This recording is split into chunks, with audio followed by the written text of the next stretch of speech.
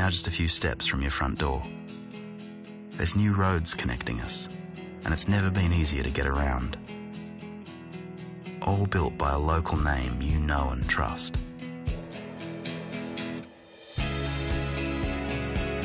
Where else could you live?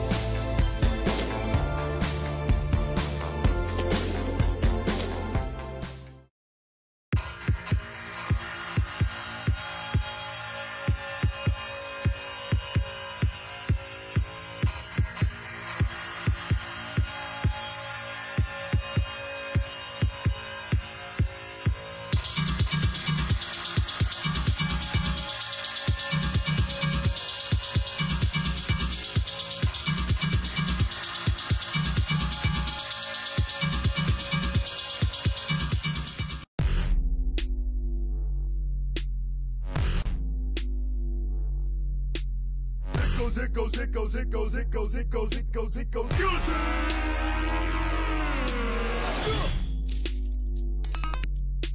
Sit in the dark and ponder how I'm fit to make the bottom fall to the floor, and they all fall down. It goes.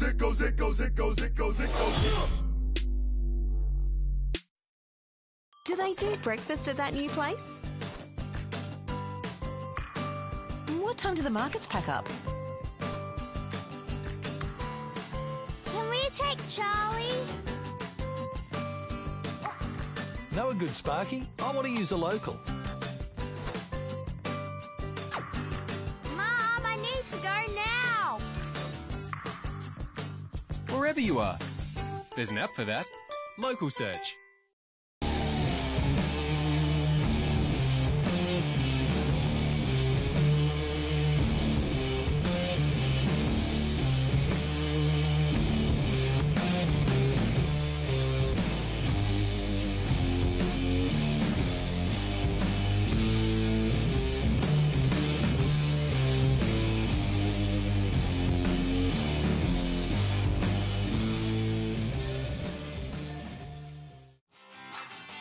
What's the best way to search for something local?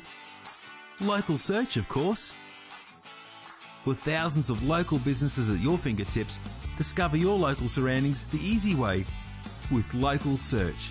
Proudly supporting the 2016 Skullcandy Grom Open.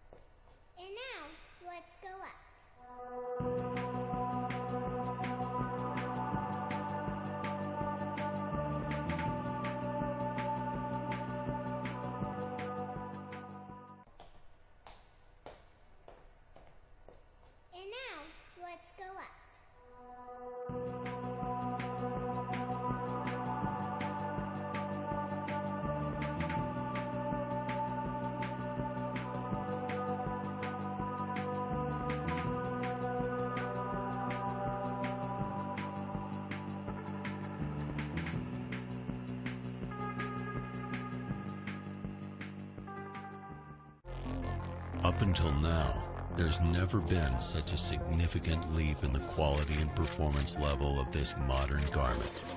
Vissla's new North Seas wetsuit is at the forefront of this wetsuit revolution.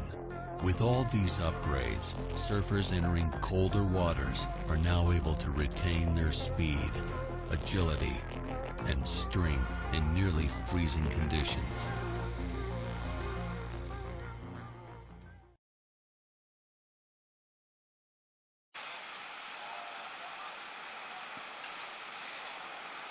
Well, good morning, folks. It is day number 3 of the 2017 Skullcandy Grom Open, proudly presented by Vissla. And stoked to have you people with us again for the webcast. We are just about to get into the first heat of the day. I believe we have our athletes in the lineup, and it looks like we are about to count down. I'll give you a little wide shot of what we're working with here today, because we do have some pretty fun little conditions. The energy has subsided a little bit with the swell. But definitely some nice little sandbanks on the inside. The kids are going to be loving this stuff. Okay, so competitors for that first heat, please stand by.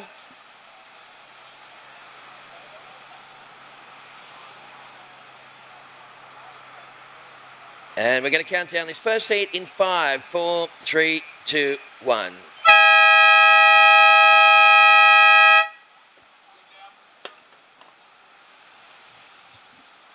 Okay, so first heat of the 12 recoils underway. Archie Mandan wearing the pink singlet.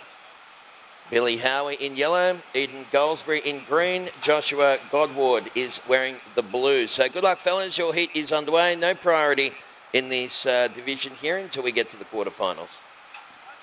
Once again, just our minimum commentary, folks, for the next hour, just due to the Sunday morning and looking after the residents. Thank you.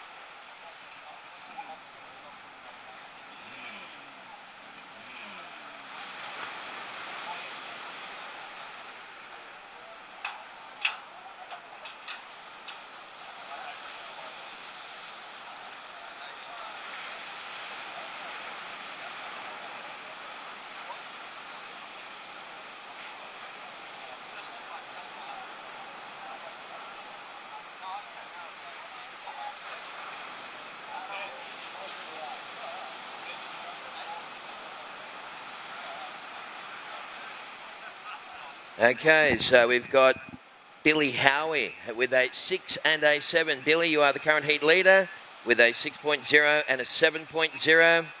Archie Mandan in second position with a 3.83 on your first wave. Right now, Blues in third. So, Joshua, you need 184 to go to second. And Green is chasing a 0.67 to go to second. So, Eden, your first wave was a 3.17. We have 14 and a half minutes remaining. You're watching the first heat of the day. Day number 3 of the Skullcandy Oz Grom Open. And once again, a very good morning to all of our volunteer staff. Of course, we've got the guys from the far north coast Surf Lifesaving here again. Some great volunteers helping us out, keeping an eye on proceedings. And Archie Mandan just tagging that one once again with style and aggression. So great little surfers in this 12 and under division. And Billy Howie throws it up for a nice little move on the inside as well. So scores coming through, fellas. Minimum commentary until 8:15 this morning.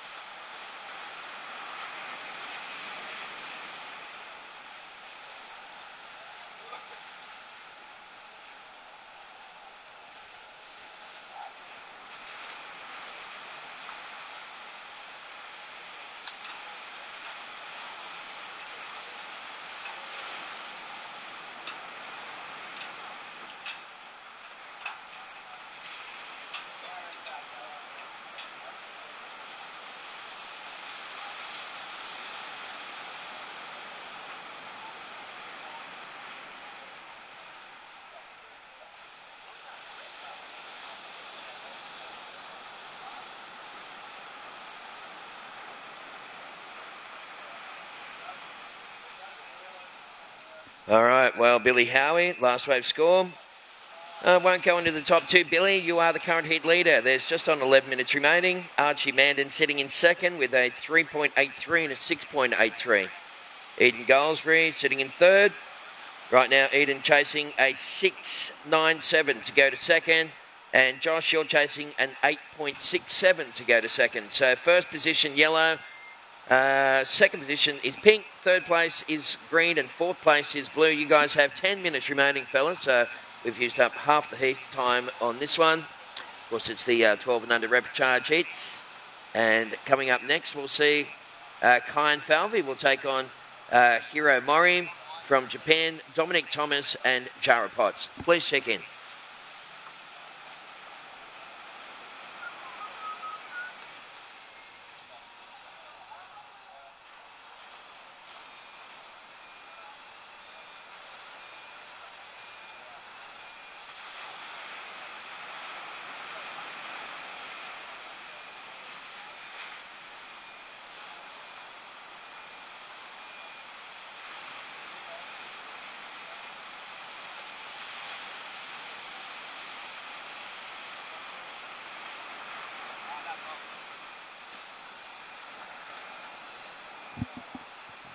Okay, so once again, this is heat number 1, day number 3 of the 2017 Skullcandy Grom Open, presented by Vissla.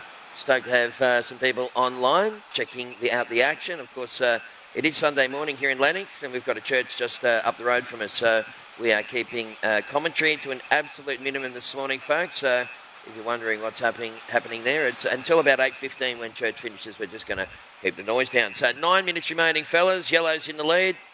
Yellow, your second best score, 6.0. Archie Mandan in second, needing a 6.18 to take the lead.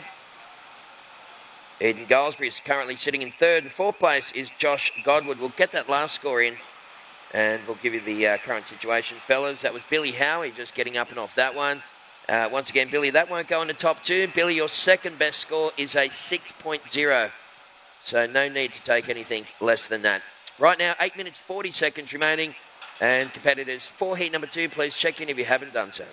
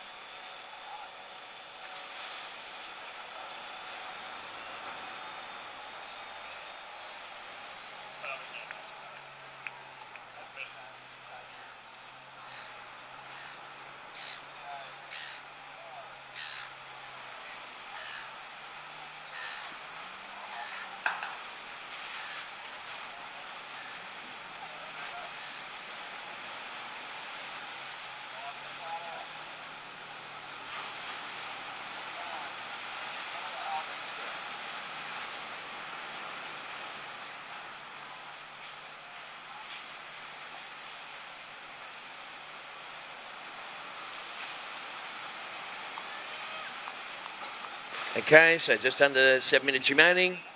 Once again, Billy Howie finding some nice waves out there. Billy's sitting on a 6 and a 7 point ride. And that was last of yellow for Billy Howie, current heat leader. Archie Mandan sitting in second. Archie have had a 3.83 and a 6.83. Eden Goldsbury, you're in third. You've had a 3.17 and a 3.7. And Josh, in the blue singlet, you've had a 2.0 and a 1.43. 6 minutes remaining.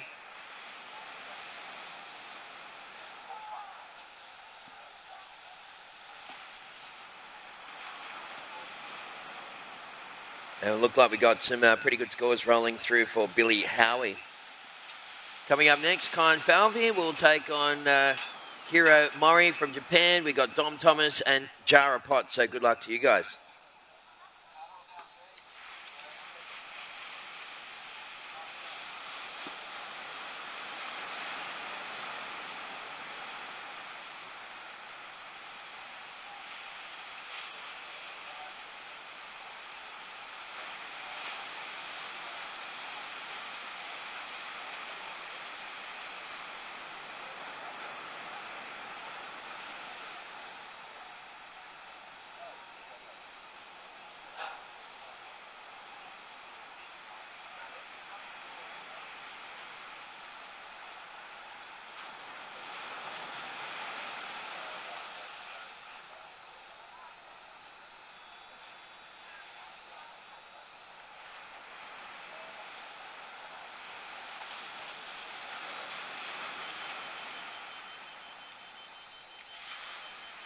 All right, gentlemen, we have 5 minutes remaining, so 5 to go. First heat of the day. Competitors for the second heat can paddle out from this point onwards, but fellas, you probably won't need 5 minutes to get out there, so I'll leave that one up to you.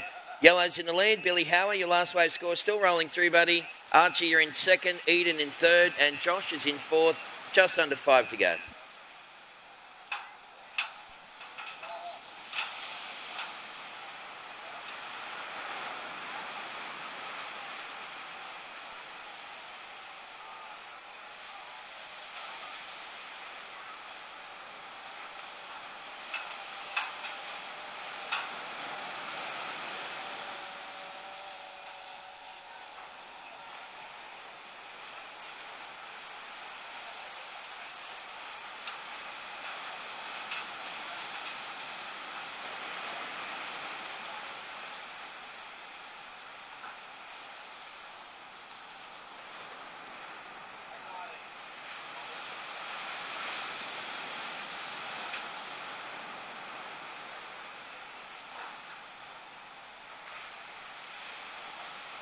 Okay, so Billy Howie, that wave number 5 came in at a 7.03, and that's the best wave of the day so far, buddy. Billy, you're holding on to a 7.0 and a 7.03.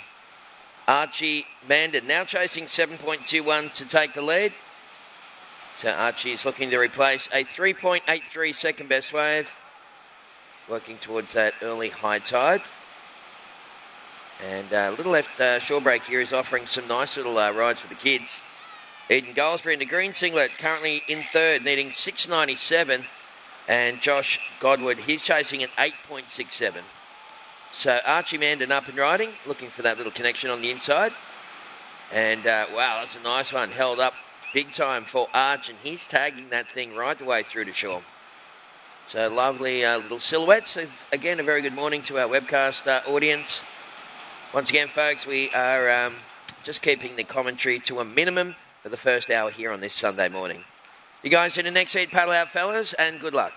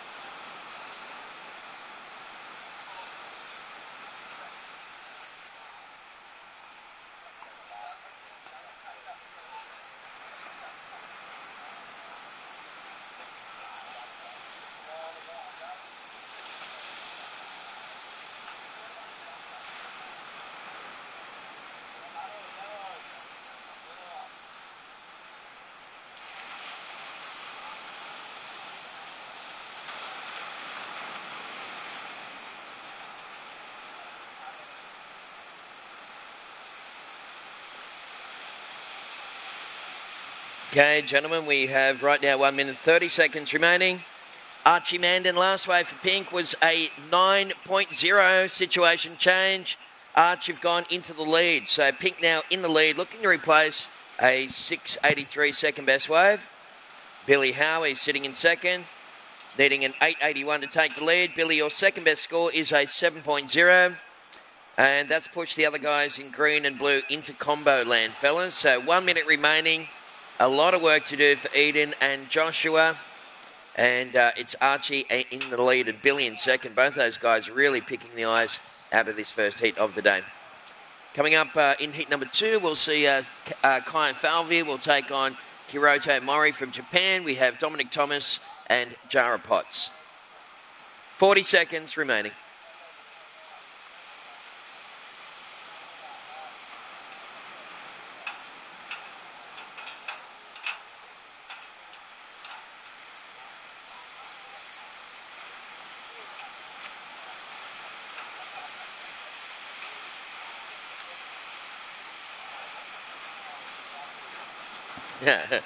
All right, so we got 15 seconds remaining, and we're about to count down this first heat of the day. 10 seconds to go. Great performance from Arch and Billy to get their way back into the contest. Counting down in 5, 4, 3, 2, 1.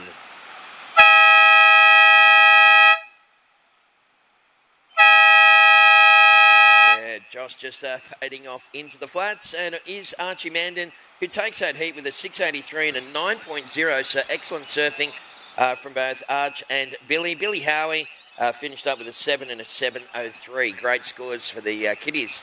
Third place went to Eden, and fourth place went to Joshua. And I look forward to seeing you guys at the next contest. Rightio, we're just about to count down the next one, fellas. Standing by in 5, 4... Oh, hang on. Sorry, fellas. Just on hold here at the moment.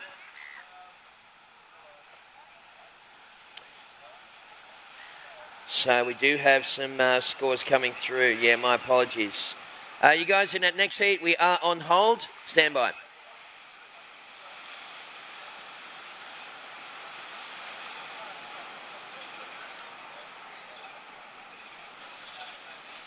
Okay, for those people watching the webcast, we're going to throw to a bit of an ad break, and we'll have a yak when we come back from the 2017 Skullcandy Grom Open.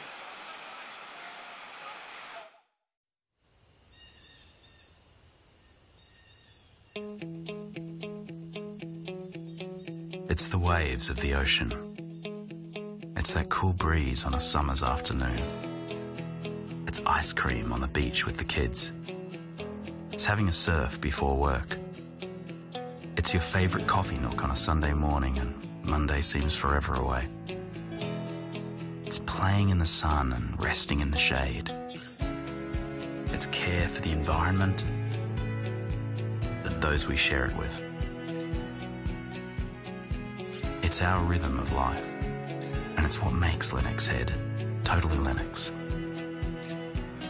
It's our coastal village of families and young professionals who've discovered a new way of living, set apart from the hustle and bustle.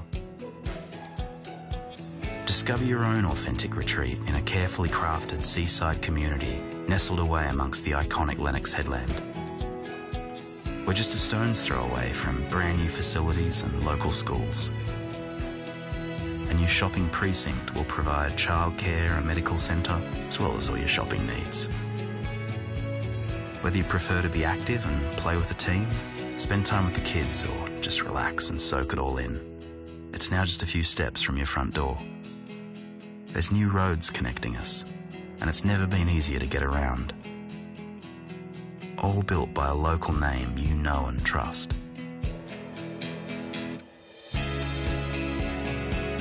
Where else could you live?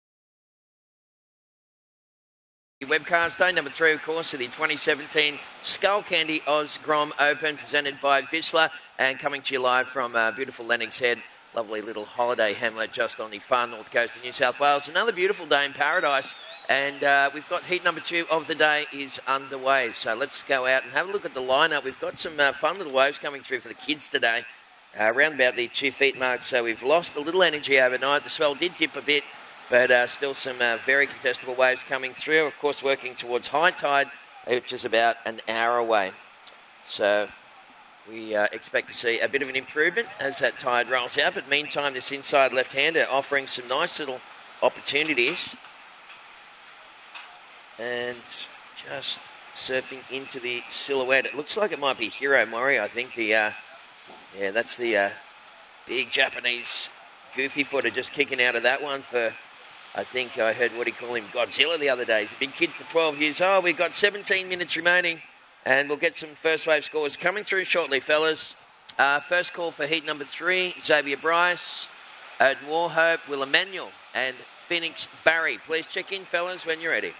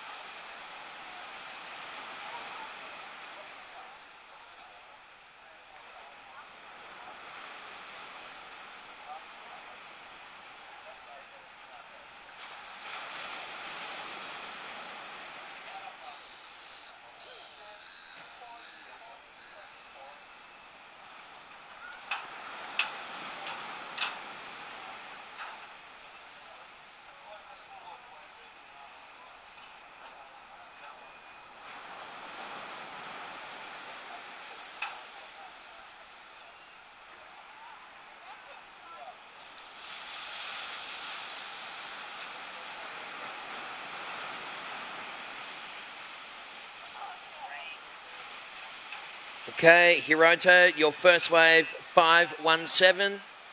First to yellow, 517. Kai and Falvey up and riding on the backhand. And, wow, some glassy, clean little faces up for grabs here today for day number 3 of the Skullcandy Grom Open. And Kai and Falvey taking that one right the way through to shore. And looks like Hiroto, once again, just Hiroto Mori taking that one and giving it a bit of a belt to get those 2 waves under the into the system and take a bit of pressure off. We've got 15 and a half to go. Once again, heat number 3, Xavier Bryce, Odin Warhope, Will Emmanuel, and Phoenix Barry. Please check in, fellas. You guys will be coming up next. And Jara Potts. Ooh, nice little attempted floater, but just couldn't hang on to that one. 15 minutes remaining, fellas. Scores coming through.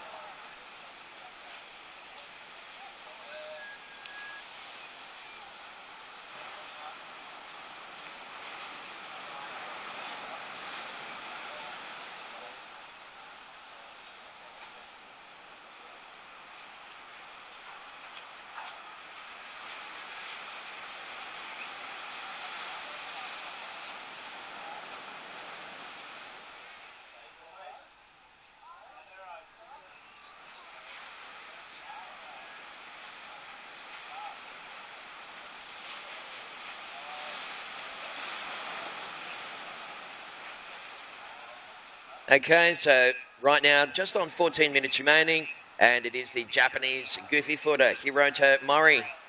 Having a look at this one, there's Hiro up and slicing away. He's currently in the lead with a 5.17 and a 3.33, so looking to get rid of that second best score.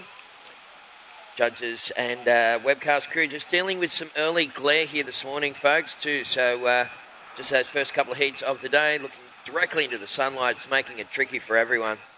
We've got 13 and a half on the clock. Kai and Falvey, first wave, 6.17.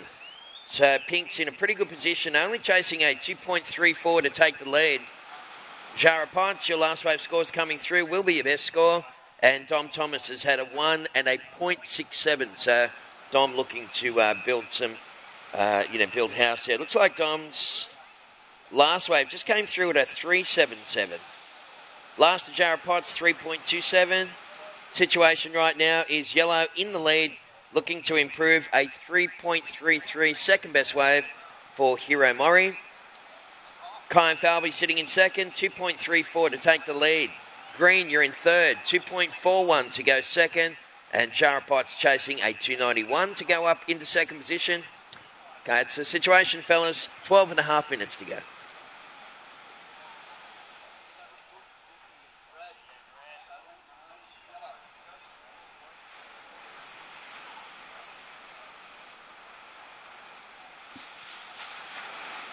All right, well, he's got some skills, this kid. I know that he's being tutored out here in Australia by James Wood. So Woody, of course, will be joining the commentary panel on the last couple of days. Little split screen there to show that we've got the ability to, show 2 waves at once. Right now, 12 minutes remaining. Scores forthcoming.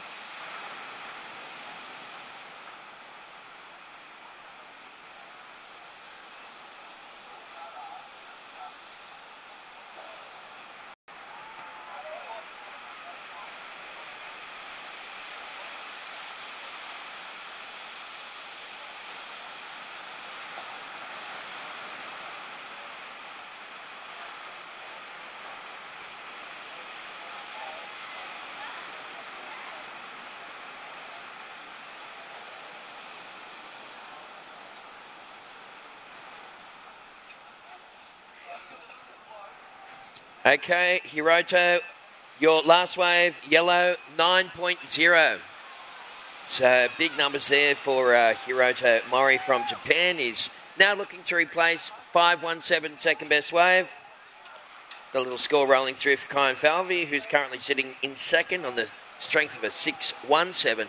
on his opening wave. Right now watching Jara Potts on the back end, slicing away, and also a nice little split screen as the boys go move for move. So again, a very good morning to our webcast audience. Hope you're enjoying the action.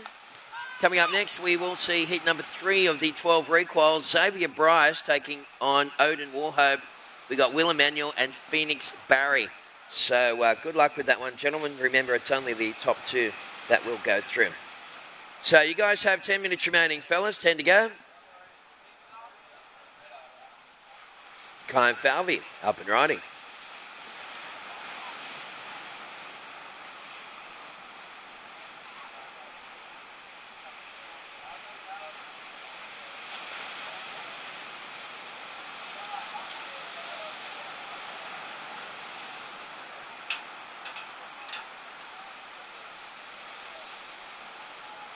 And once again, take advantage of the big screen in the park, folks, showing the replays of both those rides simultaneously. So hats off to Luke and the gang from VPA, of course, our webcast experts.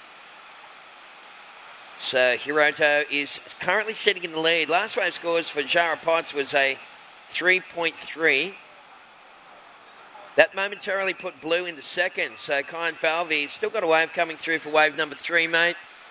Once that wave locks in, it will take Kyan Falvey back into second position. There it is there. So last of green actually was a 5.60. Dom Thomas momentarily went to second. Jara Potts in third, and Kyan went to fourth position. But that score coming through for pink right now. And, well, this is going to be very close indeed. Now that last wave for Dom Thomas was a 5.60. It did raise the bar a little for the other guy. So Kyan last wave, 3.43. We've got 8 minutes remaining. Actually, 8:40 on the clock. Hiroto Mori, current heat leader. Kyan Falvey back into second position. Pink, you're now chasing an 8.01 to take the lead, Kyan, or you can replace that last wave, a 3.43. Dom Thomas down to third. Dom, you need a 4.01 to go second. And Jara, you're chasing a 5.74 to go to second. So, very good morning to everyone. It is day number 3 of the Skullcandy Oz Grom Open, presented by Vissla. Just minimum commentary until 8:15 this morning.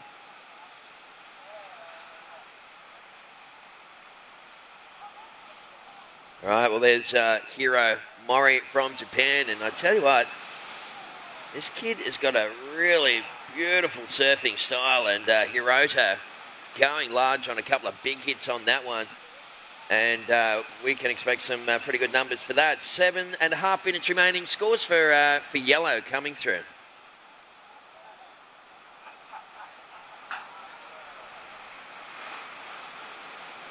Here's the replay on the big screen if you missed that one, folks.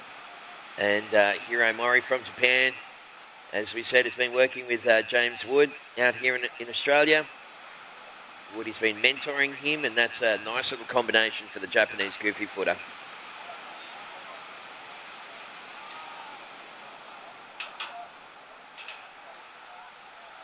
Right now, 7 minutes remaining.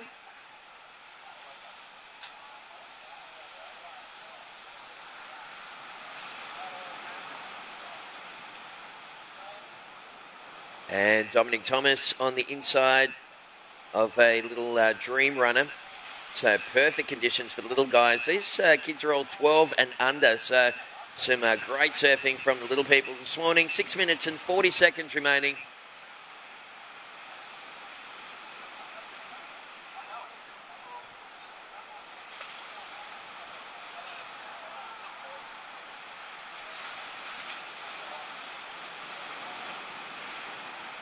So we've got some numbers coming through for yellow. There it is, Hiroto Mori, last wave, yellow, 9.6.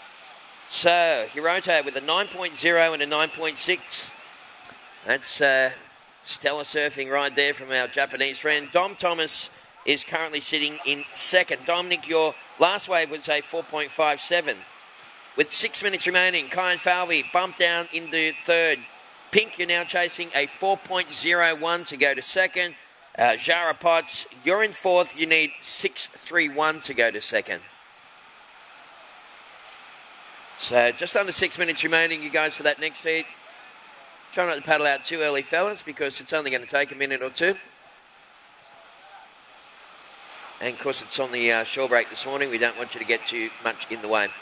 Rightio, so Hero up and riding again. This Japanese goofy footer just coming unstuck on that first manoeuvre, but he is just on fire this morning. Hiroto Mori from Japan.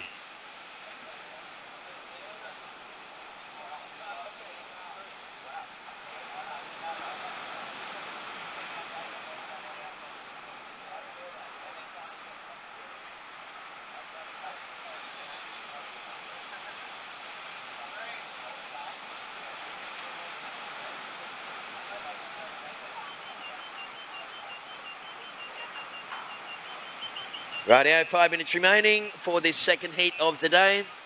Heat number 3. Well, let's give it a minute or two, hey, fellas, before you paddle out. Or you can paddle out now and just stay wide of the competition area. You guys make the call, but just don't go out into the lineup straight away. Thank you. And again, this is Hiroto Mori from Japan. And, well, there was big raps on Hiro when he came here. He's really living up to hype in this heat. And we've got 4 minutes, 20 seconds on the clock. Hiroto, you've had 9.0 and 9.6. I'll be pretty happy about that. Dom Thomas, you're in second, buddy. Comboed for the lead. You need to upgrade a 4.57. Green, your second best score. Kyan Falvey in third. You need a 4.01.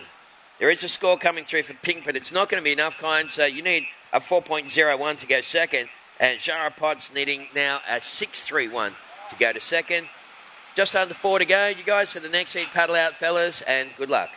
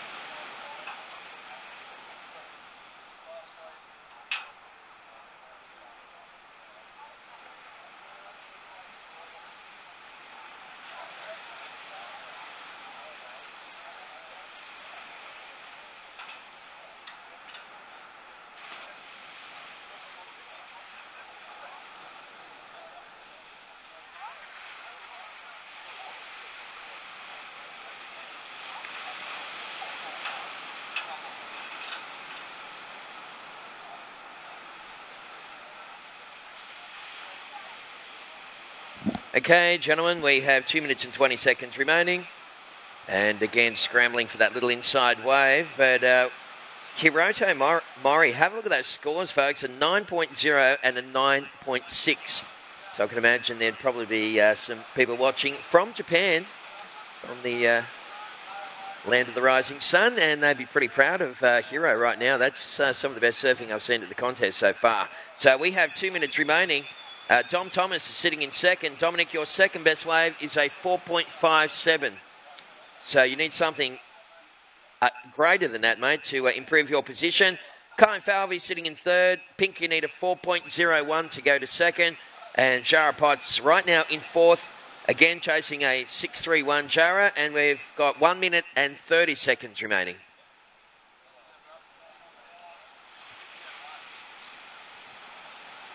Right, so Hiroto, a lovely little wave on the inside. Again, just pushing that one through. There's the split screen thanks to the webcast crew. We've got just over 1 minute remaining. Kyan Falvey, 4.01, buddy, to get through this heat. Jara, you need a 6.31 to go to second. 1 minute to go.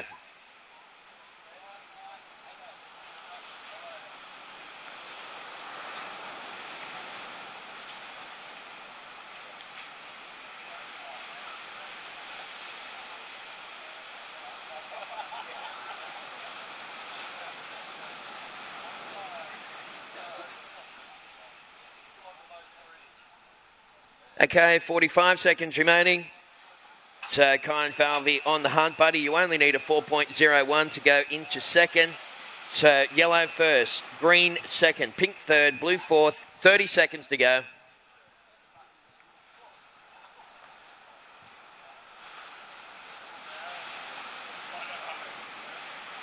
$20 seconds.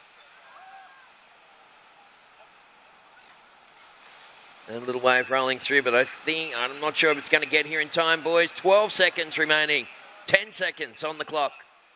And we will count down heat number 2 of the day in 5, 4, 3, 2, 1.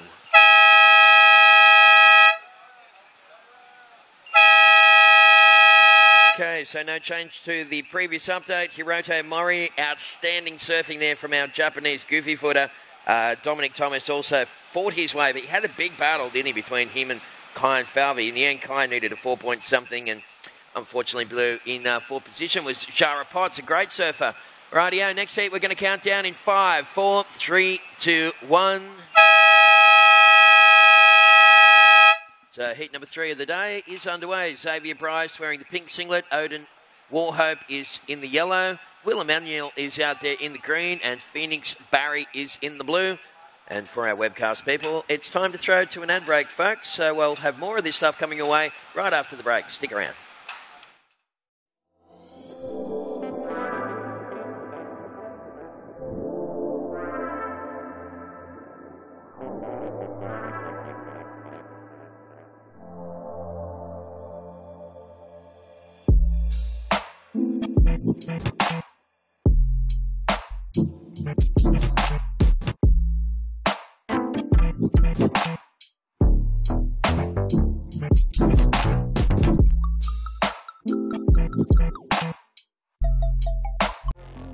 Up until now, there's never been such a significant leap in the quality and performance level of this modern garment.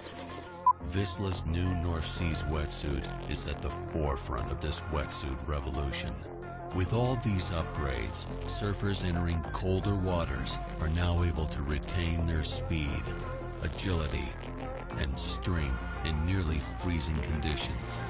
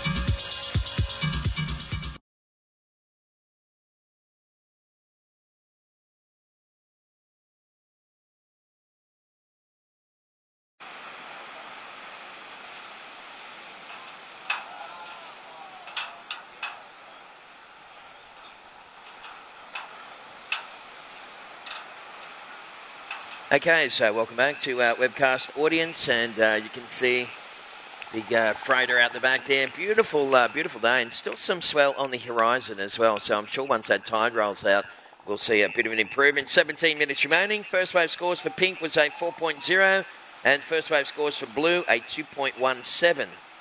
So Hiroto Mori won that previous heat. Dominic Thomas in second. Well done, fellas. They'll move on through.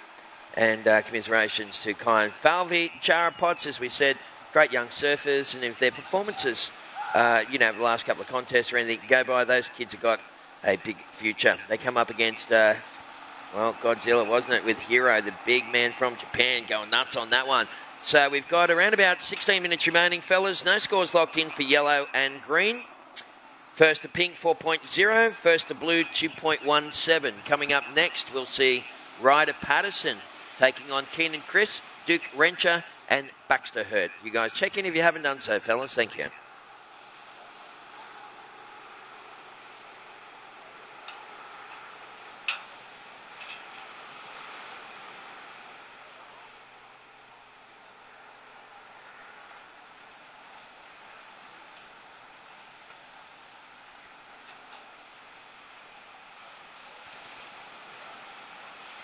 Well, that's a lovely little image, isn't it, on the screen there at the moment? The guys from VPR, webcast crew, just shooting up the beach there. Looks like a screensaver, doesn't it? Beautiful morning here on the east coast of Australia, folks. Sun shining. We're in the middle of winter, and it's people walking around with board shorts and singlets and thongs on. So, and it's early in the morning, so it's going to be another beautiful day. Huge day coming up, by the way, with the Shapers Alley cranking up. So we'll have Gunter and Phil, Wayno and Luke and all the best shapers in Australia, if not the world, here as well. And the guys from Sharp Eye, of course, Toledo's brand, which is up in the Goldie now. And I'm really looking forward to seeing that. Also, while you're in Shapers Alley, don't forget to talk to Shapers Fins. They'll have a full range of fins for demo rides today. Little right-hander up the beach there. Just there's another one. I'm starting to see a few waves on that right-hand bank, and looks like that left-hand is kind of filled up as we move towards high tide. So just, be aware, fellas, that, you can use that right-hander if you wanted to, or you could go a little further north or south. It's up to you guys.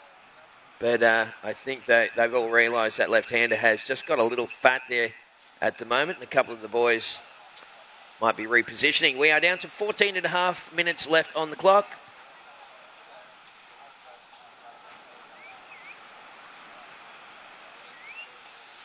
So that's up to you guys, fellas. I was only pointing it out. I wasn't sending you there. We have around about 14 on the clock. So first place is Pink with a 4.0 and second place Blue with a 2.17.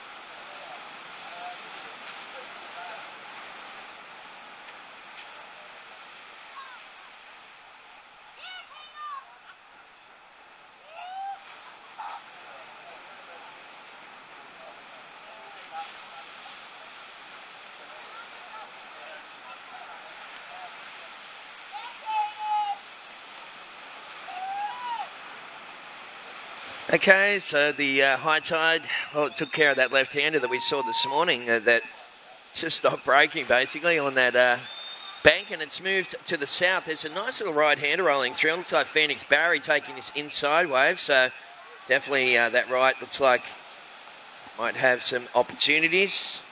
Odin Warhope, his first wave, 1.07. Odin's thinking to himself, do I stay here and try and get the left, or do I go over with the boys? But I think that left-hander is... I don't know if it's even there anymore. It's just kind of buried under the tide. So we've got 12 minutes remaining.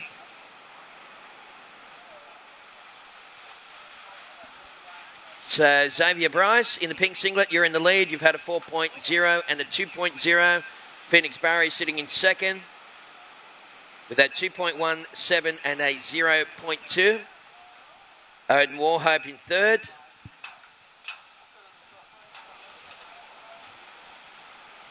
So, Odin, you've had a 1.07. And Will Emmanuel, no scores locked in for Will. Looks like Will's on the hunt, and he might be in position for a little something here for Will Emmanuel. He's a great little goofy footer. He grew up in Maroubra, this kid, and he's now living up here. So, Will Emmanuel, let's have a look at this one. And that's a nice looking wave for Will as he sets it up. Big front side wrap, gets on that front foot, and pushes this one all the way through. Ooh, a little bog rail on the inside there, so we'll see if that... Well, it's going to be a nice little foundation score for Will Emmanuel. Okay, 11 minutes remaining, fellas. We're going to have a bit of a talk to Hero Mori, of course, who was absolutely blazing it in that first round, so stand by.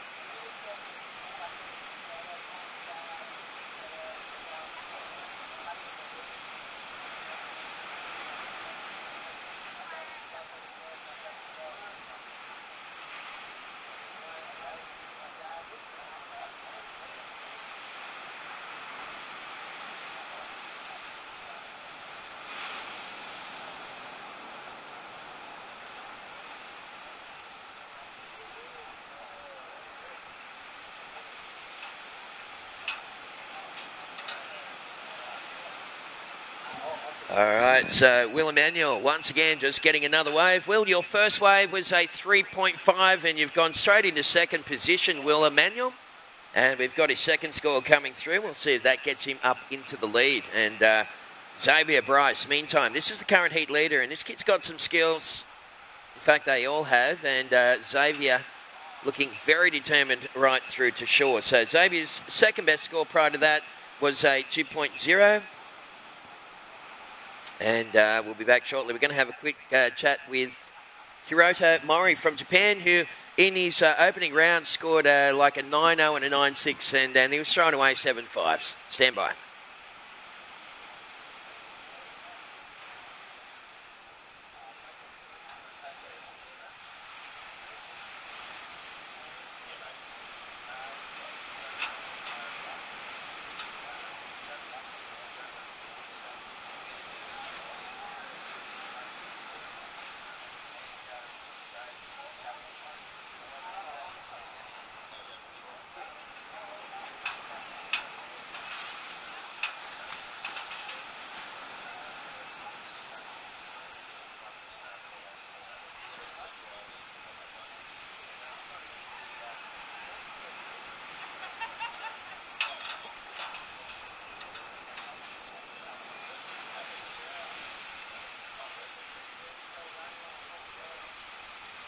Okay, so wave number 2 for wave number 3, actually, Xavier Bryce, that last wave, a 7.0.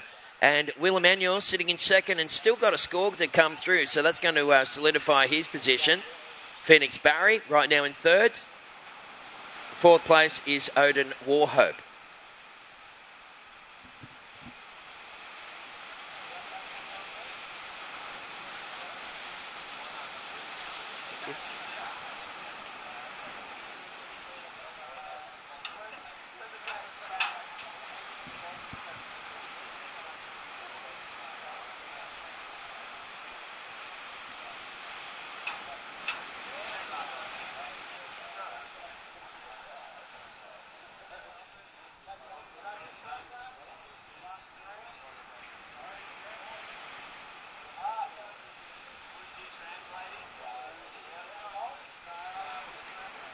Okay, Will Emmanuel, last wave was a 2.57, so pink is in the lead. Green, you're in second.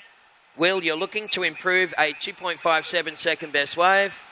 Phoenix Barry currently sitting in third, and Odin Warhope in fourth. So blue, you need a 391. Yellow, you need a 441. That's the situation. And as promised, we do have a special guest in the booth here this morning, and it is Hiroto Moro. How are you? Ohayo gozaimasu. I'm good. Good, that's good. Yeah. Man, we have the camera up here, so say hello to the people in Japan. Did you want to say hello to maybe your mother and father in Japan? You speak. Ohayo gozaimasu. Yeah, you're happy about the performance? You speak in Japanese. Oh. Okay? Yeah.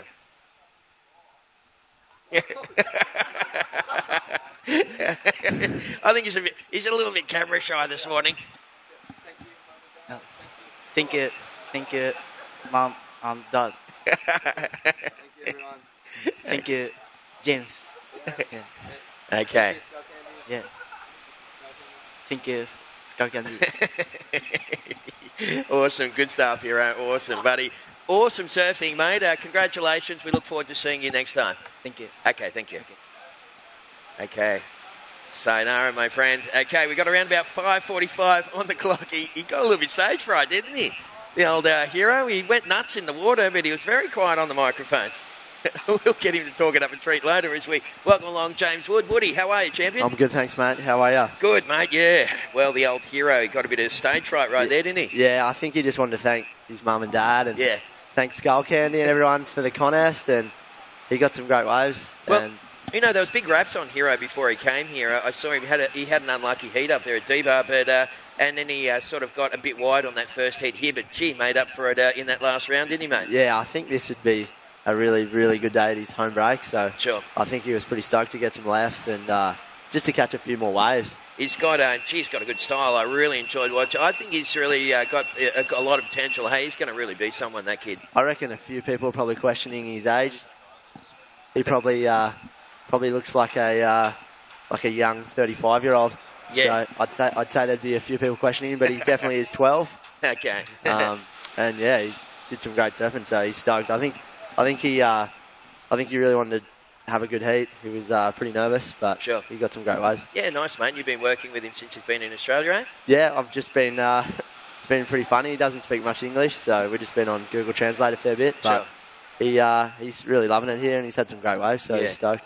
Lovely young kid. Good on you, mate. Keep up the good work. Yeah. So 4 minutes remaining, and what do you reckon is going to happen here, Woody? Looks like that left-hander just got buried by the tide out the front there. Yeah, it's been a little bit slow this heat, but the boys seem to be getting a few of those rights down over on the Bells Bowl. Call it the Bells Bowl there. It's pretty flat, but I think I saw Pink get quite a nice wave. Yeah. And I'd say, I don't know, this is pretty good size for both these banks, like the South Bank and out the front. Sure. It doesn't break as much out the back, so it sort of carries through and gives them some good sort of rippable waves on the inside. Looks like Odin Warhope has broken away from the pack and gone back to that left-hander. Odin, you need a 4.41. Yeah, Odes is a local boy, goofy footer too, so pretty much was always going to be on those lefts, I'd say. He's pretty amped. Well, that little one there just snuck through, so Odin might just snag one if he's lucky. We've got 3 minutes and 20 seconds remaining. Xavier Bryce in the lead, looking to improve a 4.0. Xavier, your top score 7.0. Will Emmanuel sitting in second, looking to improve a 2.57. Will, so you need something better than that to improve your position. Phoenix Barry in third, needing a 3.85 to go to second. And Odin Warhope, you need a 4.41, buddy. There's 3 minutes on the clock. Competitors for that next heat can paddle out, and good luck. Tezza, looks like a pretty exciting Sunday. We got Shapers Alley starting up today around 9 o'clock, I think. 10 o'clock. So that'll be pretty cool. Just out the back of the out of the structure, I'll have I think it's Gunter, Phil, Webby, and Luke Short, Sharp Eye as well. Cool. And then looks like Boat Channel board racks. I think it's supplying the rack. So yeah, that's Jay. So I checked those out earlier. They're sick. I got one in my garage. Absolutely. Yeah, so they're really good. And, of course, Shapers Fins will have a full range of fins. So, yeah, big Super Sunday here on the sand at Lennox. What about the day, Tez? Absolutely day beautiful. Number 3, cracker. Unreal. I even got the thongs. I bought the board shorts. I'm loving it, mate. It's pretty much like that. We've had about 3 weeks of rain, so right around the time of Skullcandy, we usually get good weather for everyone, so we're pretty lucky. Yeah, it's a beautiful spot to be in June, July. Well, we've got 2 minutes remaining, and look at these waves coming through out the front. It is the current heat leader, Xavier Bryce, that's up and riding on screen at the moment. But we also have Odin Warhope out the front. He's found himself a little something here, Woody. Yeah, quick snap off the end section there. Tried to come back, get a little 2 for 1 on the right, but just ran out of gas, that one, eh? Sort of fell off the back of it. But yeah, I think this is from where you'd rather be, isn't it, really, Tez? It's pretty nice today. Absolutely. Well, we got Will Emmanuel up and riding on screen at the moment. Will is a little natural footer from Maroondah. I've seen Will, over the last couple of years, starting to develop into a good little talent. They've just moved up here to Lennox, he and his family. So, cool. Yeah, so you'll probably see a lot more of Will and the crew around. We got 1 minute remaining, fellas. Pink's in the lead. Green is in second. Blue, you're in third. You need a 3.85 to move to second. Odin Warhope, you're in fourth spot. You need a 3.58. So last for yellow was a 2.4. It did reduce the equation for Odin. But time remaining, fellas, 50 seconds on the clock. A little last minute madness here. What do we got? Anyone going to have a look? Looks like maybe yellow or green having a paddle. Here we go. Odes, last roll of the dice. Yeah, well, he's got a little left on the out the front here. He gets on that front foot. We've got 30 seconds remaining, and you can see by the body language just a little frustration there from Odes, mate. Just hanging there, buddy. 25 seconds remaining. And at the moment, it's pink first, green second, blue third, and yellow is in fourth. But the blue and yellow not chasing too bigger scores. 15 seconds remaining, fellas.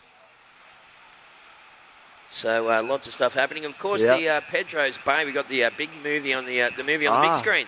Going to count down this one in 5, 4, 3, 2, 1.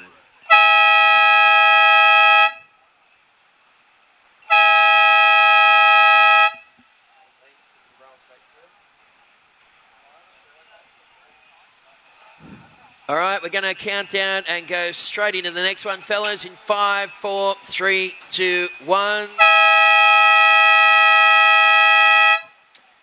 And it looks like, well, a couple of more lines rolling through, but unofficial results, Xavier Bryce and Will Emmanuel. Well done, fellas, getting back into the competition proper. Phoenix Barry in third and Odin Warhope in fourth position. All right, Taz, I'm going to go get a coffee and a bacon egg roll. I'll see you soon. Yeah, thanks, Woody. We look forward to getting you on the microphone over the next couple of days, buddy. All right, mate. All right, thanks again. That's James Wood, who's been working with Hiroto, and we had a little chat to him earlier. That was pretty funny, wasn't it? He wanted to, I guess what we brought him in here for was to say hi to the people watching from Japan, but we couldn't really communicate that to him too well. So we're into the fourth heat of the day. So Ryder Patterson is taking on Keenan Crisp, Duke Rencher and Baxter Hurd. Looks like the boys kind of mixed it up a little for this one. So there's Baxter Hurd throwing some heat and bang, nice little combo on the inside. So we're actually going to throw to an ad break, folks. We're going to roll back with more action live from the 2017 Skullcandy Grom Open right after this break. Living just a short walk away from the best spots of Lennox Head is a reality for 2 at 6 Aurora Place. Fresh, bright and airy living adjoins a delightful kitchen, whilst neutral colour tones extend throughout the residence. Elders Lennox Head invites first home buyers and investors to inspect this fantastic apartment, located close to 7 Mile Beach and the village shops and restaurants. For more details on this rare opportunity, visit elderslennoxhead.com.au.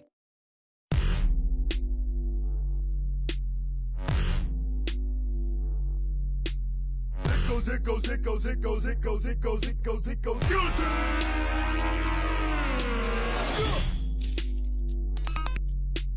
Sit in the dark and ponder how one bit to make the bottom fall to the floor, and they all fall down. It goes, it goes, it goes, it goes, it goes, it goes.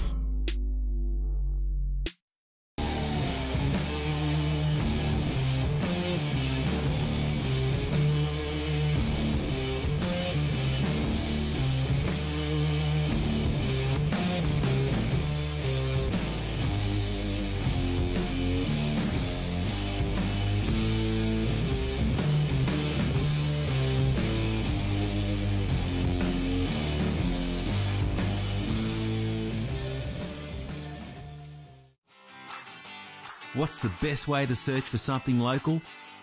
Local search, of course.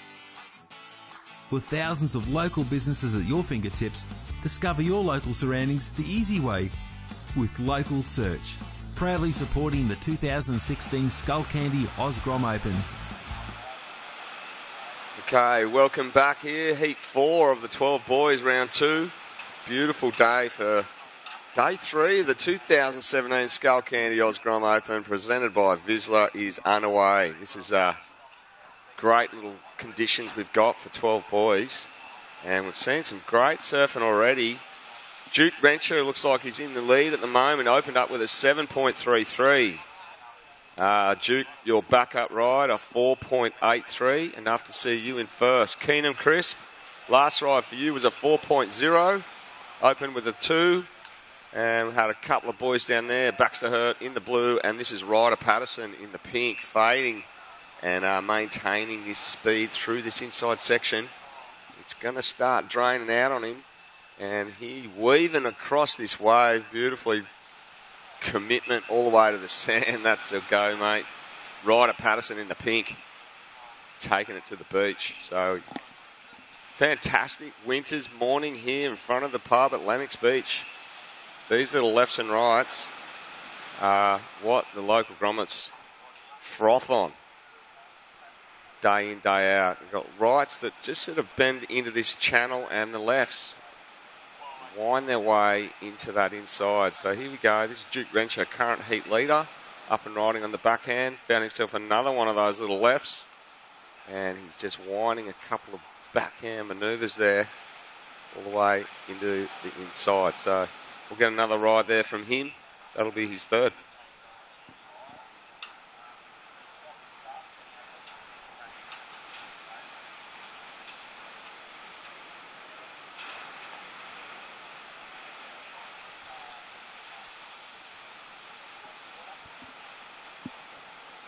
And I hope everyone had a good time at the All Ages gig last night at the Lennox Community Centre. I'm sure it was a lot of fun to be had. Grom must be talking about that for weeks. A couple of riders up and riding now. That was Keenan Crisp in the yellow, just peeled off. And Baxter Hurt in the blue, just fading in the wash. We've got Duke Rencher down here all by himself, choosing to surf these little lefts. So a couple of scores still dropping. And I'll just let some scores filter in. And I'll give a complete situation update. So there's 14 minutes 20 on the clock. And what a sensational morning. Duke Rencher's not mucking around. He's on another little left. Fighting that backhand carve to the foams to start and then just floating across this inside section. Duke Rencher, it's his fourth ride there on 14 minutes. Not bad work there from the little man.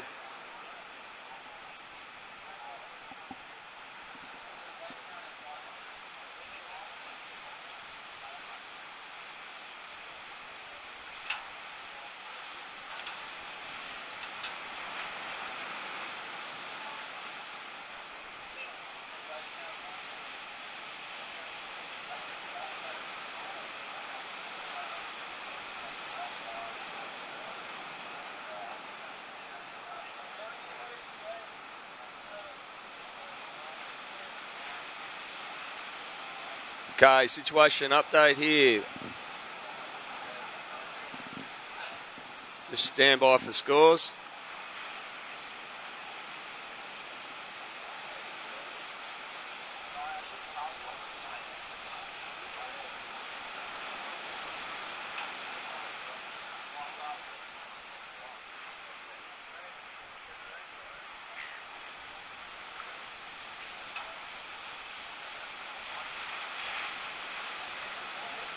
Okay, just got word from upstairs. There has been an interference. It was blue on red. Baxter Hurt in the blue. He's deemed to interfere with the rider, or the surfer in pink, Ryder Patterson. So Baxter Hurt has scored an interference. So this is the situation. Duke Rencher in the green, holding the lead. Your lowest scoring ride right now is a 4.83. Keenan Crisp in the yellow, you're holding second. You need an 8.17 to move into the lead. But anything better than a 2 will improve your score, Keenan. Baxter Hurt in the blue, holding third, needing a 4.68 to progress. And Ryder Patterson, you just got one ride there, mate, a 3.8 and a 2.21 will see you move into second place over Keenan Crisp in the yellow. So, yeah, just nearing the halfway mark with just over 11 minutes.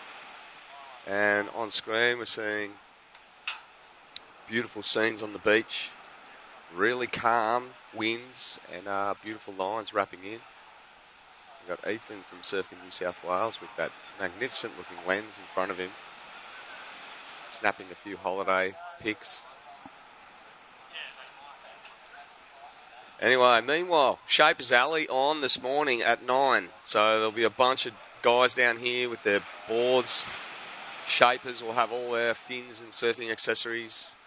So get in there and check them out. There's a whole collective of different shaping expertise on offer down there.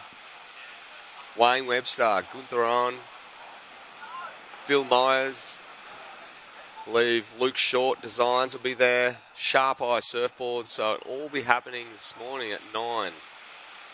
So make sure you stick around for that.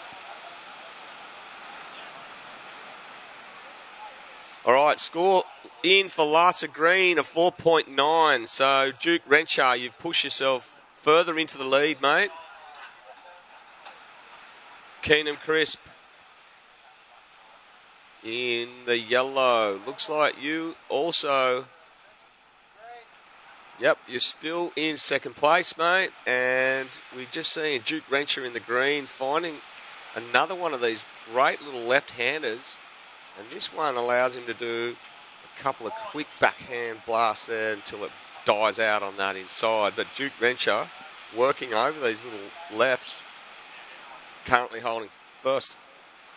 Keenan Crisp, you're in yellow in second place. Baxter Hurt in the blue. And Ryder Patterson in the pink, just with one ride under his belt there, a 3.8. Here he goes. Here goes Baxter Hurt, trying to wrangle that whitewash section, but it's going to engulf him. Meanwhile, Keenan Crisp out the back, stroking in a beautiful wall here. On the backhand, and this thing, he's going to take Shmoo's advice and follow that whitewater line. Winding into that backhand wrap there, banking it out of the top beautifully there from Keenan Crisp. Coming a little unstuck, but Ryder Patterson, meanwhile, out the back. He's seen Keenan, and he wants a bit of that. So Ryder Patterson fading a bit too far on that first wrapping turn. 9 minutes on the clock. Great little exchange. Meanwhile, Baxter Hurt, he wants a bit of the action, wraps into that. Beautiful carve on his forehand. And he might get a little bit stuck behind this section. And no, he doesn't. He gets a bit of room to move and throws in another little forehand turn there as Keenan Crisp. It's rapid fire here. Keenan right on the inside. Speed line to start, wraps in that backhand carve, and then that just fizzles out in the inside there. So Keenan Crisp, Ryder Patterson and Baxter Hurt all going to town on that little right-hand bank over there to the south. Meanwhile, Duke Renshaw, current heat leader, all on his own over here, picking the eyeballs out of these little Fs. And Keenan Crisp looks like he's made a split from the pack. Tactical decision to move over with Duke Renshaw, current heat leader. So we'll see how that works out for him. There's 8 minutes left, guys.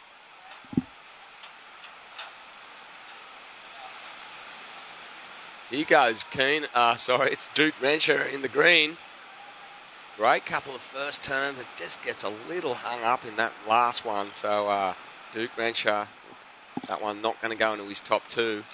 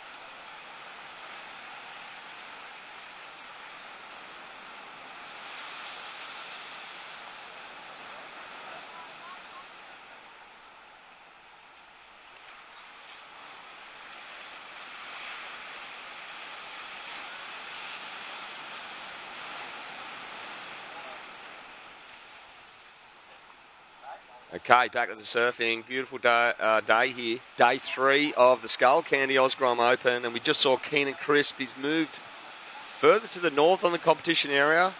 And we did see one there from Ryder Patterson in the pink. Looks like Duke Renshaw, thought he might swing into that left. And he's eyeballing something further out the back. Just on 6 minutes, Duke Renshaw is in the lead. Keenan Crisp, your last couple of rides won't drop into your top two, mate. You're still chasing an 8.24 to move into first. Over that gentleman there in the green, Duke Renshaw. So Keenan Crisp, anything better than a 2.87 will improve your lead, or your score. You're in second. Ryder Patterson, your last ride, a 3.07. So Ryder Patterson, you need a 3.08 prior to this last of Keenan Crisp. Great forehand turn there to finish. And Baxter Hurt in the blue, you're in fourth place. You need a 6.42, mate, to move into second. And it's nearing 5 minutes. Surfers in the next heat get ready to paddle. If you haven't already checked in, make yourselves known. That's 5 minutes on the clock right now. And it looks like Duke Renshaw is just scratching around, looking for another one of those little lefts. So just repeating, backs to hurt in the blue. You're chasing a 6-4-2 to move to second. Ryder Patterson in the pink. You need a 3.08 to move into second. And Keenan Crisp is holding second right now. And Duke Renshaw in the lead in the green. Fantastic day here to start Sunday's proceedings. It's going to be a great day ahead of us. And conditions are looking epic here at Lennox Beaches.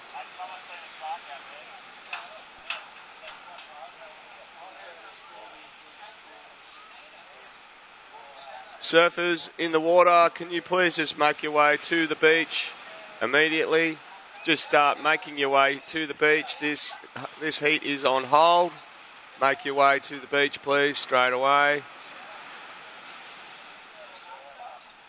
And what we're going to do in the meantime, we're going to back straight after this and stay with us here at the 2017 Skullcandy Osgrom Open, presented by Vizsla. Living just a short walk away from the best spots of Lennox Head is a reality for 2 at 6 Aurora Place. Fresh, bright and airy living adjoins a delightful kitchen, whilst neutral colour tones extend throughout the residence. Elders Lennox Head invites first home buyers and investors to inspect this fantastic apartment, located close to 7 Mile Beach and the village shops and restaurants. For more details on this rare opportunity, visit elderslennoxhead.com.au.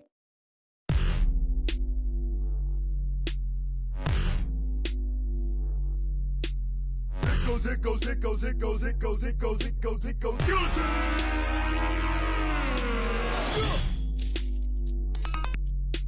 Sit in the dark and ponder how one fit to make the bottom fall to the floor, and they all fall down.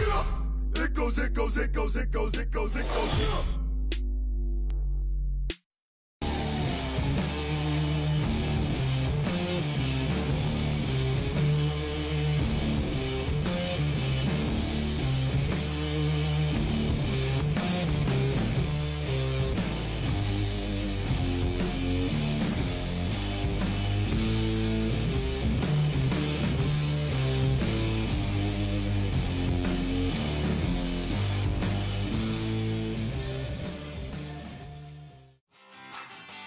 What's the best way to search for something local? Local search, of course. With thousands of local businesses at your fingertips, discover your local surroundings the easy way with Local Search. Proudly supporting the 2016 Skullcandy Osgrom Open. Day 3 of the 2017 Skullcandy Osgrom Open, presented by Vizsla. Beautiful winter's day. Ideal conditions here for Groms. This current heat is suspended, and I'll keep everyone tuned in as soon as possible. I do have some official results from a previous couple of heats here that I might just get through.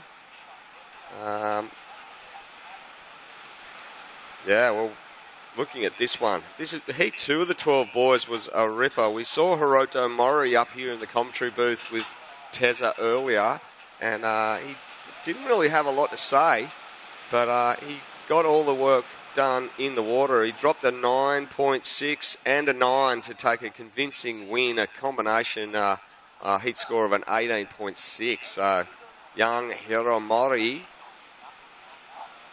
lets his surfing do the talking, might say. Didn't really have a lot in the commentary booth, but he took the win on Heat 2, so great work. Just ahead of Dominic Thomas, who took in second, the man in green. Heat 3 results for 12 boys. We saw surfer in the yellow, Odin Warhope, coming in fourth. Commiserations to him. Phoenix Barry in the blue took third. Progressing through was Will Emmanuel in the second, green. and it was Xavier Bryce in first position, surfer in the pink, taking the win. So heat 4 currently just been suspended.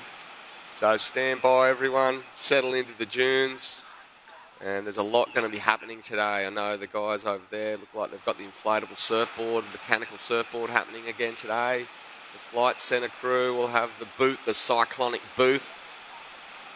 Get in there and snabble as many of those flight vouchers as possible. I'm just wondering if I could fit in there myself and where I'd actually fly to. Go and see Flight Centre. They've got a great team of experts. Give you some good travel ideas. And yeah, I might fly from here to the Gold Coast. See if they can crack me a deal. I'm sure they'll give you plenty of advice. So go down there and check them out.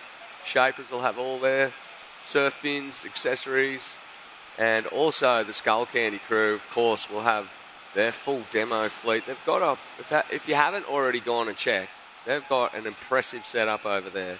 They've got the wireless crusher headphones, which is just a masterpiece of engineering, and the technology that's coming out of Skullcandy is quite amazing. So go down there and chat with the Skullcandy crew, and there's plenty of other stuff on deck here at the competition area all day today.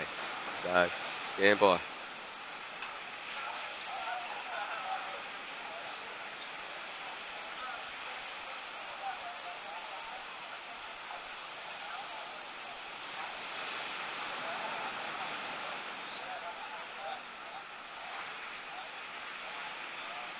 Okay, this heat 4, like I said, has been suspended. So what we're going to do is cut to an ad break, and we're going to see all you guys back after this for more live action at the Skullcandy Grom Open. Elders Lennox Head invites you to inspect 10 Montwood Drive. Located on a flat, sunny 955 square metre block, this expertly designed home incorporates a clever layout with more than enough space for the modern family. Multiple living areas plus the screened outdoor area make it ideal for entertaining friends and family. There are 3 roomy bedrooms located away from the master bedroom, which features a beautiful spa ensuite. Contact Elders Lennox Head for more information.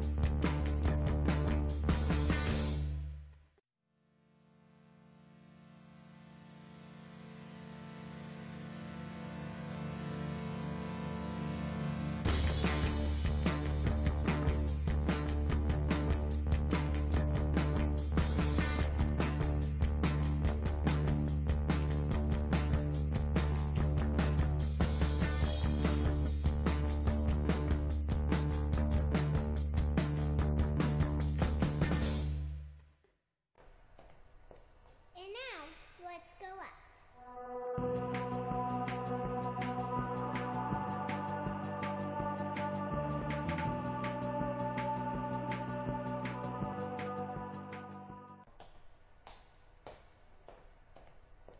And now, let's go left.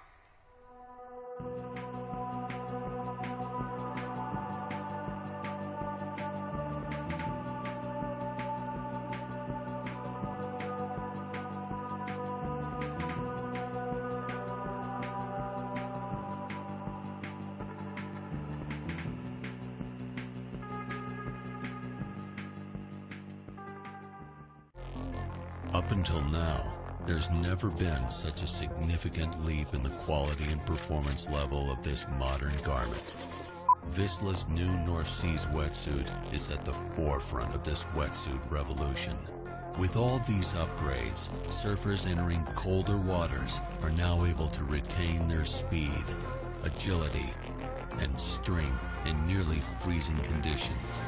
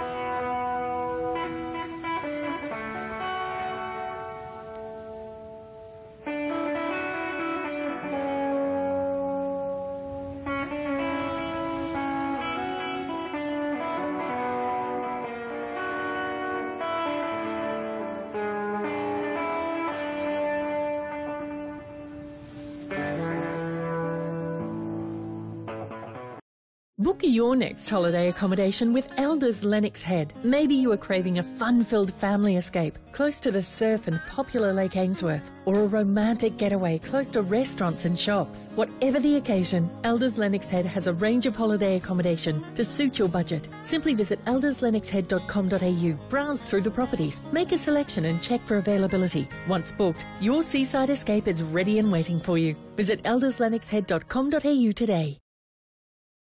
Living just a short walk away from the best spots of Lennox Head is a reality for 2 at 6 Aurora Place. Fresh, bright and airy living adjoins a delightful kitchen, whilst neutral colour tones extend throughout the residence.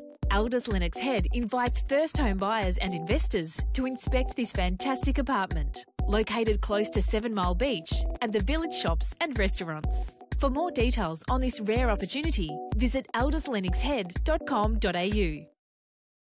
Elders Lennox Head invite you to inspect this superbly maintained and presented downtown duplex. Much of your time would be spent relaxing and entertaining outdoors, whilst indoors offers bright open-plan living with a spacious, well-planned kitchen. Whether you are thinking of downsizing, investing or establishing yourself in the Lennox Head community, this 3-bedroom residence located close to the village, beach and lake is definitely worth considering. For more details, visit elderslennoxhead.com.au.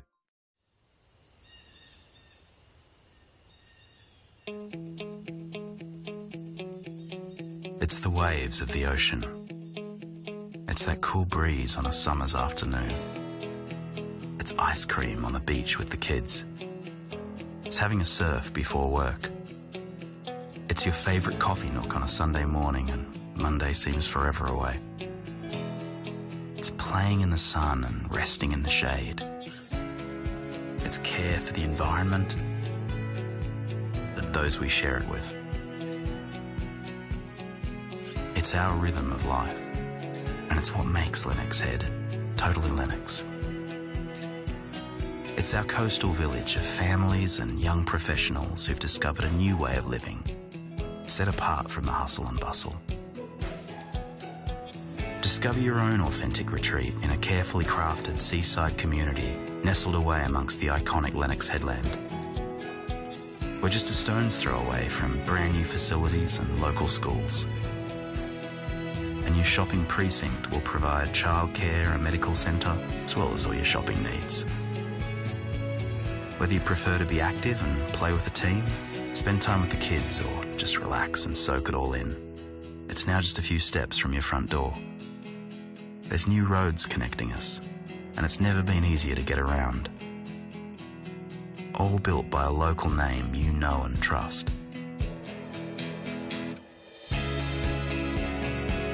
Where else could you live?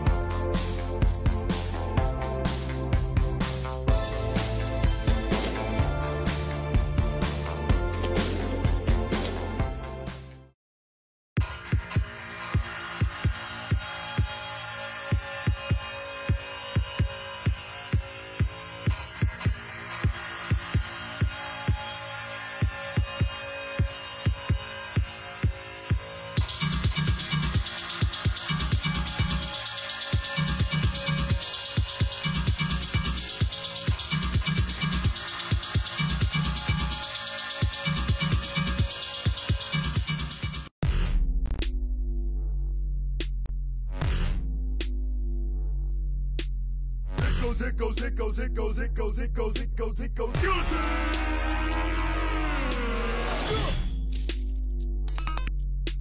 Sit in the dark and ponder how one bit to make the bottom fall to the floor, and they all fall down. It goes, it goes, it goes, it goes, it goes, it goes.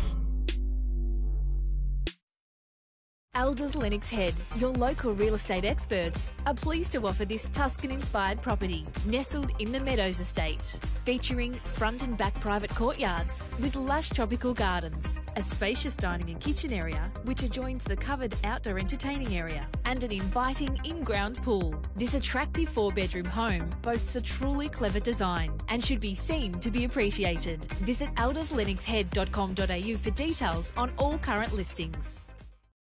Do they do breakfast at that new place?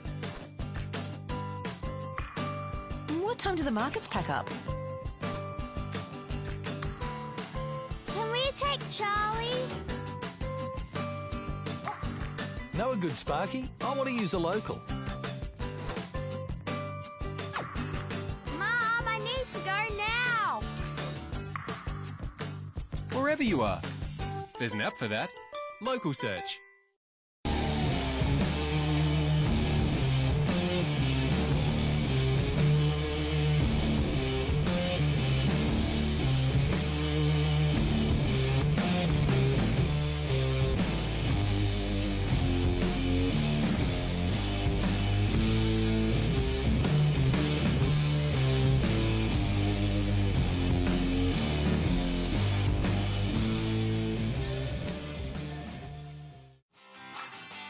What's the best way to search for something local? Local Search, of course. With thousands of local businesses at your fingertips, discover your local surroundings the easy way with Local Search. Proudly supporting the 2016 Skullcandy Grom Open.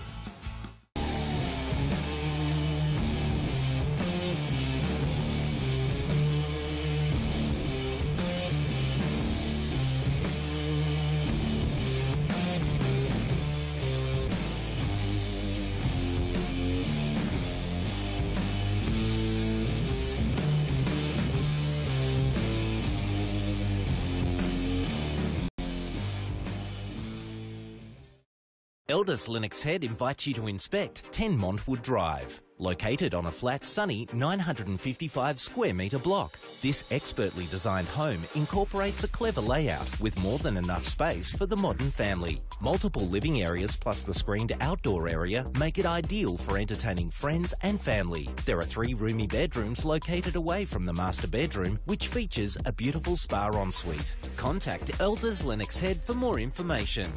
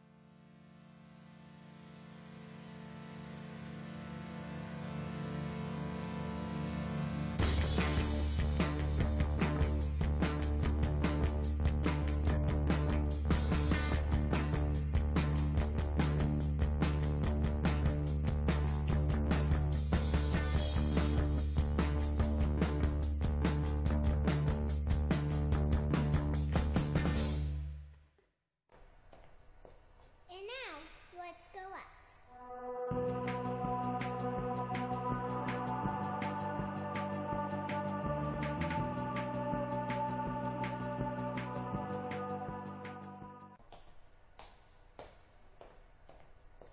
And now, let's go out.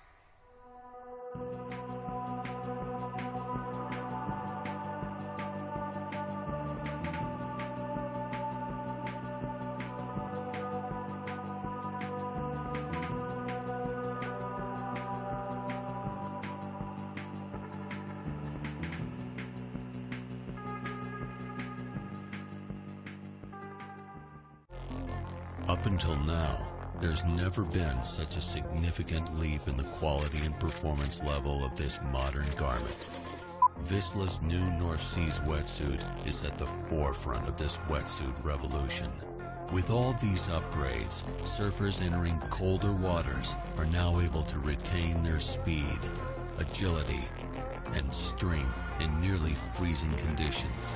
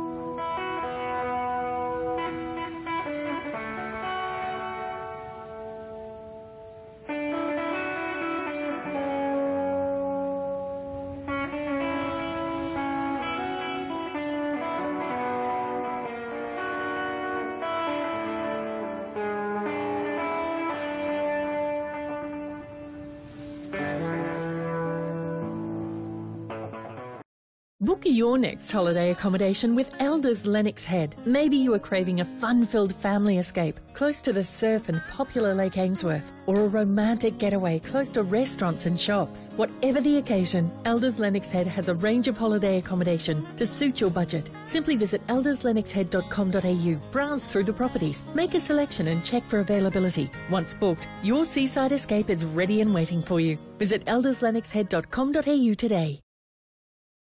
Living just a short walk away from the best spots of Lennox Head is a reality for 2 at 6 Aurora Place. Fresh, bright and airy living adjoins a delightful kitchen, whilst neutral colour tones extend throughout the residence. Elders Lennox Head invites first home buyers and investors to inspect this fantastic apartment, located close to 7 Mile Beach and the village shops and restaurants. For more details on this rare opportunity, visit elderslennoxhead.com.au. Elders Lennox Head invite you to inspect this superbly maintained and presented downtown duplex. Much of your time would be spent relaxing and entertaining outdoors, whilst indoors offers bright open-plan living with a spacious, well-planned kitchen. Whether you are thinking of downsizing, investing or establishing yourself in the Lennox Head community, this 3-bedroom residence located close to the village, beach and lake is definitely worth considering. For more details, visit elderslennoxhead.com.au.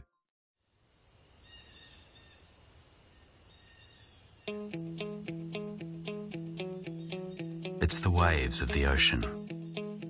It's that cool breeze on a summer's afternoon. It's ice cream on the beach with the kids. It's having a surf before work.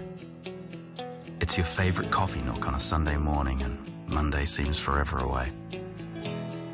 It's playing in the sun and resting in the shade. It's care for the environment and those we share it with.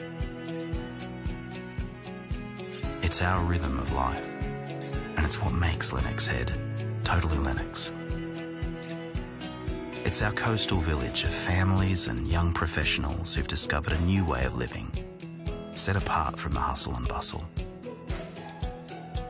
Discover your own authentic retreat in a carefully crafted seaside community nestled away amongst the iconic Lennox headland. We're just a stone's throw away from brand new facilities and local schools. A new shopping precinct will provide childcare and medical centre, as well as all your shopping needs. Whether you prefer to be active and play with the team, spend time with the kids, or just relax and soak it all in, it's now just a few steps from your front door. There's new roads connecting us, and it's never been easier to get around. All built by a local name you know and trust. Where else could you live?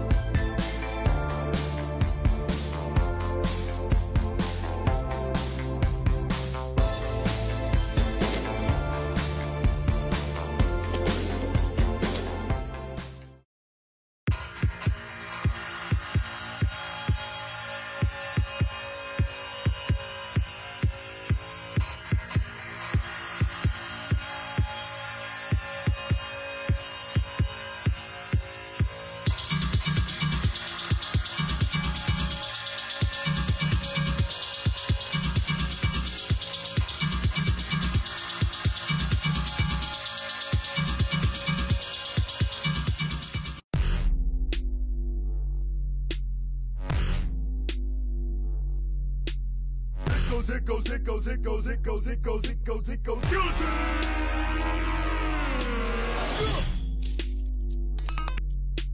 Sit in the dark and ponder how one fit to make the bottom fall to the floor, and they all fall down. It goes, it goes, it goes, it goes, it goes, it goes. Elders Lennox Head, your local real estate experts, are pleased to offer this Tuscan-inspired property nestled in the Meadows Estate, featuring front and back private courtyards with lush tropical gardens, a spacious dining and kitchen area which adjoins the covered outdoor entertaining area, and an inviting in-ground pool. This attractive 4-bedroom home boasts a truly clever design and should be seen to be appreciated. Visit elderslennoxhead.com.au for details on all current listings. Do they do breakfast at that new place? What time do the markets pack up? Can we take Charlie? Know a good Sparky? I want to use a local. Mom, I need to go now. Wherever you are. There's an app for that. Local Search.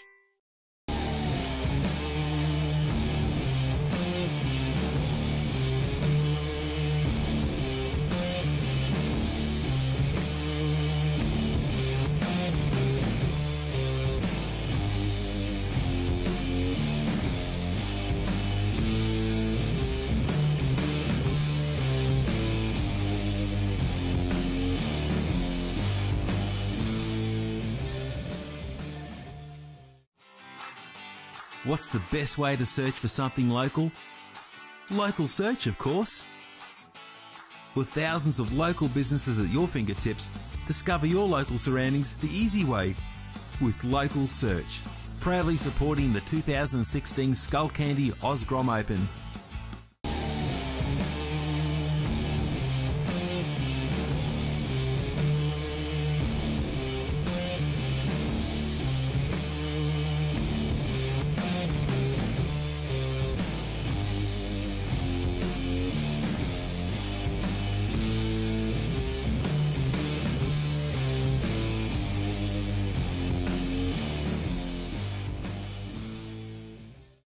Elders Lennox Head invites you to inspect 10 Montwood Drive. Located on a flat, sunny 955 square metre block, this expertly designed home incorporates a clever layout with more than enough space for the modern family. Multiple living areas plus the screened outdoor area make it ideal for entertaining friends and family. There are 3 roomy bedrooms located away from the master bedroom, which features a beautiful spa ensuite. Contact Elders Lennox Head for more information.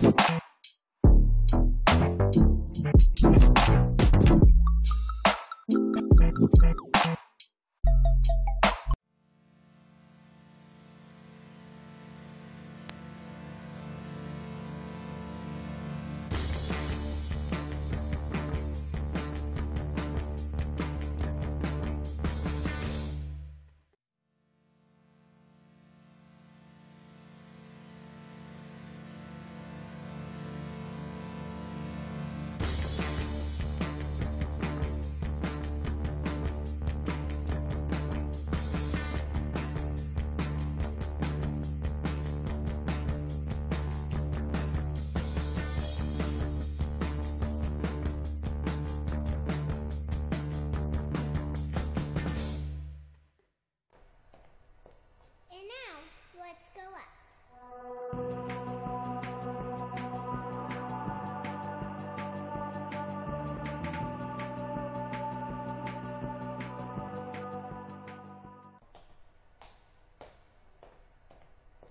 And now, let's go left.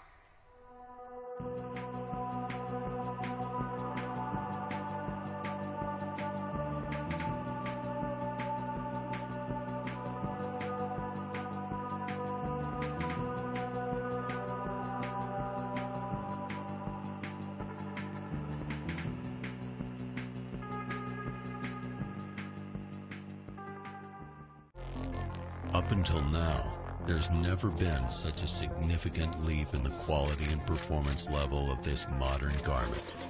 Vissla's new North Seas wetsuit is at the forefront of this wetsuit revolution. With all these upgrades, surfers entering colder waters are now able to retain their speed, agility, and strength in nearly freezing conditions.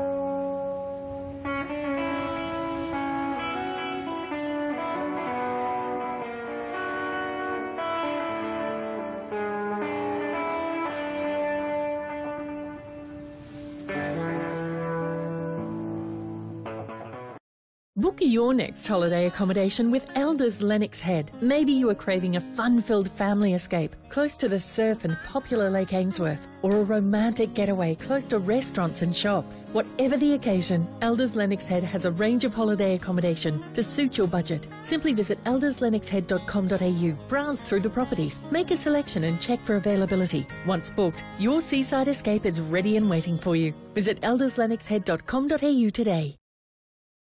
Living just a short walk away from the best spots of Lennox Head is a reality for 2 at 6 Aurora Place. Fresh, bright and airy living adjoins a delightful kitchen, whilst neutral colour tones extend throughout the residence. Elders Lennox Head invites first home buyers and investors to inspect this fantastic apartment, located close to 7 Mile Beach and the village shops and restaurants. For more details on this rare opportunity, visit elderslennoxhead.com.au. Elders Lennox Head invite you to inspect this superbly maintained and presented downtown duplex. Much of your time would be spent relaxing and entertaining outdoors, whilst indoors offers bright open-plan living with a spacious, well-planned kitchen. Whether you are thinking of downsizing, investing or establishing yourself in the Lennox Head community, this 3-bedroom residence located close to the village, beach and lake is definitely worth considering. For more details, visit elderslennoxhead.com.au.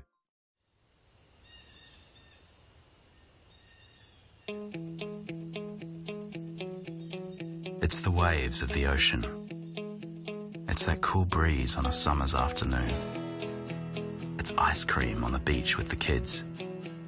It's having a surf before work. It's your favourite coffee nook on a Sunday morning and Monday seems forever away. It's playing in the sun and resting in the shade. It's care for the environment and those we share it with. It's our rhythm of life, and it's what makes Lennox Head totally Lennox. It's our coastal village of families and young professionals who've discovered a new way of living, set apart from the hustle and bustle. Discover your own authentic retreat in a carefully crafted seaside community nestled away amongst the iconic Lennox headland. We're just a stone's throw away from brand new facilities and local schools. A new shopping precinct will provide childcare, a medical centre, as well as all your shopping needs. Whether you prefer to be active and play with a team, spend time with the kids, or just relax and soak it all in, it's now just a few steps from your front door. There's new roads connecting us, and it's never been easier to get around. All built by a local name you know and trust.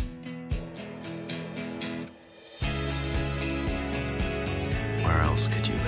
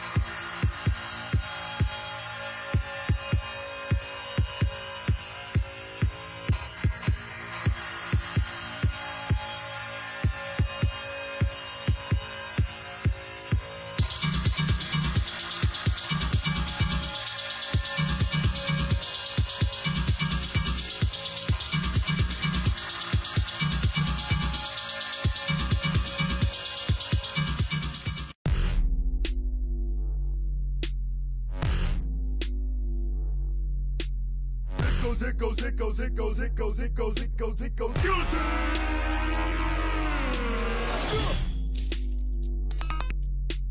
Sit in the dark and ponder how one fit to make the bottom fall to the floor, and they all fall down. It goes, it goes, it goes, it goes, it goes, it goes. Elders Lennox Head, your local real estate experts, are pleased to offer this Tuscan-inspired property nestled in the Meadows Estate, featuring front and back private courtyards with lush tropical gardens, a spacious dining and kitchen area which adjoins the covered outdoor entertaining area, and an inviting in-ground pool. This attractive 4-bedroom home boasts a truly clever design and should be seen to be appreciated. Visit elderslennoxhead.com.au for details on all current listings. Do they do breakfast at that new place? What time do the markets pack up? Can we take Charlie? Know a good Sparky? I want to use a local. Mom, I need to go now. Wherever you are. There's an app for that. Local Search.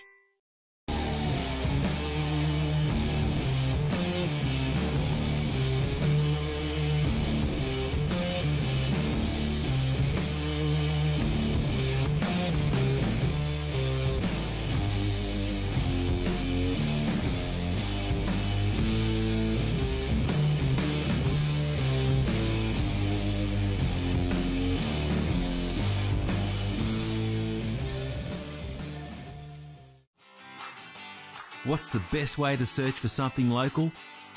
Local Search, of course. With thousands of local businesses at your fingertips, discover your local surroundings the easy way with Local Search. Proudly supporting the 2016 Skullcandy Grom Open.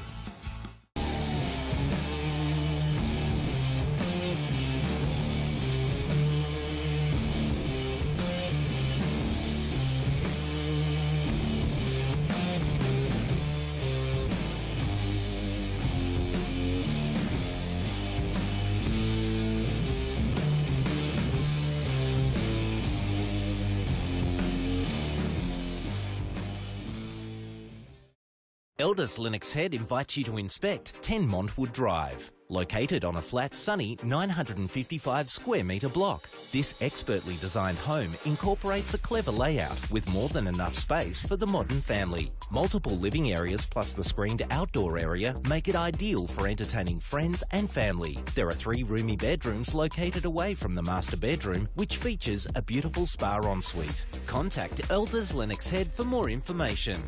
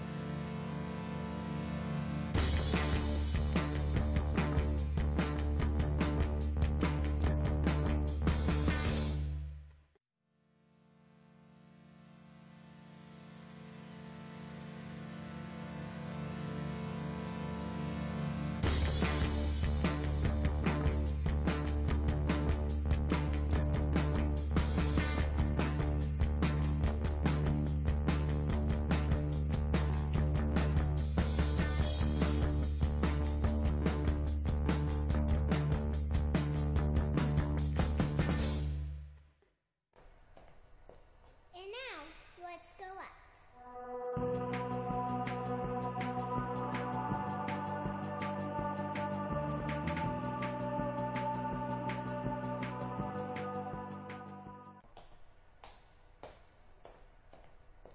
And now, let's go up.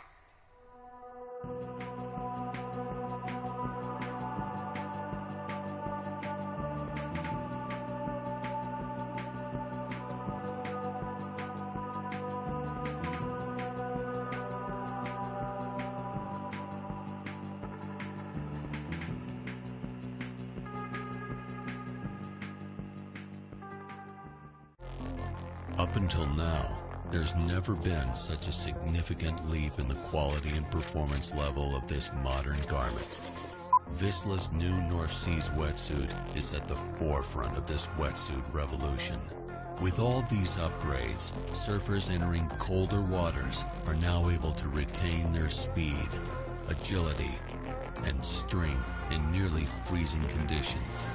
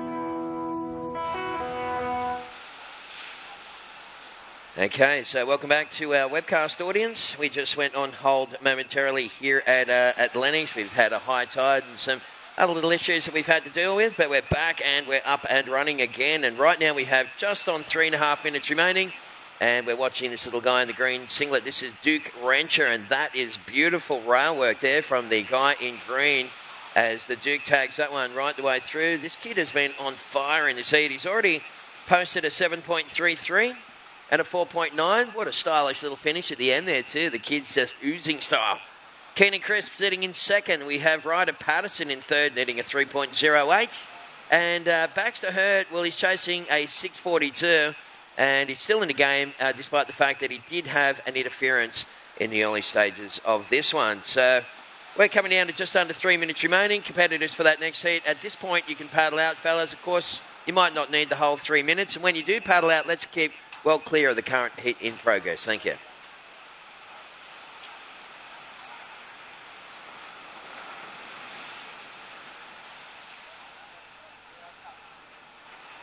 Okay, so last wave scores rolling through for Duke Rancher. Duke, you're sitting on a 7.33 and a 4.9.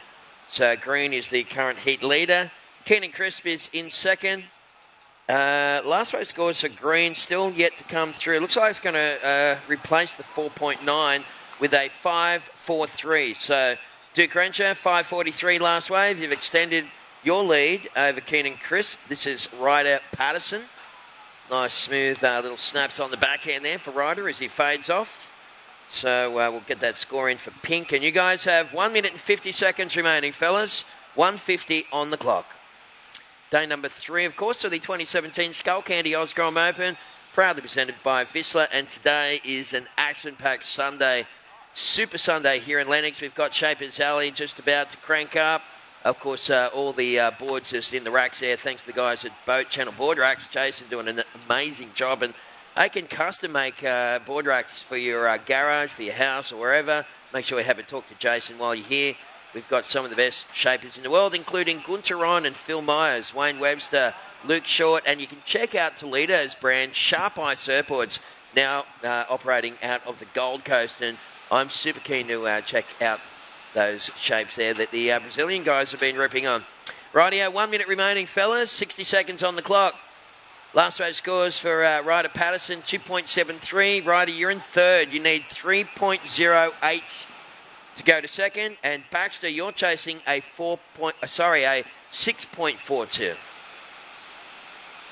As we see this little one for green, so Duke Rancher just floating and coming unglued on that first attempted manoeuvre. 30 seconds remaining, fellas. So it's green in the lead, yellow in second, pink are in third. You need 3.08, and blue chasing 6.42. We got 25 seconds on the clock. And you can see Ryder, well, he's not in position to get that one. We're coming down to 15 seconds remaining. So time running out, fellas. We have 10 seconds left on the clock. And we're going to count down this heat in the water as we see the boys paddle for this one. Countdown in 5, 4, 3, 2, 1.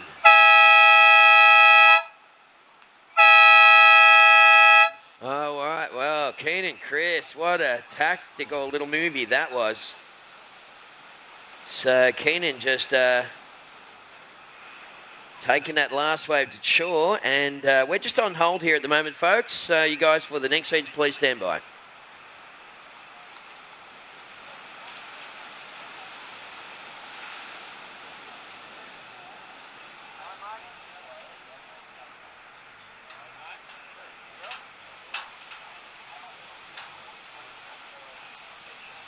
Okay, we do have an interference call, and it is pink on yellow. So Ryder Patterson, he didn't have too much of a option there. He had to try and take that wave in case Keenan fell off on the inside. Keenan, great tactical move there. That defensive play there from Keenan Chris really paid off. So Duke Renshaw won that heat. Keenan Chris will go through. Bad luck for Ryder Patterson and Baxter Hurd, fellas. We look forward to seeing you guys a little further down the line. Rightio, we're going to count down this one, and we'll throw to an ad break for the webcast crew. We're going to count down, fellas, in 5, 4, 3, 2, 1.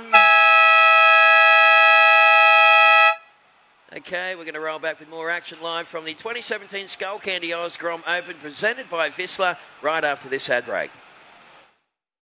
Elders Lennox Head, your local real estate experts, are pleased to offer this Tuscan-inspired property, nestled in the Meadows Estate, featuring front and back private courtyards with lush tropical gardens, a spacious dining and kitchen area which adjoins the covered outdoor entertaining area, and an inviting in-ground pool. This attractive 4-bedroom home boasts a truly clever design and should be seen to be appreciated. Visit elderslennoxhead.com.au for details on all current listings.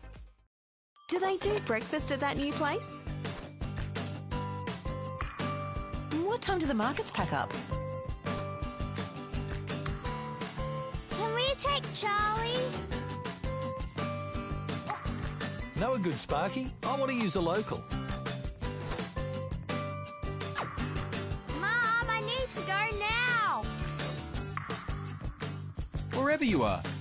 There's an app for that. Local Search.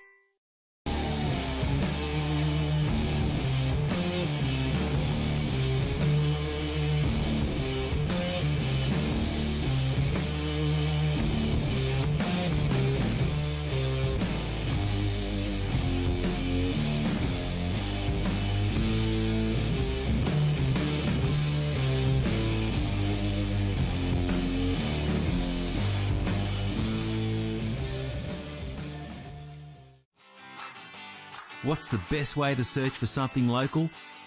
Local Search, of course. Okay, welcome back.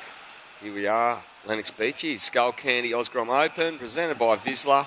We just saw Finn Askew in the yellow get a nice right-hander down towards the northern end of the competition area. Finn, you just locked in a 4.67. Diego Cordero on a left in the blue, holding second place with an opening ride of 2.5. Luke Vidler in the pink, you're now in third place with a 1.23. And Bo Howie in the green, just a quick wave for you, a 1.03. Early days.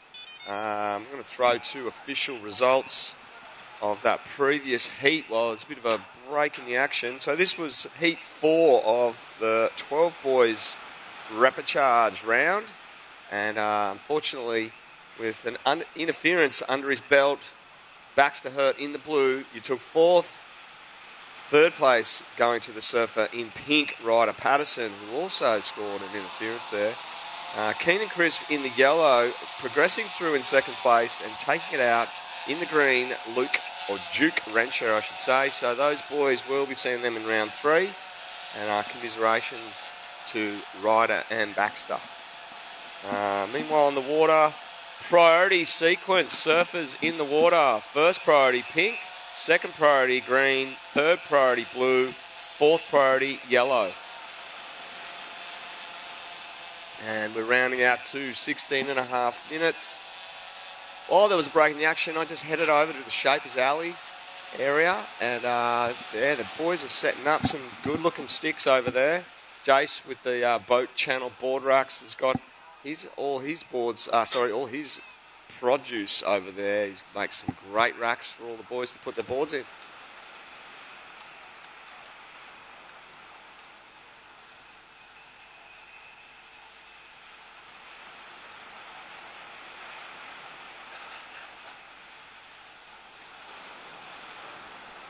Okay, I've just been asked to invite Baxter Hurt in the blue back to the marshalling area. Baxter Hurt, if you could please just go on down to the marshalling area. And we've got Cam Lindsay, one of the contest officials, who just wants to have a couple of words with you, mate. So Baxter Hurt, if you're in the area, please make your way to the marshalling area.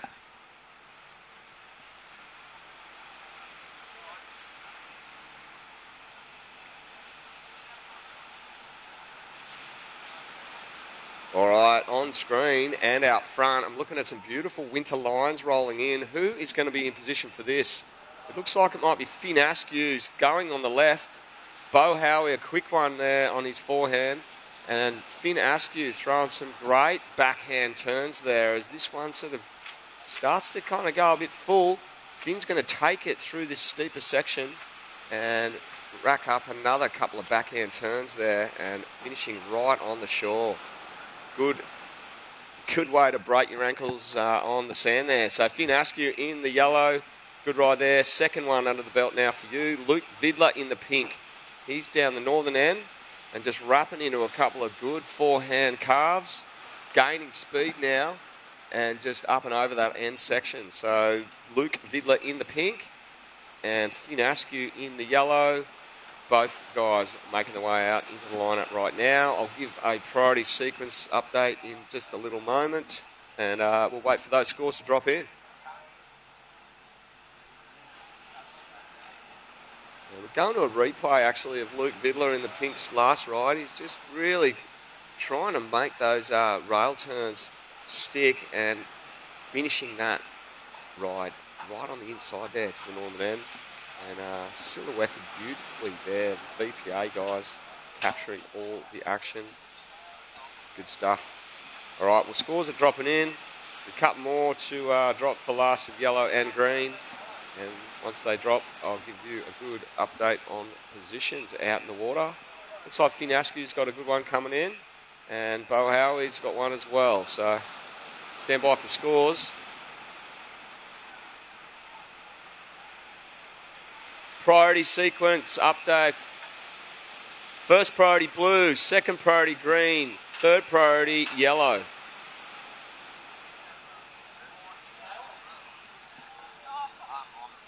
Scores are now in. Last of yellow, a 6-point ride. Finn Askew, your lowest score right now is a 4.67. Luke Vidler, you moved into second place.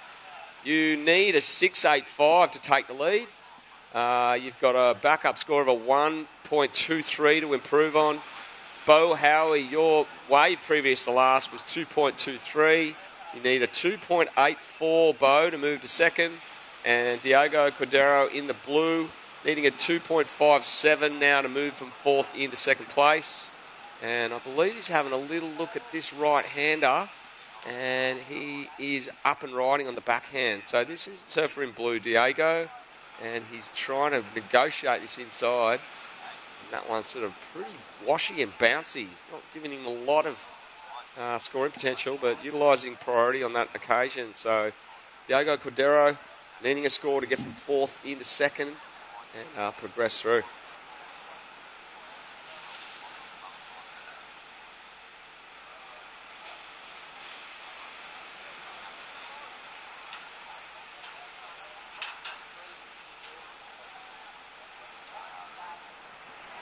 So priority update, first priority yellow, second priority pink, third priority green.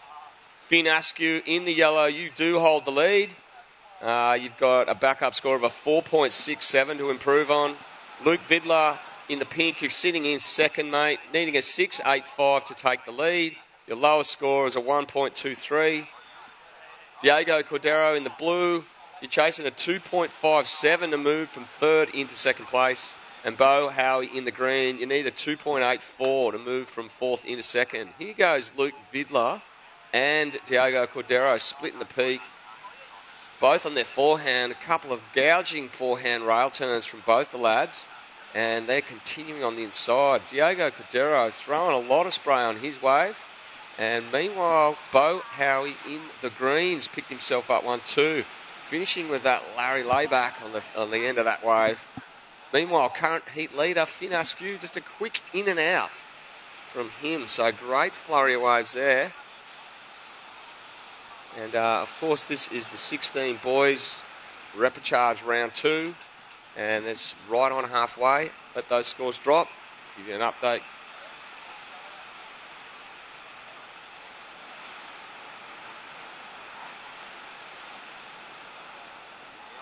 Right, we're looking at some replay, split screen replay action here of those two last rides.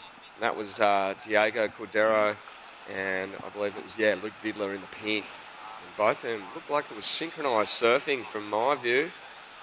So thanks to the VPA guys. Doing that split screen left-right comparison. Both gentlemen on the forehand hacking away. So those scores will drop real soon. Looks like early indications are that Last of Blue was impressing the judges. So stand by for those scores.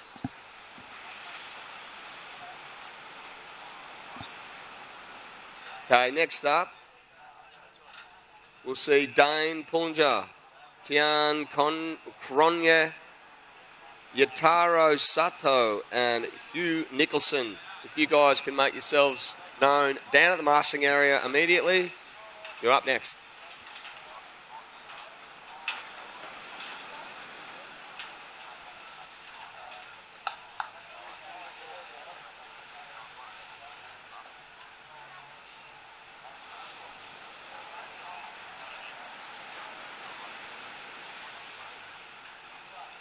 Can I please call up Yutaro Saito? Yutaro Saito, you need to make your way to the marshalling area, mate, immediately. You are up next. Make yourself known down at the marshals. Okay, scores, a couple of scores yet to drop for Last of Yellow, Pink and Green.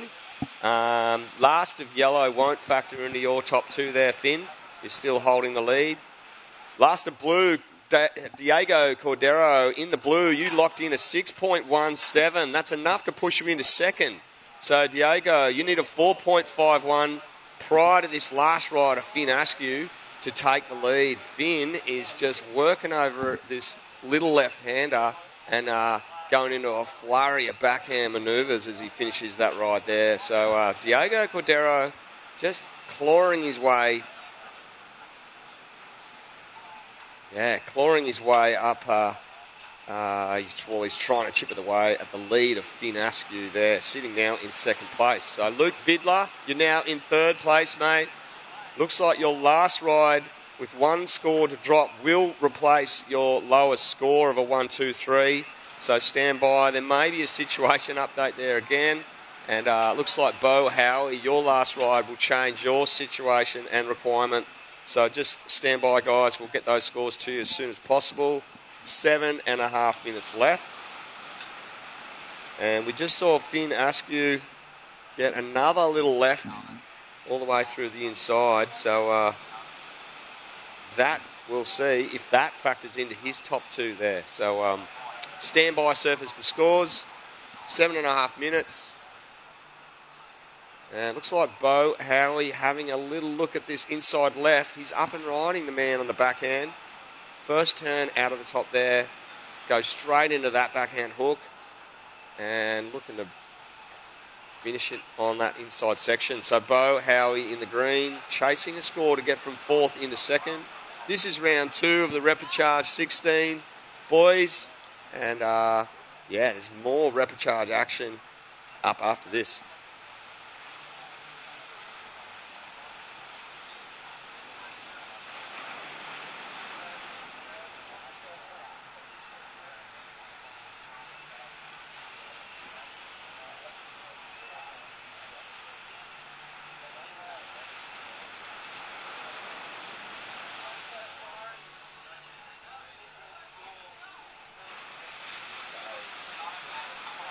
Okay, up and riding. This is Finn Askew in the yellow, just thrown into a reverse attempt to finish that one. This is Diego Cordero in the blue, just locked into 617 prior to this ride. And we'll see if he can better that on this occasion. Steaming along this inside section and just jamming his foot back. Jamming his back foot through that last turn. So, yeah, good finish, Diego Cordero. That is... waves it in for Lassa Pink, a 3.5. A 3.5. So prior to that last exchange, Luke, you did require a score to move back in a second. And Bo Howie, I'll announce your requirement. You're still sitting in 4th place, mate. So here goes Luke Vidler in the pink. Flies across that section to start. The waves that are just shut down on him on that occasion and not giving him any more room to move there. So scores are coming in for last of yellow, blue, pink and green for that matter. So just stand by. We're coming down to 5.5 minutes remaining. And beautiful scenes here once again. Classic winter's condition here on the far north coast. This is why the Skullcandy and Lebar crew get together and have it this time of year every time. And they always get clean, classic winter's conditions. Just seen this beautiful long period as well, just rolling in across the bank for the last 3 days. And that's right on 5 minutes now, gentlemen. 5 minutes on the clock right now.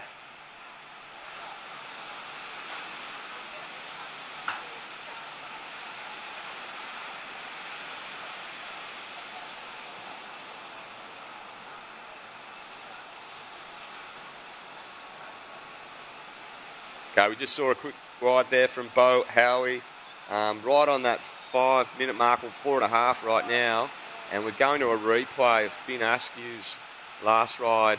Actually, this is Bo Howie, I believe, and he's finishing in the wash just there. Still waiting on surfer in the next heat, Yataro Sato. If you're in the area, mate, you need to make your way down to the marshalling area. Yataro Sato, you need to make yourself known. You're in the next heat. If anyone knows where he is, please let the marshals know. We're also looking for Ashton Pignut's mum, if she can make her way down to the marshalling area as well. So there's a few requirements down there. The marshals looking for people. All right, update on the scores. Okay, Lassa Blue, Diego Cordero. You have done enough, mate, to move yourself into first. So last of blue, a 5.33. You're in the lead. Finn Askew, you're now in second place. In yellow, Finn Askew, you need a 5.51 to move into the lead. Luke Vidler in the pink is sitting in third place, needing a 7.41 to move to second. And Bo Howie with a couple of scores, a couple of threes you've dropped in the last 2 waves. You're chasing now a 7.57 to move from fourth into second. So all these surfers sticking really close together, straight out the front of the scaffolding here. Priority sequence is priority with yellow, second priority blue, third priority pink, and fourth priority green. And here goes green right now. Bo Howie knows he needs a decent score, and he's eyeballing this left reform. He's got a couple of turns already. Great slashing manoeuvre on the finish there for Bo Howie in the green. Nice work. 2.5 minutes left.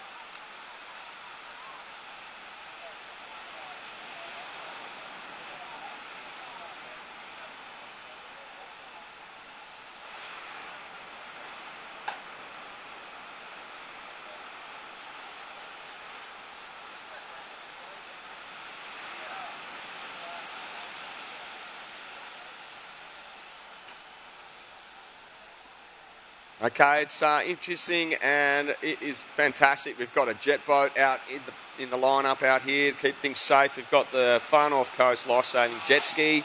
We've got 2 drones sweeping the area. So contest officials are very confident that the waters are safe and everyone should feel rest assured that we're in safe hands here. North Coast, New South Wales Life-Saving doing a great job. And the jet boat out there, just keeping things safe and friendly out here in the lineup for young competitors. And back to the heat at hand. We have a minute 20 on the clock.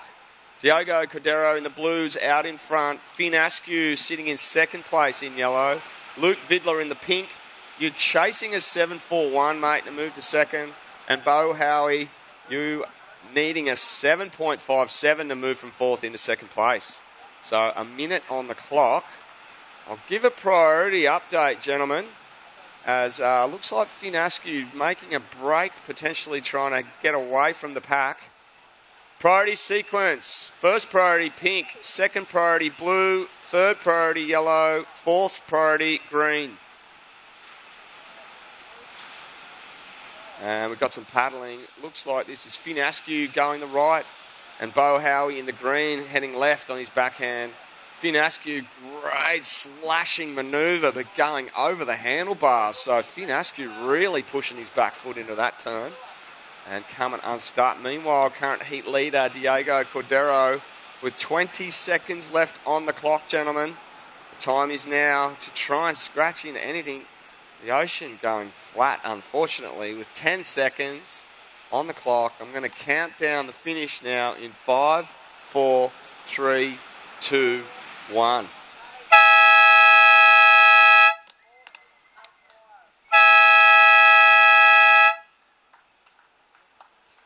Okay, great flurry of waves right at the end there.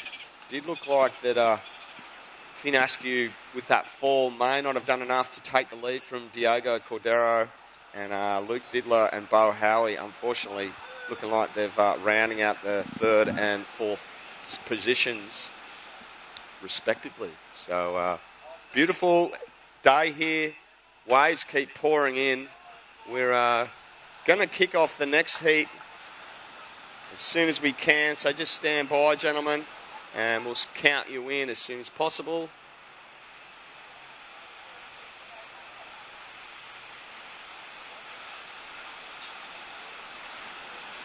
Okay, so let's pay a few bills and return after the break with more action right here at the 2017 Skullcandy Grom Open, presented by Vizsla.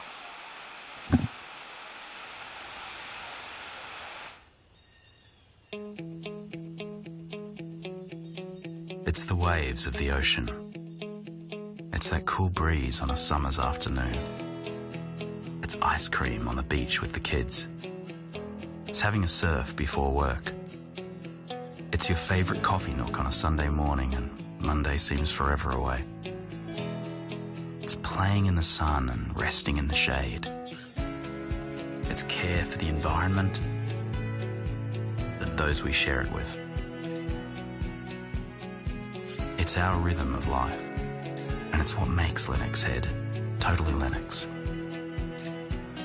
It's our coastal village of families and young professionals who've discovered a new way of living, set apart from the hustle and bustle. Discover your own authentic retreat in a carefully crafted seaside community nestled away amongst the iconic Lennox headland. We're just a stone's throw away from brand new facilities and local schools. A new shopping precinct will provide childcare, a medical centre, as well as all your shopping needs. Whether you prefer to be active and play with a team, spend time with the kids, or just relax and soak it all in, it's now just a few steps from your front door.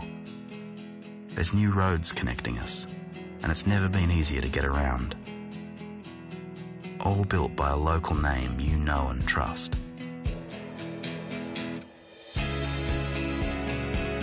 Where else could you live?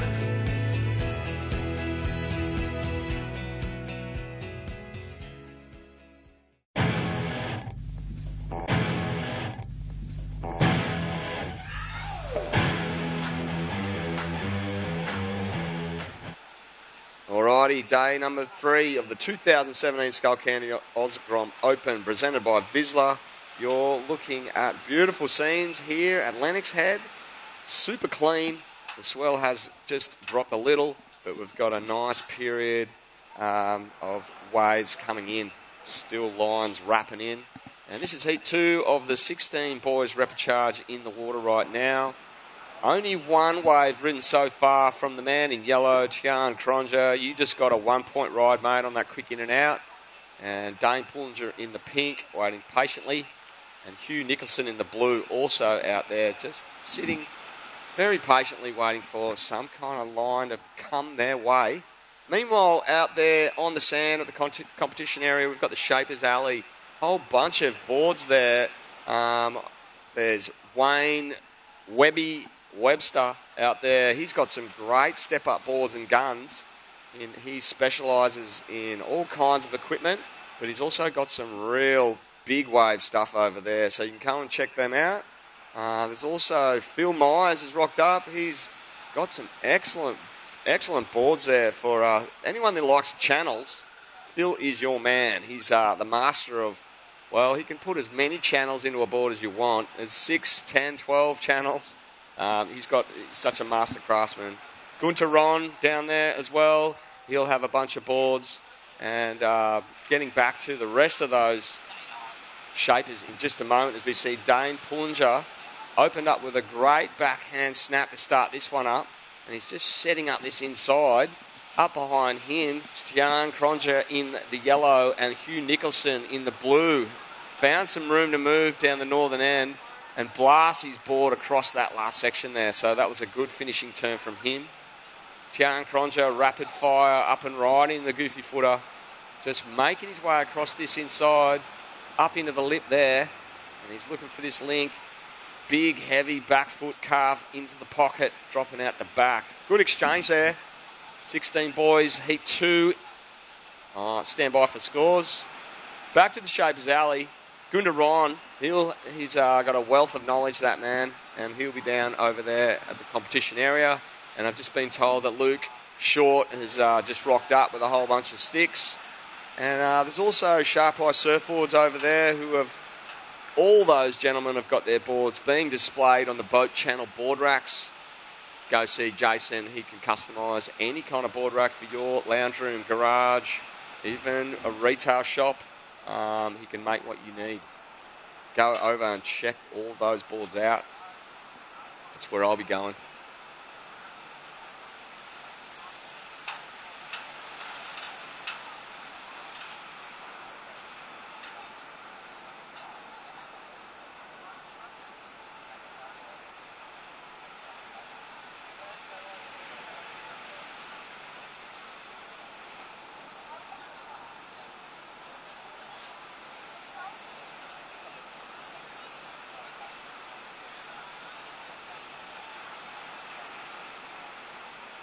Okay, we're just looking at Hugh Nicholson in the blue. This is his second little right-hander that he's found. Splitting the peak, Dane Pullinger in the pink. Tian Cronja in the yellow. Just a quick in and out from him. Good right-hander from Hugh Nicholson. And seeing Dane Pullinger in the pink finishing there on the shore. So stand by. I can tell Hugh Nicholson, your first ride, mate, locked in at a 5.17. So Hugh Nicholson, that was enough to put you into first place. We'll just wait for your next ride to drop in.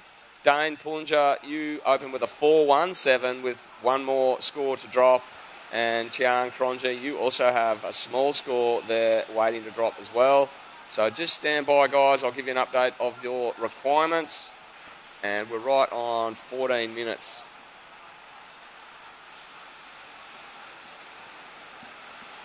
While those scores drop, official results here are through. Fourth place going to the surfer in green, Bo Howie. Commiserations to you, mate. Luke Vidler in the pink in third place. Great surfing, gentlemen.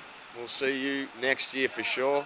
Finn Askew in the yellow coming through in second, and Diogo Cordero in the blue taking the win on that occasion. We see Tian Cronja in the yellow, and he's just powering through this little inside, just maybe showing a little sign of frustration at the end of that ride.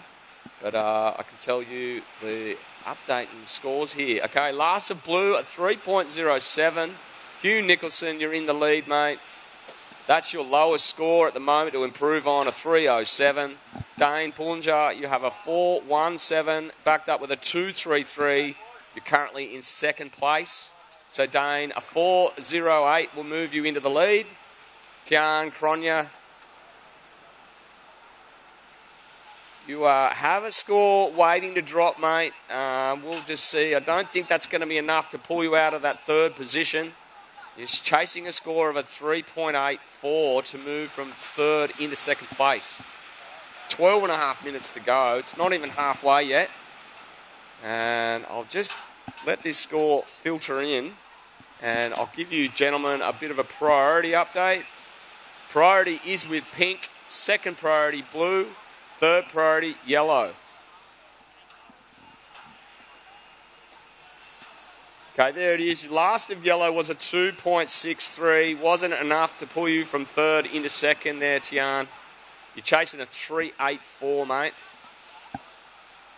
to take second. All right, well, I've just been told Shapers have got 2 coffin travel bags to give away. So they're great bags. I mean, they can fit multiple boards. Perfect for your next trip overseas or Indo, or just to use as a mattress to sleep in. Your choice. All you need to do is head over to the Shapers tent, grab a Shapers sticker, and put that sticker somewhere, take a photo of it, and tag Shapers into your post on Instagram to go into the running to win one of those travel bags.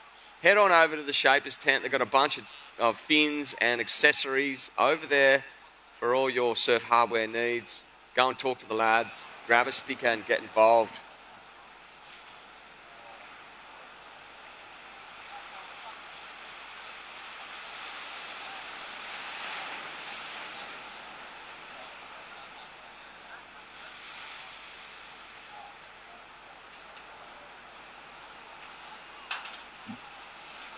Okay, next up, we're going to see more 16 boys round 2 action. Van Whiteman, Jack Toohey, Sam Arvidson, and Jack Wilson.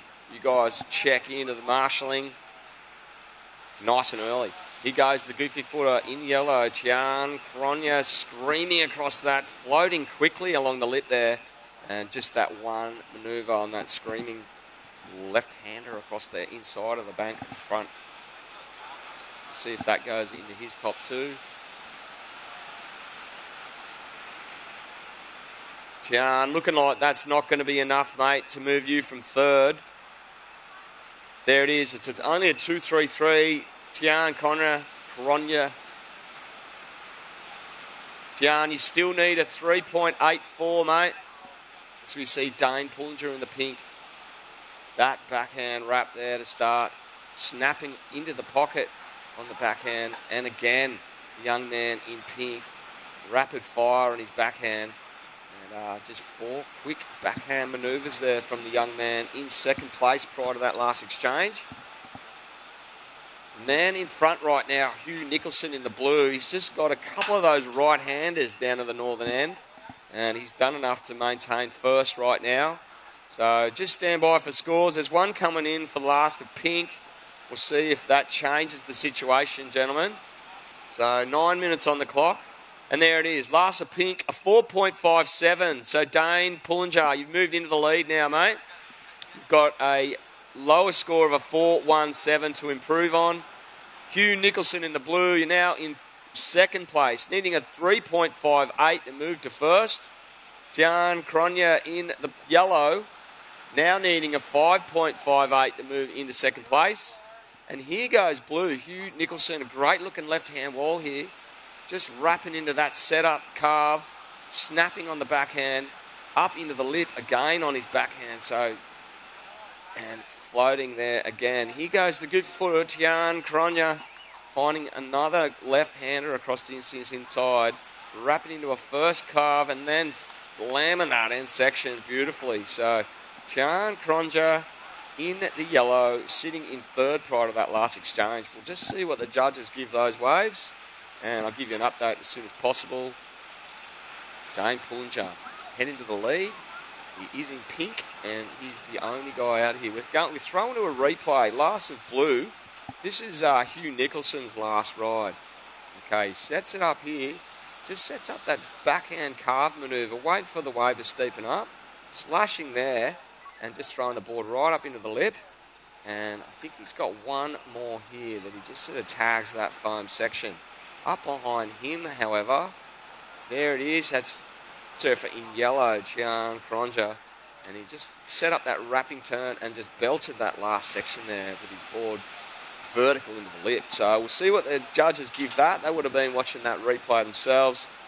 Stand by for scores with 7.5 minutes on the clock. Great surfing here on the high tide. Smallish swell, which is just ideal for these little peaks out the front of the pub here at Lennox Head on the high tide.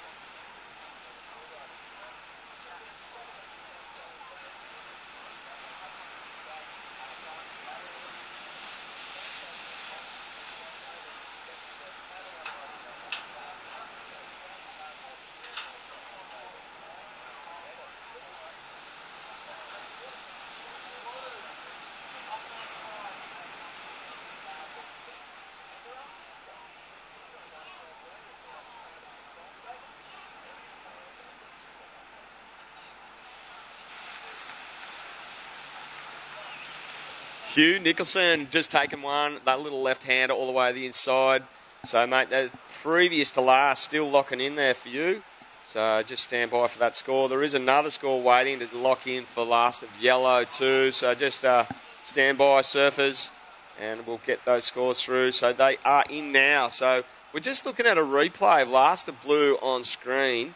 And he's just done that setup manoeuvre there and a big snap in the pocket. And another one tight in the pocket on the backhand and just wrapping into that backhand carve all the way to the foam. So judges just awarding a score there. It's a 4.9. Won't factor into his top two, but Hugh Nicholson, wave previous to last was a 5.77. You have now hit the lead, mate. Your backup score is a 5.17. So Hugh Nicholson, anything better than a 5.17 will increase your lead. There's 5 minutes 20 on the clock. Dane Pullinger in the pink. You're now in second place, mate. You need a 6.38 to take the lead from Hugh Nicholson in the blue. But Dane Pullinger, anything better than a 4.17 will increase your score. So that leaves Surfer in yellow. Your last score, mate, a 5.1. You've got a backup ride of a 2.67, but really you need a 3.65 Tian Cronja in the yellow to move into second place over the man in pink. 5 minutes now on the clock.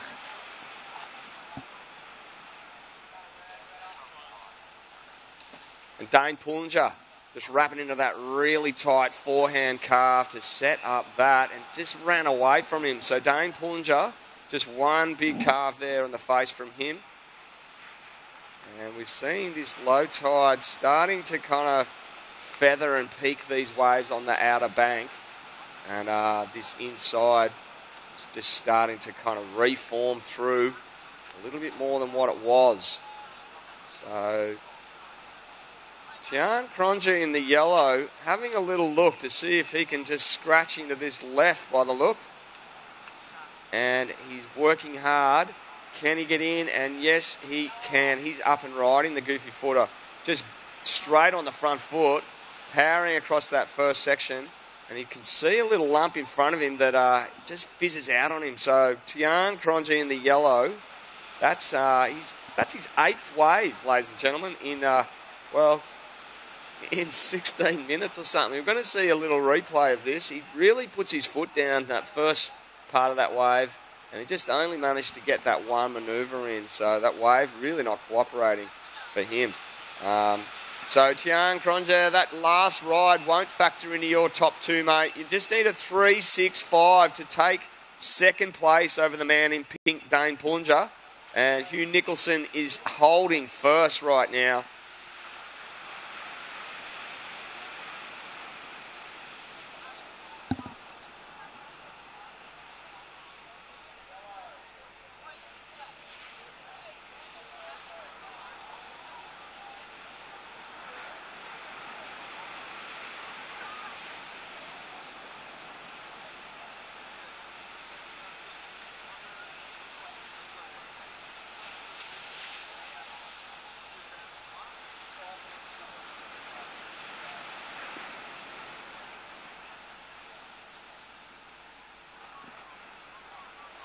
Okay, gentlemen, a bit of a priority update as Tian Cronja's wave drops in. Priority is with blue, second priority pink. And when Tian Cronja in the yellow makes his way out into the lineup, he'll round out the three in that priority situation. There's 2 minutes on the clock.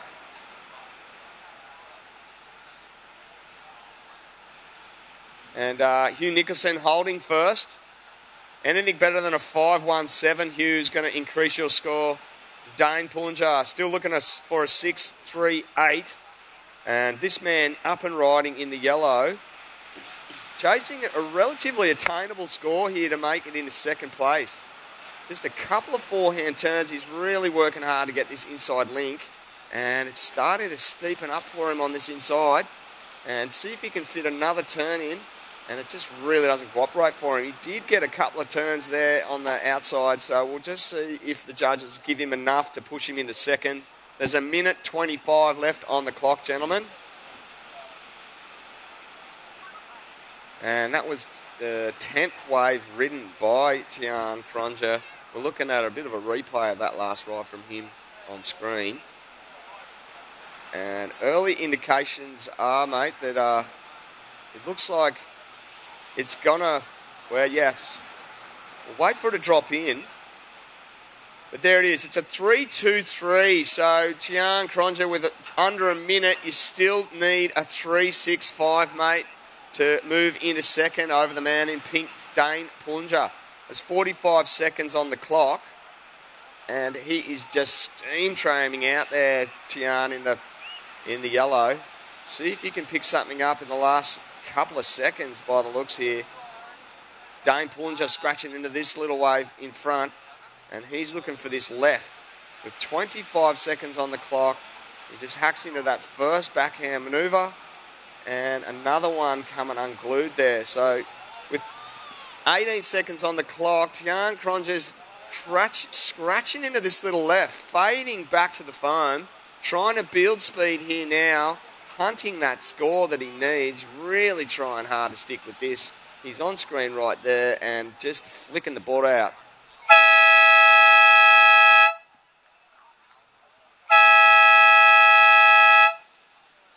Okay, that sounds the end of that heat. Heat 2 of the 16 boys repechage round.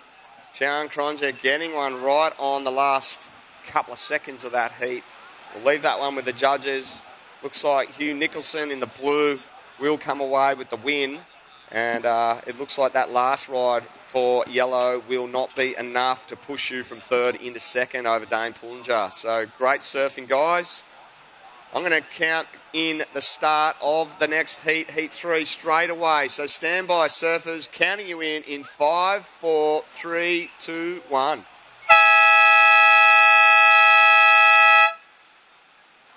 All right, well, great surfing. Hugh Nicholson coming away with the win. All right, we've got more of this stuff coming your way right after the break here at the 2017 Skullcandy Grom Open presented by Vizsla.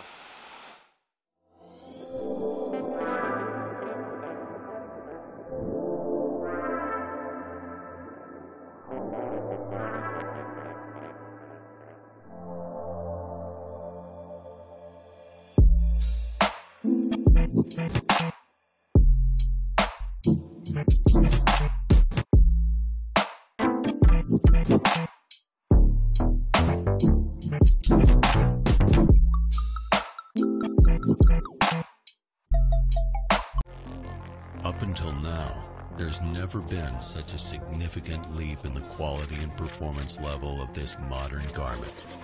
Vizsla's new North Seas wetsuit is at the forefront of this wetsuit revolution. With all these upgrades, surfers entering colder waters are now able to retain their speed, agility, and strength in nearly freezing conditions.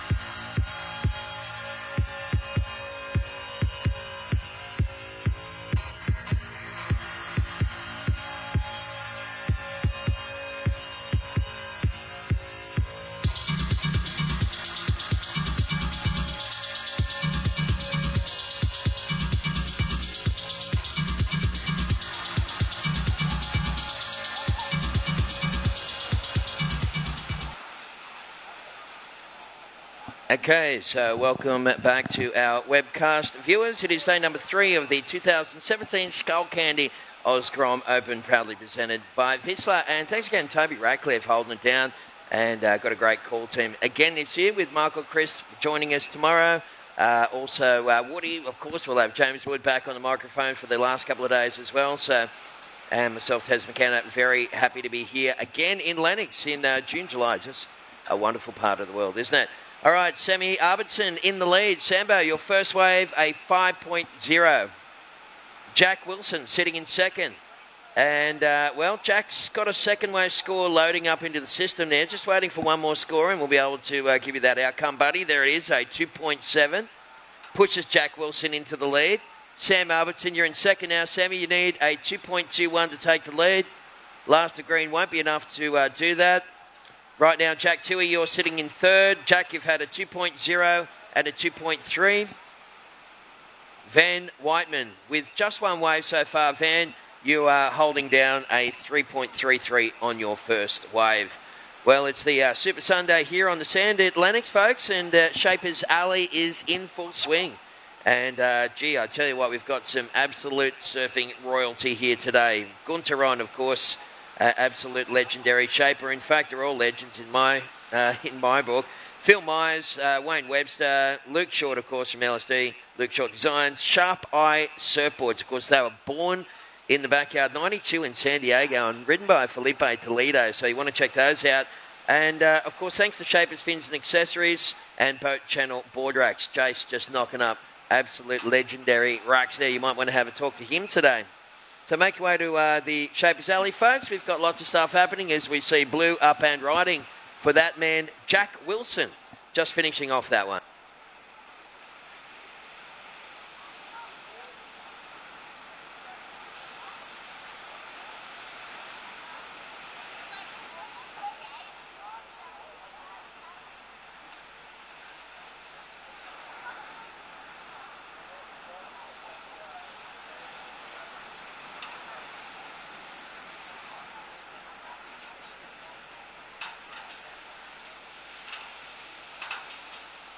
Okay, so we have 15 minutes left on the clock. Very good morning to my fellow co-commentator, John Shmuka. Shmoo, how are you, champion? I'm good, Terry. It's, geez, does it get any better than this? This was actually what was in the brochure when I made my reservations. Beautiful one day, perfect the next. And there's a lot of buzz in and around, not just for the surfing. The guys are just ripping it up out there, but Shapers Alley down there. Sure, how cool is that? Oh, I just saw a beautifully designed 6-channel, deep 6-channel Phil Myers designed for Brad Gerlach. Wow. And it almost made it into my van. I bet you did. It's amazing down there, and today is no different from yesterday. The kids are ripping it up, and I've already seen some great performances, so I'm looking forward to a big day.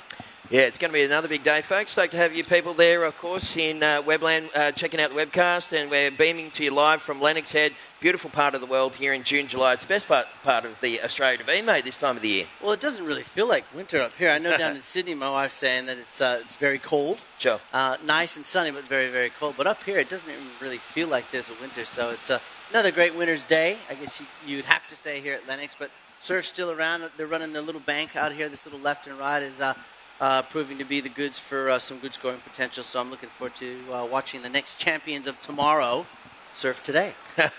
Well said, Smith. All right, well, we have around about 13 minutes left on the clock. And those people out there in Webland, we'd love to hear from you. I'm going to actually jump onto the Skullcandy Grom Open Facebook page. We'd love you people to go there. First and foremost, like the page. And then tell us where you're watching from. We want to hear, like, where you at? Yeah, where you at? Where you beaming in from? And a lot of countries being represented here at this event as we watch the surfer. This looks like a surfer in yellow, Jack Tui, getting a nice little right-hander. This little bank on the inside, I've been watching it since I got here a couple of days ago. And on the high tide, it proves to be the bank that has some really good open-face waves and scoring opportunity. And it's just perfect when you're at that age of 12, 14, and even 16. It's just fun, and that's what surfing is. Yeah, absolutely. These little random beach breaks here in front of the pub here at Lennox, it's just perfect breeding ground, and that's why this area has produced so many champions. Stu Kennedy, Melling, and Woody, and gee, the list goes on, doesn't it? Yeah, you know, from here to the Gold Coast, it's a melting pot, and it just such a diverse group of kids that have come from this area and upwards. You know, then you go down to Ballina and that Danny Wills, or up to Byron, Danny Wills, Craig Wharton, and the like. So there's so many good. Zach Condon, of course, you know, one of the young juniors from around here. You know, these guys are the next champions right here. We're watching them online.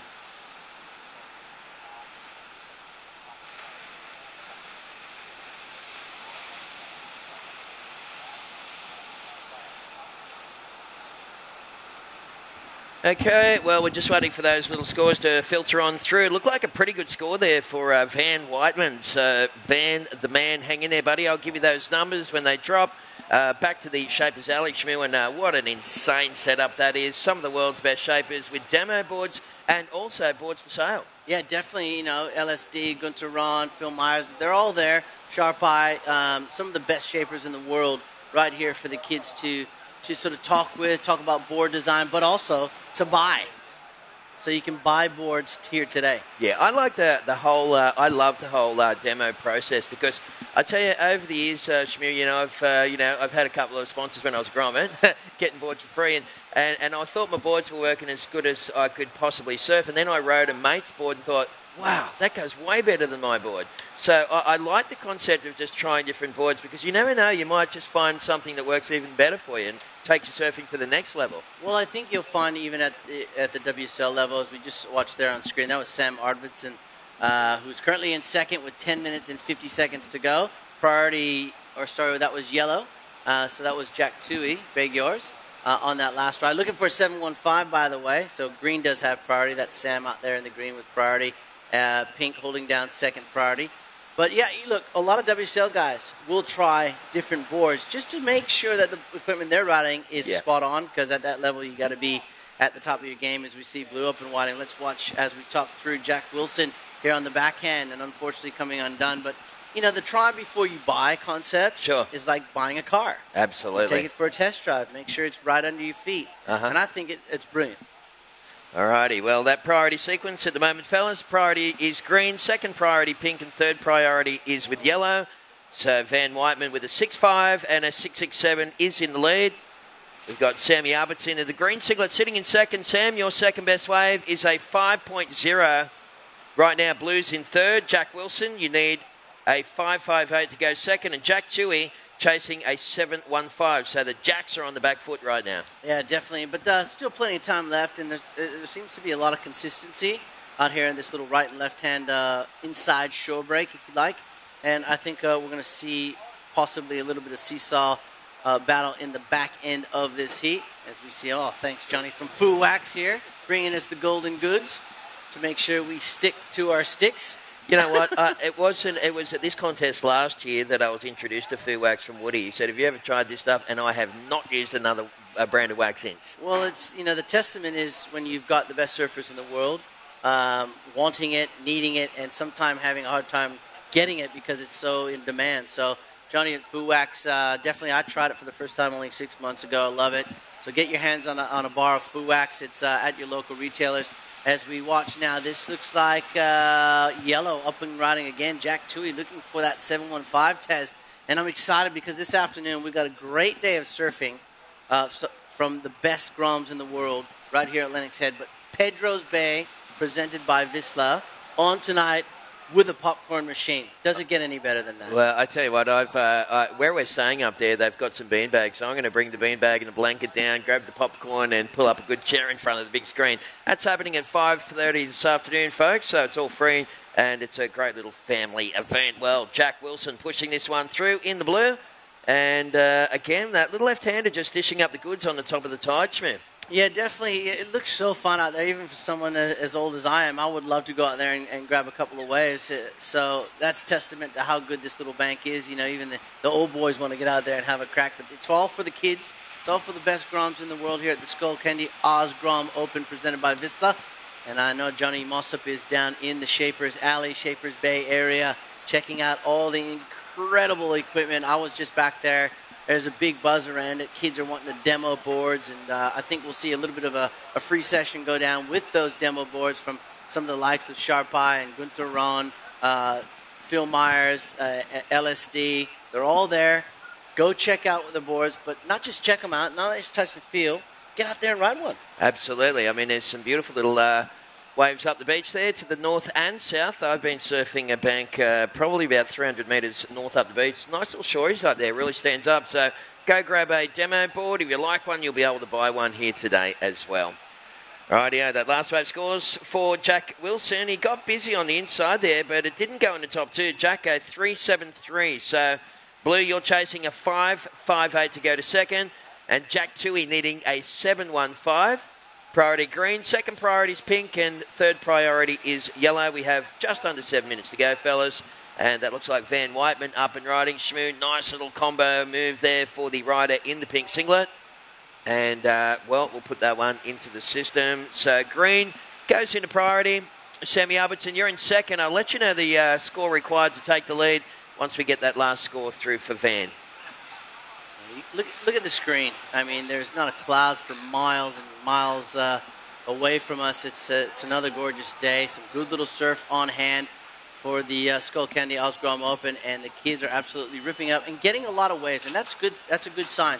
That shows the consistency of the swell as we see the surfer in green. This looks like Sam Arvidsson here on the inside, going to finish up strong. There it is. And he kicks out, currently in second place, holding on to a couple of fives, wanting to extend his second place position, perhaps take first. An 8.11, which is an excellent scoring ride. We'll do that for Sam if he can grab that score with 5 minutes and 50 seconds to go. Of course, sorry, I'm getting my colors wrong. That was not Sam. That was Jack Tui again.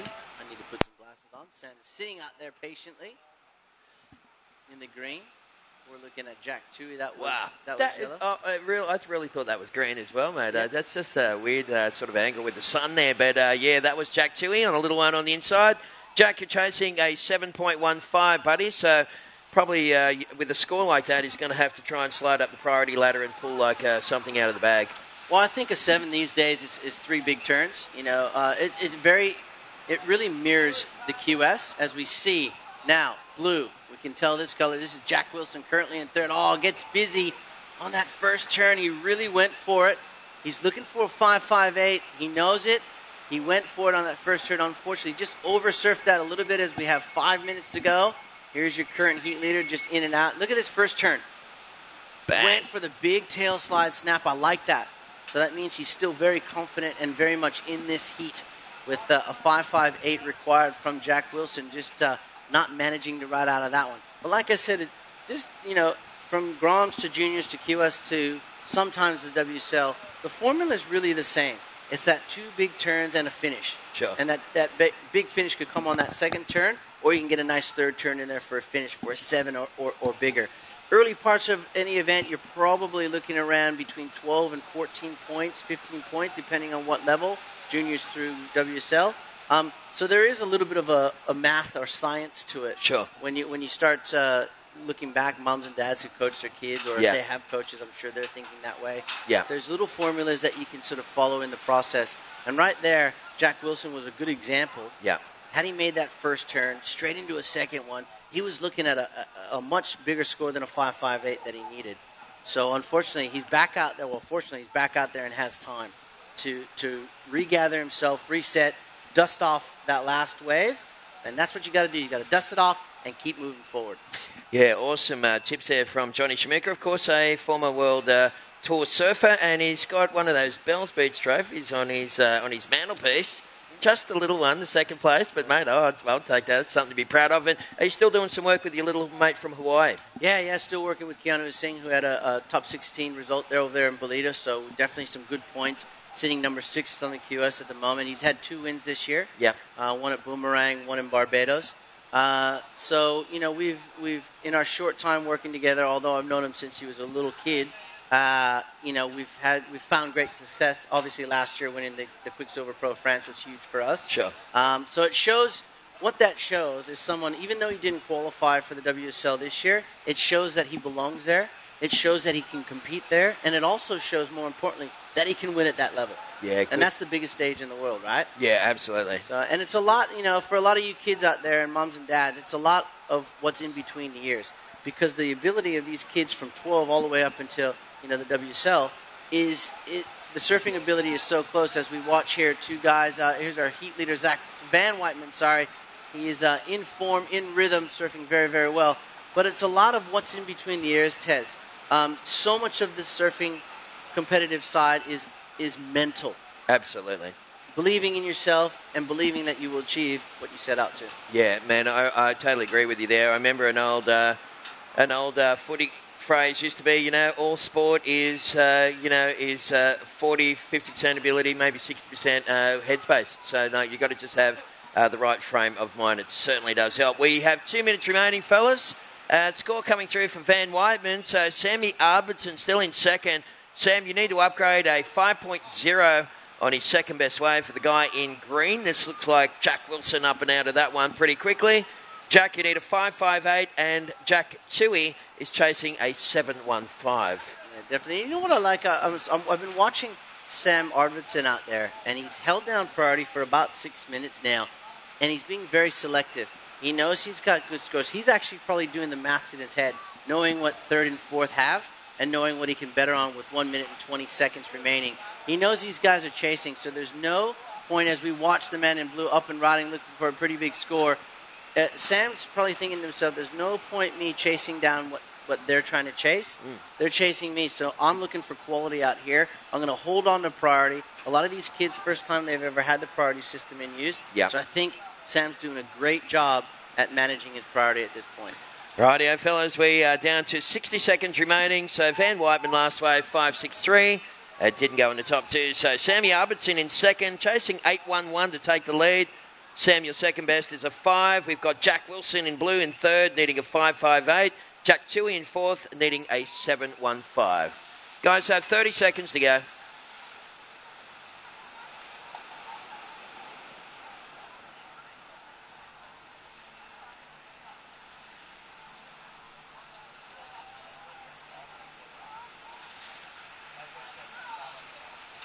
Okay, so we have around about 20 seconds remaining, and we'll wrap up this heat, Shmiel, and we'll let folks know that there has been a slight adjustment to the draw. Draws always change all the time, and it is the responsibility of the competitors to keep an eye on it. We count down this one, fellas, in 3, 2, 1.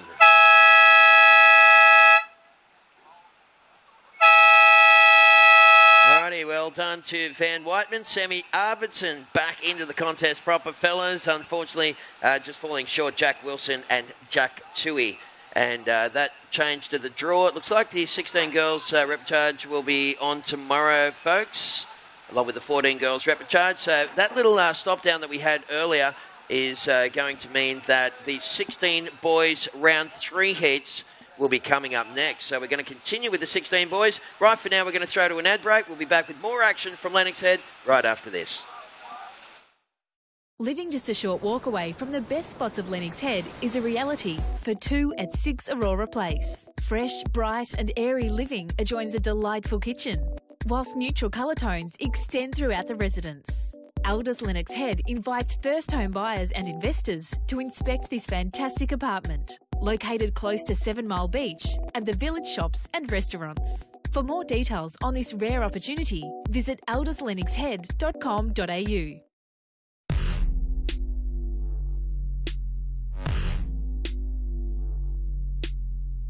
It goes, guilty!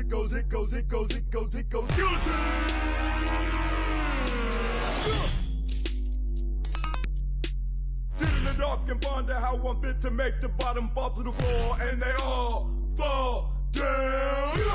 It goes.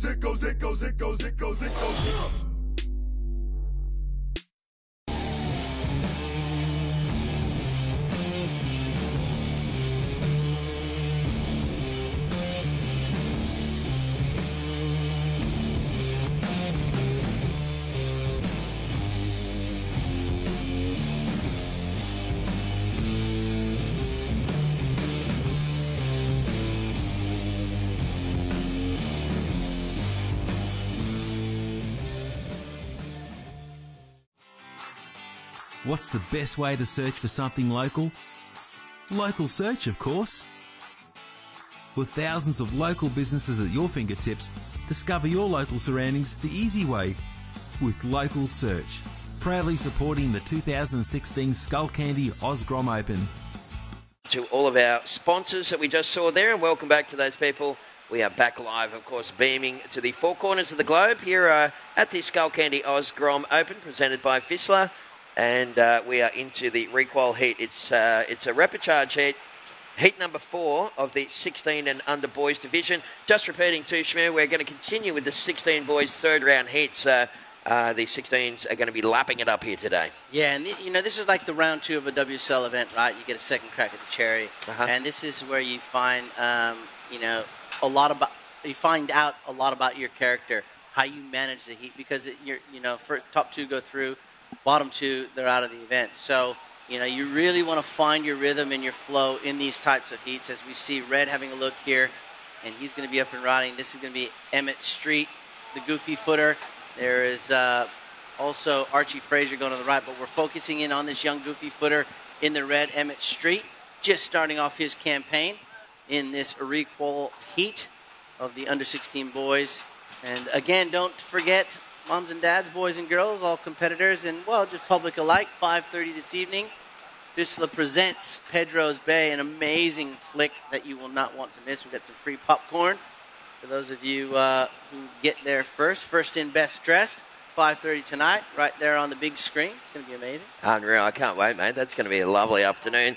And what a beautiful night it will be. Maybe bring a picnic blanket and maybe even another little blanket just to wrap the kiddies up in as well, and we'll all be snug and watching that one. Okay, official results. Previous heat, Jack Tui in 4th and Jack Wilson in 3rd. Sammy Arbertson in 2nd, and Van Whiteman was the winner of that one. So well done, fellas. We must thank the crew from Nixon Bulk Foods in Lennox Head.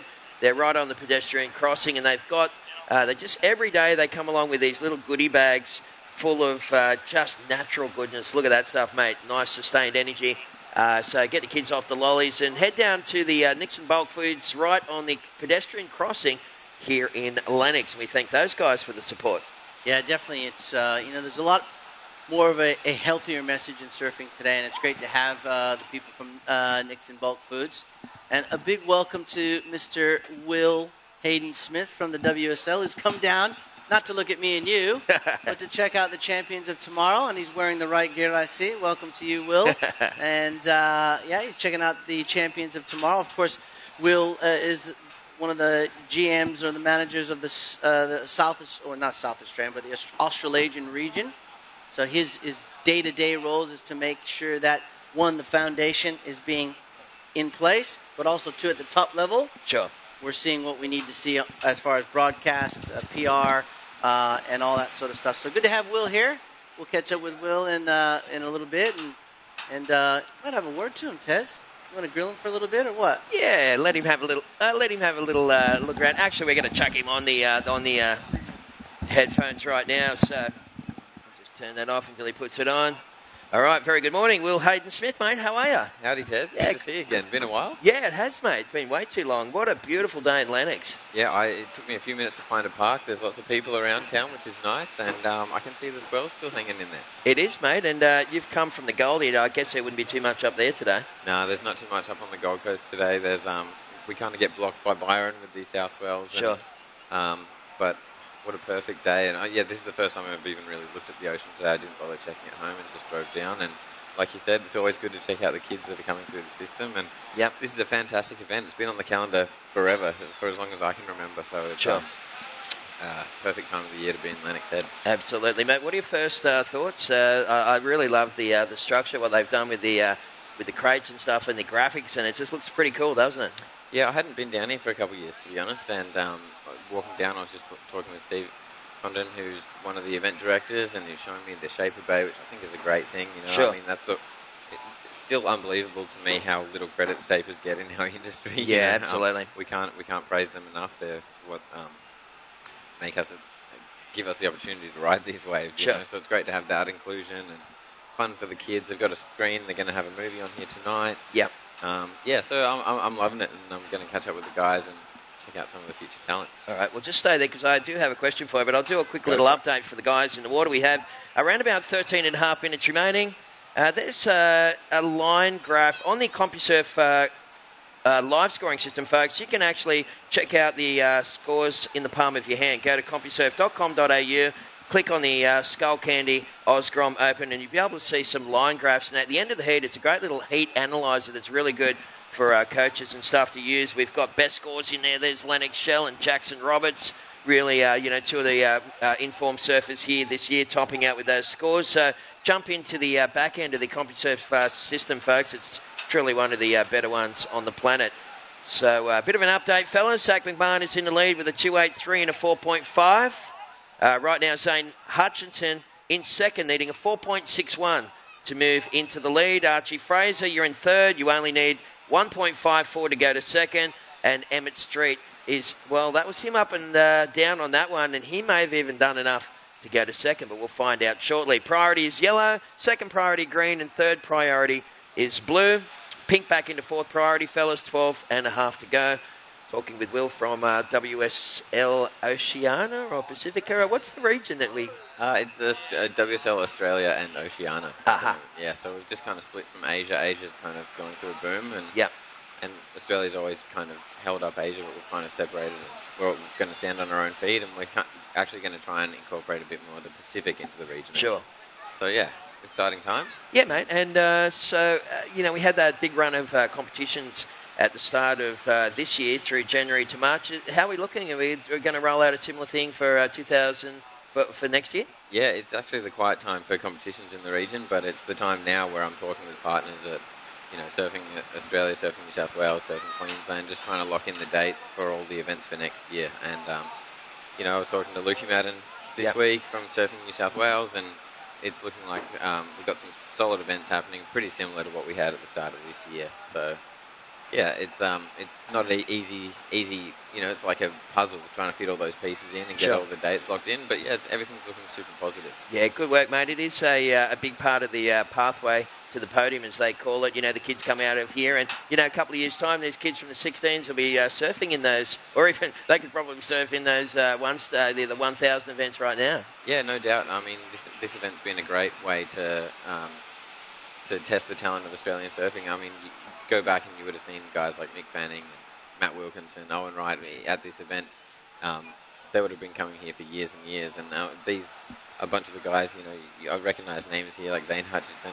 They're going to be the future surf stars from Australia. So it's great to see all the events on all levels linking up and providing opportunities for our surfers. That's what we want. Awesome. Well said, Will. And great work too, mate. Keep up the good work with the WSL. You're doing a great job, and we're stoked to have you here. No worries. Cheers, Tezza. I'm sure we'll be seeing each other very soon. Absolutely. That was Will Hayden-Smith from the World Surf League, folks. Great to have him here. He's down here checking out, proceedings, keeping an eye on the Grommies, and that is just super cool to have Will Hayden-Smith here today. So, Zach McMahon is in the lead. Zach's got a pretty good score coming through on that last wave as we get Shmoo back into the hot seat. Always good to have the WSL coming down, keeping an eye on stuff, buddy. Well, it's the biggest stage in the world, so to have Will down here is a good testament to how good and fantastic this event is. It's run, the Labar board riders, to Steve Condon and his crew, the Skullcandy gang for getting right behind it, of course, Vista, and everyone else, the mums and dads, the backbone, the event crew and setup site people, the kids loving it, the weather coming to the party, and everyone just having a good old time, and not to mention the best Groms in the world competing. Absolutely. Well, there's a Grom of the future. Have a little fun in the sun. We've got around about 9.5 minutes remaining. So Zach McMahon last wave, 6.33. Zach, so that extended your lead. You're now looking to improve a 4.5 on your second best wave. Zane Hutchinson sitting in second, needing a 4.57 to take the lead. So it's yellow first and green second. This is the current positions. Emmett Street, you're in third position. You need a 5.24 to go to second. Archie needing 7.01 as we see this little guy up and riding in a green singlet. That's Zane Hutcho, but that's probably not going to go in the top two. There's 9 minutes to go.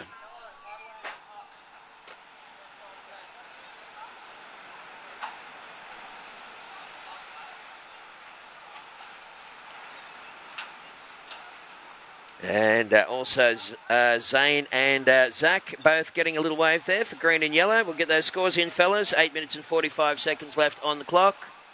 Coming up in the next heat, we'll see Arch Whiteman taking on Ben Duncan. Archie Williams and Jed Ashton will be out there as well. Just repeating too, folks, there has been a slight change to the overall running schedule today, so make sure you keep abreast of that. Go check the Beach Marshal and you'll be able to see that the 16 boys round 3 heats will be coming up next. So we'll continue with this division.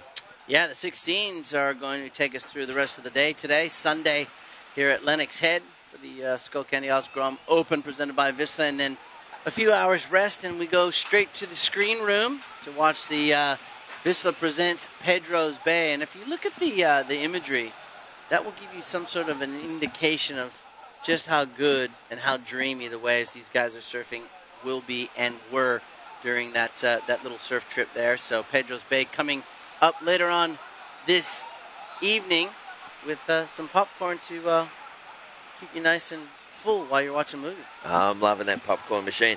All right, don't forget to, folks, on this Super Sunday here at Lennox, we have Shapers Alley up and cranking, and some of the best shapers in the world, including Gunter Ron, Phil Myers, Wayne Webster. There's 100 and something years of experience right there. Yeah. Luke Short Designs from LSD. We've got Sharp Eye Surfboards. Of course, they were coming out of San Diego in the early 90s. And Philippe Toledo riding those boards. So he's not bad. He's going all right. Also, Shapers Fins and Accessories are doing a giveaway with some board bags. You can talk to them about that. And Boat Channel Board Racks. Go talk to Jason as well.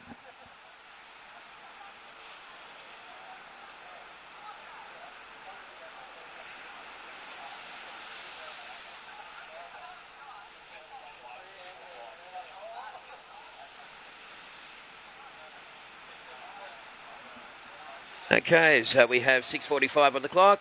Once again, those people watching the live webcast, we're going to jump onto the Facebook page. We love to interact with the online audience, don't we? Sure. And yeah, we definitely that's do. one of the best things about webcasts these days is that you can talk to people on the other side of the world, and it feels like they're just here looking over our shoulder. Yeah, and we love opinions, we love questions. As we see one of our surfers, this is going to be our surfer in yellow here, Zach McMahon. Good backhand turn into another one. Then whip that tail around, keeping that slide well in control as he drives into this inside section. And once again, just whipping that tail around. This kid's got a lot of swagger about him on this wave, and the judges will love that score, or that wave, and the score, no doubt in my mind, will reflect an excellent ride for the man in yellow, Zach McMahon. I really love the way he used that whole wave to be very versatile in his attack. He's mixing up of maneuvers, and here comes the score, and it's going to be well into the excellent range, and in fact, close to almost a 9-point ride, but he will take it, an 8.83, so extends his lead, and a very good morning to Ethan Smith, E-Dog, of course, covering all the action through the lens. He will be here throughout the weekend, has been here through, he's a road warrior. I call him the new road warrior. He's always on the road, taking the crip shots, getting them out there to the world. So an 8.83 for Zach McMahon for our online viewers. Tez, with 5 minutes and 10 seconds to watch. This is Emmett Street here, the young goofy footer. We got some people online. Yeah, we just put a little post up there on the Skullcandy Grom Open Facebook page, folks. 5 minutes remaining. And, tell me and Shmi where you're watching from. So we'd love to hear from you. You might want to just do a cheerio or, say good luck to someone. Yeah, in your native language. Actually, I only speak one language. That's English. And Portuguese after a couple of beers in Hawaii. Absolutely. All right, so, jump on that Facebook page, and we'd love to hear from you, and we'll do a little shout-out for you as we see the boys heading down there for the next one. So good luck, gentlemen. We have 4 minutes and 30 seconds remaining. Zach McMahon is in the lead, 8.83. Now, there's a good score for you, Shmoo, and 8.83 for Zach McMahon last of yellow. Put that with a 6.33, and he's almost comboed the field. Zane Hutchinson currently sitting in second. Hutcho, you're chasing 8.9 to take the lead. Alternatively, Green, your second best score, only 2.73. So very important to get rid of those. They'll come back and haunt you, won't those little scores, Shmoo? Yeah, they can. They definitely can. Emmett and Archie are definitely not out of this heat, needing a high 5, almost a 6 for Archie, and for Emmett, a 5.24. So second place is well within reach. Now, first place is being held down in a commanding lead by Zach McMahon at this point. His last 3 waves, 6.33, then a 6.03, and then topped it up with an 8.83. So he's really sort of found that rhythm in the back end of this heat with 3.5 minutes to go. I like that. All right, well, 3:30 on the clock. It's yellow is currently in the lead. Green in second. Pink, you're in third. You need a 5.24. It looks like this could be Emmett Street having a look at this one. The goofy footer up and swooping straight into it. But those waves are pretty flimsy right now. And the boys, unfortunately, just fading off that one. So priorities with green, and it's Zane Hutchinson that takes this wave. Yeah, Zane with a nice first turn there. Look, I love he's riding the old school deck grip on his board there. That might be some dread decking there for the young man who's currently in second place. A lot of them looking like Christian Fletcher. that double grip. I remember I had a board when with the old Astro deck on it from nose to tail. That thing, wow. The whole deck. Wow. The whole deck. That's when I very first came out. There's a replay of green and a couple of nice little hits on the backhand there. And like you said, that front foot grip, you know, Mikey's been rocking it for a while, and there's quite a few kids. I know Jesse Adam in Newcastle. Of course, all the Newcastle people are rocking the dreaded deck grip with Hoyer's been looking after everyone. But it's I like the feel of it, particularly in winter when your feet are a bit cold and the wax gets a bit harder. Well, I think Mikey Wright liked the feel of it too, because he just placed in the semi-finals over there at the Prime there in Bolito, and a fantastic performance by him. Sure. He's rocketed right up into the top 10 of the QS, so watch out.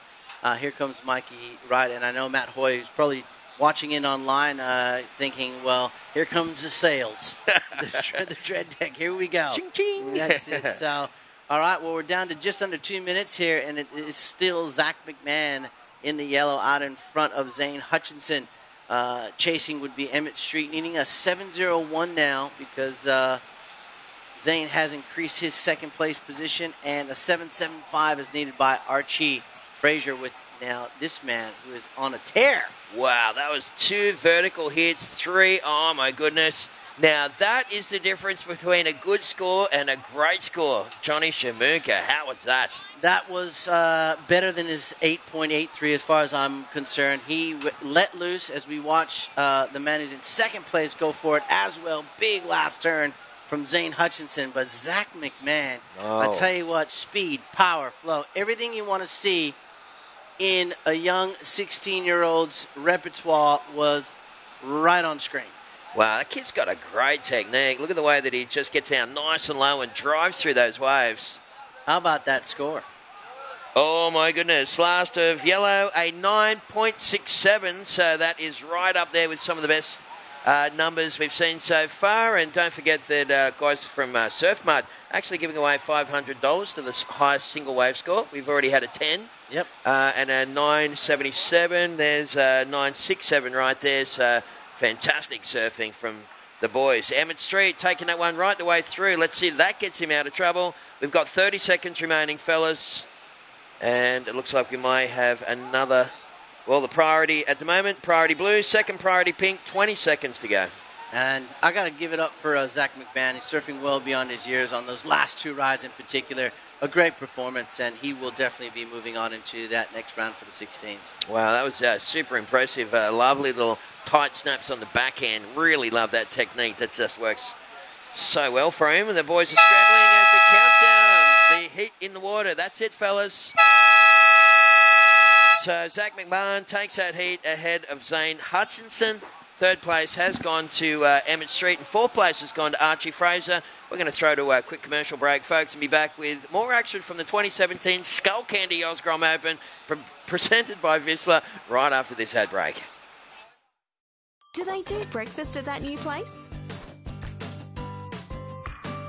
What time do the markets pack up? Can we take Charlie? Know a good Sparky? I want to use a local. Mom, I need to go now. Wherever you are. There's an app for that. Local Search.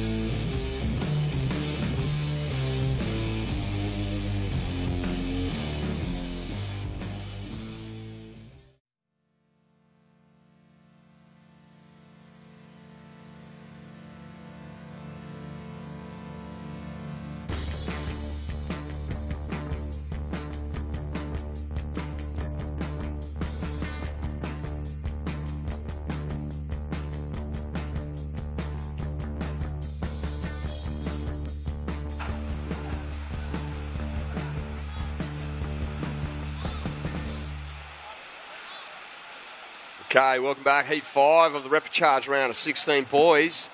And in the water, we're going to see in the pink, Arch Whiteman, yellow surfer Ben Duncan, Archie Williams in the green, and Jed Ashton in the blue. All surfers sitting in a tight pack down to the northern end of the competition area.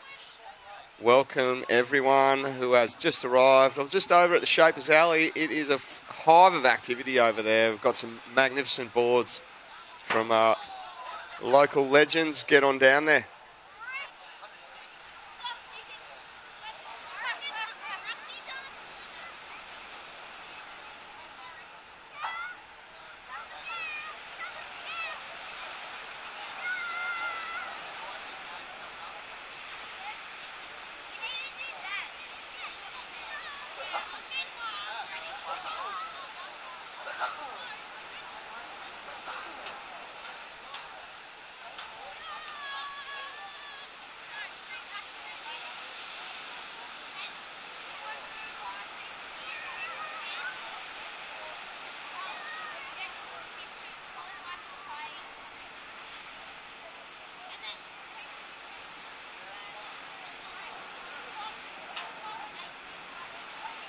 Okay, just after 18 minutes, and it looks like having a little look at this one, the man in pink. No, it isn't. It is Ben Duncan in the yellow, swooping onto this right-hander and just opened up with a nice rail turn and tagging the lip a couple of times there to finish. So Ben Duncan on the board with that last ride, the man in yellow. He's on screen for all of you looking at the webcast. He's making his way out there. Low tide is underway right now, and we had like around an 8:30 high, I believe, so the tide will be swinging into this well, we saw it pretty low yesterday afternoon. We're going to go to a replay of last yellow Ben Duncan. You can see he just tags that section there really nicely, and live action now with the surfer in blue, Jed Ashton.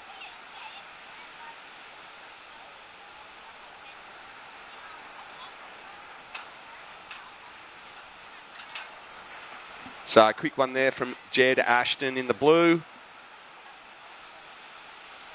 Okay, first of yellow, Ben Duncan, a 4-point ride for you, mate. Enough to put you in the lead at this early stage. Jed Ashton in the blue, just locked in a 1.5. Archie Williams just with a 0.5 in the green. And Arch Whiteman in the pink, still waiting to get his first ride. So 16 and a half minutes on the clock. And priorities will filter in. I'll give you a bit of a priority update as soon as I can, gentlemen. Priority sequence. First priority with pink. Second priority yellow. Third priority green. Fourth priority with blue. So, gentlemen, 16 on the clock. 3 scores locked in. Ben Duncan in the yellow has opened up with a 4-point ride, seeing him in the lead. So we'll see these guys, I'm sure, have another exchange on the next set. Getting back over there to Shapers Alley, we've got some great-looking boards over there from Wayne Webster, local legend, Gunther On, who's also a local shaper, and Phil Myers is over there with his deep 6-channel boards. Great craftsman from all those 3. Luke Short is over there also with a bunch of new boards. And there's also the Sharp Eye surfboard crew over there, so get on down. Here's Archie Williams in the green, just tagging that first section and winding it into a dismount. Just that one turn from Archie Williams in the green. Jed Ashton up and riding in blue now, so working over this right-hander down the beach, and a couple of turns there, getting a little bit buried into that second turn for Ash in the blue. So going to official results for that last Heat 4 of the repechage round 16 boys. 4th place going to the surfer in blue, Archie Fraser. 3rd place going to the surfer in pink, Emmett Street. Well done, boys. Commiserations. 2nd place going to Zane Hutchinson in the green, and taking the win in the yellow, Zach McMahon. So good surfing. We'll see you 2 guys in the round 3.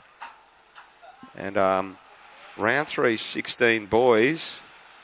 will be this afternoon.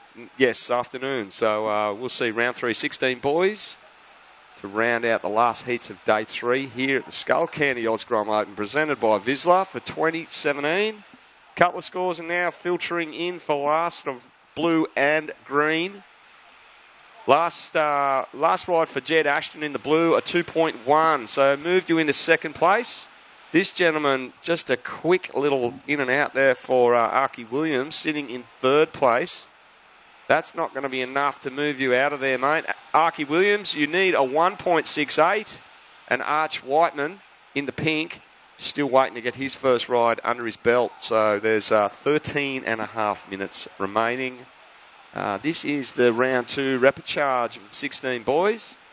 After this, we'll roll straight on in to round 3 of the 16 boys. So stay tuned. Still got a few more heats of round 2 of the 16 boys to go. Here goes Arch Whiteman having a look. No takers there. So that one just sort of fizzled out on him, fortunately.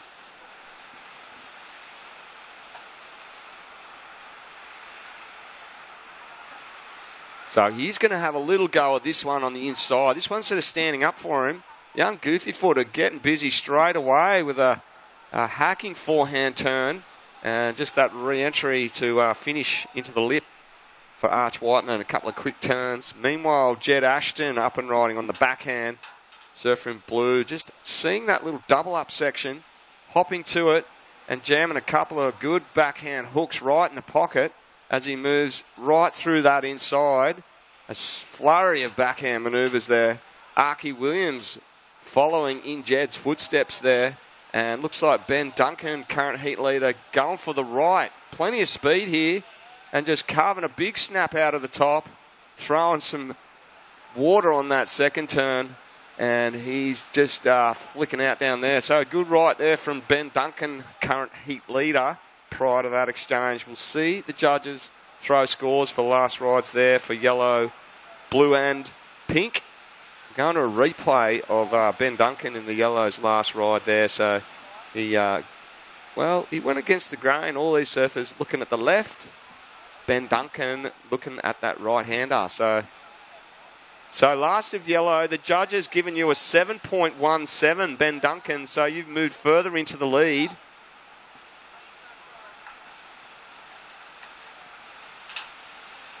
And we've still got scores dropping for last of pink. So just stand by, gentlemen. I'll give you an update on the scores and your requirements as soon as possible. Looks like Archie Williams getting a quick little backhand blast there to finish that ride, the man in green. But yeah, Ben Duncan. A couple of savage forehand hooks into the pocket on that right. Got himself a 7.17. And he's down that neck of the woods again. He was looking at the left. But all the points were on that right for that last ride there for the man in the yellow. So waiting for a score to drop for last of, well, pink, blue and green. So stand by, surfers.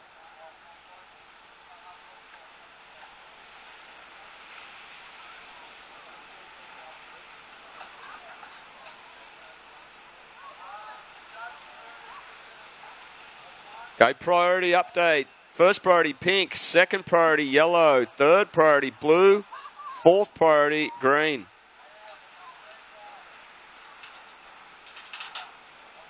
The scores are all in now. Last of blue, a 6.1. Jed Ashton, you're now in second place. You need a 5.08 to move into the lead over Ben Duncan in the yellow. Archie Williams, your last ride, a 3.5. You've got a backup ride of a 2.57. And Archie Williams, you need a 4.71 to move into second place. That leaves Arch Whiteman with green and blue splitting the peak. So Arch Whiteman, you open with a 5. You need a 3.21 to move into second place. Arch Whiteman, a 3.21. It's just under halfway now.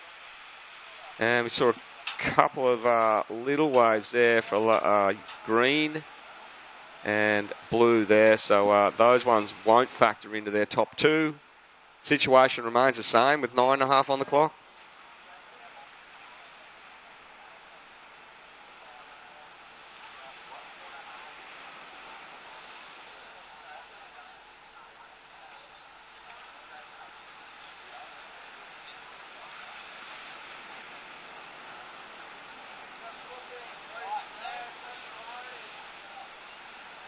Okay, utilising first priority. This is Arch Whiteman in the pink. Savage first forehand hook, throwing the tail into that lip there to end his third ride. So Arch Williams, that'll go into his top 2. He did open with a 5, and he only needed a reasonably attainable score to move himself into the second position. So Arch Whiteman, stand by. We're looking at a replay of that first hooking manoeuvre there, and then jams his back foot right into that last finishing turn. So Arch Whiteman, very stylish surfing from the man in pink, and he's done enough to move himself into second. So Arch Whiteman, your last ride, a 5.77. Arch Whiteman, a 5.77. You've got a lower score of a 5. If you get a 5.41, I'll move you into the lead. Arch Whiteman in the pink. Meanwhile, current heat leader Ben Duncan in the yellow here. Couple of backhand hooks to start, and just a flurry of backhand manoeuvres on this inside section, and snapping savagely to finish. So Ben Duncan in the yellow. Third ride under the belt there. We'll see if that can go into his top 2. There's 7 minutes 40 left on the clock. Stand by for scores.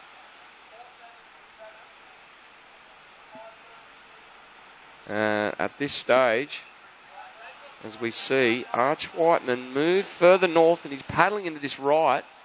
Just that first backhand hook, and that vertical rebound into the foam there for Arch Whiteman in the pink there. So he's utilising the right-hander down there that Ben Duncan got a big score on earlier. Scores filtering in for last of pink. And stand by. Jed Ashton, meanwhile, going left, winding out of the bottom, snapping out of the top a couple of times there on the backhand from the man in blue, Jed Ashton, and just finishing on that inside section. Oh, he's actually got a couple more backhand blasts there from the little man in the blue. So good surfing there from Jed Ashton. Needed a score to move to second.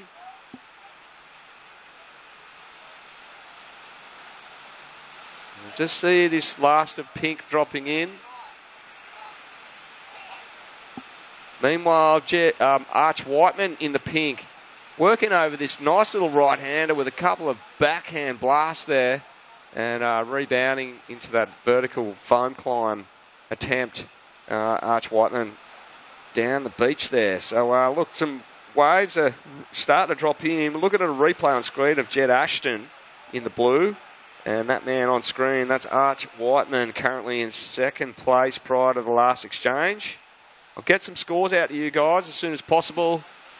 There is one dropping for pink, that man on screen right now, Arch Whiteman, which will drop into his top 2. Last of pink, a 5.63. Arch Whiteman, a 5.63. A 7.31. Arch, we'll see you take the lead over Ben Duncan. Your lowest scoring ride at the moment is a 5.63 to improve on. Jed Ashton, your last ride, a 5.27. Jed, you need a 5.31 to move from third into second place. And Archie Williams, you're sitting in fourth place in the green. You need a 7.91 now to move from fourth into second place, mate. There's 5 minutes 20 on the clock.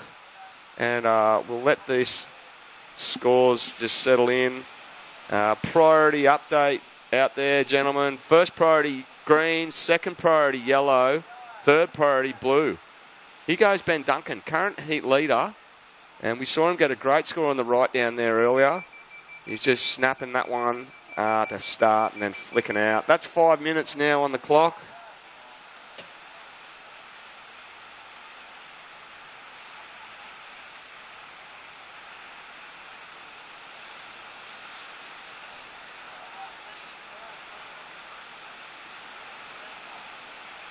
Okay, here goes. Man in green, Archie Williams. He's on the right-hander now.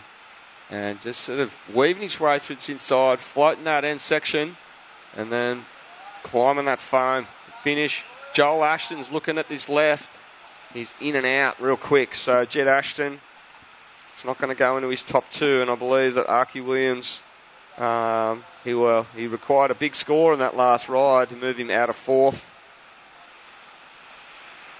And it's not going to go into his requirement Larsa Green, a 2.67. So Archie Williams, you still need a 7.91, mate, to move to second.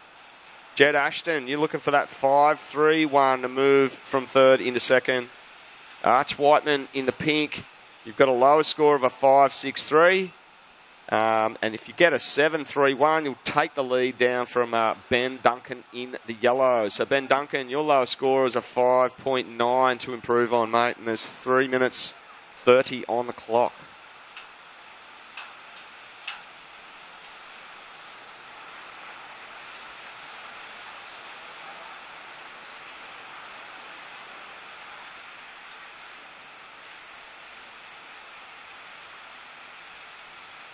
Yeah, we see surfers in the next heat paddling out.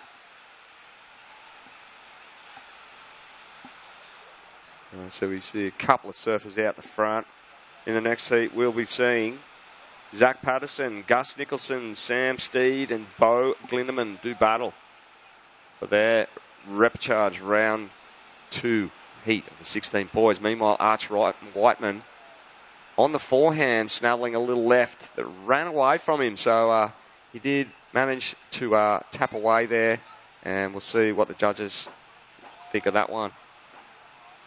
Not sure if it'll go into his top 2 by the looks, so Arch Whiteman still requiring a score to move into the lead. He does hold second.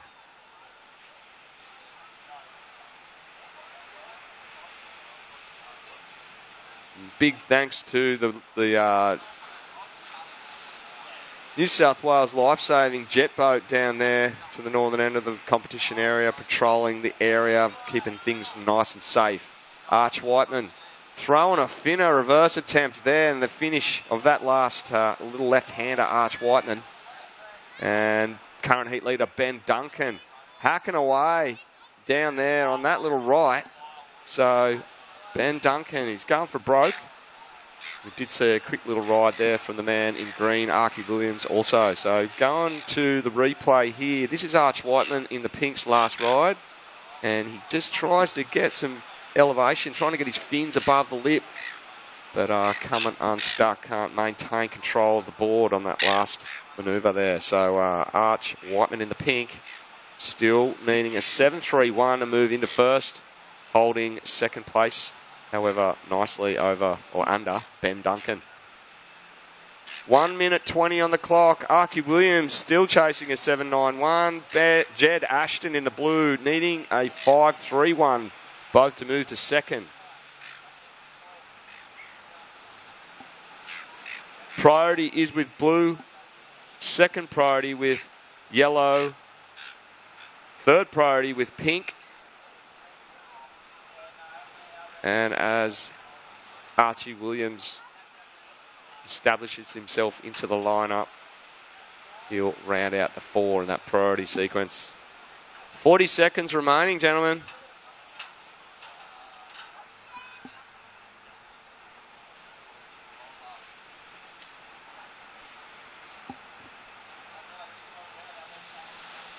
Looks like one final roll of the dice for pink and blue here with 25 seconds on the clock. Splitting the peak, both on the backhand. Jed Ashton going to town with some backhand blast there all the way through the inside. 15 seconds remaining. Archie Williams and Ben Duncan splitting the same peak out the back. 10 seconds now. I'm counting the finish. 5, 4, 3, 2, 1.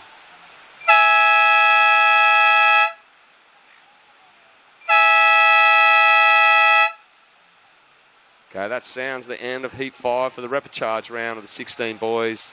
There was a bit of a flurry towards the end of that heat. So the next heat will be on standby. So surfers in the next heat stand by for a start. We'll let the judges drop in some scores. I think there's scores drop across the board here for all surfers. So we'll just see what happens here. We're looking at beautiful scenes on screen of some, not magpies, they're seagulls. So as those scores drop in, surfers in the water are on hold. We're going to throw to a break. We'll pay a few bills and return after this with more action right here at the 2017 Skullcandy Osgrom Open presented by Vizsla.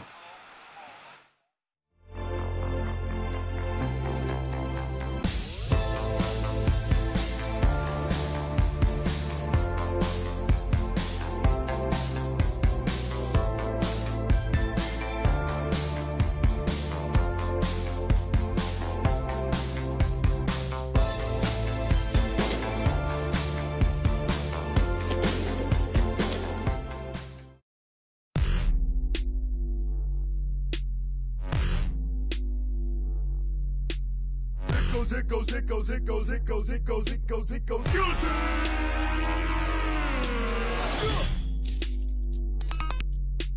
Sit in the dark and ponder how one bit to make the bottom fall to the floor, and they all fall down.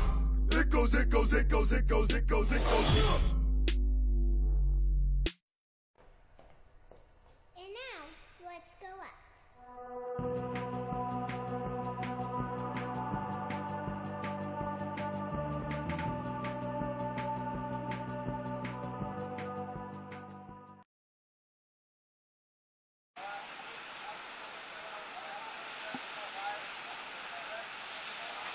All right, well, heat 6 is on hold, waiting for a start. We're still waiting on scores to drop for last heat 5. Judges are going to make sure they deliberate over those last rides very carefully. There is one looking like it has dropped. So, Jed Ashton, your last ride, the surfer in blue, was a 5.33. So it was enough to move you into second place over Arch Whiteman in the pink. And looks like Ben Duncan held firm, holding that first position. Jed Ashton did enough to move into second. We're going to start this next heat, heat 6. I'm going to count in the start in 5, 4, 3, 2, 1. Okay, nail-biting finish. Stand by for official results of that last exchange. In the water right now, in the pink, we got Zach Patterson. Yellow surfers, Gus Nicholson, Sam Steeds in the green, and Bo Glindeman in the blue, surfing that little peak that we saw previous heat. They split it left and right quite well, getting scores on both, in both directions. So Bo Glindeman pulls the trigger and finds a nice little starter. 3 backhand snaps there from Bo Glindeman in the blue. Lee Bar surfer, Bo Glindeman out of the blocks nice and early. So that'll be a score under his belt with just, it's under a minute into this one. Good style.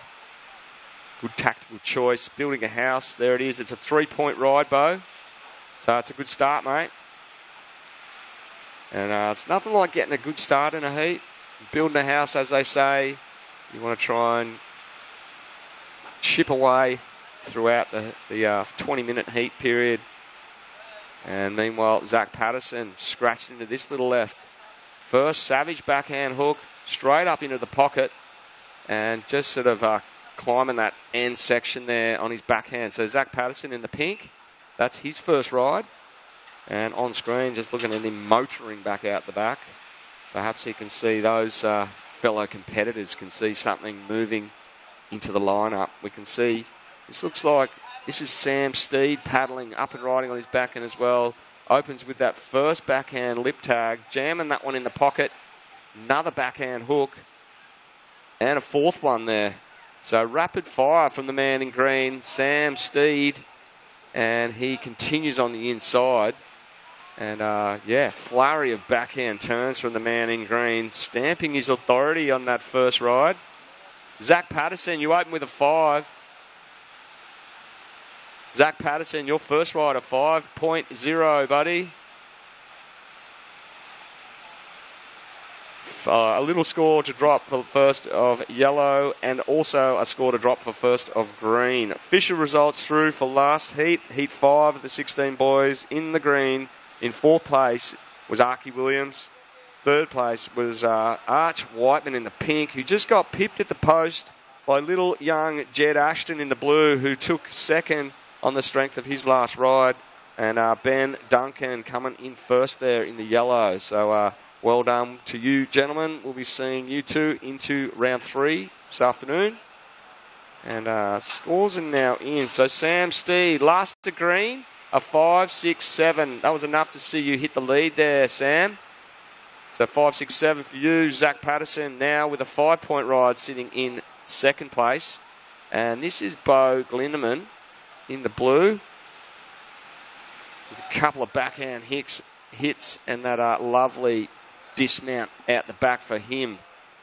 Zach Patterson, meanwhile, first savage backhand hit there. 3 good backhand hooks into the lip. And he's eyeing this inside section. Just setting up this last turn right there. So several No, I stand corrected. He's turning this into a right and finishing right on the sand. So Zach Patterson in the pink. He's looking the business out there. Second ride, the man in pink making his way back out the back right now as we see a score dropping for last of blue. So stand by, surfers. I'll give you a priority and score update as soon as I can.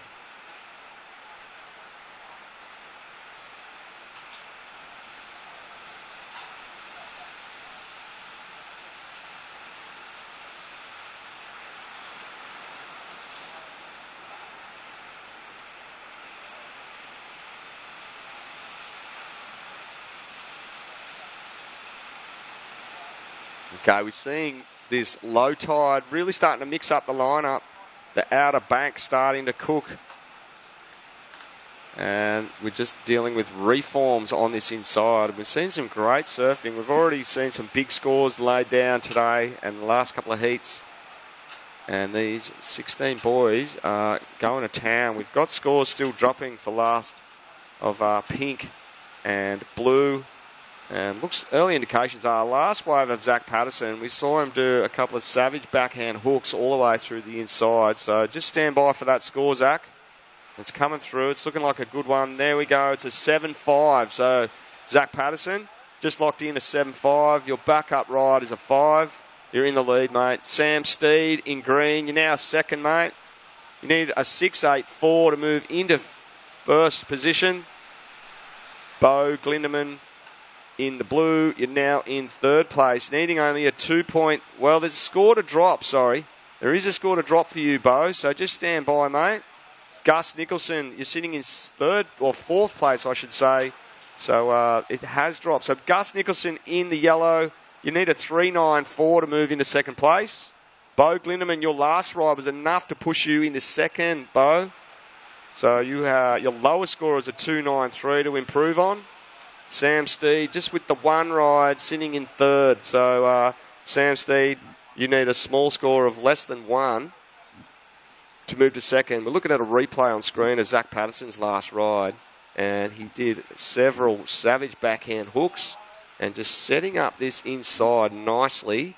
And then, yeah, that was where the 7-5 was scored. Meanwhile, Gus Nicholson, great-looking left-hand wall as he snaps all the way through this inside and just carving that board back and forth, top to bottom there.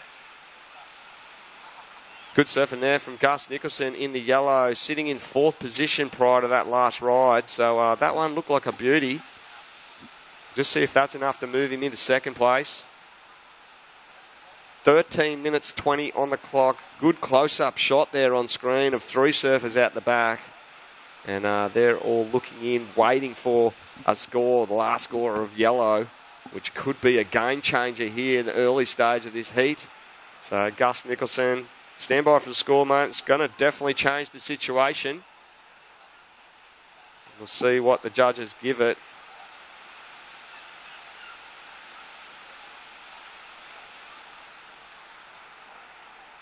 Yeah, well, it was a great ride. It went... He took it and just did several backhand blasts all the way in on the inside. And the judges have awarded last rider yellow a 7-point ride for Gus Nicholson. Move you straight into second place there, Gussie Nick. Bo Glindeman now in the blue. You're sitting in third, mate. Needing a 6-0-1 to move back into second place. Sam Steed, just with one ride under the belt, buddy. You only need a 3.34 to move from fourth into second place. So Zach Patterson sitting in the lead in pink still. And you're looking to better a 5 to improve your score there, Zach. So 12 minutes on the clock. And the conditions here are classic winters North Coast conditions here at Lennox Beaches for day 3 of the 2017 Skullcandy Osgrom Open presented by Vizsla. Stick around. Plenty of stuff happening here with the Shapers Alley. Whole bunch of boards and shapers over there to talk shop with. And we can see here surfer in green, utilising first priority, throwing a big vertical lip bash to start, hooking it in the pocket and just belting this pocket as it moves across the bank on the backhand, getting good leverage from that beautiful top to bottom combo surfing there for the man in green on his backhand, Sam Steed. That's his second ride, so definitely going to his top two. Gus Nicholson having a little look at this left. We saw him get a great ride just before, a 7-pointer. And he's looking to consolidate his score even further as he just weaves his way through this inside. Trying to make this link. And Gussie Nicholson in the yellow. That one didn't really stand up for him as much as the previous ride. So we'll leave that with the judges. Sam Steed did get his second ride, so that might change the situation again. So, yep, there might be a situation change here as those scores filter in. So stand by for scores. I can tell you priority sequence. First priority with blue. Second priority with pink. And as surfer in green and yellow make their way into the lineup, they'll establish their priority. Looks like Sam Steed will fall into third priority there. Gus Nicholson will round out the four as our fourth priority. Scores are now in for last of green. Your last ride, mate, a 5.73. That pushed you into second place, Sam Steed. Your lowest score right now to improve on is a 5.67. Zach Patterson still in the lead. He has a lower score of a 5 to make or to improve on. Gus Nicholson, your last ride a 3.5. You need a 4.41 to move back into second. And Bo Glinneman in the blue, you're needing a 8.41 now to move from fourth into second place with 9 minutes 40 on the clock. So, yep, it's only really just after the halfway mark here. Some great little waves coming in. Okay, there has been a priority change. Priority sequence update. First priority with blue. Second priority green. Third priority yellow. And fourth priority pink. So a little change, a little shuffle in the priority there. Of course, if you make any attempt at trying to paddle into a wave, if you make any kind of indication that you're trying hard to catch a ride, you will lose your priority. There's 8 minutes 40 now on the clock, gentlemen.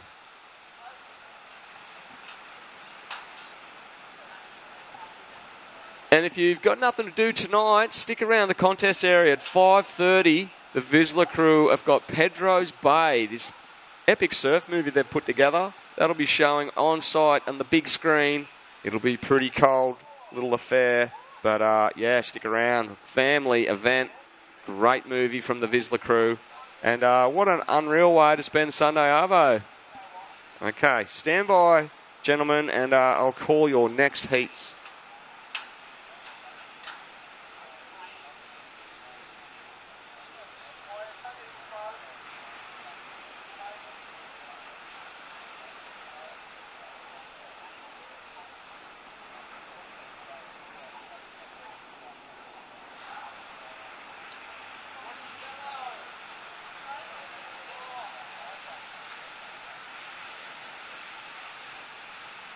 Okay, yellow Gus Nicholson. He's paddled away from the pack. He's picked himself up a little left, and he's trying hard to get back into that second position. Zach Patterson, current heat leader, has snaffled this left. Sets it up with a backhand hook. Big backhand blast out of the lip, and just climbing that end section there. So Zach Patterson holding first prior to that exchange, and we'll see how those scores unfold. Just been told in the next half an hour, Shapers will be giving away that coffin board bag worth hundreds of dollars. All you need to do is get a Shapers sticker, stick it somewhere, take a really good photo of it, hashtag Shapers Company, or sorry, shaperssurf.com, and there's stickers on site. Also hashtag into that post Foo Wax. So hashtag Foo Wax and hashtag Shapers Surf. Take a photo of the Shaper sticker and you go in the running to win that board bag. We're just watching footage of Zach Patterson's last ride, and he really hammered home that second turn. And the score is looking pretty good. And there he is, Zach Patterson. Last to pink, a 5.9. You've extended your lead over the rest of the field here. So Sam Steed still holding second. You need a 7.68 to move into first. Anything better than a 5.67 will improve your score, Sam. Gus Nicholson, your last ride, not falling into your top two. Gus Nicholson, you need a 4.41, the man in yellow, to move into second. And Bo Glindemann needing an 8.41 now to move into second place. And it's 6 minutes left on the clock.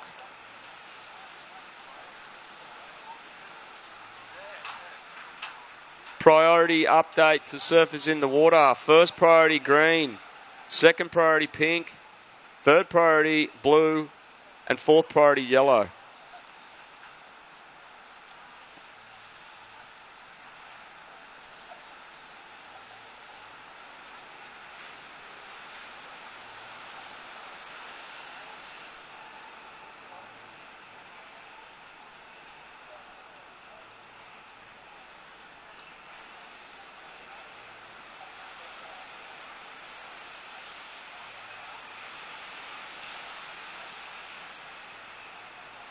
I can see surfers in the next heat are just getting ready on the beach there. It's right on 5 minutes now, gentlemen. So 5 minutes, the yellow flag will go up.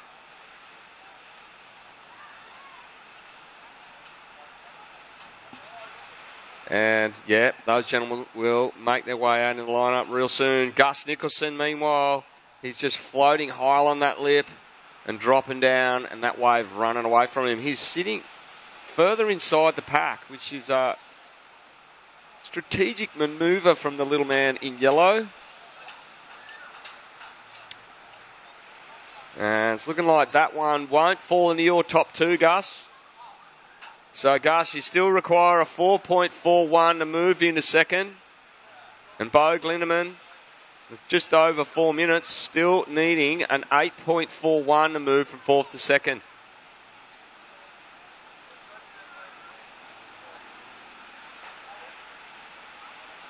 Okay, well, Zach Patterson sitting in the lead out there. Your lowest score right now, 5.9, Zach, to improve on. Sam Steed, you need anything better than a 5.67 will improve your score.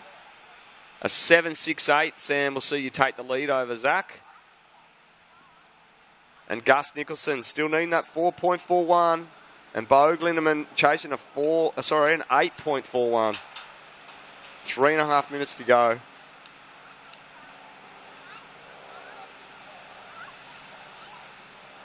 Priority sequence update. First priority pink, second priority blue, third priority green, and fourth priority yellow. And surfers in the next heat, if you could just make yourselves, or just sit clear of the pack until your heat starts. You don't want to make things confusing for the judges, so just sit clear of the pack. Thank you very much. There's still 3 minutes remaining in this heat, gentlemen. Okay, well, this is a nail biter. It looks like right now Zach Patterson's got a pretty commanding lead with a 7.5 and a 5.9. And Sam Steed holding second right now with a pair of fives. And it's Gus Nicholson in the yellow, needing a score with Bo Glindemann. Looks like a bit of an exchange here. Sam Steed is up and riding. Not a real lot he could do with that one, so he's out of there, Sam Steed. Loses his priority and moves on out the back with just over 2 minutes.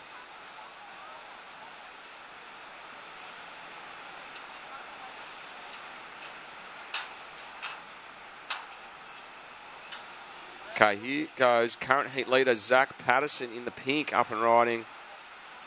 Throwing heaps of spray on that first hook. And that's really all he got out of that one as it fizzled into the deep section of the bank down here. The low tide really starting to change the lineup here. And down now to under 2 minutes. So rounding it out in 1:40 on the clock.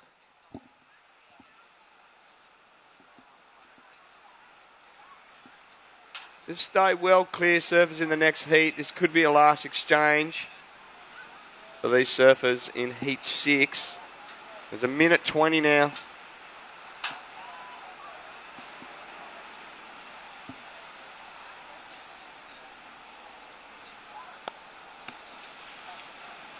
Okay, we've got some paddling happening, and it looks like this is Sam Steed up and riding with right on a minute.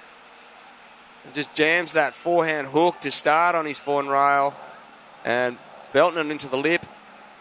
Really not much on offer on the shoulder of that one. With under a minute now, 50 seconds remaining. First priority with blue, second priority yellow, and third priority pink right now with 40 seconds on the clock.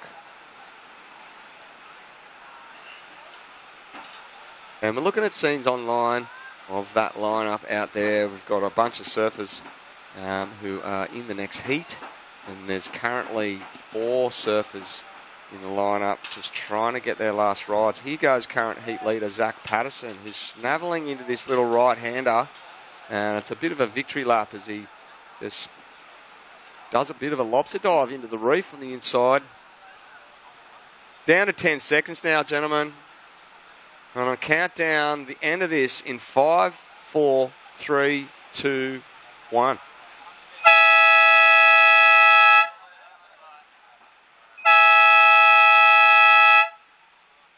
Okay, that sounds the end of heat 6 for the repcharge round of 16 boys. Looks like Zach Patterson did enough to hold the lead. Sam Steed did get a ride there that won't factor into his top 2. So we'll stand by for official results. And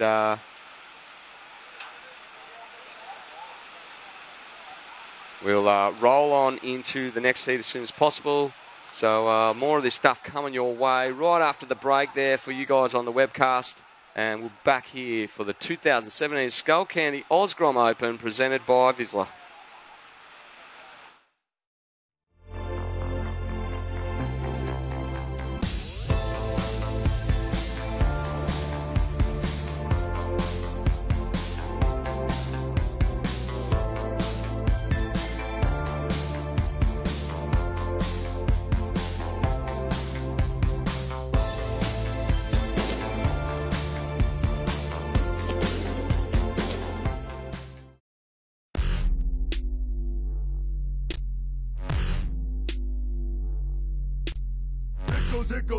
It goes, guilty!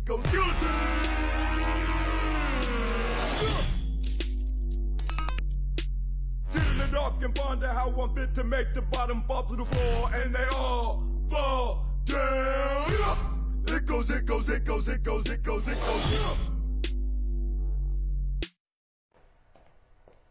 now, let's go up.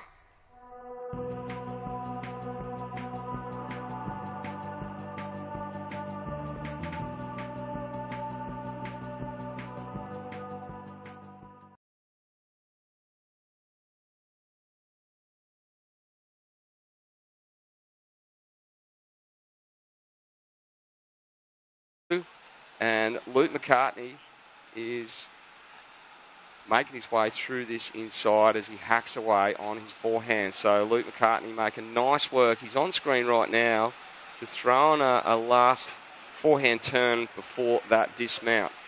So, yeah, stand by for scores, gentlemen.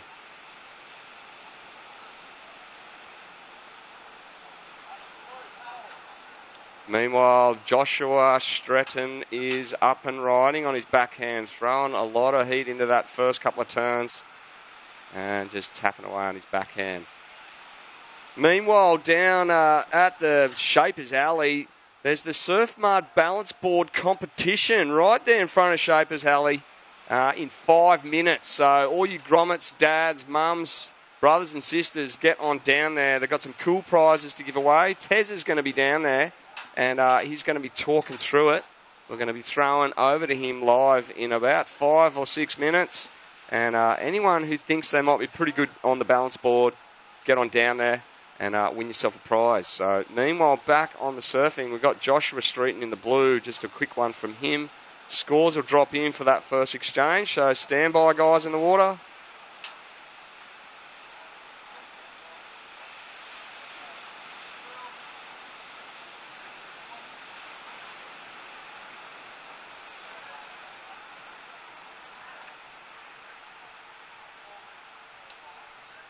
Okay, while those scores drop in, I've got some results through for Heat 6 of the Repechage 16 boys. Commiserations to the surfer in 4th place, Bo Glinneman in the blue. 3rd position went to Gus Nicholson in the yellow. Great effort there, mate. But it was Sam Steed in the green taking 2nd, and Zach Patterson in the pink taking the win. So we'll see Zach and Sam in round 3 of the 16 boys this afternoon. And meanwhile, scores are now in across the board here. Joshua Streeton with a couple of waves there. You got a 3.83 and you got a backup of a 1.17. You're in the lead, Josh. Gabe Lay opened up with a 3.67 in the pink. You're in 2nd place. Luke McCartney, you opened up with a 2.73, so yellow 3rd. And Nathan McKenzie just with a small 1.6 ride, the man in green, currently sitting in 4th place. So real early days with just over 16 minutes.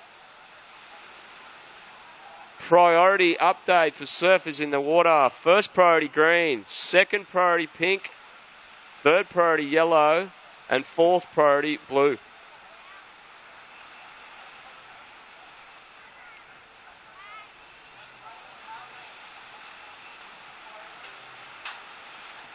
Well, here goes Nathan McKenzie, lee bar surfer, sitting on the further on the inside and just hammering home that last turn there. Just really only offering that one close-out manoeuvre there from Nathan McKenzie. That'll drop into his top 2. And there it is, Nath. Duck Divers blue, current heat leader, races across this inside section and just that one hit there. So Nathan McKenzie, last ride for you, a 2.0. Enough to push you into 3rd, mate. Anything greater than a 1.68 at this stage put you into 2nd. And Surfer in blue, last ride for you, a 2.0. Did increase your score. That is your backup ride to improve on there, Josh. So you're still in the lead, blue. Meanwhile, Gabe Lay is paddling into this. The goofy footer in pink. He's on screen right now as he gains speed, throwing his board over that 1st section and another one into the 2nd. And he's got that front foot deck grip, reminiscent of the 80s and early 90s, and just finishing nicely on that inside. So nice little long left there from Gabe Lay. That's his 2nd ride. Definitely going to his top 2. And Josh Streeton in the blue, just a quick little closeout jam there on his backhand. 14 minutes and 20 seconds on the clock now.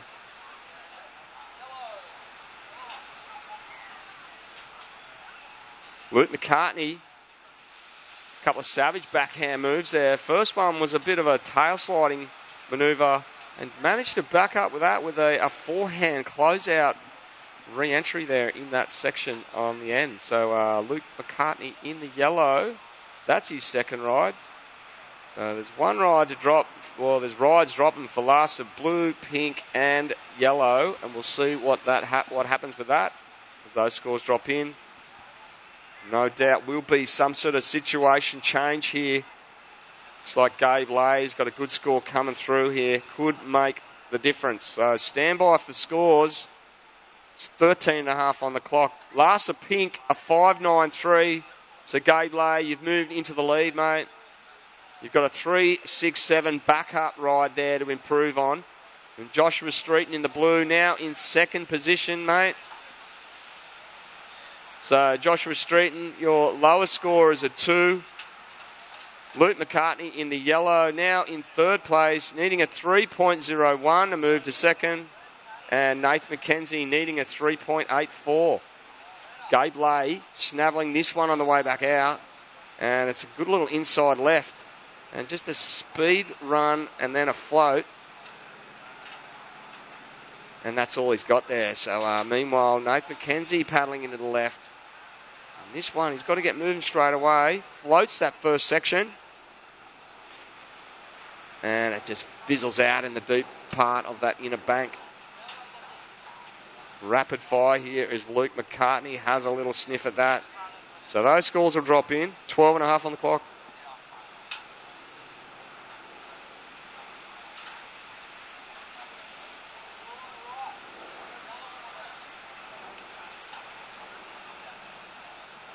All right, well, on screen right now, Luke McCartney in the yellow. Open with a first forehand hook. Finishes that one with a bit of a hair flick and pulls under the wash. So we saw a quick one there from Josh Streeton in the blue as well. We'll see if those ones will drop into the top two. Nathan McKenzie got one which looks like will replace his lowest score. And there's one to drop for Gabe Lay as well, which may factor into his top two. So there it is. Larsa Pink at 3.9. Did improve your score, Gabe. That is your back score. Your backup score to improve on. So 3.9 or better will improve. Anything better than a 3.9, Gabe Lay, will improve your score. Joshua Streeton, Larsa Blue, a 4.53. Move you into second position. You got a backup score of a 3.83 to improve on. Luke McCartney in the yellow now in third place. Your last ride a 3.63. So Luke, a 4.74 will push you into second. And Nath McKenzie, you did improve your score, mate. You now need a 6.3 to move into second. Currently holding fourth there, the man in green. Just over 10 minutes 40 on the clock. I'll give you guys a little update on the priority sequence as well while I'm at it. Pink, first priority. Second priority, green. Third priority, blue. And fourth priority with yellow, who thought might be pulling the trigger on that little one. So eyes peeled on the lineup here. There is a little wave coming Nath McKenzie's way. And he opts not to get it, but Gabe Lay is up and riding. So just trying to maintain speed. Great forehand hook to start. Just maintaining that front foot speed, flying across that section and just jamming a big tail slide. Well, kind of reverse attempt on that inside. Coming unglued, but a couple of savage forehand hooks to start that ride. Gabe Lay. He was in first prior to that. All right, just throwing out a reminder, the Surf Mud Balance Board competition down there in front of the Shapers Alley is just about to get underway. And head on down there, there's some really cool prizes. Tez is down there with the mic, and we'll be cutting across to him or crossing over to him in a little bit. So anyone interested in winning himself some cool stuff and showcasing how balanced they are with the Surf Mud Balance Board, well, get on down there and make yourselves known. It's going to be a cool little prize giveaway down there. And they'll let me know when they're ready. We'll cross over. Meanwhile, it looks like Gabe Lay has decided to not go that one. Not offering much. 9 minutes now on the clock, gentlemen.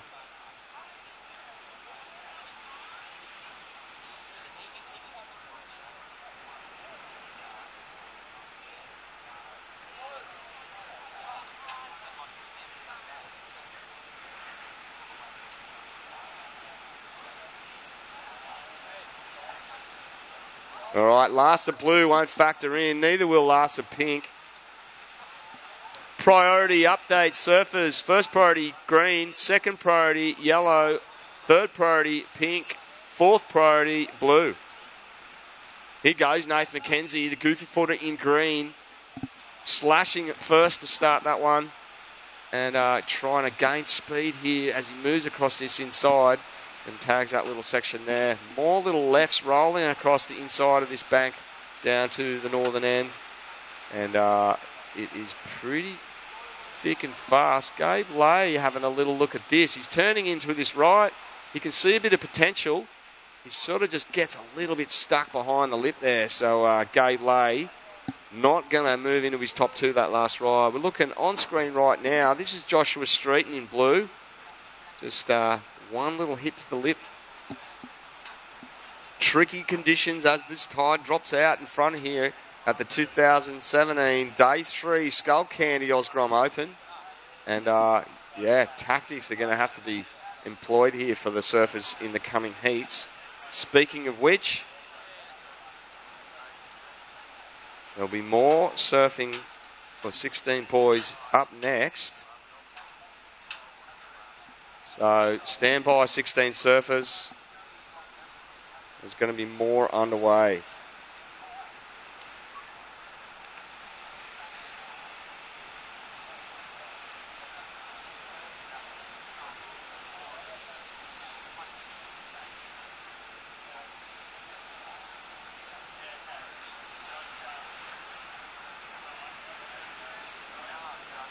Okay, Nath McKenzie, the goofy footer in green. He's moved a bit further south, trying to pick up a left. That one really just dying out on him. Got a separation. Josh Streeton's moved further to the north, the man in blue. And it looks like Gabe Lay in the pink and Luke McCartney sitting front and centre. Gabe Lay pulling the trigger. Big vertical turn to start. Wrapping a backhand hook there to just complete this inside. And good backhand surfing there to finish that one. Also on the backhand, Luke McCartney in blue. Snapping that little one. Floating that little section. And he's just doing those little speed check turns as he winds through this inside. So Luke McCartney currently in third position prior to this ride. He's on screen as he just wriggles his way through the inside on the backhand there. So Luke McCartney utilising priority there. And we'll just leave that one with the judges. There are scores dropping for last of pink, yellow and green. And we'll just wait to see how that unfolds. 5.5 minutes now on the clock, gentlemen. Give you a bit of a priority update. Okay, Josh Streeton, you do have first priority. You're sitting in second, Josh. You're looking to better your lowest score of a 3.83. So Josh Streeton sitting in second place. A 6.91, Josh, will see you move into the lead over that man in pink over your shoulder, Gabe Lay, who just locked in a 7-point ride. So Gabe Lay extending his lead over the field. 5 minutes now on the clock. And Gabe Lay's just made it even harder for the rest of the field to chase him down. So Josh Streeton sitting in second, now needing an 8.41 to take the lead. Anything better than a 3.83 here. Well, here we go. Josh Streeton just trying to make his scoreline a little higher as he moves through the inside of that one. Gabe Lay, saw him get a 7-point ride on his last. He's looking to repeat that. He's liking these little rights. And he's already ripped off a couple of backhand turns, but just gets his nose a bit buried on that last one. Here goes Luke McCartney. The goofy footers are having a ball down on this right. And just that, well, that closeout manoeuvre attempt there from Luke McCartney on the yellow to finish that ride. 4 minutes now on the clock, gentlemen.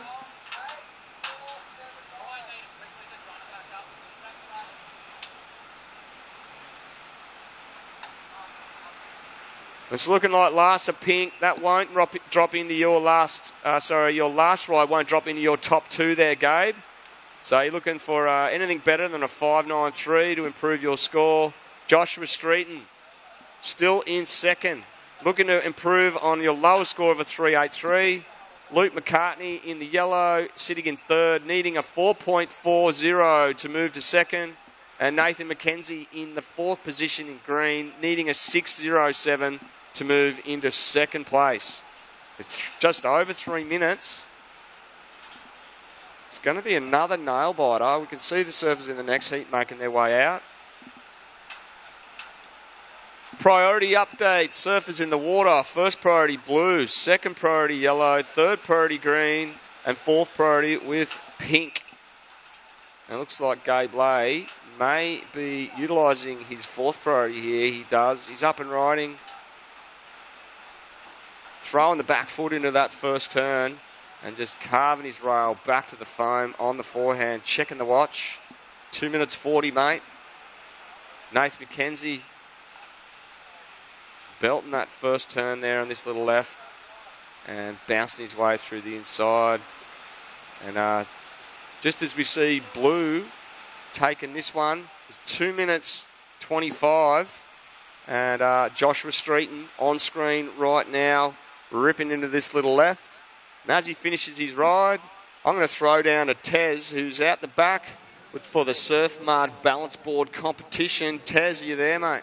Yeah, I certainly am. Thank you very much, Toby. And what a beautiful day it is here in Lennox Head, of course, for this Super Sunday, all part of the Skullcandy Oz Grom Open, proudly presented by Vissla. And today we're doing the Surf Mud Challenge. And, of course, Surf Mud is a tinted covering cream. It's an all-natural sort of zinc cream, and it's just awesome. It's really at the top of its game. Check this out. We've got the balance board challenge, where you've got to get on the balance board and put on as much coverage as you can.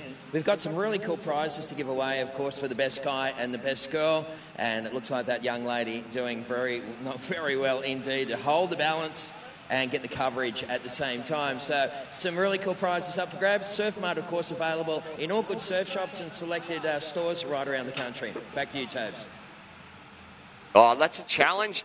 Tezza, you're going to have a go, mate?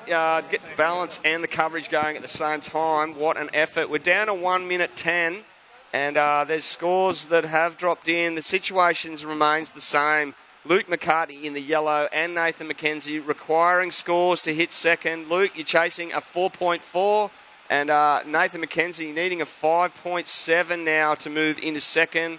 There's 50 seconds on the clock, and I can tell you that the situation with the priority is we see Nathan McKenzie get another one on the inside.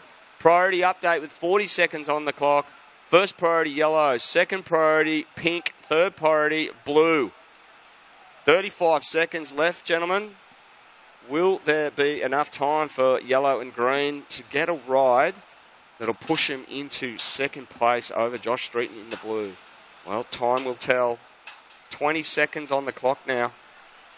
The waves are starting to peel in here. Stand by. There's 15 seconds left. Looks like Luke McCartney may get a run. Nathan McKenzie on the inside. I'm going to count down the finish in 5, 4, 3, 2, 1.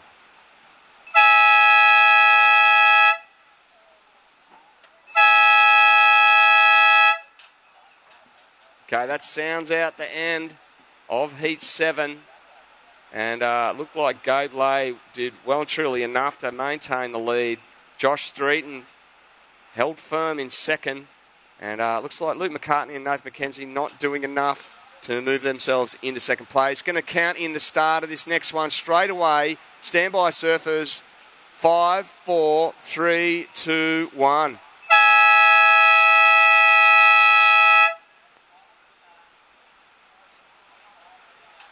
Okay, well, we'll be back after the break, so stay with us here at the 2017 Skullcandy Oz Grom Open presented by Vissla.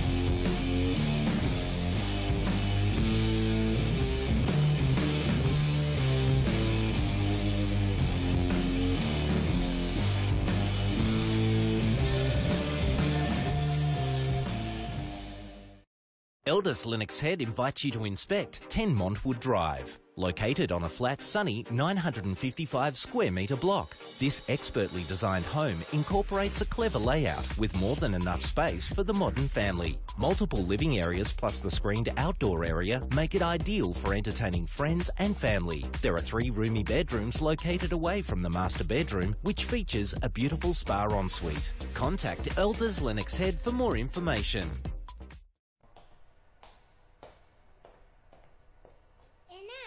Let's go up.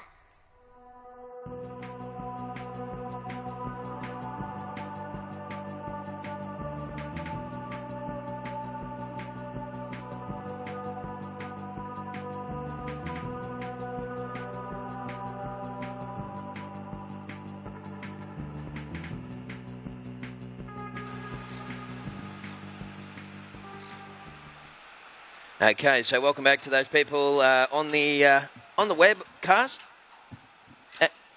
Yeah, and, well, I tell you what, we've had some incredible performances here today, and the boys are back out there again. Don't forget, we're sticking with the 16 and under boys division for the rest of the day, so there's going to be some pretty incredible surfing happening. We just had the Surf Mud Challenge. They're still balancing away, and Shapers Alley and a whole bunch of stuff happening. It truly is one of the best junior contests on the planet, that's for sure. And we're stoked to have you people here. Jump onto our Facebook page and let us know where you're watching from. Send a bit of a shout out.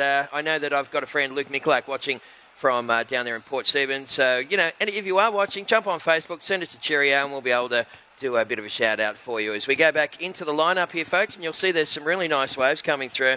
And it is Jake Mellows. Jakey from Cabarita with a 6.50. So Jake straight to the lead with that one. Kai Black, your first wave, a 3.17. And Harry and Darcy. Well, that was pretty smart of Kai Black to get out of there because Green did have priority over him. Kai had already had a wave.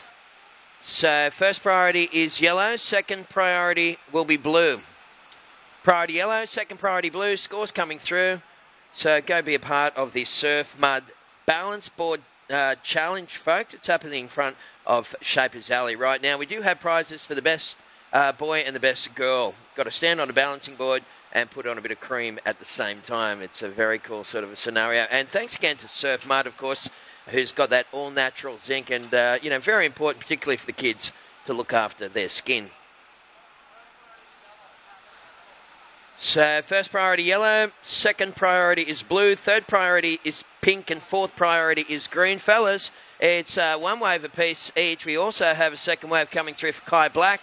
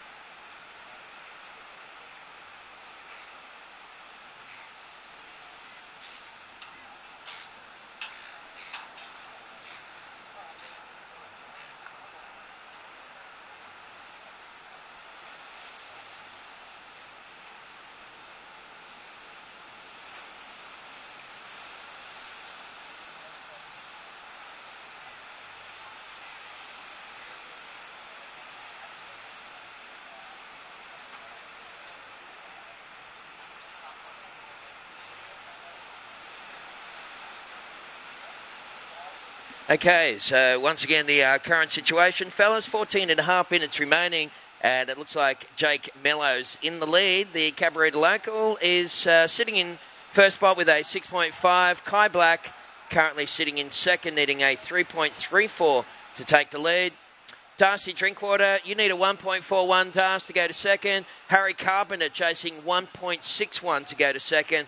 This looks like priority yellow, second priority blue. Third priority is pink, and fourth priority is green. So what an incredible morning it is here, folks. Little piece of paradise here at Lennox Head. And beautiful day weather-wise. Some fun waves coming through, and the 16 and under boys division is on here pretty much for the rest of the day. So we're going to see some incredible surfing as well. Don't forget to refer to the back draw board on the back of the scaffold. You'll be able to see the progressions for the 16s. Unfortunately, the website is getting hammered so badly at the moment that we can't even upload the draw into the website because it's got that much traffic on it with the webcast, etc. So, refer to the back of the board as we see Harry Carpenter having a little look at that one. It looks like Harry will use up that third priority on that situation. So he'll slide back down the priority ladder. Priority is with yellow, and second priority is blue. So yellow is Jake Mellows, and Jakey just Well, nice tidy little manoeuvre there as well for Jake Mellows as he takes that one through. We've got 13 minutes left on the clock, and priority is now, first priority is blue, second priority is, hang on, we'll just wait for that priority sequence to come on through. Fellas, 13 minutes remaining.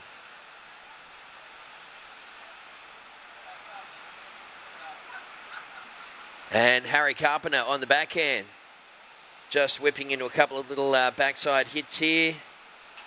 And just coming unglued on the inside. Of course, we're just waiting for that tide to recede enough so those waves out the back are going to be doable. Right for now, though, the Shorebreak is dishing up the goods and tagging that one. Darcy Drinkwater in the green. So Kai Black has got the priority. Blue's having a little scratch at this one. There he is up and riding. So priority back to yellow now, and Kai Black, lovely little first turn there for Kai, but he gets a bit tied up after that one. So a bit of action to process, fellas. 12 minutes remaining. Don't forget the Surf Mud Challenge is happening out the back, and you might want to just rock on down to Shapers Alley anyway and check out the action. We've got some really cool stuff happening there. Gunter on, of course, has 45 years experience, one of the best in the business, along with Phil Myers from Free Flight. Phil's been shaping for more than 40 years as well. We've got Wayne Webster from Webster Surfboards, 26 years experience. Luke Short Designs, he's making some sweet shooters as always. And really stoked to see Sharp Eye Surfboards here. They come out of San Diego way back in the 90s. And, of course, Felipe Toledo is their main rider. So make sure you check it out. Shapers, fins and accessories. Got a cool little competition happening. They're giving away some double board bags. They might even be triple board bags, but they're really expensive ones. These things are worth like $200 or $300 a pop. And all you got to do is grab a sticker, post it on Instagram, and use the hashtag ShapersSurf. Or you can also hashtag FooWax, and you could be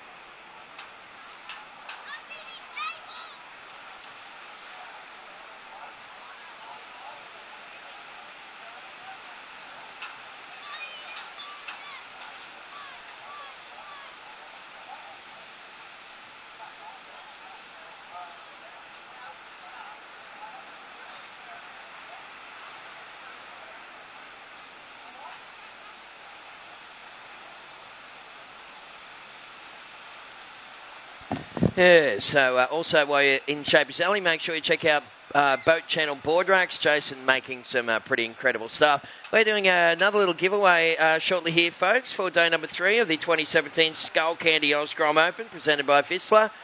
So stick around for that one. We're going to have the good old-fashioned pie eating contest with some really cool prizes up for grabs. And that looks like the current heat leader. That's Jake Mellows from up there, Cabarita Way. Jakey just nudging away on that one. We'll see if that goes into the top 2. Kai Black, your last wave was your second last wave, 2.87. Kai, you're currently sitting in second. So Kai Black, you need 6.77 to take the lead. Harry Carpenter's in third. Pink, you need a 2.68 to move into second. There's Harry up and riding. And Darcy Drinkwater chasing a 3.12.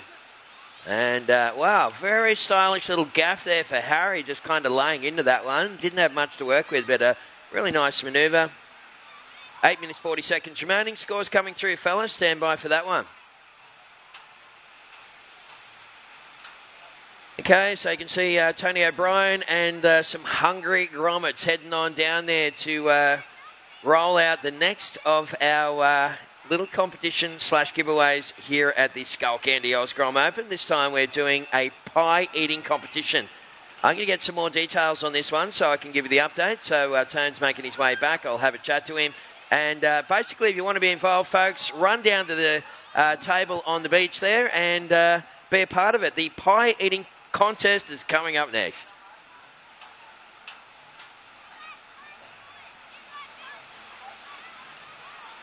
All right, Jake Mellows, last wave, 267. Jake, it didn't go in the top two, buddy. Harry Carpenter's last wave, a 4.1. So laying into that little slash, Harry, got you up into second position, buddy. So with just under 8 minutes remaining, Pink goes into second. Harry, you need a 5.84 to take the lead. Kai Black, as a result, got bumped into third. Blue, you require a 4.31 to move to second. And Darcy Drinkwater is chasing a 4.55 to go to second. And you can see the Grommies, they're making their way down to the table. We have the pie eating challenge happening. We've only got 8 pies. So what we're going to do is we're going to have a little competition to determine those 8 people. I'm going to explain more shortly.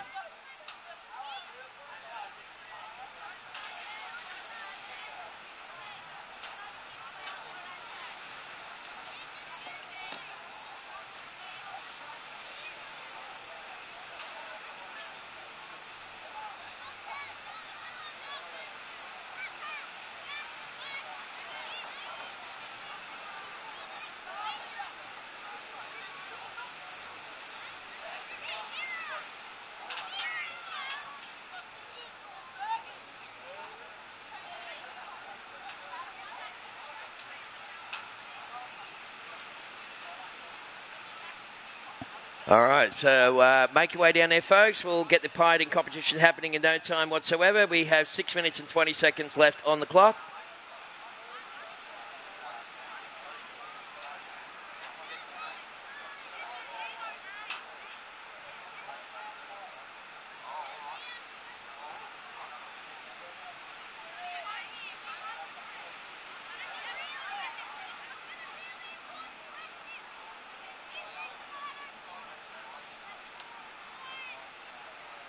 All right, so Jake Mellows currently in the lead. Jake just sitting on a 6.5 and a 3.43. Harry Carpenter sitting in second, needing right now 5.84 to take the lead. Last wave for Jake Mellows. Again, won't go in the top two, Jake, so you need to replace a 3.43 on your second best wave. Harry Carpenter, you're in second. A 4.84 would give you the lead. Kai Black is sitting in third. He's trying to fish out a 6.04 to move to second. And right now, Darcy Drinkwater. Darcy, you need a 6.28 to go to second. Priority blue. Second priority is green. Third priority is pink. And fourth priority is yellow.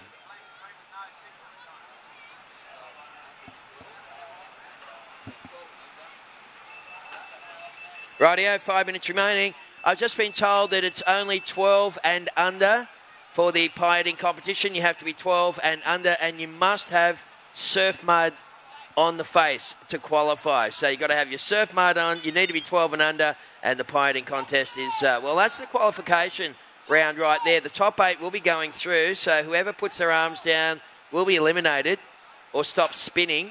And let's get the circles going, fellas. Not little circles, not up and down. We need the arms going round and round. Thank you. All right, well, you can see the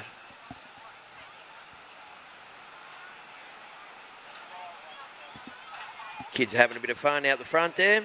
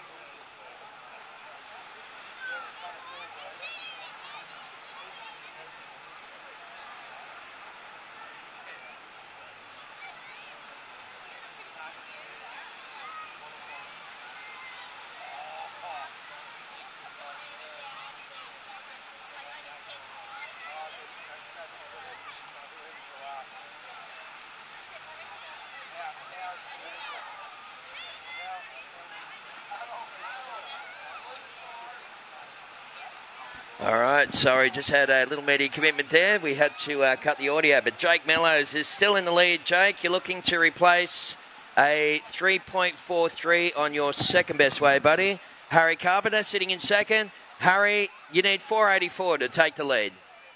Last wave for Harry was a 5-1. Previous of Harry, a 4-1. Kai Black sitting in third, now chasing a 6.04. And Darcy Drinkwater, you need a 6.28. Fellas, there's just 1 minute and 45 seconds remaining. And we've got some very tired little people down there that have still trying to swing the arms around. We need 8 people under 12 with surf mud spread all over their face for this pie-eating competition. We're going to wrap this heat in the water up. We'll start the next one, and then we'll get the camera down there and do a bit of a live cross to the people on the webcast. So those people watching the webcast, there they are, the kids having a little bit of fun.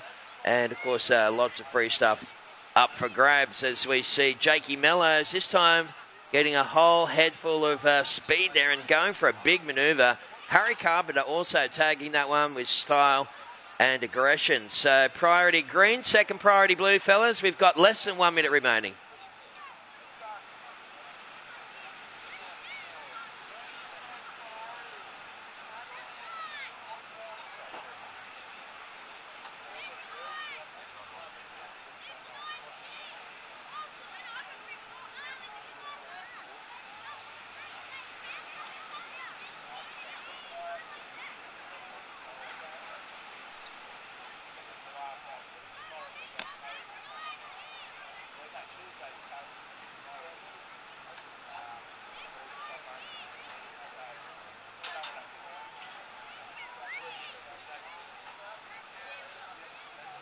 All right, so we are looking at around about 15 seconds remaining. Jake Mellows, Harry Carpenter. They look like going 1-2 in this one, folks, unless something extraordinary happens. We're counting down in 3, 2, 1.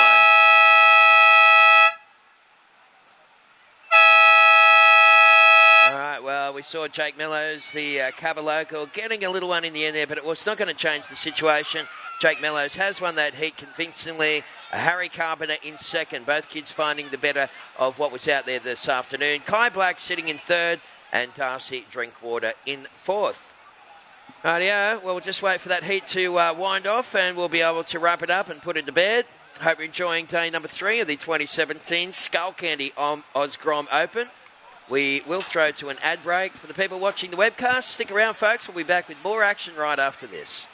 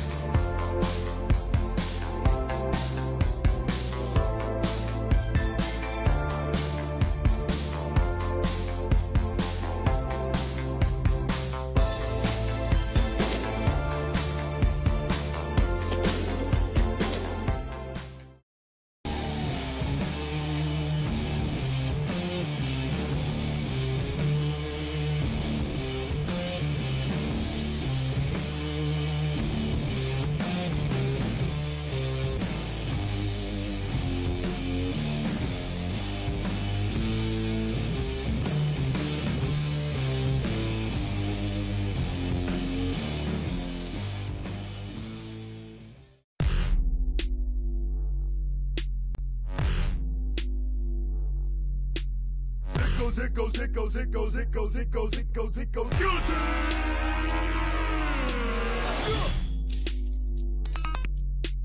Sit in the dark and ponder how one fit to make the bottom fall to the floor, and they all fall down. It goes, it goes, it goes, it goes, it goes, it goes. Is down there, so you've got around about 200 plus years of surfboard shaping experience right here at Lennox Head for these young champions of today and tomorrow to go check out and ride boards, plus you can buy a board down there as well. That is so cool. So it's all happening here at Lennox, folks, in what is, I believe, to be one of the best junior tournaments on the planet. This is the Skullcandy Oz Grom Open, presented by Vissla, and Tez and Shmoo taking you through. And you can see on the split screen there, Shmoo, isn't that a great little concept? It is. I love the split screen. The boys controlling this event, doing a fantastic job, showing you the lineup, showing you what's going on on the beach as well as out in the lineup. This heat right here is a cracker of a heat. Have a look. We got Mikey McDonough, we got Keanu Miller, Zach Patterson, and Dane Pullinger, of course, of the Pullinger clan representing. And Dane straight away up and riding. I know Dad Ralph is somewhere around the venue watching this young man go to work on this left-hander, and a good opening ride. Nice few turns on the backhand to get his campaign started. Now, Mikey McDonough on paper, obviously you would think he's going to be your favorite. He's the man to watch, but watch out for these other three surfers in Keanu Miller, Zach Patterson, and you just saw Dane Pullinger as well. The under-16s. These guys, next level of competition for them in the next few years, Tez, as you know, will be the Pro Junior Series into the qualifying series. So these guys are potentially in that conversation for 2024 Olympics.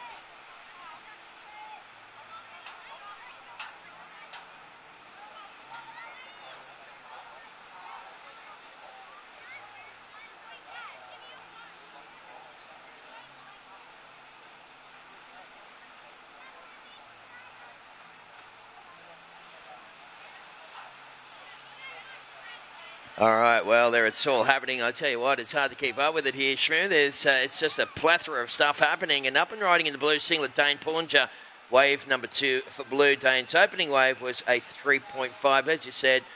Great to see, another of these second-generation surfers. Yeah, and this guy right here, Mikey McDonough, opened up with a 6.83, and picking up from where he left off on that first score is, you would consider him one of the favorites without a doubt. Yeah, Mikey would have to be a warm favourite. Of course, he won the event in 2015 when he was just a little tyke. So that's wave number 2 for Mikey. Your first wave, pink, was a 6.83. Mikey, first to pink, 6.83. Second wave score will come through for pink and blue. Priority right now, yellow. Second priority is green. And third priority is with the blue. What's my dog doing down the beach here? I have a dog look exactly like that. Have you? Well, it's a good-looking dog as well. And the pie eating contest to the leash finding contest, and you win yourself a big board bag? Is that what's happening down there on the beach? Yeah, I'm not exactly sure what the prize is for the pie eating contest, but we've got some. There it is. I think Tone's got it in his hand. We've got some Shapers free stuff to give away, and thanks again to the gang at Shapers. They've been so generous as we see Keanu Miller putting his opening wave into the bank. So priority green, second priority is blue. Yeah, definitely. This is a really, really big heat. It's a stacked heat, and one that I'm sure our viewers around the world are very stoked to be watching, because these guys definitely, when you start talking 2, 3, 4, 5 years down the track, these guys will definitely be in that conversation, especially guys like Mikey McDonough, Keanu Miller, and, of course, Dane and Zach as well. In this is the biggest Grom contest in the world, thanks to Skullcandy Australia, and of course presented by Vista. Look at the pie eating contest. What kind of pies down there? They're lovely pies from up at the pie shop, mate. And I'll tell you what, is there anything more Australian than a pie eating contest, Shmoo? No, nothing more right other than a couple of prawns on the barbie. Hey, how good's this? And you can't use your hands. That makes it even more fun. And they were all smothered in surf mud as well. So thanks again to all of our sponsors. And these kids are going to be walking away with some free stuff. It looks like they've already got their Whistler hats on there, mate, so they're already winners. Oh, boy. I'd love to be a part of that. I do meet the height requirements. Sure. I just don't know if I can eat a pie as fast as these kids can. I think they wouldn't stand a chance against Big Tezza. Oh, man, we'd take it down in one big gulp, wouldn't we? And, of course, you got Justin from Skullcandy on the decks, just to the south of where we are. So Justin over there with all the great Skullcandy gear and running some great tunes. Thanks, courtesy of Skullcandy. Look at him go. Look at there's that Keeney and crisp there. I think it was a little crispy, and you've got to, there can't be any crumbs. You've got to lick the table as well. So we're down to 14 minutes on the clock, and the guy in green, Zach Patterson. That's a lovely wave there for Zach, really working hard. Right behind him we got Mikey, and going right Keanu. So it's just a bit of stereo surfing for the judges. And as we said, Terry, this is a stacked heat with a lot of surfing talent. And we just saw with that exchange, last 3 waves, the judges have got their work cut out for them. I don't even know how you start to score that last exchange. Yeah, well, that's what they're on the big money for, Shmoo, and we're just down here having fun. Well, at least we get free wax. That's exactly Thanks, right. Free wax. All right, so we have a winner, and well, going to find out who that is. We'll try and get him on camera at the moment. I think we've still got the roving mic and camera down there, so we'll check that out. And there it is. one happy little camper. Oh, are they still going? Or what's going on there? They might be still going. Oh, there might be more than one prize. There we go. Look at Keenan just woofing that thing down. Go for it, buddy. Oh, yeah. Lovely style. Oh, he's got the hands up in the air. Well, if anything, they get a free pie. Exactly. Actually, that's made me pretty hungry. My stomach's just starting to grumble. So 12 and a half minutes remaining, fellas. Mikey Madonna with a 6.83 and a 6.43 is the current heat leader. Keanu Miller sitting in second. Actually, we're just going to wait for a score to come through for Keanu's second wave. Also got a second score for Dane Pullinger. Zach Patterson, you've had a 1.5 and a 5.1. Keanu's second score rolling through along with Dane Pullinger. We'll get those locked in and give you the update. And there's the replay. I really love that fluoro yellow board, man. That looks really nice under the feet. Yeah, it's a bit of a trademark there for Mikey McDonough. He really looks sharp. And Zach Patterson, definitely with that 5-1 showing. We saw his replay before Mikey McDonough's. But like I said, this is a great stacked heat. A lot of talent out there. All right, hey, you kids on the beach, listen up. We are going to do an instant giveaway right now, and it's for one of the Shapers travel board bags. It's worth like a couple of $100, Shmoo. These things are incredible.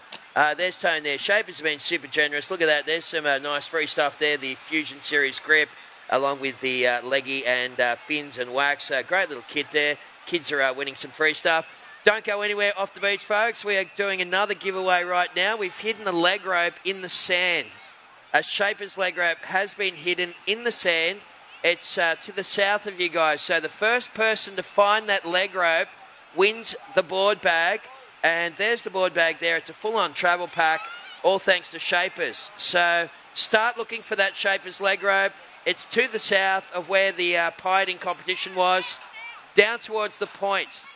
So head that way. Start looking in the sand. We've hidden the leg rope. Whoever finds that leg rope wins the board bag. There we go. There you go. They're off running. But in between all of that, you were saying there, Dane Pullinger had a lovely little right-hander that he absolutely went to town on. And doing some big open-face cars like we just saw for Dane should get him some really good points. He needs a 5.01. And to do the turns I just saw on screen there from Dane were very difficult. Ends up with a 4.73, so it pulls him closer to that second-place position. He now needs a 3.78 to move into second place. 10 minutes, 20 seconds on the clock. All right, well, that looks like a scene from the Pied Piper. There's Grommets running everywhere looking for free stuff. So the Shaper's leg rope has been hidden in the sand.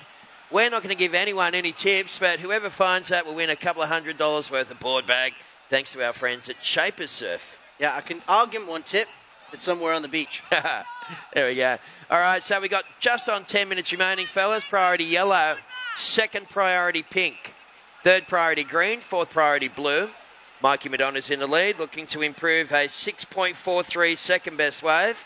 Keanu Miller sitting in second, chasing an 8.44 to take the lead. Keanu, your second best is a 3.67. Sounds like a logical place to start to improve that one. Dane Pullinger sitting in third, needing a 3.78 to go second. And Zach Patterson is, well, he's chasing a 3.41. We're going to throw down to Tony O'Brien, our man in the sand, who's a roving reporter. Tone, take it away. Thanks, Tez. So what we've got going on here is there's a leg rope buried somewhere up there. And if you find that leg rope, that board cover, or the coffin there, will be yours, thanks to Shapers. So start digging.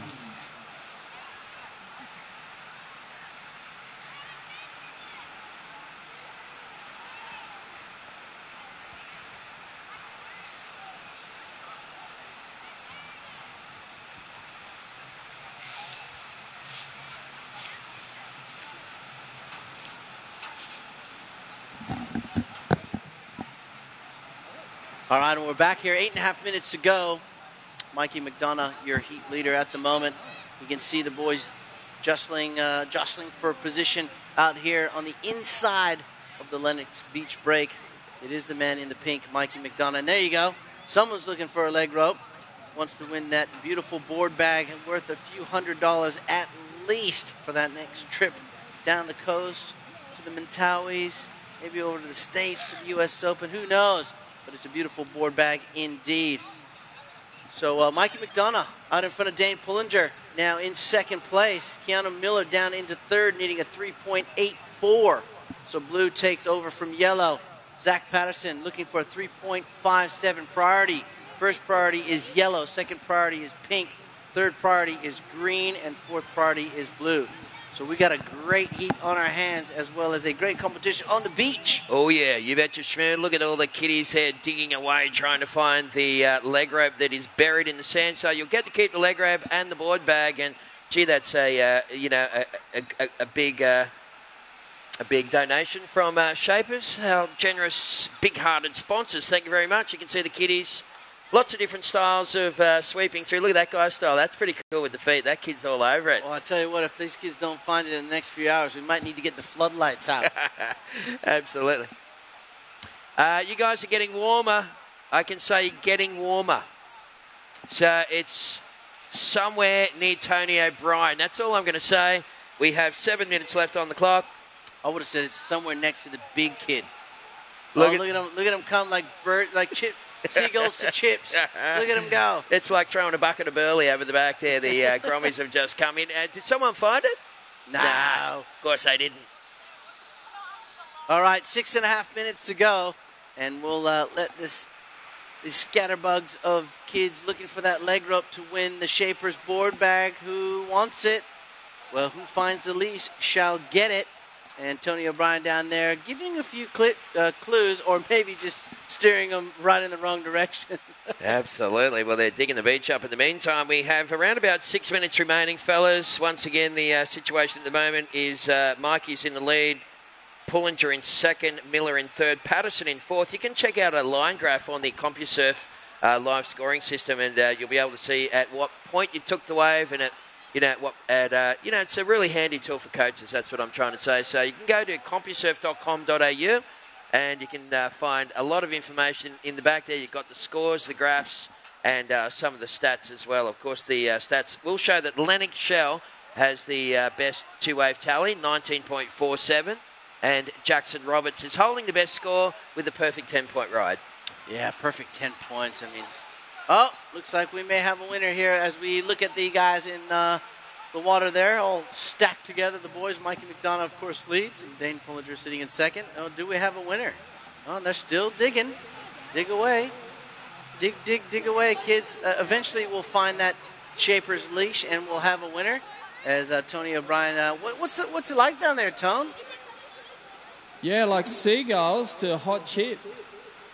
Everyone's following me around. Yeah, we got 5 minutes left in this heat, Tone. What do you reckon? Give us a little bit more of a clue.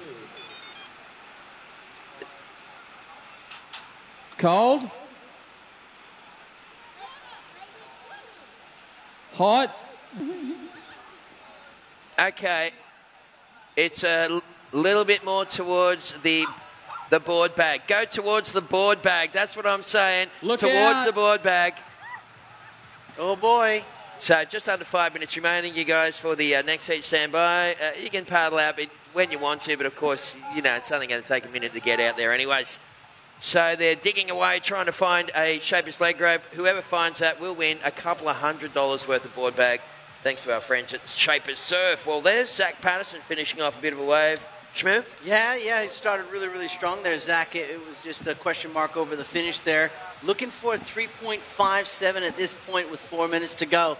Had he finished that wave a little bit stronger, potentially that would have been the score, only coming in at a 3 for that last ride. So, Zach, you're still looking for a 3.57. Priority is with Keanu Miller. Now, Keanu sits just outside that second place position, looking for a 3.84, but he does have priority. So that means Dane and Mikey must remain away from hindering any scoring potential, as we see Dane Pullinger working under priority, as we call it, saying, well, if you guys don't want this wave, I'll try and better my second highest scoring ride of a 3.93 with one of these left-handers. That probably won't do it. 3 minutes, 20 seconds. All righty. Well, coming up in the next heat, we'll see Tommy Cavallo taking on Jacob Bartholomew, Hugh Nicholson, and Finn Askew. You guys can paddle out whenever you like, gentlemen, and good luck. Of course, we'll be using the four-man priority system So please sit wide of the current heat in progress until you hear the double hooters.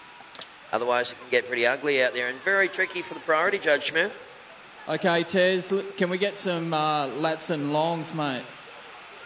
Latitude and longitude. Let's identify the area. Hang on, we might have a winner. Oh boy, we might have a winner. We do have a winner. Come over this way, guys. All right, well, we got 2.5 minutes remaining. We're going to cross down to Tony to see the winner of the digging competition. So it looks like, I tell you what, I hope some cheeky little grommet just didn't go to the Shapers thing and get a leg rope and then run down there with it. Oh, well, you know what? These Groms these days, I wouldn't put it past them. Here we go. This is Keanu Miller utilizing his priority. Let's see if he's managed his priority properly and posts up that 3.84. He bangs that last section. Nice oncoming maneuver there, but out the back goes Dane Pullinger. Says, whatever you can do, I can do just as good. Bouncing up and down for this inside section and hits the closeout reentry. So good exchange from second and third in this heat, Teza. 2 minutes. All righty, back down to Tony O'Brien. Tony, do we have a winner down there, mate? What's going on? Yeah, Tez, we've got a winner here. Little Grom, what's your name? Lali. How did you find it? I forgot. You forgot how you found it. Well, that's fine, mate, because you've got the goodies. What do you think of this Shapers bag? For you or Dad? For me. For you? Yeah. Get Dad to buy a whole new stack of boards, to fill it. Okay. Where are you from? Bali. From Bali? Perfect. You can put all your boards to go back in there. Oh, Ballina. Okay. All righty. Oh, it's not too far down the road. You can pack your boards in there, and when you do go to Bali, you can use this bag. Yeah, good on you. Well done, and thank you very much to Shapers. Good on you, Tone. That's up there with my interview with Hero this morning. We've got around about 1 minute remaining, fellas. Dane Pullinger, there was a bit of a situation change, Schmidt. What happened? Yeah, well, Keanu got the better of that exchange between himself and Dane Pullinger. So Keanu Miller now into second place with 35 seconds to go. Dane Pullinger into third, looking for a 4.94. And Zach Patterson looking for a 4. Here we go. This is your heat leader, Mikey McDonough, who has a string sitting.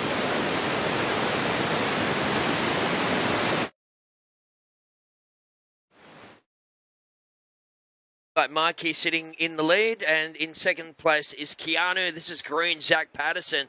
And you can see Zach just upping the work rate on that one. We're going to count it down and give you the outcome in 5, 4, 3, 2, 1.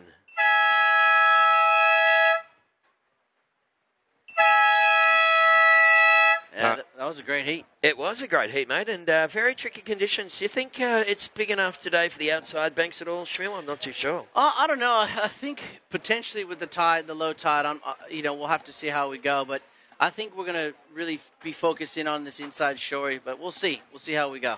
All right, well, we're going to throw to a quick commercial break for those people watching the webcast. We appreciate you hanging in there. We're going to be back with more action right after this, and thanks again to Johnny Schmooker. Do they do breakfast at that new place? What time do the markets pack up? Can we take Charlie? Know a good Sparky? I want to use a local.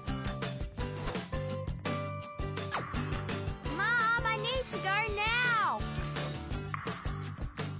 Wherever you are. There's an app for that. Local Search.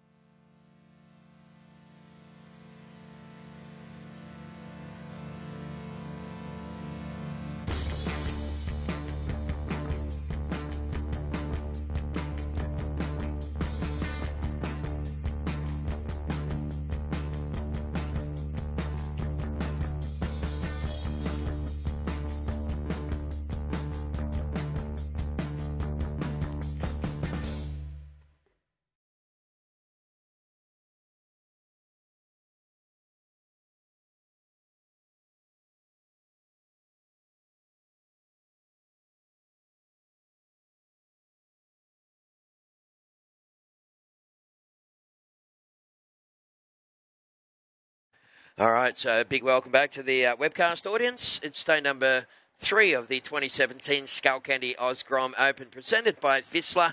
You can see the lineup there. Just a little bit of energy sort of slipping away from us with that dying swell, but I looked at the forecast. It's looking pretty good for the next couple of days. It looks like we may have an increase in wave height over the next 24 hours, which is good news for those people in the competition. We're into the third round of the 16 and under boys division. This is Heat 2, round 3. So Tommy Cavallo in the pink singlet, Jacob Bartholomew is in yellow, Hugh Nico is in the green, and Finn Askew is wearing the blue. So no scores loaded up so far. Heat number 2, round number 3. So we'll just put a line through those two. Heat number 3 coming up next. First call, George Pittar, Indy White, Finn Cox and Van Whiteman. Please check in.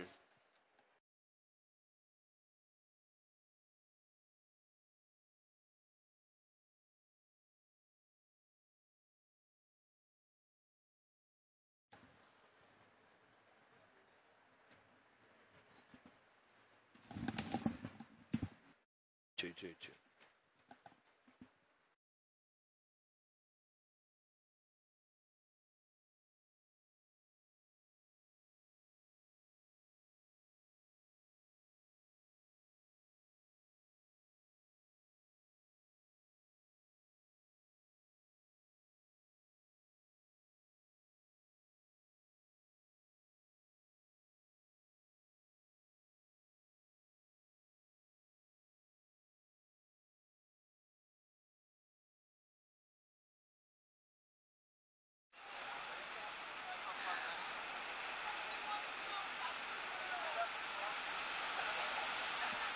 All right, thanks, Tezza. Back on deck here. Toby Ratcliffe calling you through Heat 2 of round 3 for the 16 boys. And in the water, we've got Thomas Cavallo in the pink, Jagger Bartholomew in yellow, Hugh Nicholson in the green, and Finn Askew's in the blue. We saw Finn Askew earlier in the rapid charge round for the 16 boys, so he was able to progress through to round 3. Perfect conditions here this morning and throughout the day. So, yeah, we're looking at some great winter conditions yet again. Up next, we're going to be seeing more round 3 action in the 16 boys, so stick around. We'll be seeing George Pittar, Indy White, Finn Cox and Van Whiteman do battle up next. So for those surfers, make yourselves known to the marshalling area.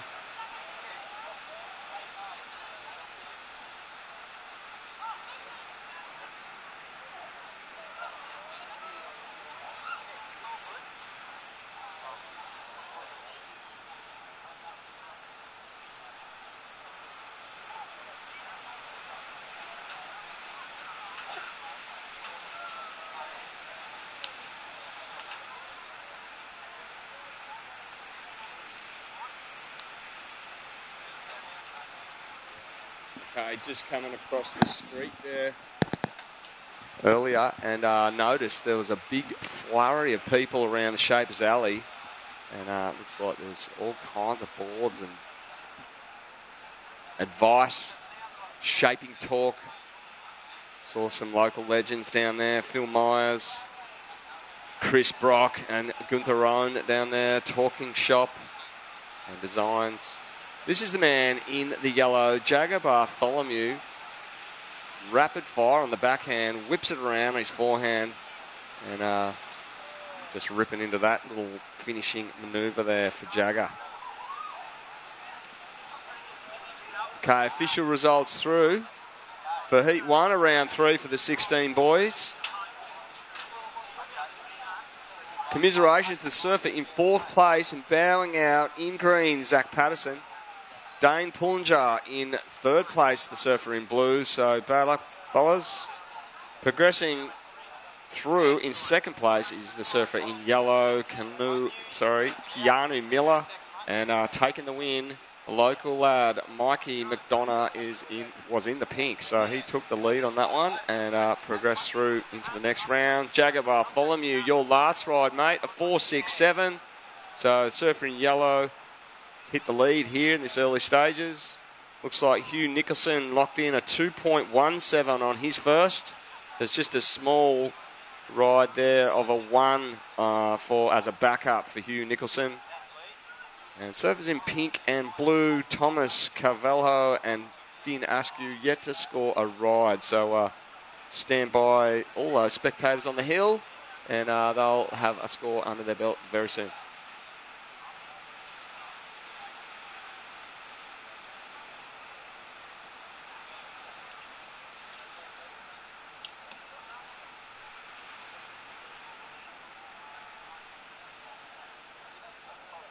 Okay, for those of you looking at the webcast, we're looking at those 3 surfers there.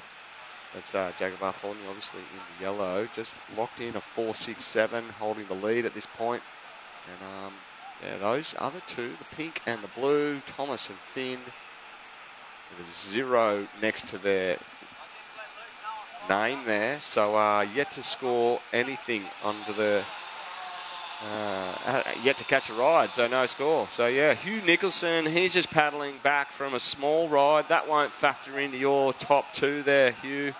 And we've got, looking at live drone footage of the competition area here, that's a magnificent structure thanks to Wigan scaffolding. That is the drone right there.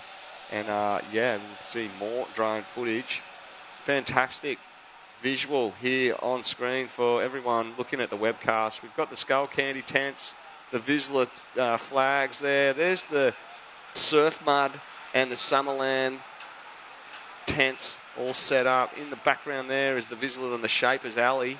So it's all happening on deck here. Up and riding. This is Thomas Cavello in the pink, and that is Jagger Bartholomew in the yellow there, just whipping through a couple of savage backhand turns as we follow him through this last turn on the webcast.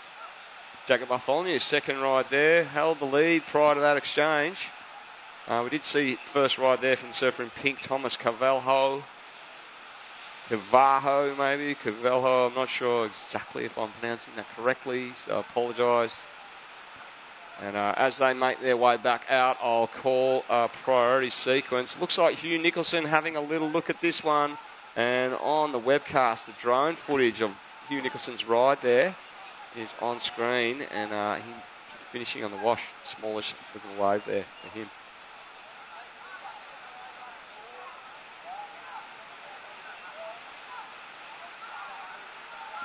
Okay, priority sequence is as follows. First priority blue, second priority pink. And as we see Hugh Nicholson screaming across this little right-hander on the inside. Third priority with yellow. And it's just nearing the halfway mark of this heat. Heat number 2 of round 3 for the 16 boys. There's 12 heats of round 3 that are going to round out the rest of today for the 16 boys.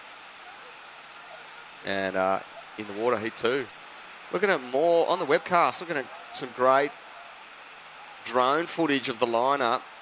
And there is a surfer's view looking back at the Lennox beaches here. And you see those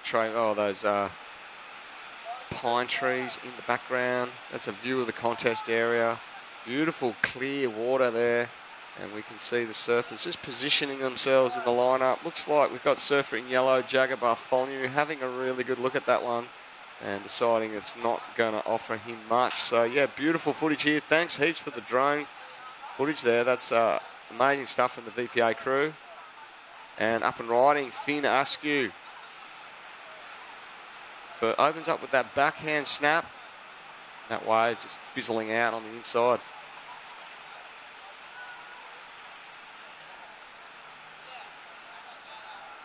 And it's fantastic footage here. Clear water we can see out the back there. That's the Surfing New South Wales, I should say, the New South Wales Surf Lifesaving Jet Boat right out next to the Skullcandy competition buoy. And they're just maintaining a safe lineup here today. Beautiful clear water. Excellent time of year up here in the Northern Rivers. And more drone footage. Fantastic. It is buzzing out to that drone, to that buoy. Looks like the boys on the jet boat are just positioning it. Possibly going to move it a bit further into the zone there. Excellent drone footage on the webcast. So more scores have dropped in. Last ride of Surfer in the green, a 2.67. Jagger Bartholomew, you've just dropped another wave there, a 4.73. So Jagger Bartholomew, you're in the lead. Your backup score of a 4.67 to improve on there, mate. Hugh Nicholson, you need a 6.74 to move into first. Finn Askew, you open with a 2.37. Finn, you need a 2.48 to move into second. And Thomas Cavalho in the pink, you need a 2.55 to move from fourth into second place. And there's 8 minutes left, gentlemen. So the low tide causing a bit of havoc on the bank out the front here. And still some great surfing that we're seeing by these young 16-year-olds. And they're doing all they can. And here we go. Thomas Carvalho is bouncing his way into this little reform left. And it's steepening up on him. First turn there on the backhand. Beautiful re-entry out of the lip there on that second manoeuvre. Great control of his board. Just really compressing at the base of that and flowing his board right up into the pocket. Great stuff. And that score is his second ride, so definitely going to his top two. We're looking at footage on the webcast of him paddling out the water. You can see the texture of the sand. The water's so clear. It's a beautiful angle there. Excellent footage. Thanks again. The VPA crew on deck here yet again this year are providing amazing footage. Great stuff. As that score filters through, priority update for you surfers in the water. First priority green, second priority blue, third priority yellow, and fourth priority with pink. With 6.5 minutes. Thomas Carvalho, you've just dropped in a 5.1 for that last ride. Thomas, you've moved into second position, mate. You've got a 2.3 backup ride there to improve on. And Jagger Bartholomew still holding the lead with a backup ride of a 4.67. Hugh Nicholson, you're now in third position, needing a 4.74. And Finn Askew, you're chasing a 5.04. Here, splitting the peak is blue and green. Finn throwing a forehand gaff on that first turn and just snapping his way across that section. Thomas Cavalho up and riding in the pink behind him and just climbing the foam and finishing with that little wheelie dismount. At, so 5 minutes 40. Jagger Bartholomew, current heat leader, is up and riding. And this little sort of double up reform left. And he's done some nice work to get to there. And finishes with a great backhand blast into the wash.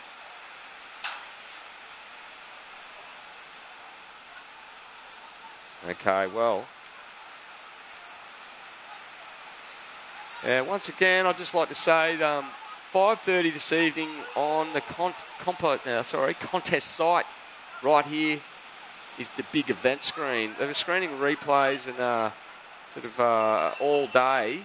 But there is going to be the Vizsla movie, Pedro's Bay. So that'll start at 5:30 for all the family and grommets. Stick around and snuggle into the sand on the grass and watch the movie unfold. 5-minute flag is going up right now. With 5 minutes, surfers in the next heat can make their way out into the lineup. And I'll give you a bit of an update on scores as a last little drop of a wave there for Hugh Nicholson in the green. Looks like it won't factor into your top two. Stand by for an update with the situation.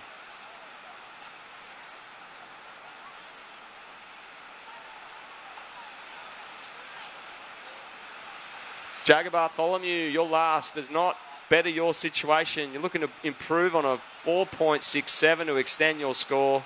Jagger Bartholomew in the yellow, holding the lead. Stroking in this little one, not picking up, not turning out like he wanted. Thomas Cavalho dropped a 2.87, so improving his score, still holding second. Finn Askew, man, up on deck right now and on screen for webcast. with that drone footage following him. Finn Askew in third place prior to that ride. And this is Hugh Nicholson. Just that little in and out there from him, the man in green.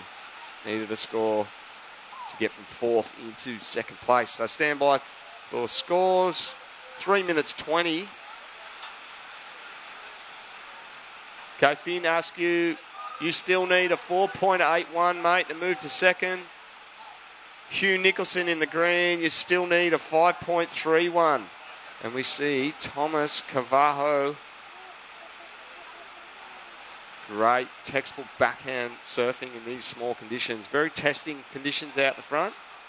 And Jagger Bartholomew is standing up and riding, currently holding the lead, trying to gain some speed there.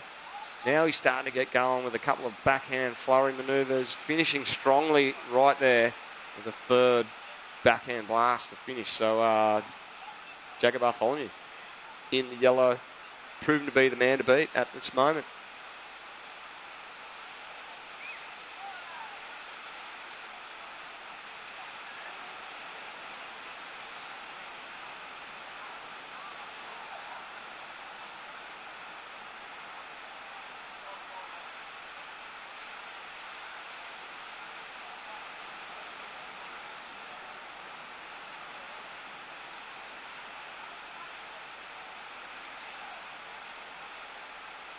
Two minutes on the clock. We're looking at great drone footage more from the VPA crew. You can see out the back as this tide drains, we see that outer bank starting to come alive. These guys are actually surfing the reforms right on the inside of the competition area and making tidy work of it. Jagger Bartholomew, you've just improved your score, mate, with a 5.5 on your last ride. You're looking to back up or improve on your second scoring ride of a 4.73. Thomas Carvalho, you're still holding second. You're looking to better your lower score of a 2.87. Finn Askew, still needing a 4.81 to move from third to second place. And Hugh Nicholson in the green, you need a 5.31 to move from fourth into second place. So with a minute 10 left on the clock. Time is now to get that job done. Priority is with green. Second priority, yellow. Third priority, pink. And Finn Askew is up and riding. He's moved out of the pack. Throwing a nice fan of spray there as that one just fizzles out into that inside section. So Finn Askew still hunting the score. 43 seconds remaining, gentlemen.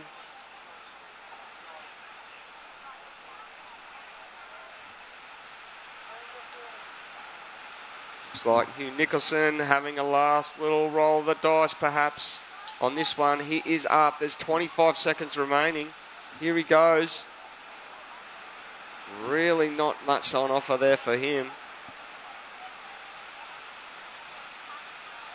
15 seconds left now, gentlemen. 10 seconds. Counting in. 5, 4, 3, 2, 1.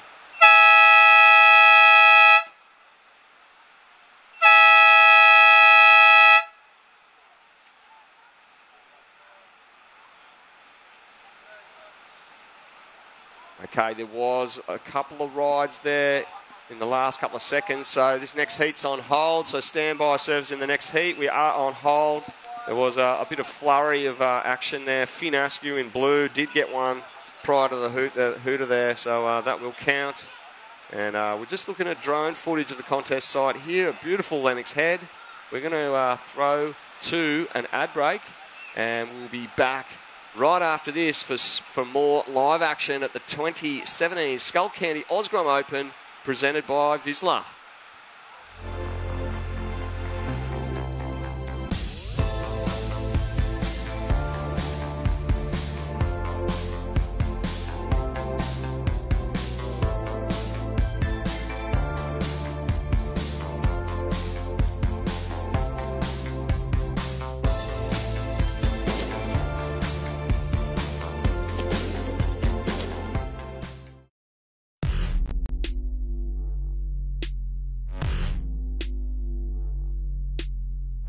goes, it goes, it goes, it goes, it goes, it goes, it goes, it goes. Guillotine!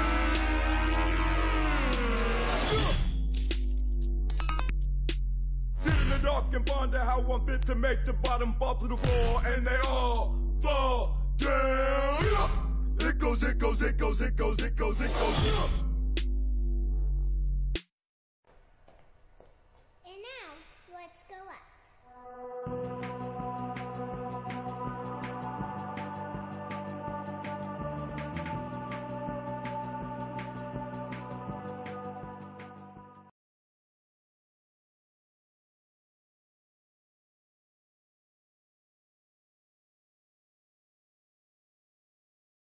For Lennox Head, welcome back here. Heat 3 of round 3 for the 16 boys.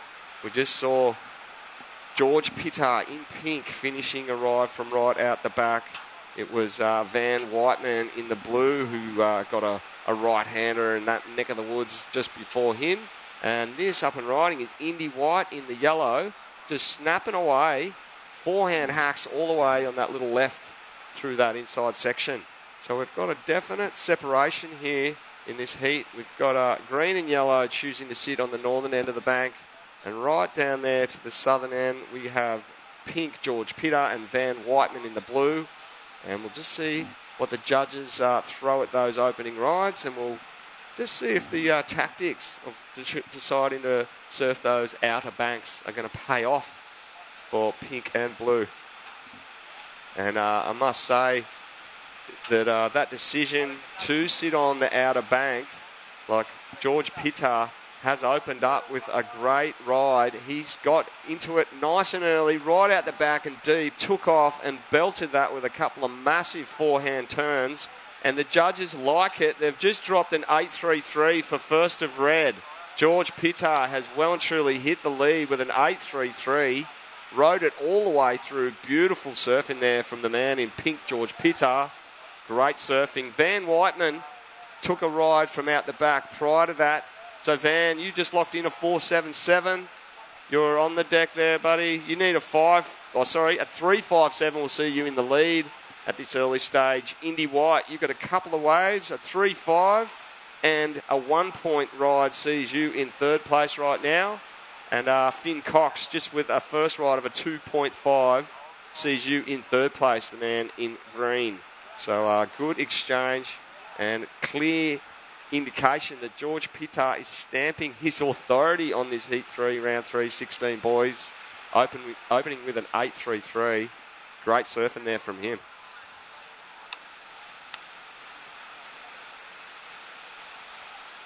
Okay, priority situation. First priority, green.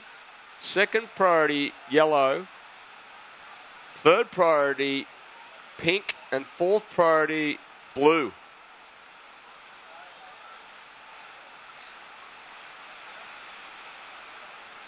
So, like I said, these four surfers, they're like they're surfing two individual two-man heats. We've got green paddling, Finn Cox up and riding on this little reform left. Just rips in a couple of good backhand turns there. And yet another as this one just sort of fizzles out on the inside. So Finn Cox choosing to sit down to the northern end with Indy White in yellow. And that one will lock into his top two.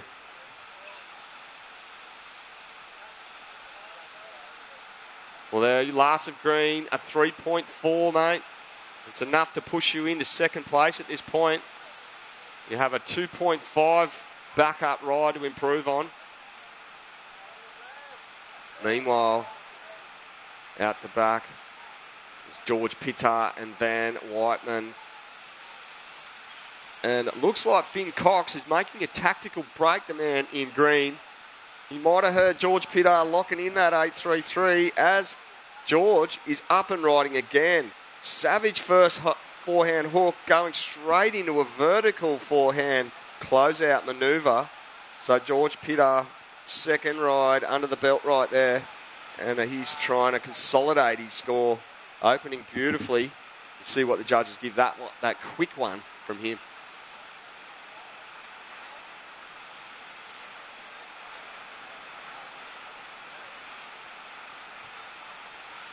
Well, there it is. George Pitter with a couple of very, very critical manoeuvres. Open with that forehand hard slashing manoeuvre on the face, straight up into a vertical attack to the lip.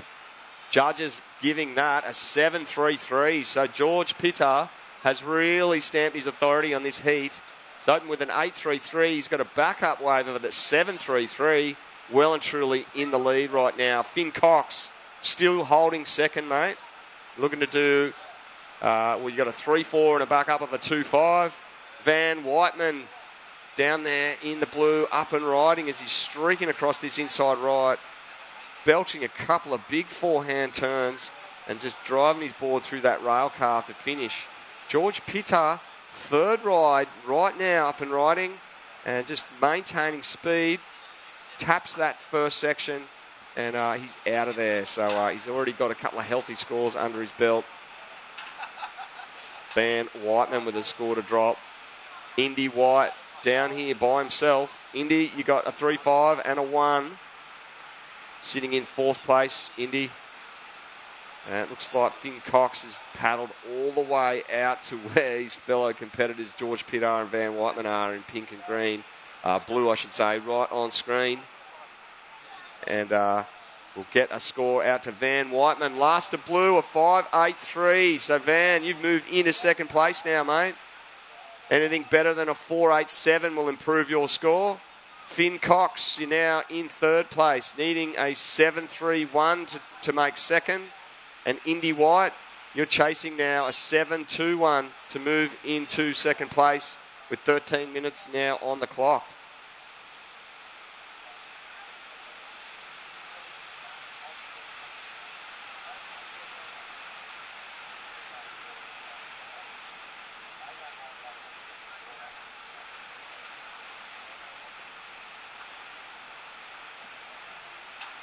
Okay, priority update. Indy White in yellow, you have first priority. Second priority, green. Third priority, pink. Fourth priority, blue. Just over 18 minutes. Sorry, I stand corrected. Just over 12 minutes. And George Pitter is out in front. Looks like Finn Cox is over there. He's joined him from all the way down to the southern end here, and as has Indy White in yellow. So, yeah, early indications are this low tide's causing this outer bank to come alive, and George Pitter has opened up with a couple of beautiful scores to hit the lead straight out of the blocks.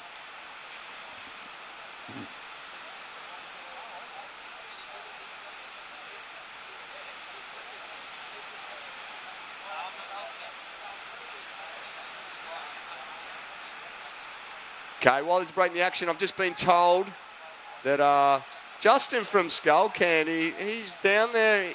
He seems like he was raking out the bunker. I think it was like a down there trying to sort of play a bit of golf.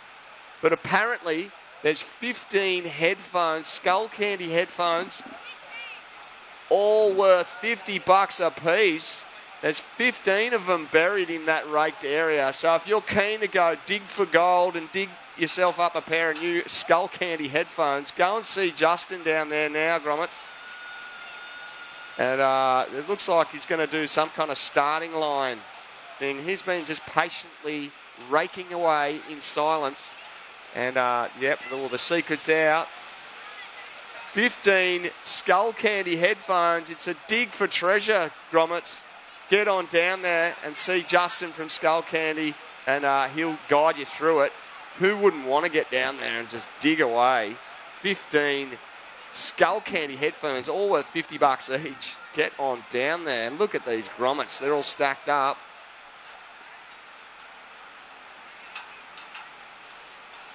Okay, surfers in the water, right on halfway. And we've got all four surfers out the back in the same neck of the woods. Looks like George Pitter having a look at this. He's up and riding, screaming across this section, floating really high and fast along the roof of that one as he drops down successfully. George Pitter in the pink. I'll give you a score, mate. Okay, Skullcandy, dig for gold, treasure hunt, I believe, is ready to go. Justin, you ready to go, mate? Give us the thumbs up. All right, stand by, Groms. There's more coming, all right, so Justin's got his work cut out for him. Okay, I'll wait for the signal from Justin.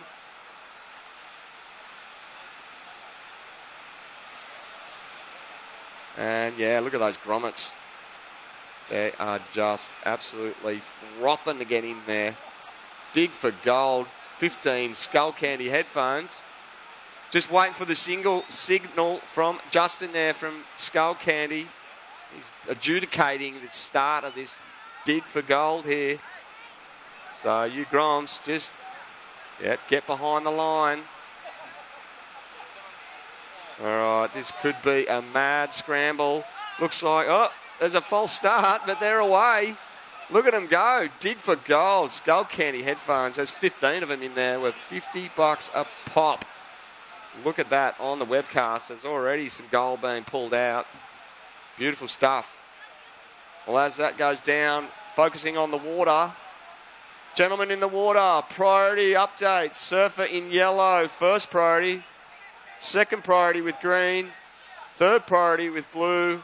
Fourth priority with pink. Looking at mad scenes online here as these grommets are going absolutely froth frenzy. Looking for any kind of Skullcandy prize down there. All right, 8 minutes on the clock, gentlemen. George Pitar, well and truly out in the lead. Your lowest score, mate, is a 7.33 to improve on. Van Whiteman in the blue, you're currently holding second. Anything better than a 4.87 will improve your situation. Finn Cox in the green, you're looking for a 7.31 to move into second. And Indy White in the yellow, you're looking for a 7.21 to move from fourth into second place, mate. So with 7.5 minutes, the ocean looks like it's gone a bit flat. There's definitely be another flurry. Stand by for the next rides, ladies and gentlemen. Everyone will be just waiting to see what happens here as George Pitar scored a couple of great rides on his opening two.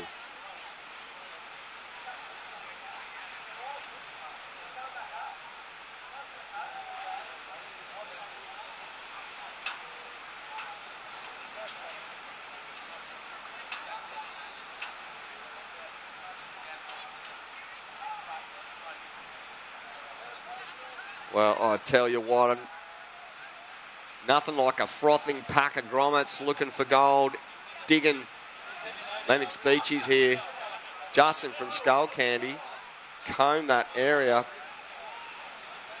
immaculately. Now it's just been absolutely destroyed. You can see some booty down there, $50 a pop. And these grommets look like they're not going to leave any grain of sand unturned down there. These grommets are loving it. All right, on screen, we're looking at the Lebar and Skullcandy crew. There's Blackie, Skullcandy stalwart, serving up some lunch. And the local law enforcement trying out that magnificent barbecue.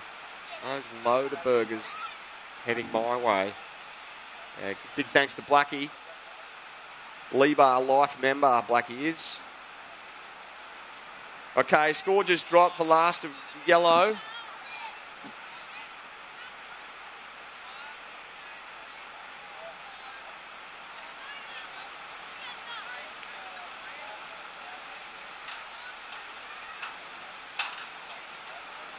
So Indy White snaveling himself a little one down there. Okay, it's dropped in. So Indy White, last ride for you, a 3.4. Still need a 7.21 to move into second. Finn Cox now in fourth position, needing a 7.31 to move into second place. Van Whiteman in the blue is currently holding second.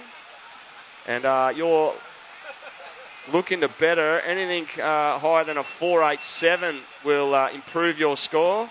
And that is right on the 5-minute mark now, gentlemen. 5-minute mark. Surfers in the next heat can make their way out.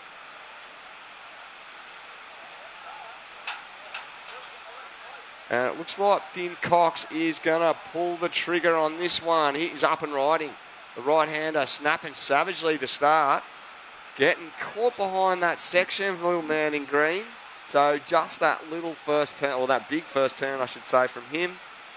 And, yeah, counting down now to under 5 minutes.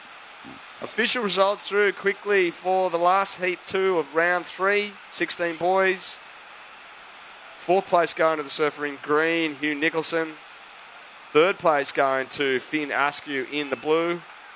And taking the 2nd place was surfer in pink, Thomas Carvalho. And taking the win in first in yellow was Jagger Bartholomew. So we'll be seeing those two in the next round.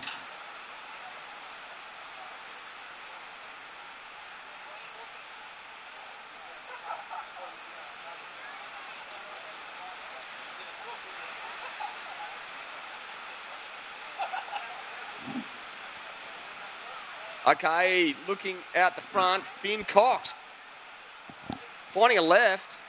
Quick couple of backhand blasts there from Finn Cox. Needs a score to get from 4th. And on screen, just looking at those 3 competitors not speaking a word. Very serious mob out there. So just over 3 minutes. Priority situation, gentlemen. First priority blue, 2nd priority pink. 3rd priority yellow. And Finn Cox could potentially be dropping a score that will move him into, well, will improve his position, or his score, I should say. Will drop into his top 2 by the looks. But it won't be enough to move you into 2nd place by the looks, mate. So Finn Cox, stand by for scores, man. 2 minutes 40 now on the clock. Finn Cox, you just dropped a 3.97, pushed you into 3rd position. So Finn Cox, you now require a 6.74 to move into 2nd place. Indy White still chasing a 7.21 to move from 4th into 2nd.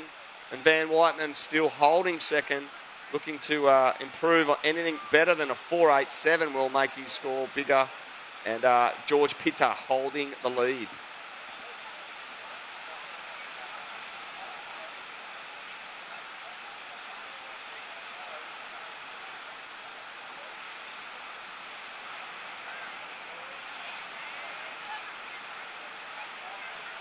Under 2 minutes now, gentlemen.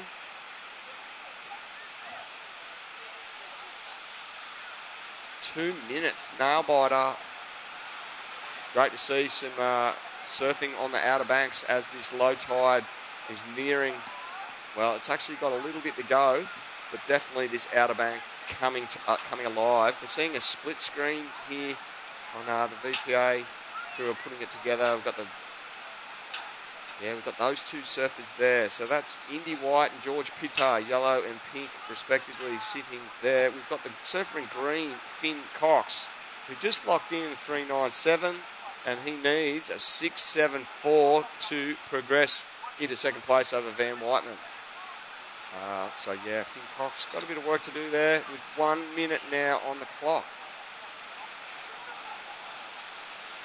Less than a minute now, gentlemen. Well, it looks like George Pitter opened with an 8.33 and a 7.33. He could have, in hindsight, probably come in for an early shower at that point. But Van Whiteman holding 2nd right now. 35 seconds on the clock. Here goes Indy White up and riding. Just one backhand snap there to complete that ride. 25 seconds, gentlemen.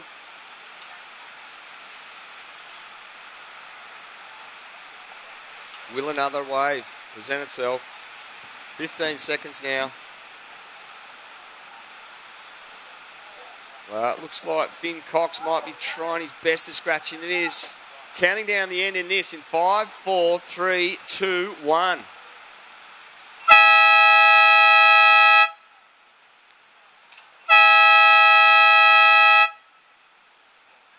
Well, Finn Cox did get one right in the dying seconds.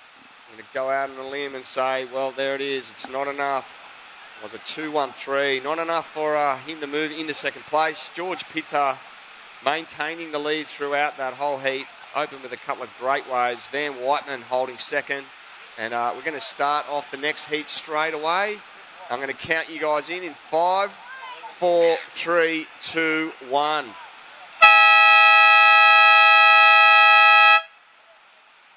Okay, meanwhile, in the webcast, looking at beautiful scenes here at Lennox Beach.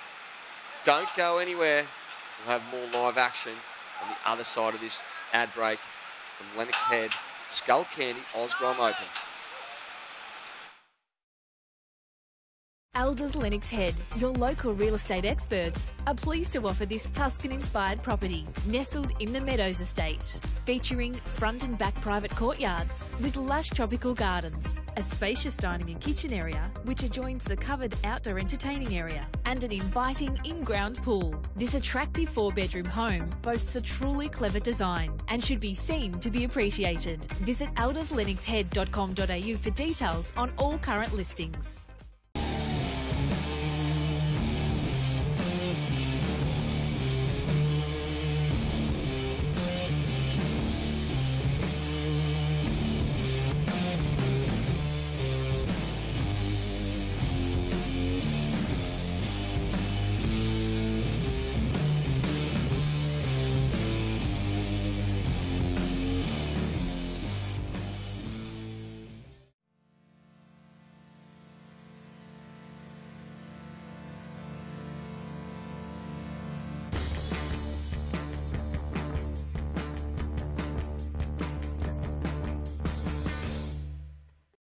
Do they do breakfast at that new place?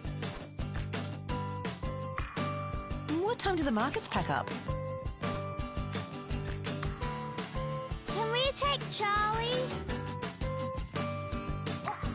Know a good Sparky? I want to use a local. Mom, I need to go now. Wherever you are. So just on 18 minutes remaining. Local search. And a big welcome back to our webcast audience, live from day number 3 here at Lennox Head for the 2017 Skullcandy Grom Open. Of course, proudly presented by Vissla. And, well, you can see the lineup now. The boys have finally moved to the Outer Banks here at Lennox. Wind just kind of coming in, a little bit of a kind of north to it, which is not an ideal wind, but it will give the boys a bit of coping to play with on the outside. And priority, well, there's no priority at the moment. As we see pink, this is Taj Watson up and snapping away. Lovely little turn there for Taj, and he's been in excellent form of late, that's for sure. Big future, that kid. Okay, results, previous heat, number 3, 4th place went to Indy White, 3rd place went to Finn Cox. Unlucky fellas. Moving on through, Van Whiteman was 2nd. He was wearing the blue singlet, and winning that heat in the pink was George Pitta. So George Pitta dropping a 15.66 two-wave tally. He got an 8.33 and a 7.33. So, you know, there's scores out there. That's the bottom line. So I hope you're enjoying the action. We've had a plethora of stuff happening in and out of the water today. Not just the surfing. It's, the Skullcandy Grom Open is more than just a surfing contest at Grom. It's a real festival and a celebration of the sport of surfing. And so much so that we've had, in Shapers Alley today, we've had Gunter on, who's, one of the most experienced shapers in Australia. Phil Myers, same deal. Both those guys, 40-plus years of shaping. Phil, of course, representing Free Flight Boards. Wayne Webster from Webster Surfboards. Luke Short and these LSD Designs, making some sweet shooters always. Sharp Eye Surfboards, born in 1992 in San Diego. Of course, Felipe Toledo is their main rider, and of course Shapers Fins with their accessories and a whole bunch of other stuff, along with Boat Channel board racks, thanks to Jason and the gang. So yeah, it's been awesome having that whole Shapers Alley over there. Mums and dads, kids picking the brains of some of the best shapers in the world, and that's what it's all about. Okay, scores through, and Taj Watson with a 3.5. First the pink, 3.5. Puts him into the lead. Zane Assink in second with a 2.33. Jackson Kay sitting in third with a couple of throwaway scores. Nothing locked in so far for Diego Cordero. in the blue singlet. So priority is with blue, and it looks like this is going to be yellow. Zane Asink up and riding. And Zane, just nice little angle of attack on the lip line float at that time round for yellow. So that may well be enough to take Zane into the lead. It's 15 minutes left on the clock. This is heat number 4, you guys, for heat number 5. Stand by. We'll call you up real soon.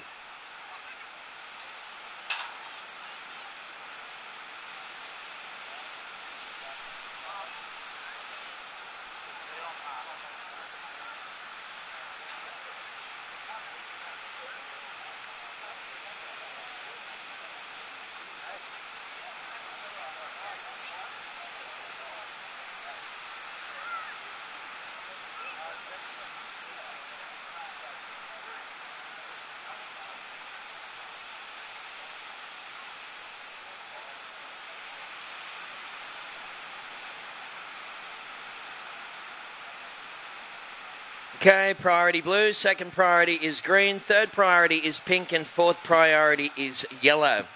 So Zane Asink last wave was a 2.67. That's enough to give yellow the lead.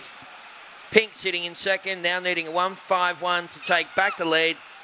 Jackson K, you're in third. You require 2.68 to go second. And Diego, you're looking for a 3.51 to move into second position. So once again, that priority is blue, second priority green, third priority pink, and fourth priority is yellow. All right, so let's have a little bit of a glimpse at who's coming up in the next heats. We've got some, we've had some incredible heats, and we've got more coming away this afternoon, folks. And let me have a little look-see here. So it is Taj and Zane in the water. That means the next heat will feature Connor Lee from Catherine Hill Bay, taking on Jackson Roberts, William Vanderbeek, and Sam Arberton. Sam, of course, from down there, Emerald Beach, Coffs Harbour way. So you guys please check in, fellas. We have right now 13 minutes left on the clock.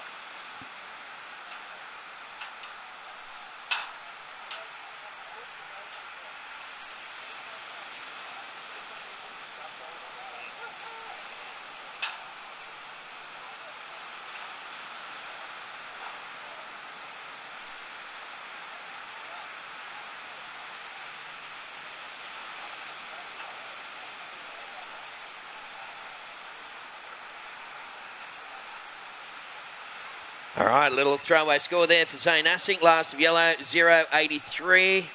And it looks like Zane, again, just throwing it up there and thumping the lip. So webcast people, we just caught the tail end of that one. But Zane just got the one manoeuvre on the back end. So, you know, speaking with John Shamuka today, gee, it's always great to have Shamu in the webcast booth. He's such a experienced surfer, coach. You know, he's and commentator, for that matter. He's just good at everything he does, the old Shmoo. But he's had some incredible tips for the kids, you know, talking about, you know, what one move's worth, what two moves are normally worth, you know, all that sort of stuff, and some great strategies. Whenever he comes back on the microphone, mums and dads, please take notes, because, you know, to have someone from the World Tour, Shmoo, of course, finished second in the Bells Beach Classic. He's got the bell on the mantelpiece. You know, he's just such an experienced campaigner. We're stoked to have him here, and of course representing Whistler. So we're down to around about 11.5 minutes remaining, you guys, in the water. Zane Asink class wave 3.0. That was his best wave, and it's extended his lead over Taj Watson, who's sitting in second. Jackson K in third, and Diego in the blue singlet. I don't think he's got his opening wave yet. So priority blue, second priority is pink, and third priority is yellow. So Zane Asink, you're in the lead, buddy. You need to upgrade a 2.67 second best wave. Taj Watson sitting in second, now needing a 2.18 to go to first. Jackson K, your last wave was a 2.17. You're chasing a 1.34 to progress to second. And Diego Cordero looking for his opening wave. Diego, you need a 3.51 to go second. So that's the situation, fellas. Priority blue, second priority pink, third priority is yellow, and fourth priority is green. We've got 10.5 minutes to go.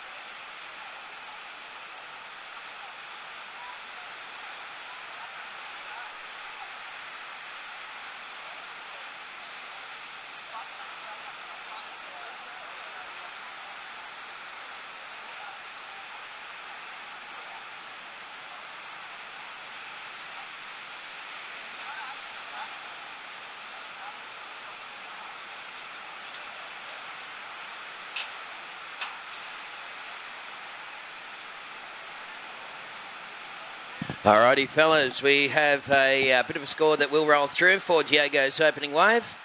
Diego Cordero, of course, one of many international competitors here at this year's Skullcandy Grom Open, proudly presented by Vissla. And it looks like that first wave score is coming through for Diego at a 2.27. Blue sitting in fourth place. Diego, you now need a 1.24 to go to second. Jackson K, he's in third, needing a 1.34 to move up into second. Taj Watson is in second. He's looking for a 2.18 average to take the lead from the surfer in yellow, Zane Asink. And that looks like Taj Watson. Again, not a lot to work with.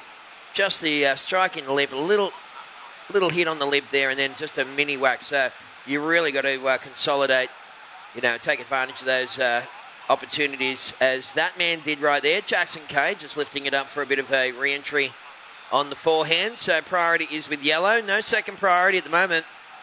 And this one for Zane Asink. Yeah, again, tidy little backhand rear, but he just got sort of bumped off on the landing. So first priority is now with blue. Diego, you have priority. So Diego Cordero, your first wave 2.27, you are in priority. Second priority is with pink, 7 minutes 30 seconds remaining.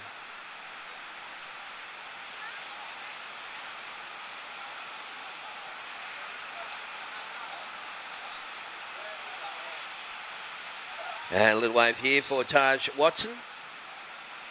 Yeah, nice quality, strong manoeuvre there. Good use of the rail on the bottom turn, and struck that one right up around 11 o'clock, so that should equate to a reasonable score. Taj's last wave, 2.7, was enough to push him into the lead. Zane Asink is down into second place.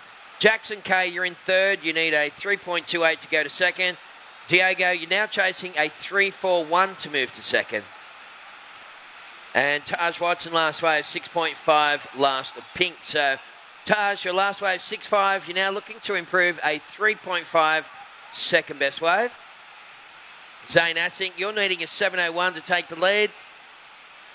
Jackson in third, requires 3.28 to go second. And Diego, 3.41, buddy. That's the situation. 6 minutes, 20 seconds on the clock.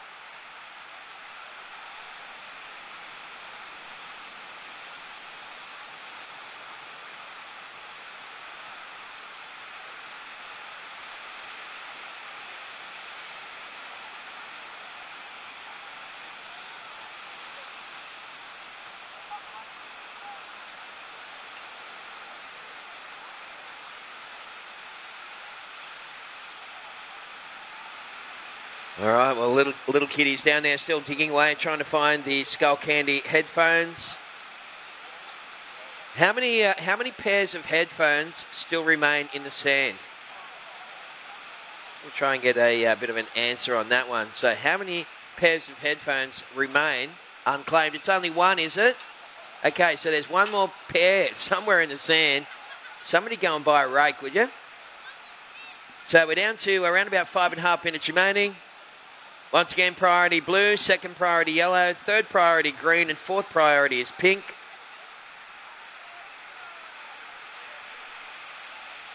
Last wave scores, Taj Watson, 6.5, mate. Last of pink, a 6.5. You're now looking to improve a 3.5. And that there is Jackson K, lifting it up. Just the one little manoeuvre. So the boys forced to go outside. There's no doubt about that. That's the best scoring potential we have here this afternoon. Zane Asink, well, he pushes that one in the blue singlet. That's Diego Cordero. So Diego using his priority card on that one just to get that second wave in. We have 5 minutes remaining, competitors. 5 to go.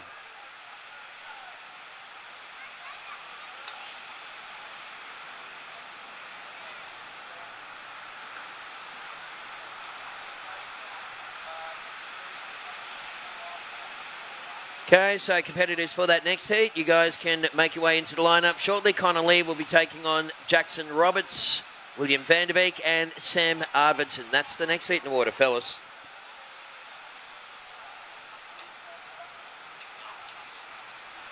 Last wave scores, Diego, 1.7. Blue, you are in 4th position. You need 3.41 to move to 2nd. Jackson K, currently in 3rd, needing 3.28. This looks like Jacko up and off that one pretty quickly. Zane Asick sitting in 2nd.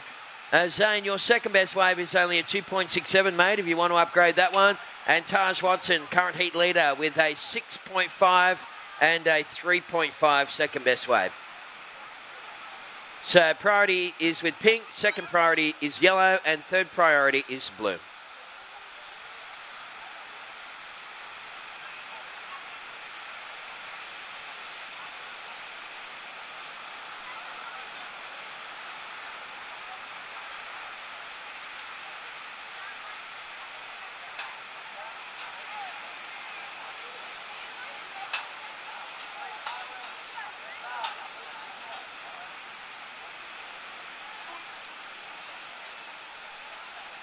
Okay, gentlemen, so time is slipping away in this one.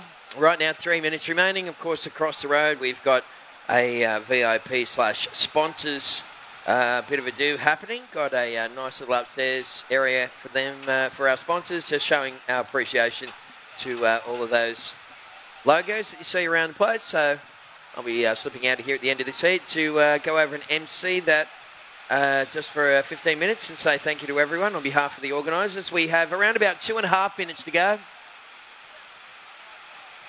And allegedly, there's still one pair of Skullcandy headphones in the sand.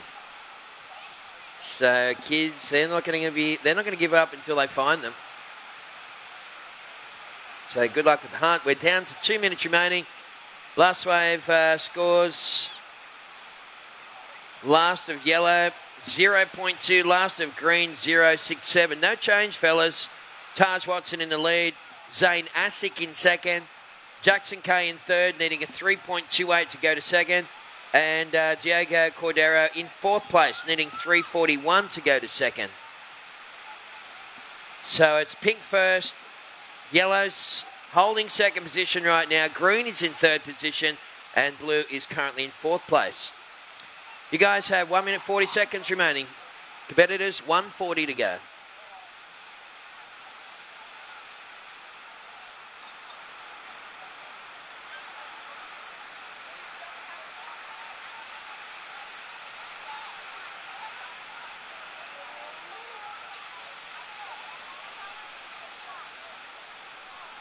Okay, priority pink, second priority yellow, third priority blue, fourth priority is green.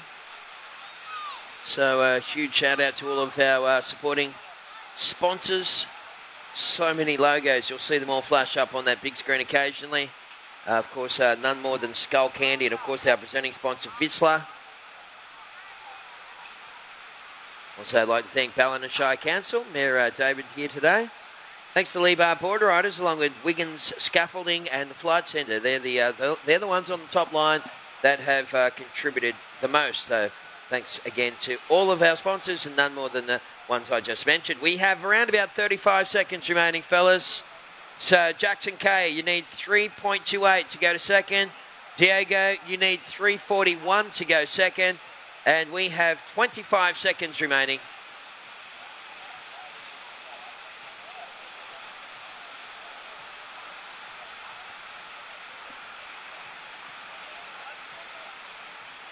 Rightio, 10 seconds to go. And it looks like we're going to count down this one in 5, 4, 3, 2, 1.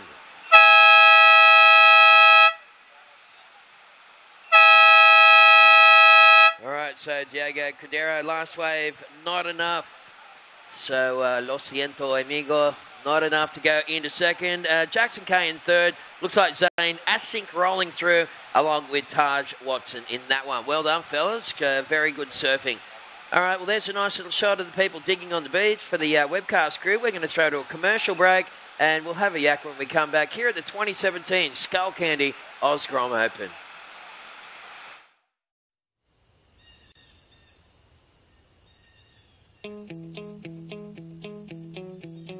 It's the waves of the ocean. It's that cool breeze on a summer's afternoon. It's ice cream on the beach with the kids. It's having a surf before work. It's your favourite coffee nook on a Sunday morning and Monday seems forever away. It's playing in the sun and resting in the shade. It's care for the environment and those we share it with. It's our rhythm of life, and it's what makes Lennox Head totally Lennox.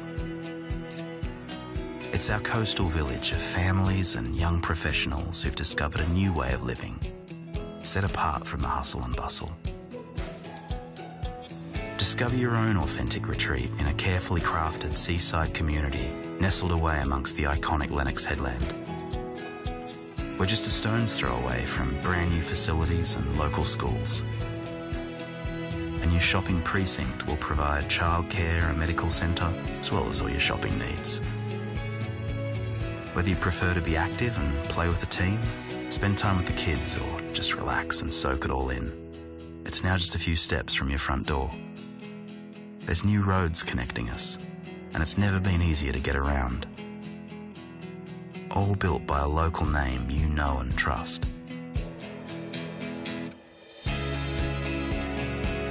Where else could you live?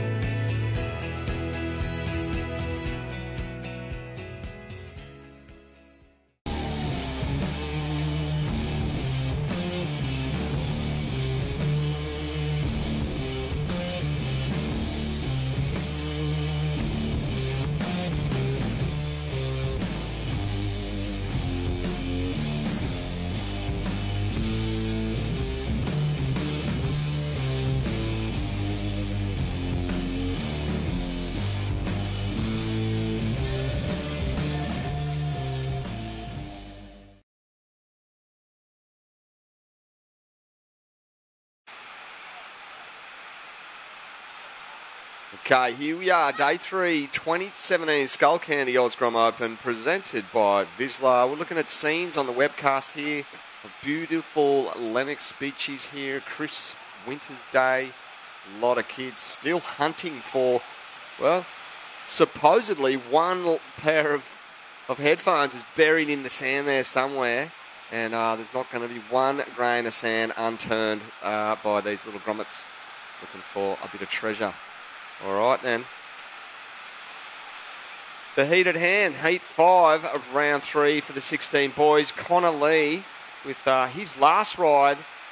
Big, savage forehand hack on the start and then backed it up with a little float to finish. Opened, well, the judges are giving it with a 6.17 there for Connor Lee. So you hit the lead there, Connor. You've just got that 1 point ride as a backup. And that leaves Jackson Roberts in the yellow as now in second place with a 4.83. William Vanderbeck in the green sitting in third. And Sam Arvidson in the blue just yet to score a ride. So that's the way it sits. I'll give a quick official update, results for Heat 4 of Round 3 of the 16 boys. Fourth place, surfer in blue, Diego Cordero. Commiserations to you. Third place going to the surfer in green, Jackson K. Also commiserations. Second place and progressing through in the yellow, Zane Asink. And first place in the pink, Taj Watson. So we'll be seeing Taj and Zane in the next round. The 16 boys.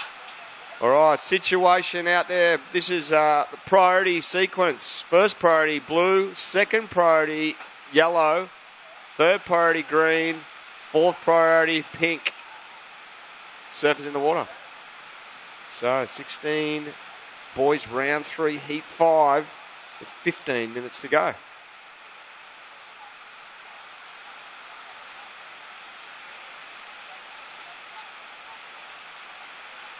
Okay, I'd like to call up the surfers in the next heat.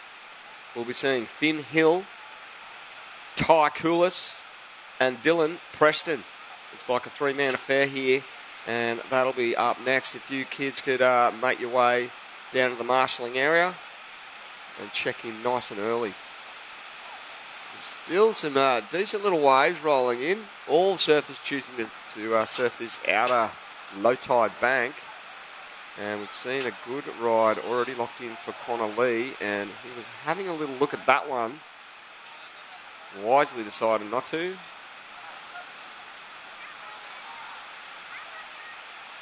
Yeah, so Tezza, he's moved over to present in the VIP area, looking dapper, I might say. Jackson Roberts in the yellow, good forehand crack to start this one, wrapping into that forehand carve, and then another forehand rail work here for the young man in yellow. Great forehand wrap on that last one there too. This is sort of moved into it on the inside. It's got a great little pocket on it, and Jackson Roberts is really just making the most of this one and snapping away to finish. So good ride there from the man in yellow. That's his second scoring ride. That'll go into his top two. He only needed a small score to move into the lead over Connor Lee. We'll see what the judges give him. And we're looking at a replay on screen right now for everyone looking at the webcast.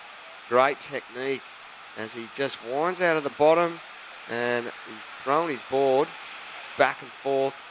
And that wave there is not easy to ride. Pretty weak inside section there for Jackson Roberts. But tell you what, Jackson, last of yellow, a 7.67. So Jackson's hit the lead. Jackson Roberts, your backup ride right now is a 4.83 to improve on, mate. You are in the lead. Connor Lee in the pink. You're now in second place, buddy. As they negotiate that wall out the back. Connor Lee in second. You need a 6.34 to move back into the lead over Jackson. William Vanderbeck in the green. You need a 6.18 to move to second. And Sam Arvidson has yet to catch a wave. So, yeah, he'll be out there waiting patiently. Waiting to strike. 13 minutes to go.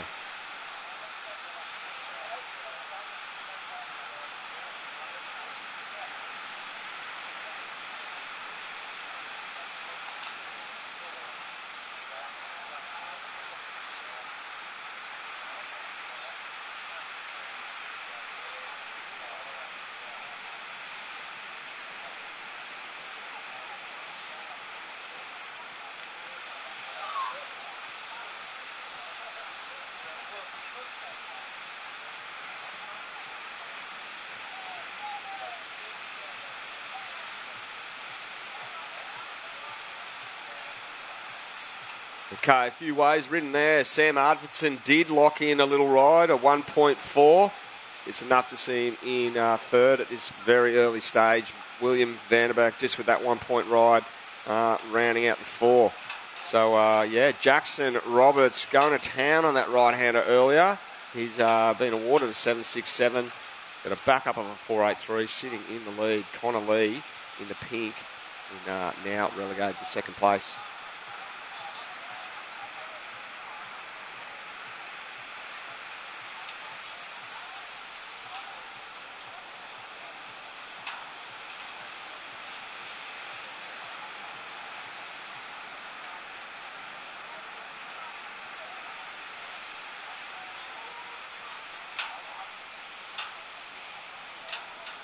Okay, priority update for you surfers out the back. First priority with green, second priority pink, third priority blue. And when Jackson makes his way out into the lineup, he'll round out the four. There it is, fourth priority, yellow.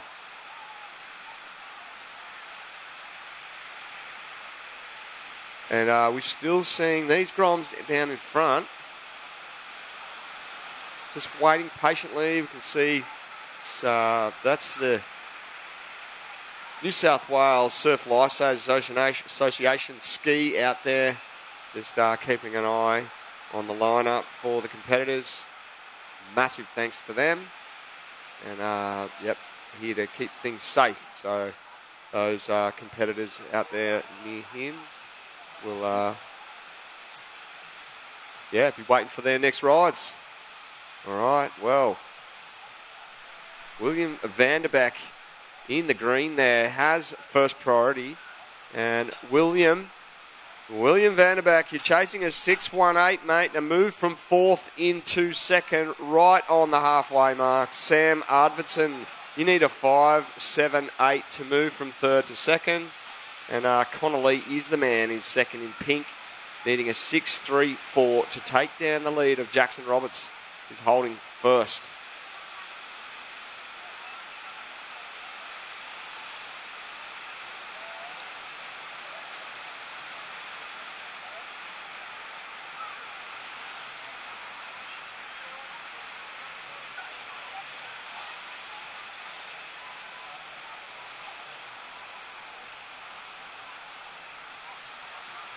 All right, it's so good to see the Shapers Alley come alive this morning. All kinds of magnificent equipment, crafts down there. I know the Shapers Fins were giving away those coffin board bags, which was amazing, and Fu Wax was involved in that too, so it's excellent to see, Grom's getting involved. I know the Surf Mud had the balance board competition, had to balance on the board and also apply the zinc, which to me sound like it was a pretty difficult task, if you want to ask me, but that was good. Tezza was down there. Don't forget the movie tonight. The Vizsla guys have put together a great little surf movie called Pedro's Bay, and I think it's all about a man and his adventures around the world. So that'll be on the big screen at the contest site here at 5:30 this evening. It'll be a pretty brisk, chilly evening too, so maybe bring some blankets, some jumpers, jackets and beanies, and settle in to the grass area down there on the contest site and watch the screening of that movie. That'll be at 5:30. Thanks to Vizsla. Come on down.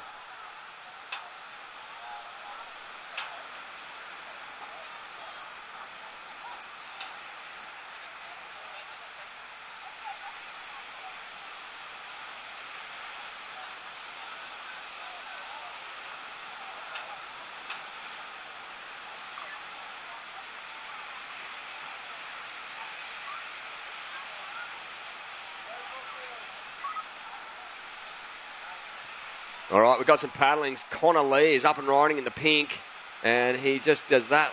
Oh, just went for that finish. Connor Lee in the pink, really trying to throw the tail above the lip there and ride out of it in some sort of reverse position. But Connor Lee does improve his lowest score. He's still in second. So last of pink, a 1.43. So Connor Lee still holding second, needing a 6.34, mate, to move into first. Sam Arvidson, you need a 6.21 now to hit second. And William Vanderbeck in the green, you need a 6.61 to move into second place. Jackson Roberts still holding firm in the number one position. And Jackson Roberts, your backup score is a 4.83 to improve on, mate, with 6 minutes 35 on the clock. And I'm looking on the webcast here on screen. We've still got some grommets that are just determined to find that last pair of headphones that are being buried in there. Oh, someone might have found it. Nah, they've got the thumbs down there from little tie-dyed Grom hair there. Tie-dyed mullet man. You. Yep, they'll be finding something. Meanwhile, the pack out the back seems like they might have spotted something. They're moving a bit further to the south, and they're looking to strike. All right, I've just been handed a little note here. There's a burgundy Pajero with Queensland number plate 180WWU. Please move from the driveway at 2 Byron Street. So, yeah, that burgundy Pajero with Queensland number plate 180WWU, you are parked across a driveway at number 2 Byron Street. Yeah, I guess you must be blocking the path there, Pajero driver, and you don't want to get towed. So please move that car immediately, the burgundy Pajero.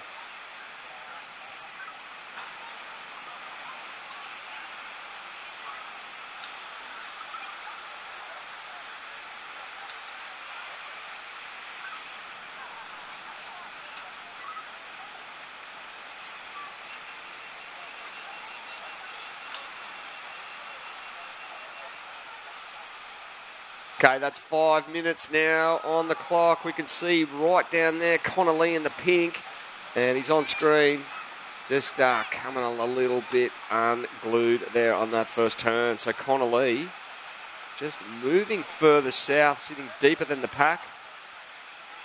Getting that little right-hander coming unstuck. All right, priority update. First priority with green. Second priority blue. Third priority yellow. Fourth priority pink. Right down under the 5-minute mark now. We can see the surfers in the next heat are making their way out.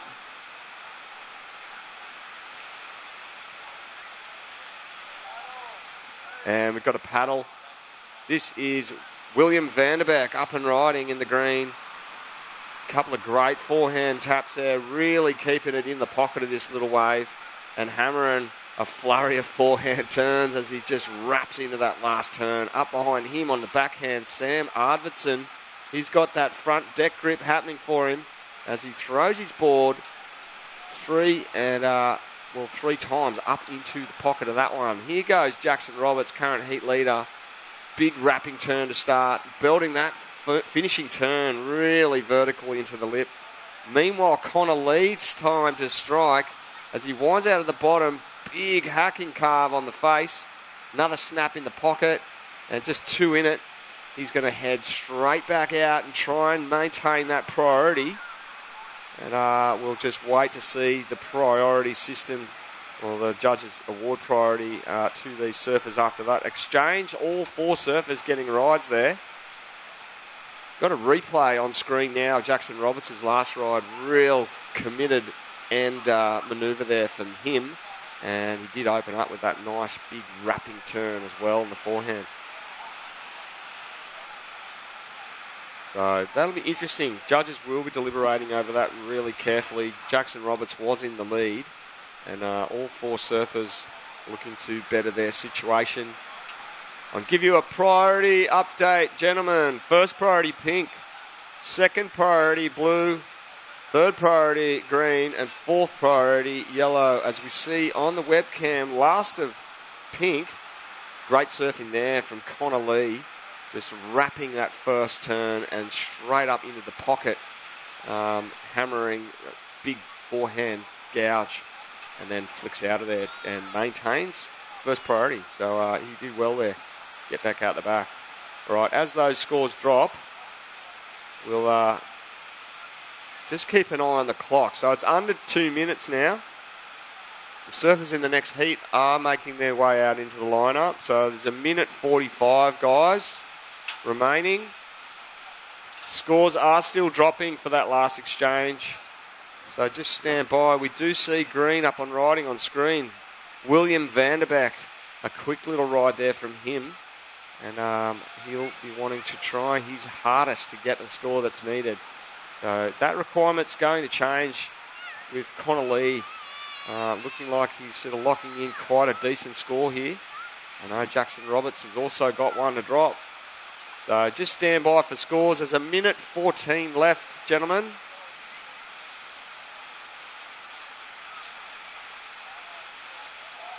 And we can see the surfers in the next heat are just starting to make their way out in the lineup. Looks like Connor Lee's going to pull the trigger with his first priority, and here he goes. Just belting that one in the pocket, winding into a big forehand gouge there, and another snap. And this wave sort of flattening out on him a lot through that midsection, and it's fizzled into nothing. So Connor Lee pulling the trigger, utilising his first priority. And here it is on replay on screen there. So he just does that little check snap, grinds that carving manoeuvre there, and just a couple of little snaps to finish that one. So Connor Lee in the pink. 20 seconds remaining, gentlemen. Time is now to get your last rides. 15 seconds. It's going to come down to the wire, as there are scores dropping for that last exchange. I'm going to count down the finish now in 5, 4, 3, 2, 1.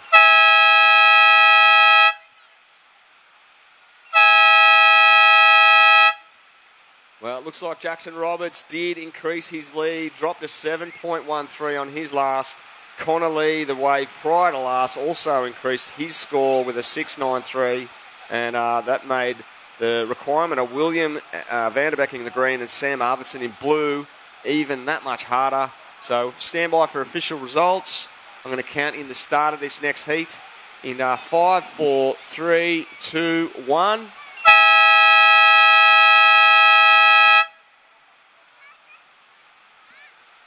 And I'm going to be back after the break, so stay with us here at the 2017 Skullcandy Osgrom Open, presented by Vizsla.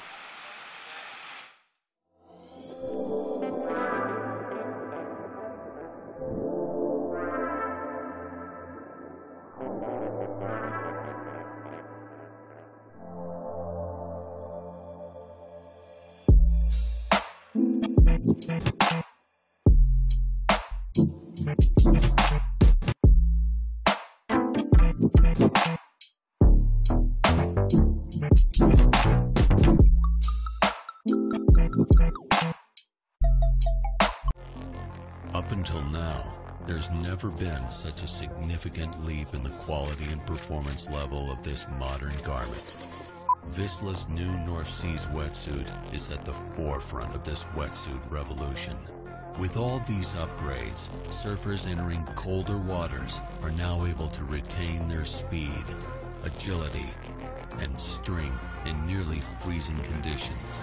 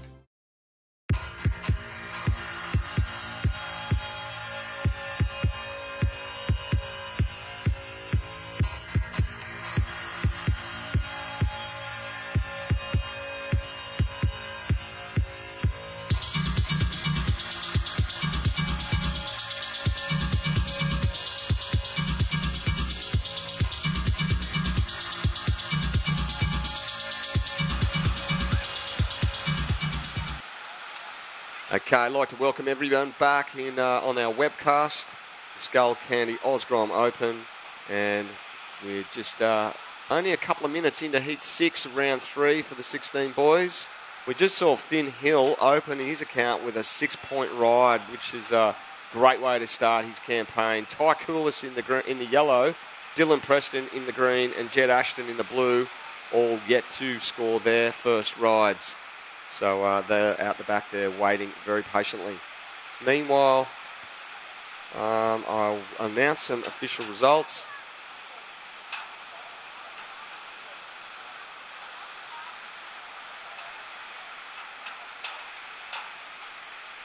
Okay, official results are now through for Heat 5 of Round 3. 4th place going to the surfer in blue, Sam Arvidson. William Vanderbeck in green taking 3rd. And progressing through in the pink in 2nd place, Connor Lee. Taking the win with some great surfing there in the yellow, Jackson Roberts. So we'll be seeing Jackson and Connor in the next round. Meanwhile, quick one there from Ty Coolis. And also one from Jed Ashton in the blue. So those scores filtering in. Ty Coolis there with just a 2-point ride. And Jed looks like he's got a 1.5 on the backhand. Dylan Preston, just a quick ride there from him.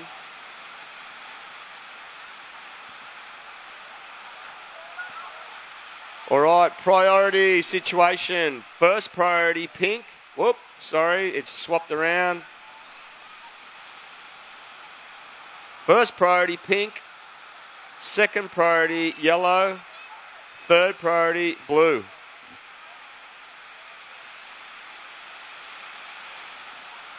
So first priority pink, second priority yellow, third priority blue, 4th priority green.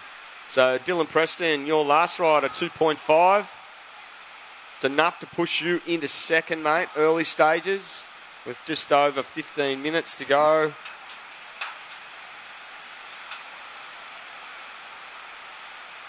And that leaves Jed Ashton in 4th position, just with an opening ride of a 1.5.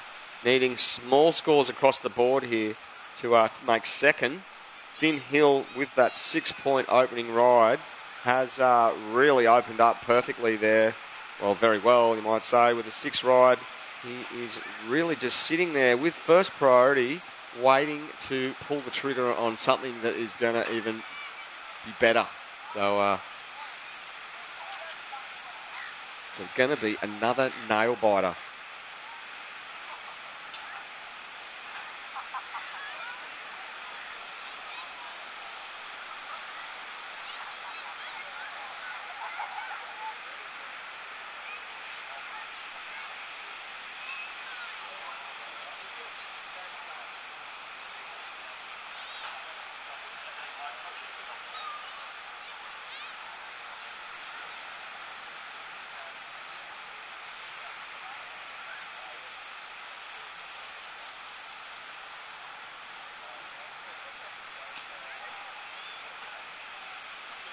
All right, here goes Dylan Preston on the backhand, the man in green. Tight hook. And just the one backhand blast there before he ejects his board under his feet. So Dylan Preston, that one will drop into his top 2, and that is his second ride. And it's coming in similar to his first, actually. And there it is, a 2-2-3. So Dylan Preston got a pair of 2s, a 2-5 and a 2-2-3. Enough to hold him in second position. Finn Hill in the pink, still holding first on the strength of his opening 6-point ride. Ty Coulis in yellow, you're in second place, needing a 2.74 to make second. Jed Ashton in the blue, needing a 3.24 to move from fourth into second place. And it's just over 13 minutes.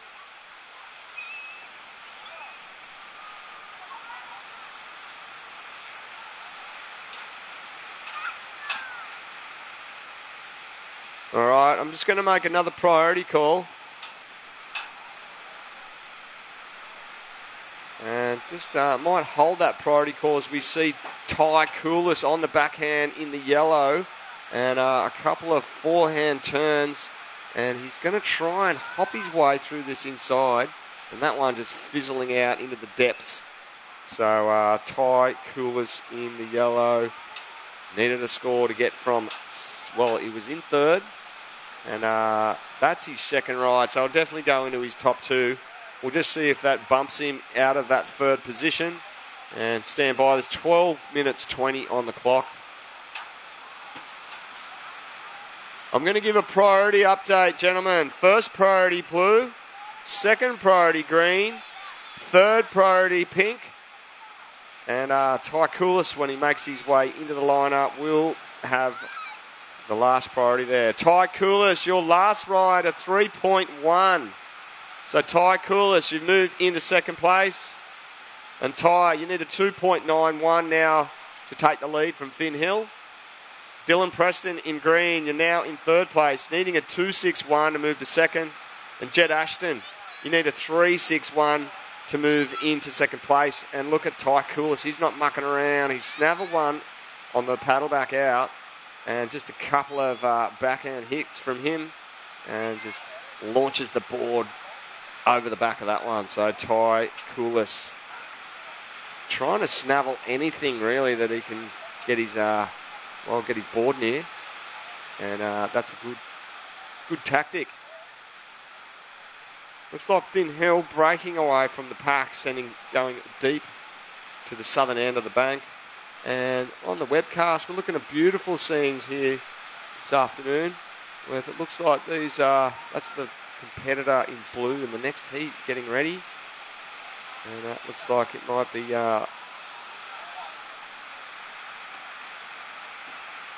don't have the heat draw in front of me just yet. However, yeah, beautiful scenes. We've got the far north New South Wales life-saving jet ski out the back there, just patrolling the waters, keeping things all nice and safe. Meanwhile, I believe we just saw Finn Hill in the pink get a quick ride. Perhaps. Yep, it's now locking in. All right, that ride's coming through, so that'll be Finn's second. Finn's second ride will drop into his top 2, so stand by for that as we see Jed Ashton in the blue, just getting a little bit caught behind that first section and that one's not going to work out for him. So meanwhile, the score has dropped for last of Pink, a 4.93. So Finn Hill, you've just dropped in a 4.93.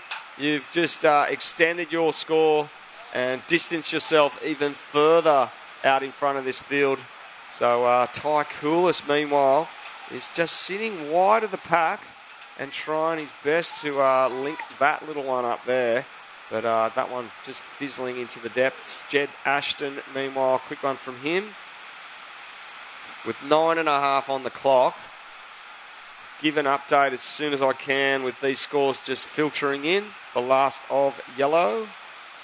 And there'll be one last of blue as well to drop.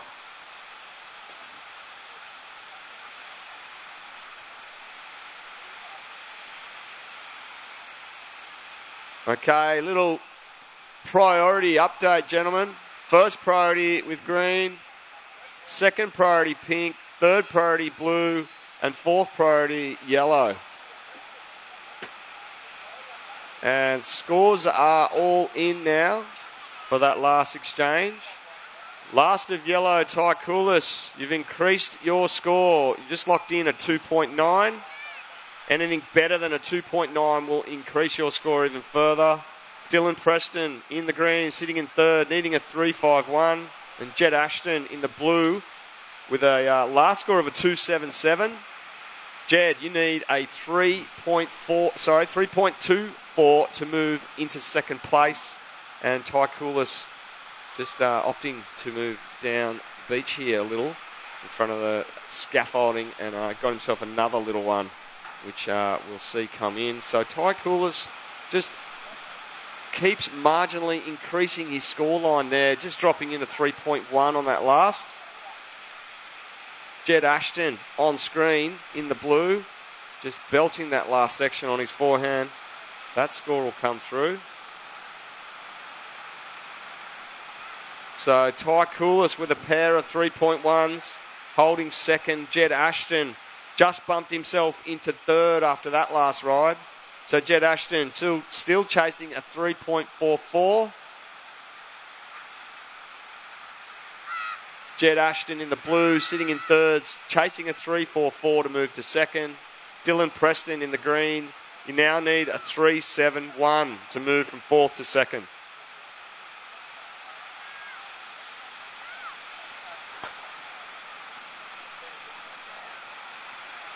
So I'm going to give a priority call, just a priority update.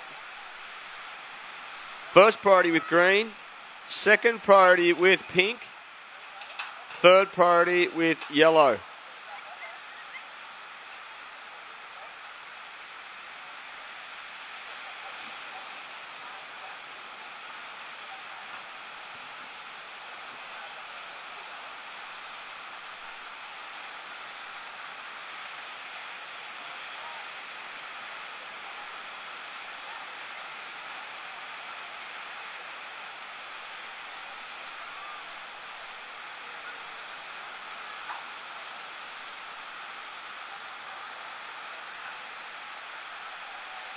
Okay, 6.5 minutes. And it's all happening down there. The mechanical surfboard is on fire. I don't know if anyone's seen how big the lip on that thing is, but it's the biggest wave I've ever ridden for sure. There's also the Flight Centre Cyclone booth with a whole bunch of vouchers, flight vouchers, just flinging around in there. You've got to try and get in and grab as many as possible. So that's all happening thanks to the Flight Centre crew. Dylan Preston, meanwhile, in the green. The goofy footer wrapped a nice forehand carve to start that one off. And now he's trying to find that link, the elusive inside link on the low tide, I should say. And here's Ty Coolis just building a couple of forehand manoeuvres as he pulls out of that one. Pretty rapid fire here this afternoon. A little bit of a sea breeze and the low tide. Pretty tricky conditions. And it's Finn Hill in the lead at this stage with a 6 and a 4.93. He's the man to beat. There is a small score waiting to drop for last of yellow and last of green. So stand by for those.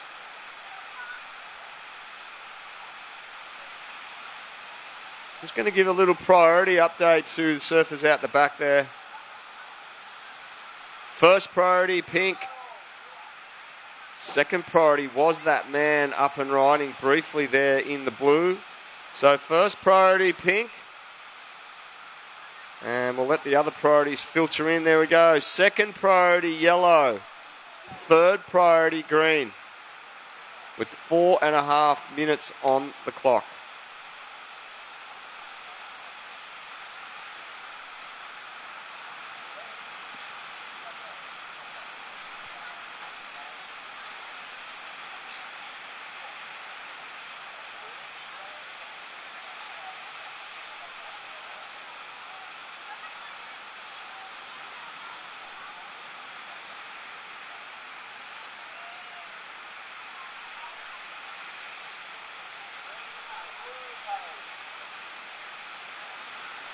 Oh, big last backhand or forehand blast there to finish that section. Jed Ashton in the blue, really giving that last section a big smack in the mouth, you might say. So that one, Jed Ashton in the blue, trying to chip away at the heels of these fellow competitors. So prior to that last wave, Jed Ashton found himself in 4th place. And he's going to swing around into this little one too. So here he goes, rapid fire, Jed Ashton. Throwing a lot of spray on those couple of forehand carves and then out of there. So just two, well, pretty solid forehand carves for that small inside wave there from Jed Ashton in the blue. 2 waves under the belt there of little Jed Ashton. And we'll see if that moves him up, up in the position here. And the first one's dropped in. There's another one. It looks like the second one impressed the judges perhaps just a little bit. Well, we'll let those scores a little bit more, I should say. The scores are still filtering in, so just stand by for those, little Jed Ashton. Meanwhile, on the backhand, Ty Coulis is doing a never say die approach to this heat. Wave previous to last was a 3.93. Here goes Finn Hill in the pink. Big flaring forehand snap into that section, throwing a lot of water for a small wave, and fizzling in that all the effort was into that first turn there from Finn Hill. Had plenty of speed and just really whipped into that big forehand hack. And we can see Ty Coulis looking at that on screen. So a few scores yet to drop in. Standby surfers with 2 minutes now on the clock.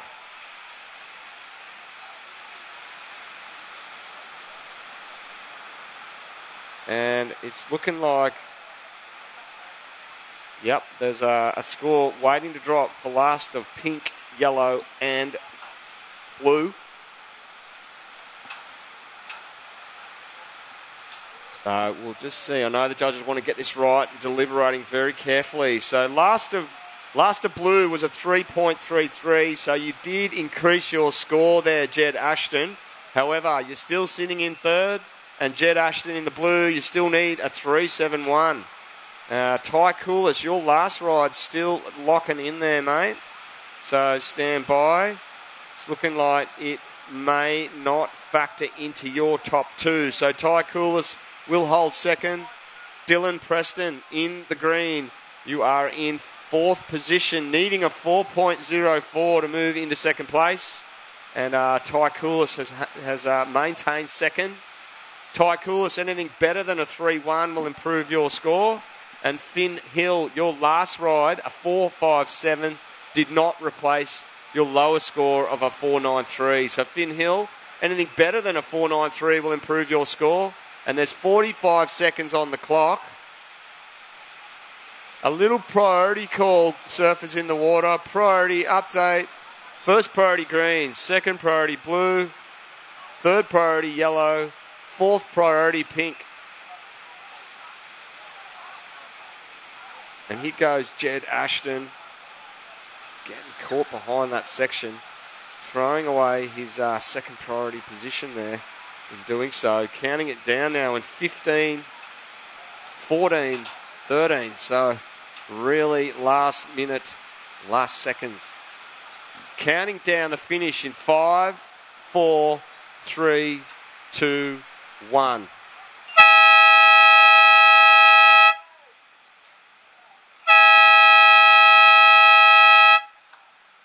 Okay, that sounded out the end of Heat 6 of round 3.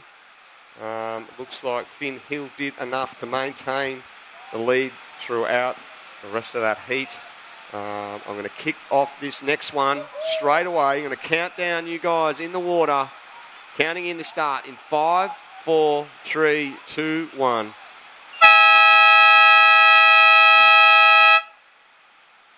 Okay, now it's time to pay some bills and return after this with a break in the action. Right up next, we've got the 2017 Skullcandy Osgrom Open presented by Vizsla.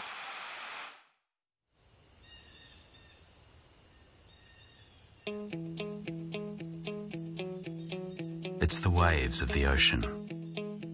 It's that cool breeze on a summer's afternoon. It's ice cream on the beach with the kids. It's having a surf before work. It's your favourite coffee nook on a Sunday morning and Monday seems forever away. It's playing in the sun and resting in the shade. It's care for the environment and those we share it with. It's our rhythm of life, and it's what makes Lennox Head totally Lennox. It's our coastal village of families and young professionals who've discovered a new way of living, set apart from the hustle and bustle. Discover your own authentic retreat in a carefully crafted seaside community nestled away amongst the iconic Lennox headland. We're just a stone's throw away from brand new facilities and local schools. A new shopping precinct will provide childcare, a medical centre, as well as all your shopping needs. Whether you prefer to be active and play with the team, spend time with the kids, or just relax and soak it all in, it's now just a few steps from your front door. There's new roads connecting us, and it's never been easier to get around. All built by a local name you know and trust.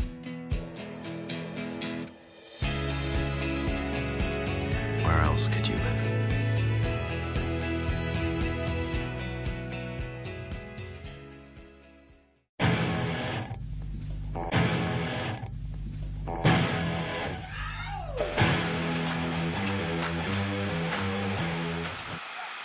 Okay, and welcome back, folks. 2017 Skullcandy Osgrom Open presented by Vizsla, and you can see that little wide shot there just showing the conditions. It's pretty tricky out here this afternoon. Only 1 to 2 feet with a light onshore breeze, and conditions, as we said, it's a tricky playing field for these guys in the 16's third round. At the moment, it is Josh Stratton who's currently in the lead. Josh hails from Port Stephens, just north of Newcastle. He's been starting to make some noise of late, and one of quite a few kids that are coming out of that part of the world, getting coached by the Michalak brothers up there at Fingal Bay. So doing well. Josh has got a 3.83 and a 2.1. Xavier Huxtable's first wave, 3.83. Finn McLaren opened up with a 2.83. And Caleb Cutmore, he's just in priority and holding on to his priority. Waiting for his first score. Caleb, you need a 3.04 to go straight into second position, buddy. We've got 16:40 on the clock. And a bit of bad luck there for Dylan and Jed. Of course, Dylan Preston. Jed Ashton finishing third and fourth in that previous heat. Ty Coulis, though, continues his good roll of late. And that heat was won by an in-form Finn Hill, who's, as I said, been on a bit of a tear over the last 12 months. The old Finn Hill really starting to carve out a reputation for himself. So we've got 16 and a half to go. It was a real action-packed Sunday down here on the sand. And look at those people that are still there. Look how exhausted those people are. They're still looking through the sand for that one set of Skullcandy headphones. And they're just about out of petrol, aren't they, the kiddies? I hope they find it, because they've just been working so hard for that stuff. Maybe just have to look a little wider. I don't know. Maybe you guys should make a plan where you all walk together in a line of 4, dragging your feet. That way you might find it. Well, we're down to 16 minutes left on the clock. Josh Stratton, you're in the lead, buddy. Needing to upgrade a 2.1 second best wave. Priority is green. Second priority is pink. Third priority, yellow. And fourth priority is blue.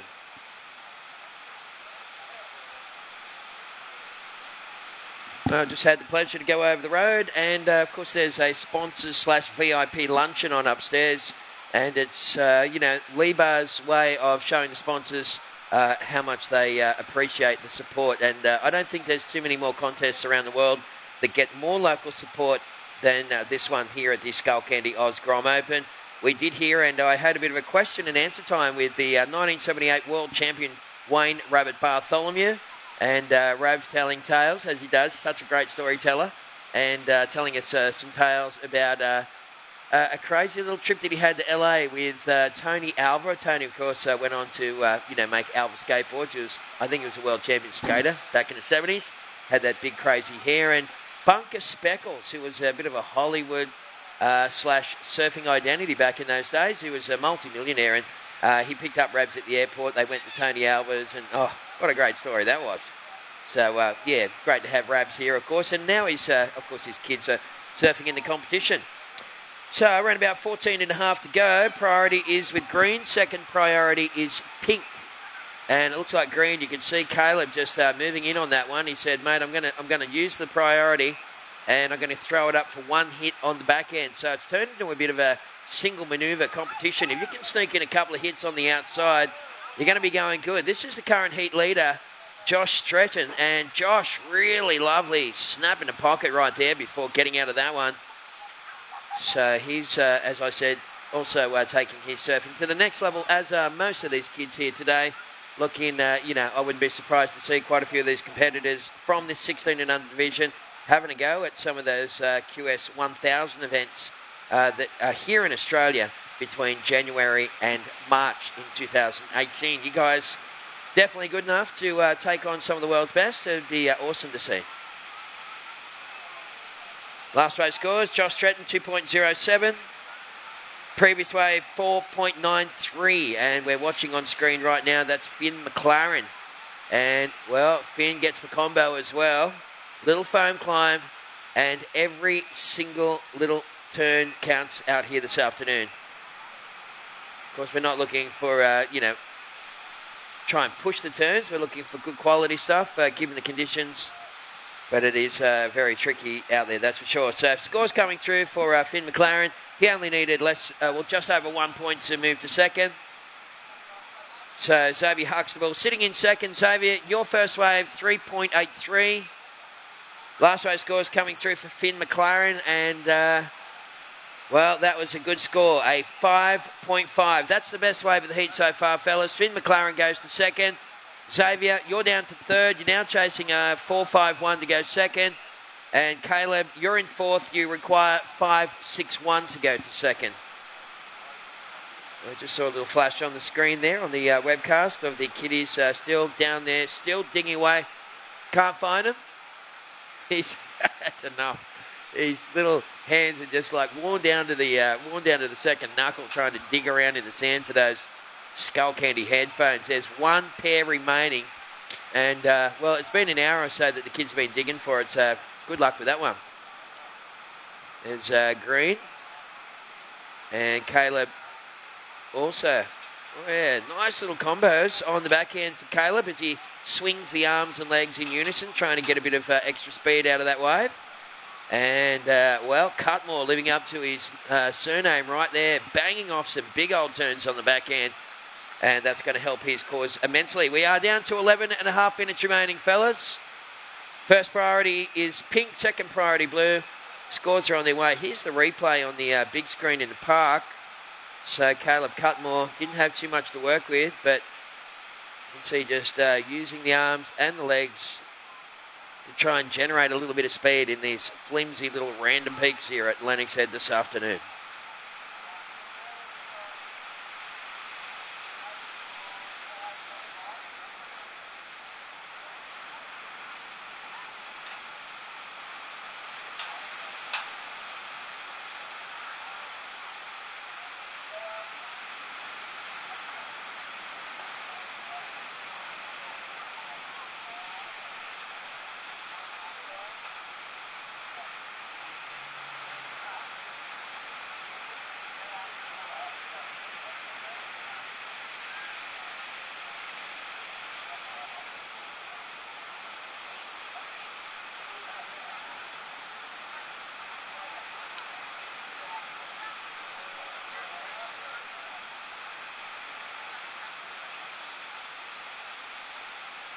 All right, well, Josh Stratton, current heat leader, just finishing off that wave. We do have a score there for Caleb Cutmore in the green singlet.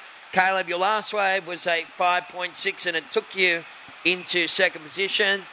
We're still waiting for a score there for Finn McLaren's third wave, which may bump McLaren back to second. In fact, last of yellow, 3.40, situation change. Finn McLaren goes into the lead. So, yellow, you are in first position. And, well, another situation change with Xavier Huxtable. Last of pink, a 6.93. That's the best wave of the heat by a long shot. So, Xavier's into the lead. Now looking to replace a 3.83. Josh Stratton is in second, needing a 5.84 to take the lead. So, Xavier, you're in first, and Josh, you're in second. Finn McLaren back down to third. You now need a 3.84 to go to second. And Caleb, you're chasing a 3.74. So Xavier Huxtable with that 6.93, kind of putting a little bit of fresh air between himself and the other guys. Right now, Josh Stratton in second, Finn McLaren's in third, and Caleb Cutmore is in fourth. We have 9 minutes remaining, fellas. Priority yellow, second priority green, third priority blue, and fourth priority is pink.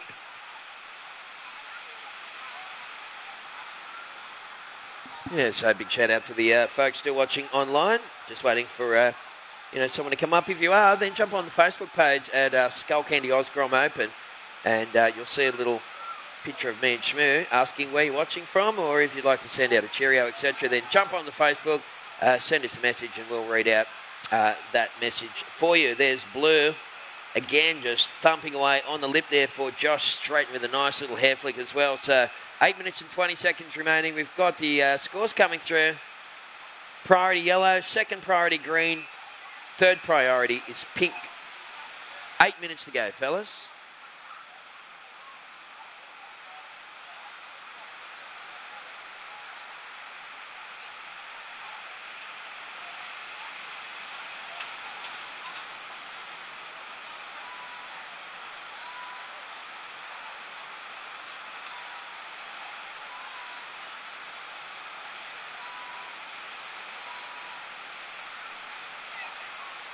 Okay, last wave scores for Joshua Stratton was a 2.80. Josh didn't go in the top two, buddy. Your second best wave is a 4.4, so that's the score you're looking to build off. Xavier Huxwell is the current heat leader. This might be Mr. X up and riding on this one. And the Changeark local just bails pretty quickly off the back of that wave. 7:20 on the clock. Priority yellow, second priority green, and third priority is blue.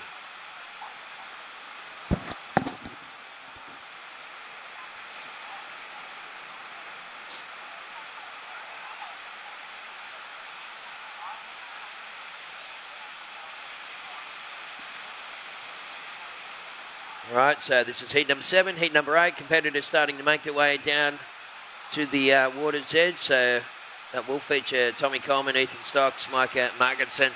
Looks like the big fella in blue's heading on down there as well. So we got just on 7 minutes remaining. Good luck to you guys.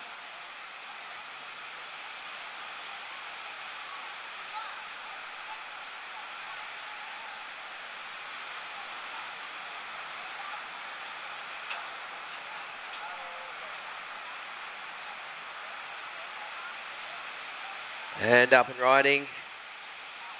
Yeah, tiny little fin chuck there from Xavier. Just throwing the fin out of the lip and then riding sideways for a while.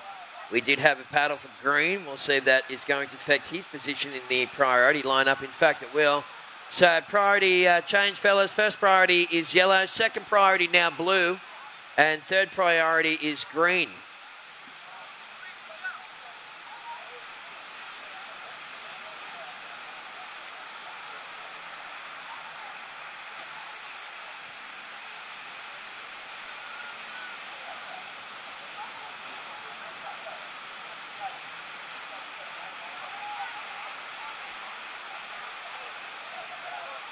Okay, we have 5:40 on the clock. Once again, if you've just rolled in this afternoon, you've missed a huge day here at Lennox, of course, for day number 3 of the Skullcandy Grom Open, presented by Vissla. We had so much happening here today. There was just stacks of giveaways. We had a pie eating contest. Of course, the Had a little balancing competition earlier on. Lots of giveaways. We buried some leg ropes and headphones in the sand. We gave away big board bags. It's just been a great day for the kids. They've really enjoyed themselves.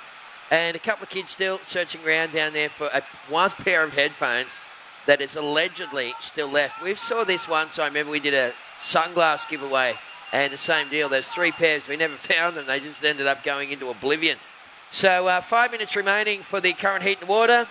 Xavier, your last wave won't go in the top 2, so you're looking to improve a 3.83.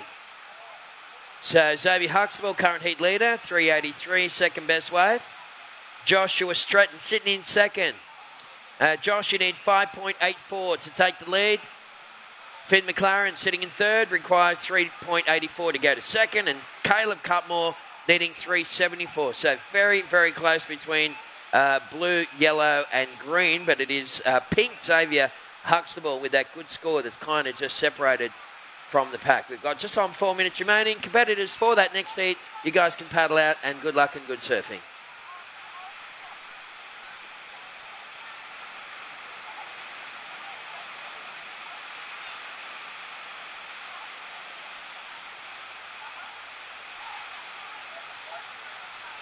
Yeah, so don't forget tonight, thanks to our presenting sponsor, Whistler, Pedro's Bay, premiere of the screening of that movie. You can join us here from 5:30 this afternoon, folks, and that's going to be awesome. So Whistler have actually hired a popcorn machine, and they're apparently going to dress up Shmoo as a one of those little movie boys, and he'll be dishing out the popcorn, so it's going to be very cool.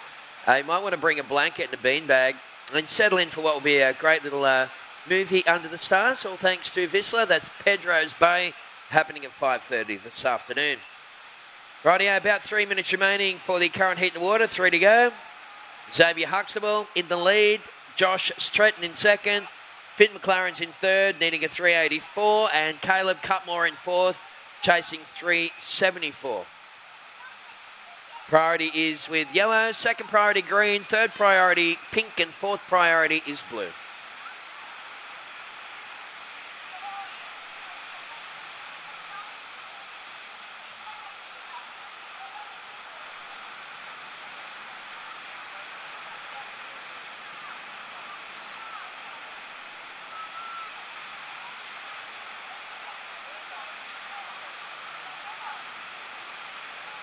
Right, well, there's Xavier.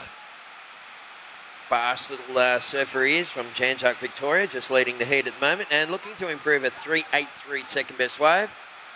That was a pretty nice quality snap right there. He didn't have much to work with. These waves are just very weak, and with that onshore wind, well, it's making it crumble a little more. There's Finn McLaren, and Finn McLaren getting a bit of a combo in this one and looking for a little link up on the inside.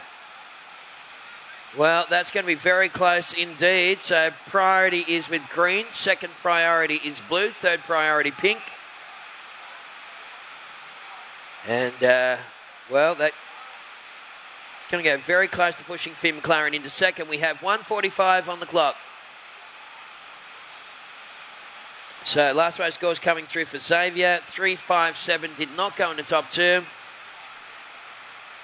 Last row scores rolling through for Finn McLaren. This is going to be a situation change. So Josh Stratton, stand by, buddy. You will go to third. Priority is green. Second priority is blue. Third priority is pink.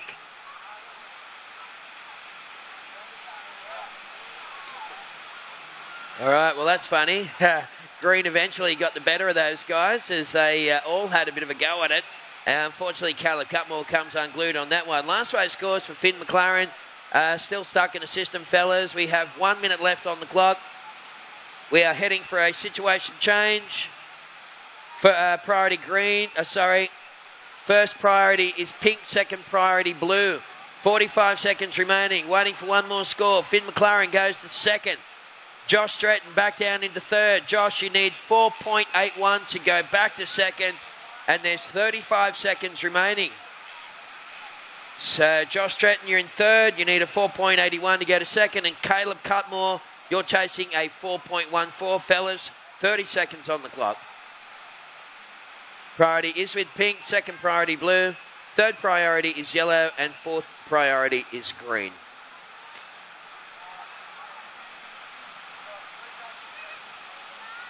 Ten seconds to go. 10 seconds remaining. We're going to count down this heat in 5, 4, 3, 2, 1.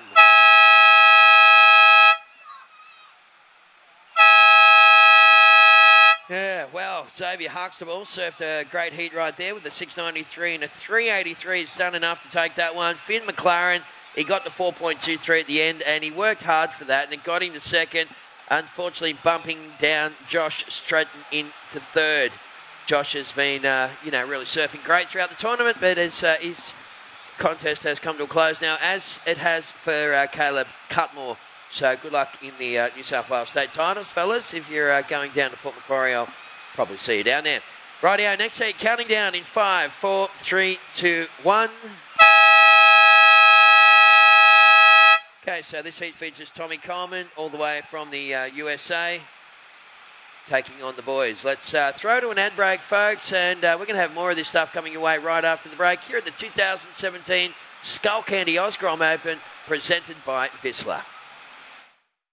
Do they do breakfast at that new place?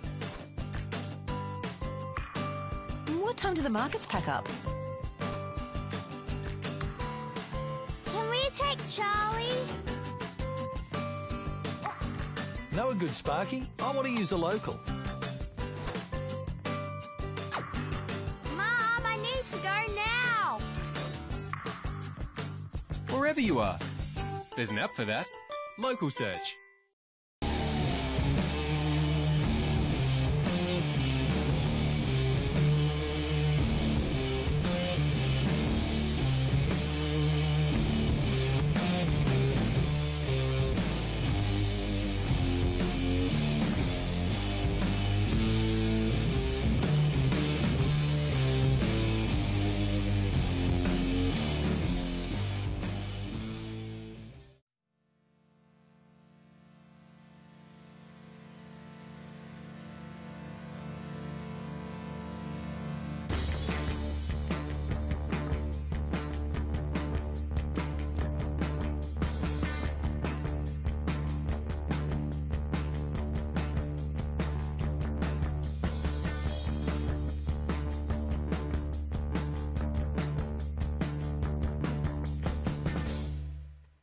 Just a short little way for the guy in the green. And welcome back to our online audience. There it is, the overview shot, the wide shot of the lineup here at Lennox Head this afternoon. I looked at the forecast only briefly, but it does appear like today will be one of the worst days of the forecast. I think there is a swell that's coming up the coastline. Hopefully we'll get benefit from that one. Official results, previous heat. 4th place went to Caleb Cutmore. 3rd place went to Joshua Stratton. 2nd place moving through Finn McLaren, and winning that heat, Xavier Huxtable.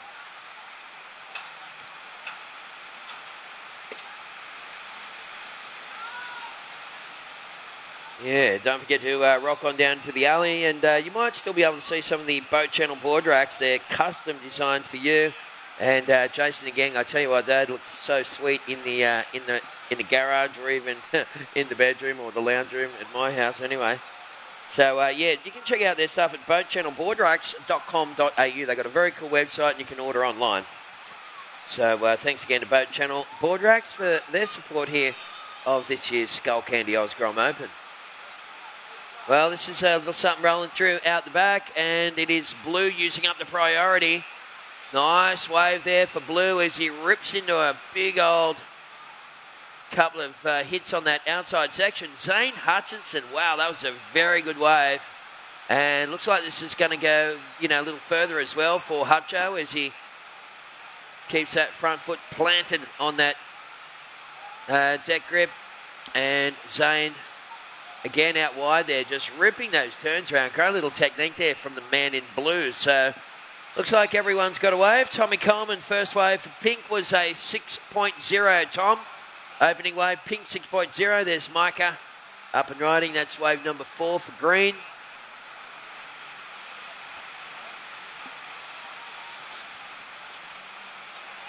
And there's a replay on the big screen, folks. Zane Hutchison. You can see the turns he was doing on the outside section there. That's going to net him some pretty good numbers. And he got on the inside here. I think it's just on the inside. He gets one more little turn right after this. And there it is there, just putting the board right on the rail and kicking putting the boot into it. And lovely little ride there for Blue. We'll get that score coming through, mate. There's 15 and a half to go. So day number 4 of 6 here at the Skullcandy Oz Grom Open. Tomorrow we'll have, it's day 3 of 6, I should just clear up there. So day 3 of 6, so we're halfway through the tournament. Tomorrow we'll be joined by Michael Crisp.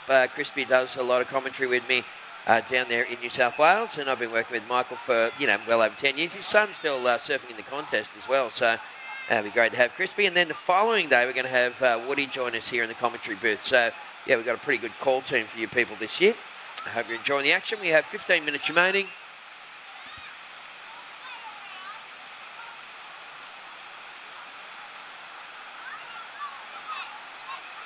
So a bit of bad luck there, Josh Stratton.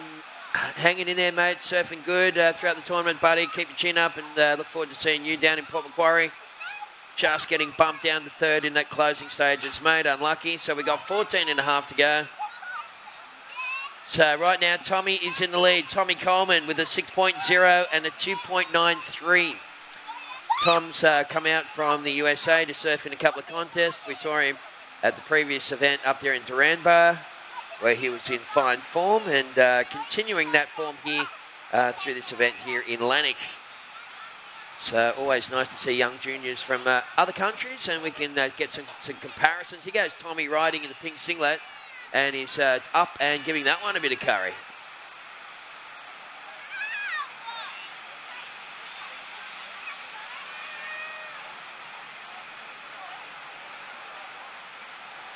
All right, so if you're the owner of a black Audi out the back, Audi, not Aldi as in the cheap fast food, yeah, it's Audi. I don't even know how to say it, it's that expensive. Yeah, black Audi, if you can please move your car out the back. We just need to, look, you just have to hop in your car, move it back 3 feet so we can get a truck through, and then you'll be able to repark it where it is. So we're not asking you to move your car, just to let someone out. It'd be much appreciated. That's the owner of a black Audi. If you can go back and move your car now, it would be really appreciated. As we see green up and riding, this is Micah Marginson. And Micah kicking out of that one. So Tommy Coleman, current heat leader, your second best wave, a 2.97. Micah Marginson sitting in second. Looks like that last wave will sneak into the top 2, but it won't be enough to take the lead. Ethan Stocks, your first wave, a 5.5. I'll wait for Micah's last wave to come through, and I'll give the equation to go to second. And Zane Hutchinson, Hutcho, your first wave was a 4.67. So just under 13 minutes remaining. Yeah, huge thanks to Nixon Bulk Foods at Lennox Head. They're right on the pedestrian crossing. You can get some nice dried fruit, nuts, snacks, healthy confectionery. I'm not talking the junky stuff. And much, much more. You'll find them on the pedestrian crossing here in Lennox Head. That's Nixon Bulk Foods. Thank you guys for keeping us all fueled up.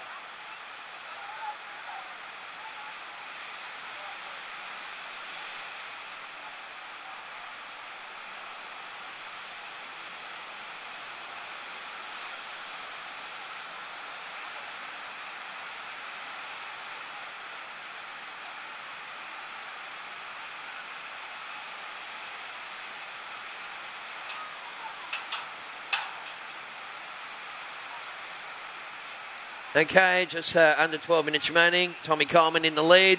Tommy, your second best score, 2.97. Micah Marginson last wave was a 2.77. Micah sitting in second. And, wow, that was really radical surfing there from little Margot. I tell you what, he's had the old VHS cassettes out by the look of that last turn. Around about 11 and a half to go, and Ethan Stocks is in third. Zane Hutchison currently sitting in fourth, fellas. We have 11 and a half to go. And that first turn, just whipping through those ones there for Micah.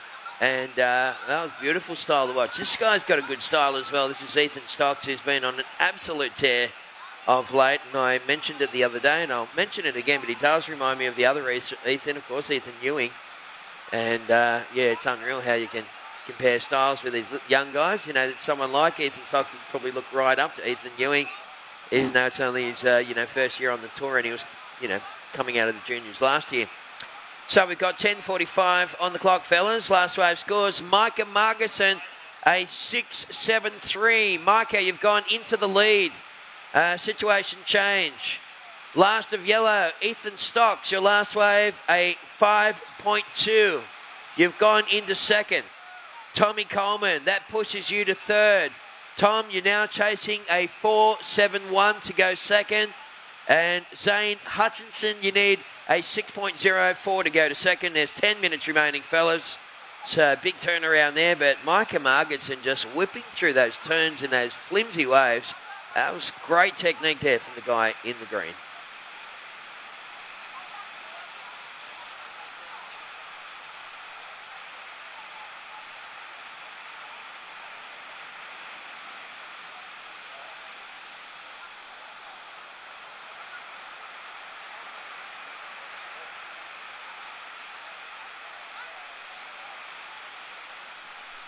Okay, first priority pink, second priority blue, third priority green, and fourth priority is yellow.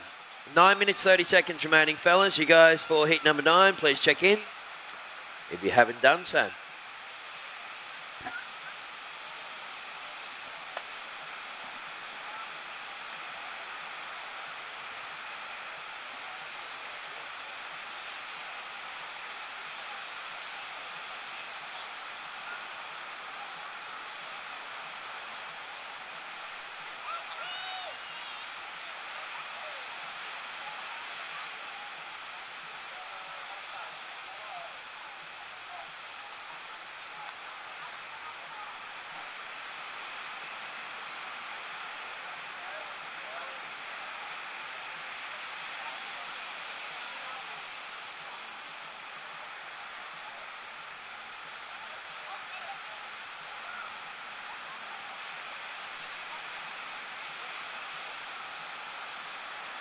Right, nice little replay there for the fellow in yellow. Last of Ethan Stocks, a 2.23. Didn't go in the top two, buddy.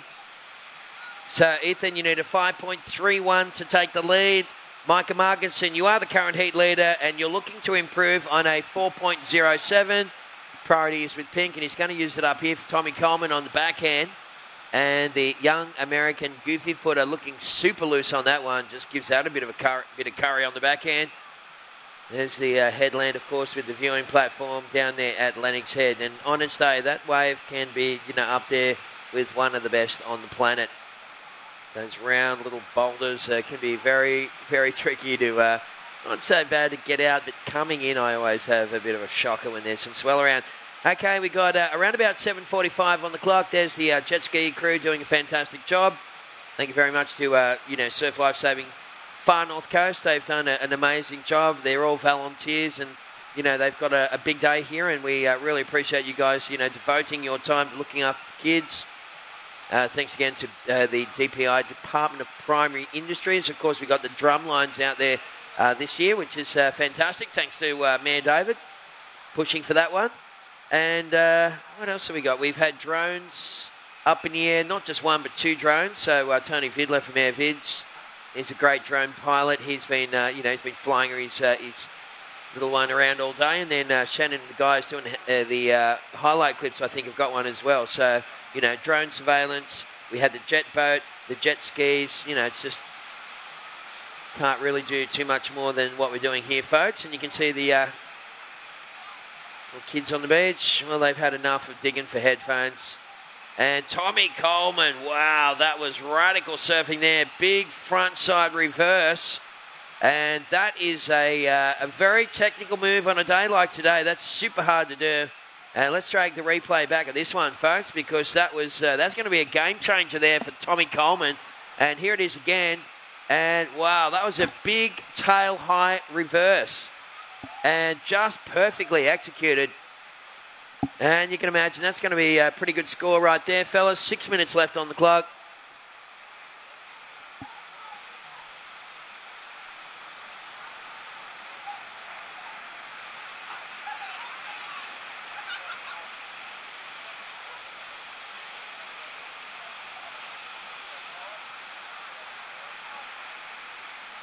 Okay, last wave scores for Tommy Coleman, a 6.93. Tommy Coleman, you've gone into the lead. Situation change. Pink's in the lead. Tom, your second best score is now a 6.0. Micah Margetson sitting in second, needing a 6.21 to take the lead. Micah, your second best, 4.07. Ethan Stocks has been bumped to third. Ethan, you need a 5.31 to go to second. And Zane Hutchinson chasing a 6.14 as we see Ethan Stocks. Well, trying to kind of wring out every little point out of that one, but there wasn't a lot of potential in it as we come down towards the final 5 in this one. So 4 more heats remaining, folks. Here at day number 3 of the Skullcandy Grom Open. 5 minutes remaining, and competitors for that next heat can paddle out, and good luck and good surfing.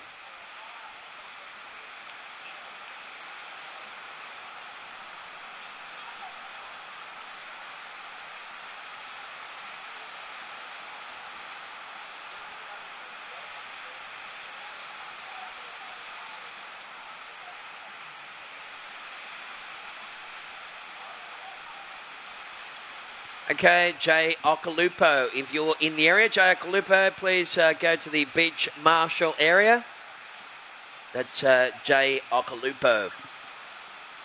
Very, very famous surname, that one, isn't it? All right, so Tommy Coleman's in the lead. We've got a 6.0 and a 6.93 currently locked into the system.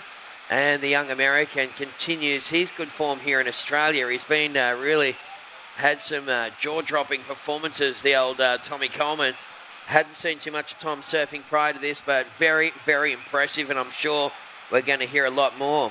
Well, that was Zane Hutchinson, and Hutcho had a little mishap on the takeoff there, but the best part about that is he'll take 2 strokes and he'll be back out there. So priority system, fellas.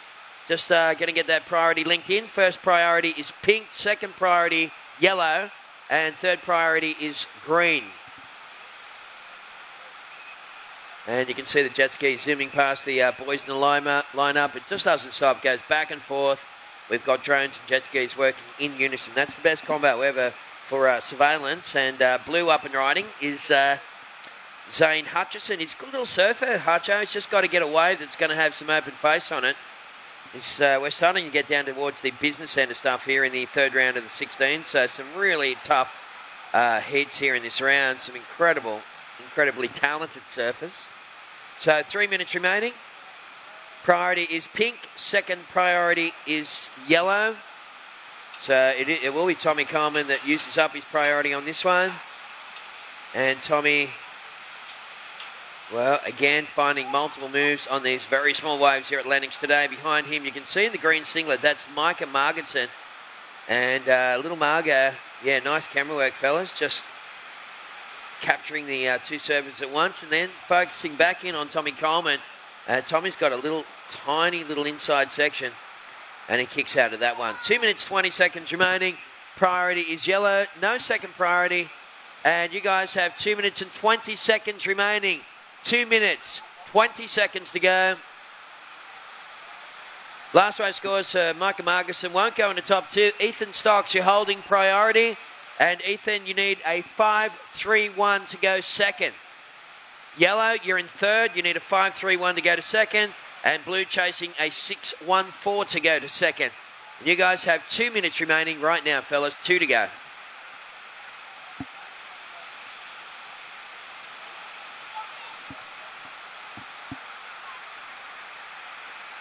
Yes, low tide onshore. Not the best combo around as we see green up and riding. This is Micah Margetson, and I tell you what, every time I go to a contest and Micah's there, it sounds cliche, but he's taking his surfing up. Every time I see him, he's surfing a little better. So that's that's good news for little Margo.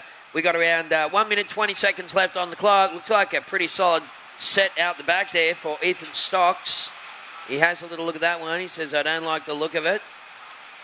So he's going to just hold on to that priority card. There's 1 minute and 10 seconds remaining. And Mike Amargo on the inside. I don't think that will be a keeper. 1 minute remaining. Surface, 60 seconds to go. So Ethan Stocks, you need that 5-3-1 buddy to get through this heat. And Zane Hutcher, you need a 6-1-4 to go to second. 45 seconds remaining.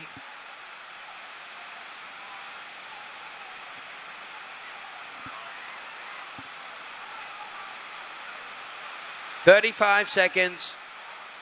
Well, you can see Ethan Stocks starting to motion for this one. This will be Yellow's last opportunity there. Etho throws it up into the lip. Little foam climb, and he's going to try and milk this thing for what it's worth. We've got 20 seconds remaining. And Etho Stocks, well, that thing ran out of petrol. We got 10 seconds left on the clock. And we're going to count down this heat in the water. Counting down in 5, 4, 3, 2, 1.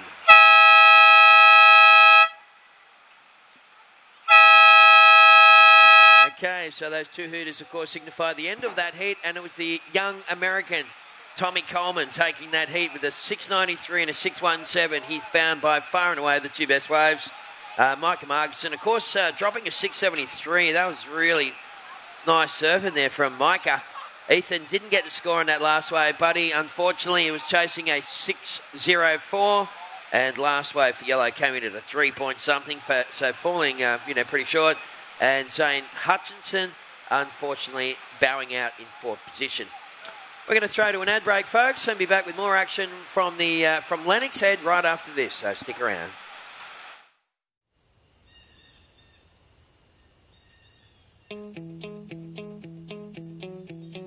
It's the waves of the ocean. It's that cool breeze on a summer's afternoon. It's ice cream on the beach with the kids. It's having a surf before work. It's your favourite coffee nook on a Sunday morning and Monday seems forever away. It's playing in the sun and resting in the shade. It's care for the environment and those we share it with. It's our rhythm of life, and it's what makes Lennox Head totally Lennox. It's our coastal village of families and young professionals who've discovered a new way of living, set apart from the hustle and bustle. Discover your own authentic retreat in a carefully crafted seaside community nestled away amongst the iconic Lennox headland. We're just a stone's throw away from brand new facilities and local schools. A new shopping precinct will provide childcare, a medical centre, as well as all your shopping needs. Whether you prefer to be active and play with the team, spend time with the kids, or just relax and soak it all in, it's now just a few steps from your front door. There's new roads connecting us, and it's never been easier to get around. All built by a local name you know and trust.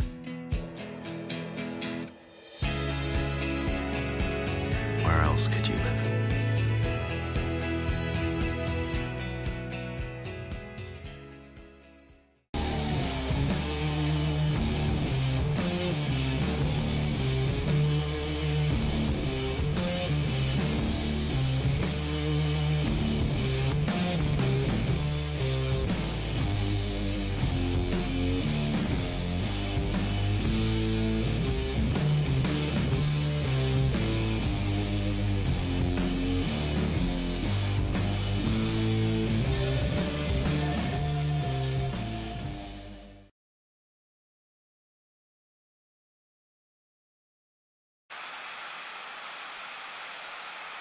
And welcome back, everyone, on the webcast.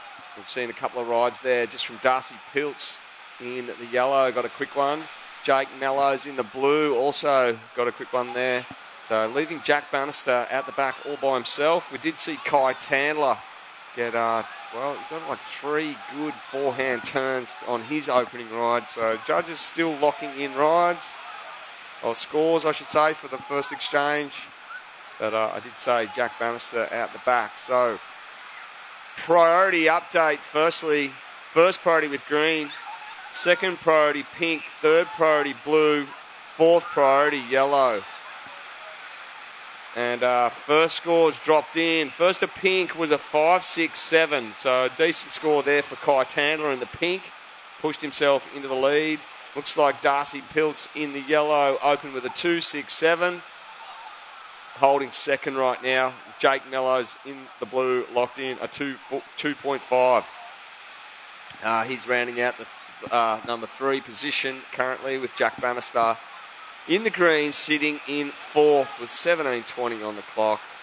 And this is rounding out to be a great day 3 of the 2017 Skullcandy Oz Grom Open, presented by Vizsla.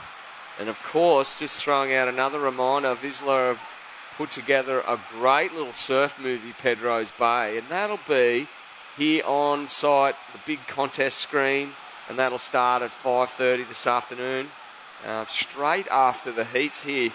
I think 5:30 should be dark enough to light that up.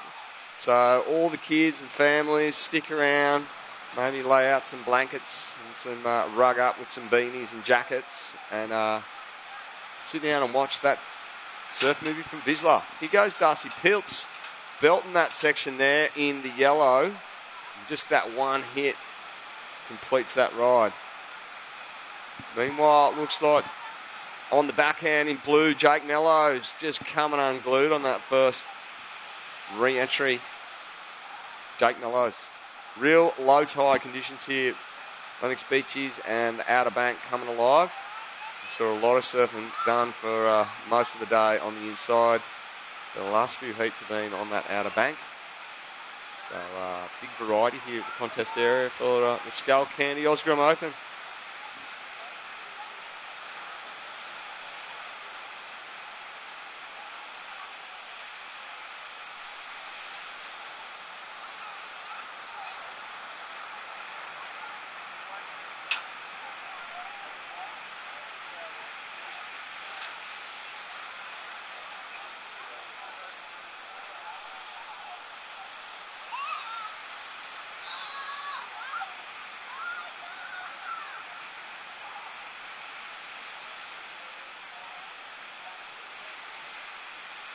All right, well, surfers just waiting patiently out there.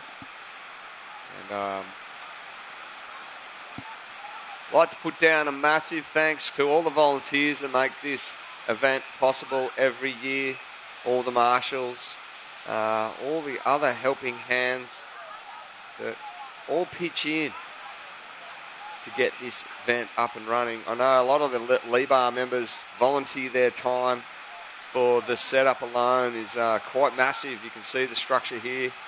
Wiggling scaffolding, get in here and do a great job constructing this every year.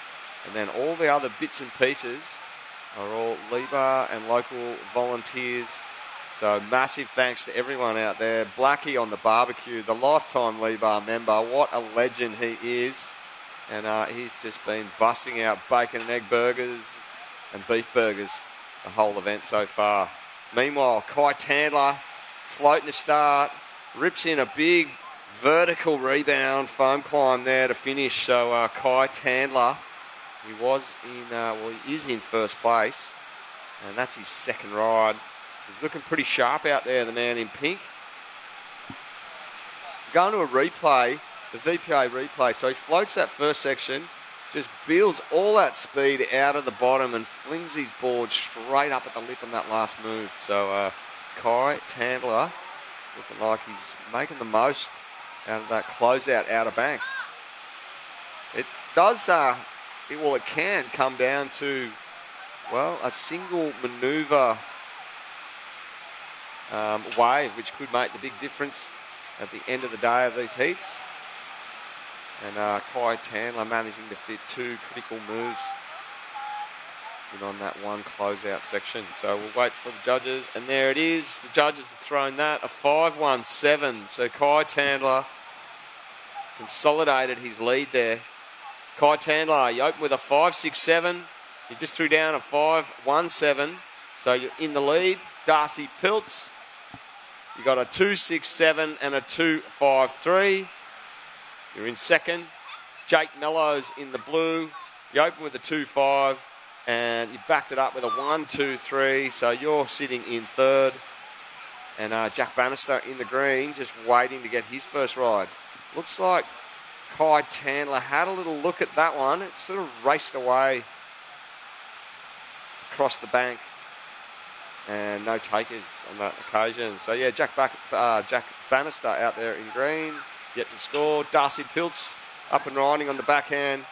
Big vertical approach and just climbing the foam there to finish. So that was a good little flurry of backhand moves there from Darcy Piltz in the yellow. Third ride there under the belt. Stand by for scores. 12 minutes left.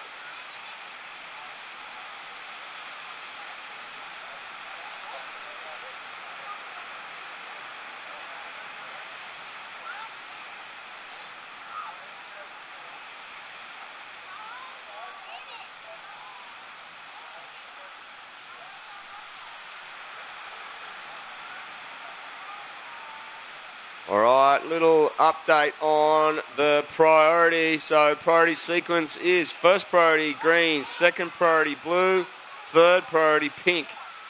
11.5 minutes on the clock. Last of yellow, Darcy Piltz. You just locked in a 4-point ride there, mate. You improved your score. This is Jack Bannister. First ride from him. Hacking hard, floating across this section, trying to get in another turn, which doesn't quite fit in that third turn there. So a couple of rapid-fire forehand turns there from Jack Bannister in the green. First score now locked in for him. So judges dropping scores. Coming down to the halfway mark of this heat, guys.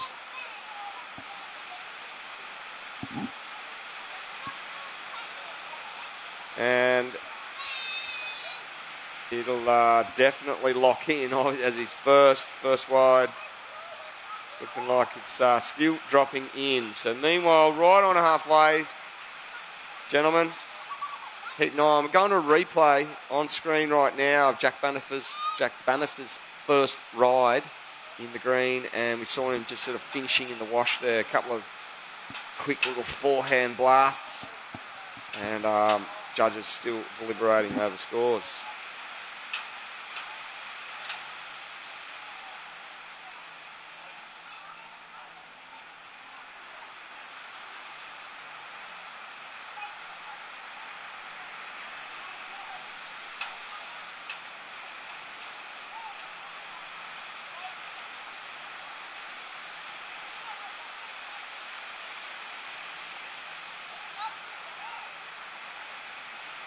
Okay, scores are now in for Larsa Green, a 3.5, Jack Bannister.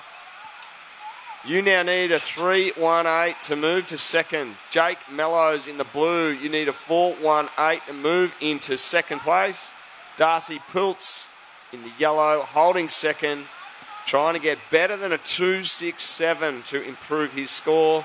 And Kai Tandler with a throwaway score of a 5.17 to improve on is in the lead.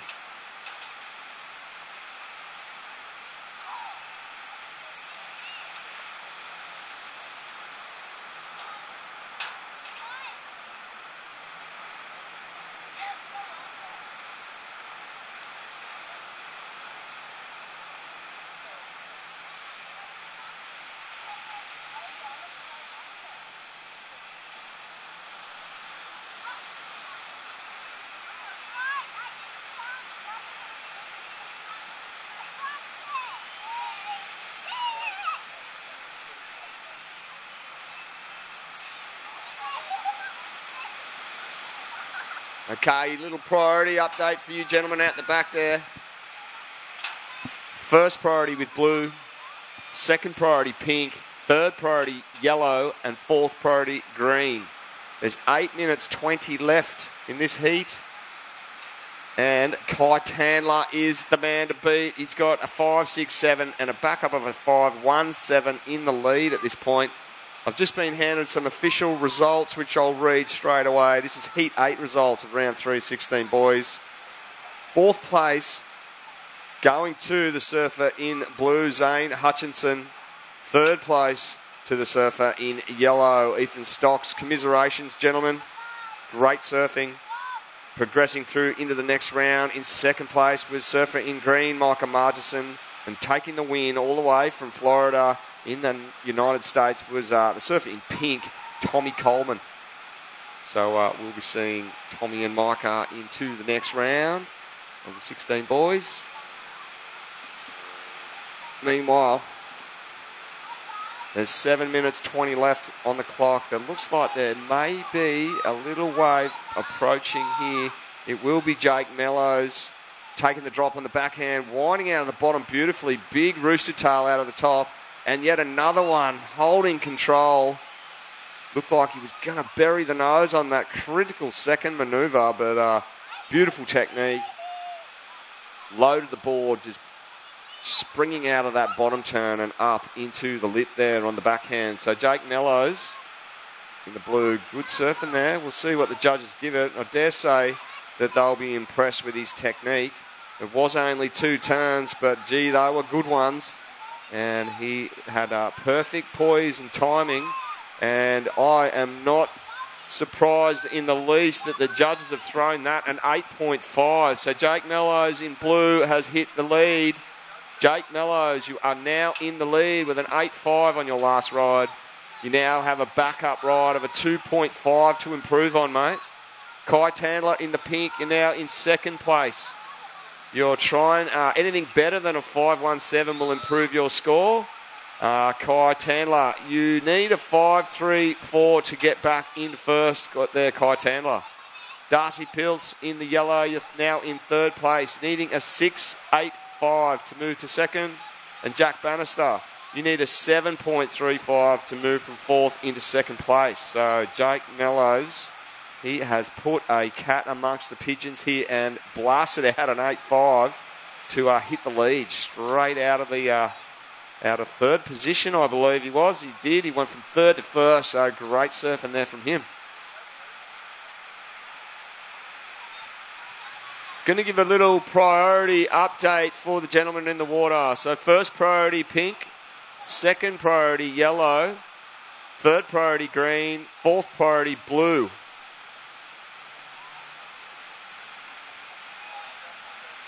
And that's the type of surfing that the judges want to see. Real committed, fast, critical surfing that we saw on his backhand. And he just hammered home those 2 big backhand turns.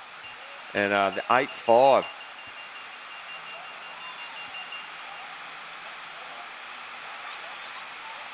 So 5 minutes on the clock. We're seeing the surfers in the next heat just gathering down there on the shore waiting to...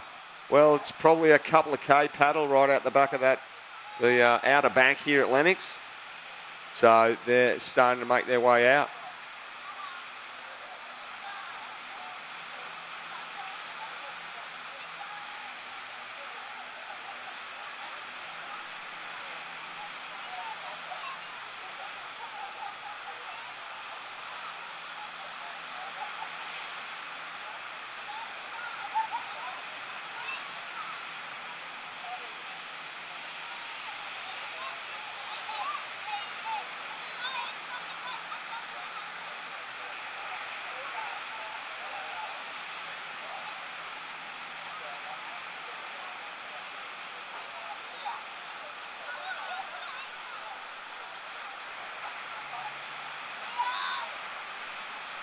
Okay, 3 minutes 50 on the clock.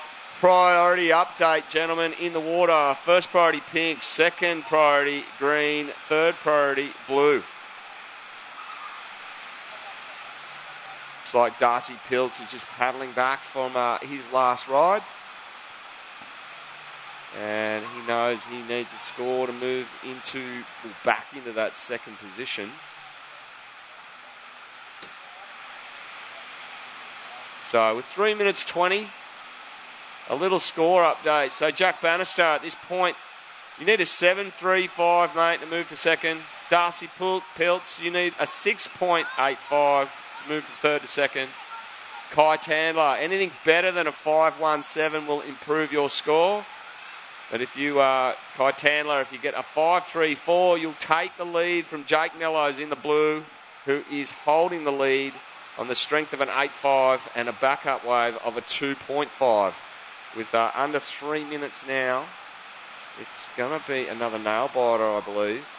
We're looking on screen for all those webcast viewers of the, well, that's the competitor area, the Skullcandy Vizsla competitor area. These competitors, yeah, they're just kicking back under the umbrellas there. They've got some deck chairs, you know, a few light beach sprints that might help them warm up.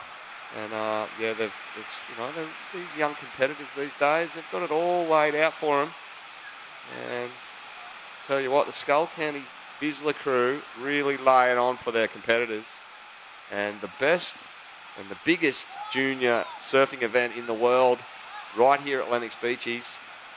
2017 Skullcandy Osgrom Open, presented by Vizsla. What an event it is. Well, Heat 9 winding down under the 2-minute mark. Jack Bannister just has one wave under his belt right now. He knows he needs one. And he needs a 7.35. It's a pretty healthy score. 1:40 left. Well, the question is, will he get one? The second one is he going to blow up like Jake Mellows did on his last? Well, we'll have to stick around and see. First priority with pink, second priority green, third priority blue, fourth priority yellow. Jack Bannister, you need a 7.35. Darcy Piltz, you need a 6.85. Both requiring those scores to move into second place. And Kai Tandler, you're looking for anything better than a 5.17. And Jake Mellows, really, his backup score of a 2.5 is, you'd think, pretty attainable, pretty easy to replace after posting an 8.5 on his last ride. So we'll just see how this last 40 seconds unfolds. There's still a bit of movement into the lineup there, as we can see on screen for all of you watching on the webcast. There's some pretty slow-looking right-handers rolling in, although we have seen some real explosive surfing so far in this heat, and the last previous couple of heats as well. So, well, 15 seconds remaining. This might be the end of the campaign here for Jack Bannister. I'm going to count down the end in 5, 4, 3, 2, 1.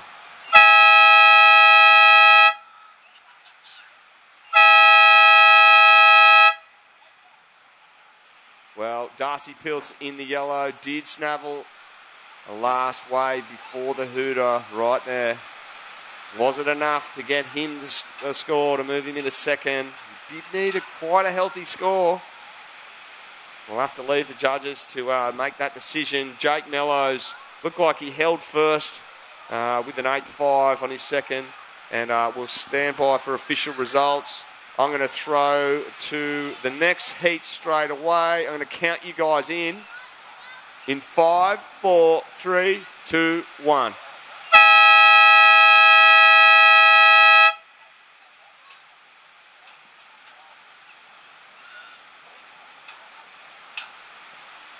Okay, for all of you in Webland, we'll be back after the break. So stay with us here at the 2017 Skullcandy Osgrom Open, presented by Vizsla.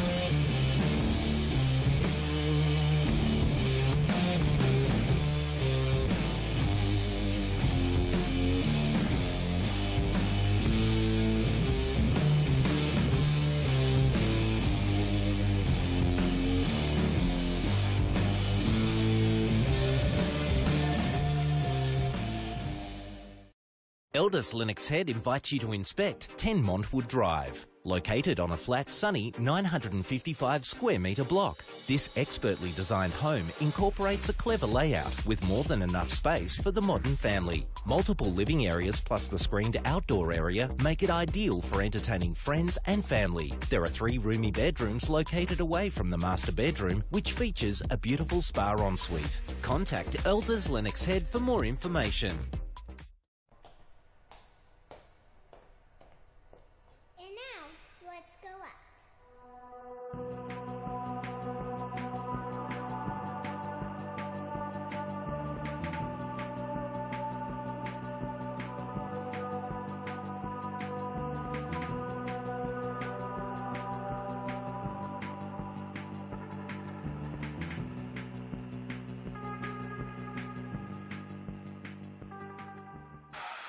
And welcome back to all those out there in Webland.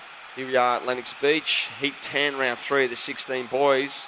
We just saw an opening ride from Toy Tanaka in the pink and Kian Martin in the yellow. Just a quick in and out from him. We're looking on screen at the view straight in front of the competition area. The surfers are actually just a bit further to the south on that break, straight out the back of that shot right there on screen. So zooming in, you can see there's that Skullcandy boy, and zooming in further, there we go. There's a couple of coloured rashies there, indicating those guys are in this heat 10 of the round 3 of the 16 boys. But there they are. You see pink, yellow and green on screen. So scores are now in. First ride of Toy Tanaka in the pink was a 5.5. Kian Martin in the yellow scored a 3.3.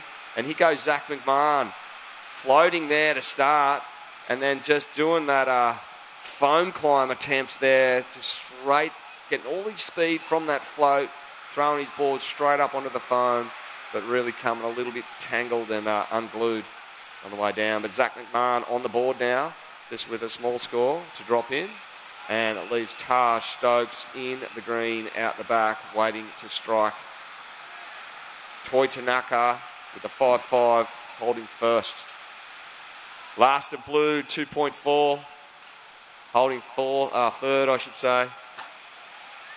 So stand by. This is a couple of minutes into this one. Official results are now in.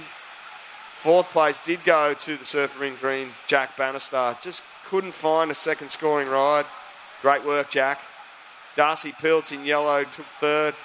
Nice work to you too, man. And we've got Kai Tandler in the pink in 2nd. And taking it out, Jake Mellows with an 8.5 on his scoreline. Well and truly coming in 1st position there. Taj Stokes.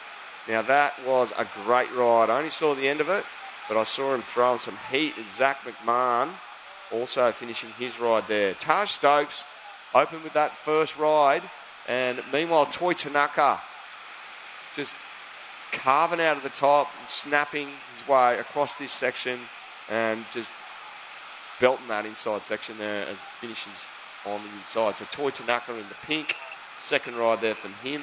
Taj Stokes, looking at a replay of Taj Stokes right now.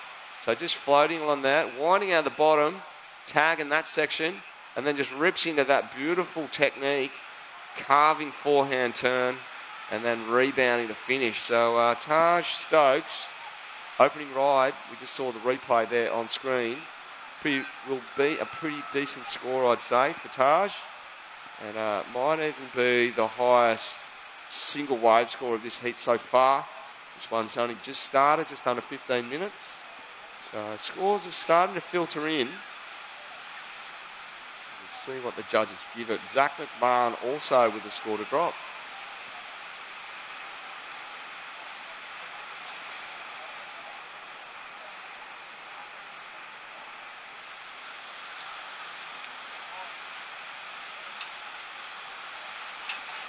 All right, stand by for scores, gentlemen.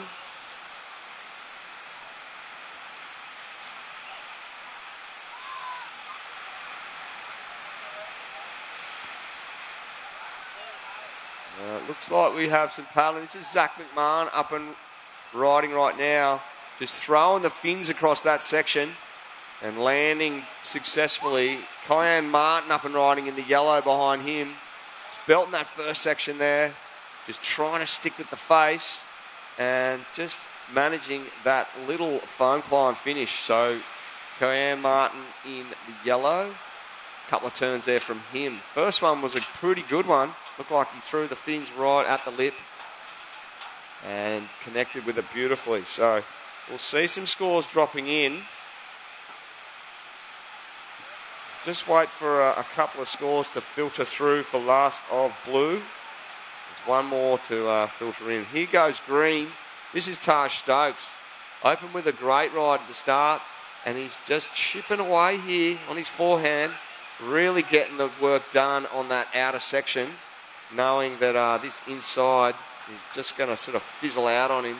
But look at him go. He's got the thighs of steel as he just pumps his board through that section and finishes with a finishing turn on that inside section. So Taj Stokes, your first ride, a 6.27. Second ride from Toi Tanaka, a 5.33. Last ride from Cayenne Martin, a 3.67. And it looks like Zach McMahon will improve his score as well. But as it stands, Toi Tanaka in the pink, you're holding the lead. You have a 5.5 and a backup of a 5.33. Taj Stokes in the green, holding second. You started with a 6.27. You backed it up with a 4.23. You need a 4.57. We'll see you into the lead there, Taj. Cayenne Martin, and we were just watching Taj's last wave there as it finished for webcast viewers. Cayenne Martin in the yellow, holding third. Cayenne, you need a 6.84 to move into second place. And Zach McMahon, you need a 7.11 to move from fourth into second at this point. With 11 minutes 45 on the clock. I'll give you guys a bit of a priority update. Cayenne Martin, meanwhile, he's not hanging around for any update on priority. And he's just throwing that back foot through a couple of meaty forehand hooks and finishing right there on that oncoming section. Zach McMahon, meanwhile, in the blue. Big hooking in the pocket there from him. Climbing the foam to finish. Great forehand surfing out the back here from those lads. Well, judges are having to work pretty solidly upstairs throwing scores at these guys. 11 minutes, not even halfway. And we're seeing some pretty solid surfing out the front here. Priority will start filtering in as these surfers make their way back into the lineup. And just wait for some scores to settle in here. It's going to be heat 11 of round 3 of the 16 boys will be up next. So for those competitors in heat 11, please make your way down to the marshalling area. Cayenne Martin up and riding meanwhile, just weaving some speed, goes for a flurry of forehand turns there. Really attacking the lip on that first turn and finishing cleanly on that finish. So Cayenne Martin in the yellow, chipping away, trying to get out of that, currently in third position. So there is still a score yet to drop for Last of Yellow. I think there's a couple yet to drop for Last of Yellow and also one for Last of Blue. So stand by, surfers in the water, just under halfway. Looking at the replay there of Cayenne Martin in yellow's last ride. He really did attack the lip solidly, committed surfing. And just meeting the lip perfectly, throwing a good amount of spray. Meanwhile, well, looks like this is Toi Tanaka trying hard to get into that. Cayenne Martin's going to swing late and pull into this. As he races along, he's got plenty of speed here. Everyone's eyeing him off and just throwing into that sort of thinner reverse attempt on that, well, fattish inside section there from Cayenne Martin. But he had nothing to lose. He was on the way out. And picked that one up. Here's a replay, actually. He's just putting the front foot down on that deck grip, and he's just powering some speed through weaving turns and just really throwing the back foot into that turn there, but not enough momentum. Here goes Taj Stokes, and just winding into that beautiful forehand technique he has. That wave just sort of running away on him. So Taj Stokes with a wave to lock in. Kyan Martin, a couple of rides there as well. I'll just let one more score drop in. All right, Zach McMahon, I'll give you an update there, mate. Zach, your last ride was a 5.93. You still need a 4.91 to move into second place. Taj Stokes in the green, you're sitting in third. You need a 4.57 to move to second. Toy Tanaka in pink, you are in second, mate. Your lowest score is a 5.33 to improve on. And Kyan Martin in the yellow, you have hit the lead.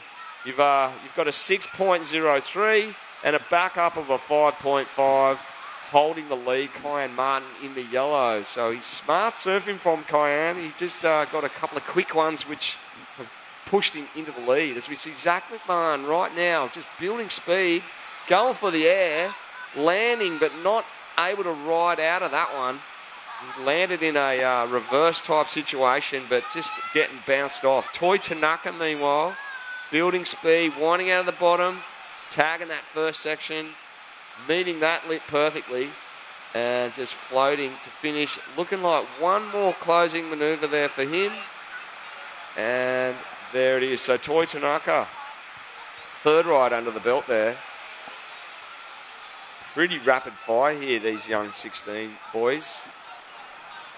Heat 10.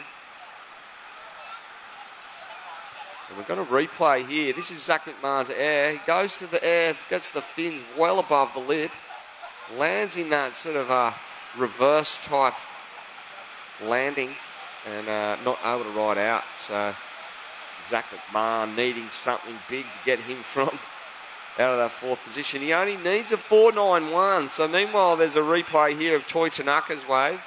He just tags that first lip, winding out of the bottom and just snapping again while climbing for that last manoeuvre there. So Toy Tanaka in pink. All right, well, Toy Tanaka's last ride won't go into his top two. Priority update. First priority yellow, second priority green, third priority blue, and fourth priority pink. There's 6 minutes remaining, gentlemen. Kyan Martin, you have the lead. You've got a 5.5 backup ride to improve on. Toy Tanaka in the pinks holding second. Anything better than a 5.33, Toy, will improve your score. And Taj Stokes in the green is holding third. So Taj, you need a 4.57 to move to second. And Zach McMahon in the blue, you need a 4.91 to move from fourth into second place. And there's just over 5 minutes to go. And really it is, well, it's kind of anyone's game here right now. There's some sixes and high fives scattered across the board here.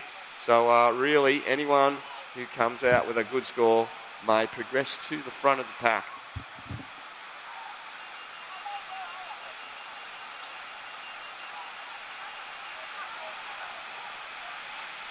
Surfers in the water, there's 5 minutes remaining. So yellow flag up, you have 5 minutes to go.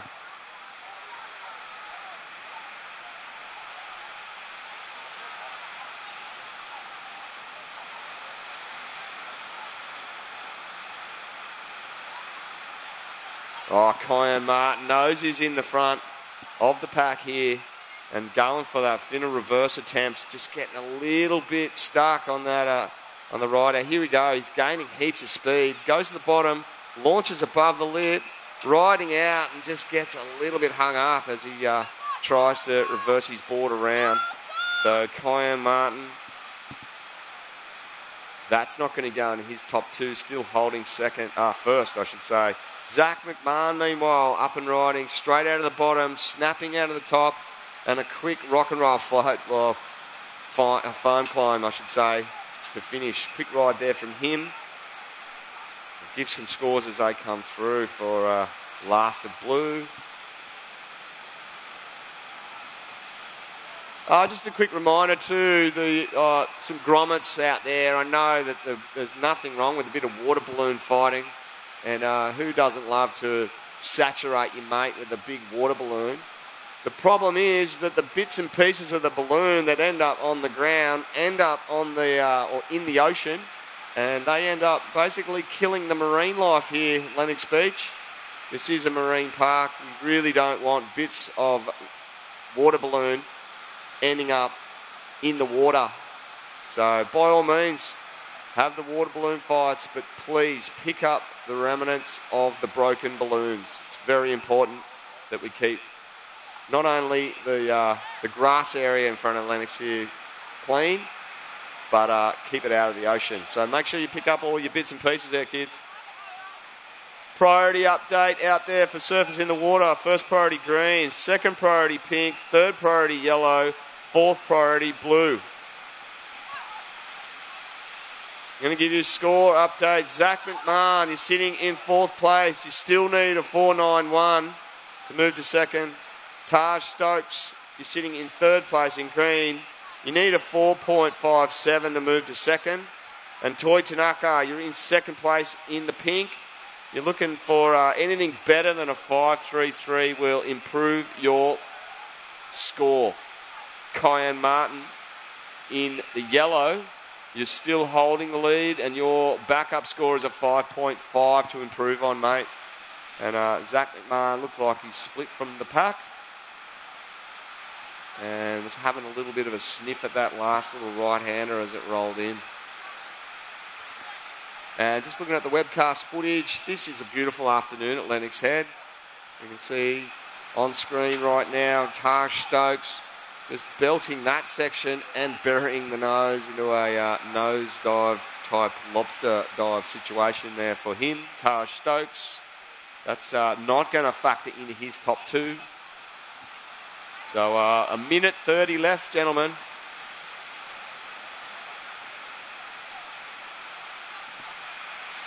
Minute 30, minute 20 now. Okay, priority situation. First priority pink, second priority yellow, third priority blue. Pink is going to utilise first priority here. Toi Tanaka winding up over that first section, carving a big forehand hook and just driving it back to the foam on that third turn. This one's going to fizz out in that channel. Three quick forehand turns there from Toi Tanaka. Will it be enough to factor into his top two?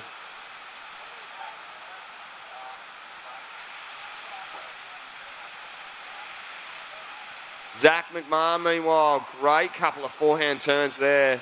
Plenty of speed as he finishes with that wrapping forehand calf turn. And he's looking real hard for this link. And it looks like it's going to cooperate on him as he tries to hop over this oncoming section. He's found this left, rips into a backhand turn there, and finishes it with that vertical backhand rebound. Not sure if he rode out of that last turn, but a great way for him. Taj Stokes trying his hardest to scratch in there. Counting down now in 5, 4, 3, 2, 1.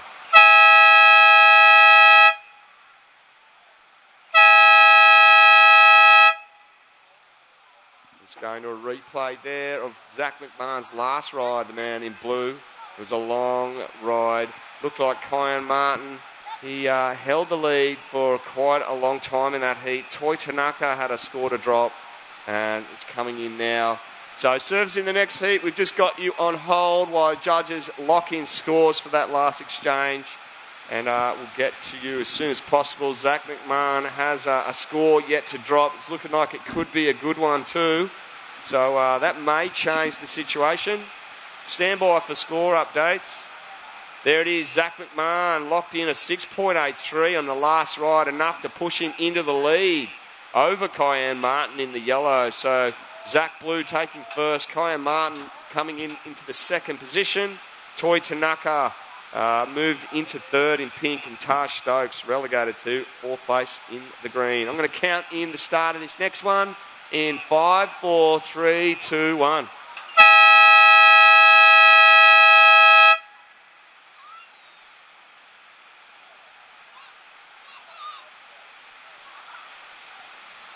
Okay, so hot action here at Lennox Beaches. We'll be back after the break, so stay with us here at the 2017 Skullcandy Osgrom Open presented by Vizsla.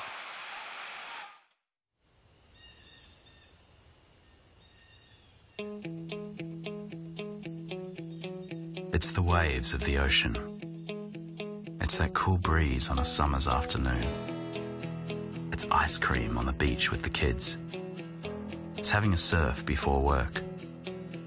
It's your favourite coffee nook on a Sunday morning and Monday seems forever away. It's playing in the sun and resting in the shade.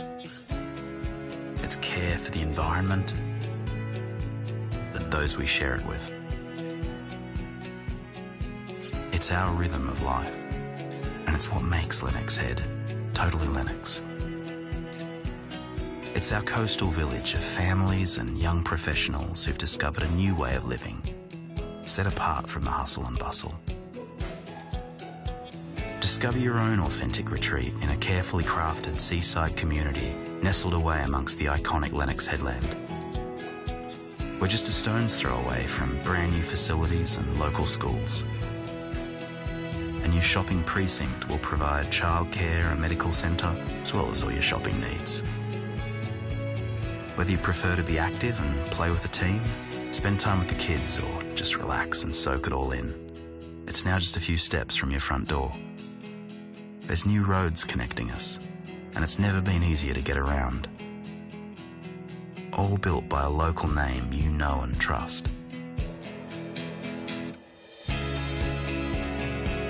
Where else could you live?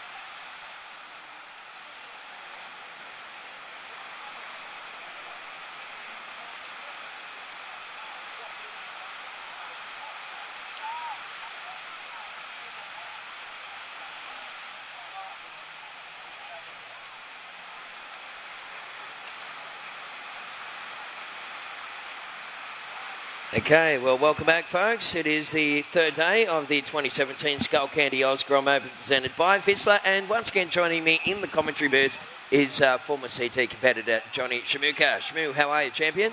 I'm good, Teza. It's been a long day for you guys, so I thought I'd come and help out with a few words. Looks like the banks have changed. The boys are out there on the outside bank here on the southern end of the beach, and few big scores going down. Oh, yeah. And I tell you what, just with a little bit more water on the bank, it seems to be pushing a little further through. So there is some pretty good scoring potential.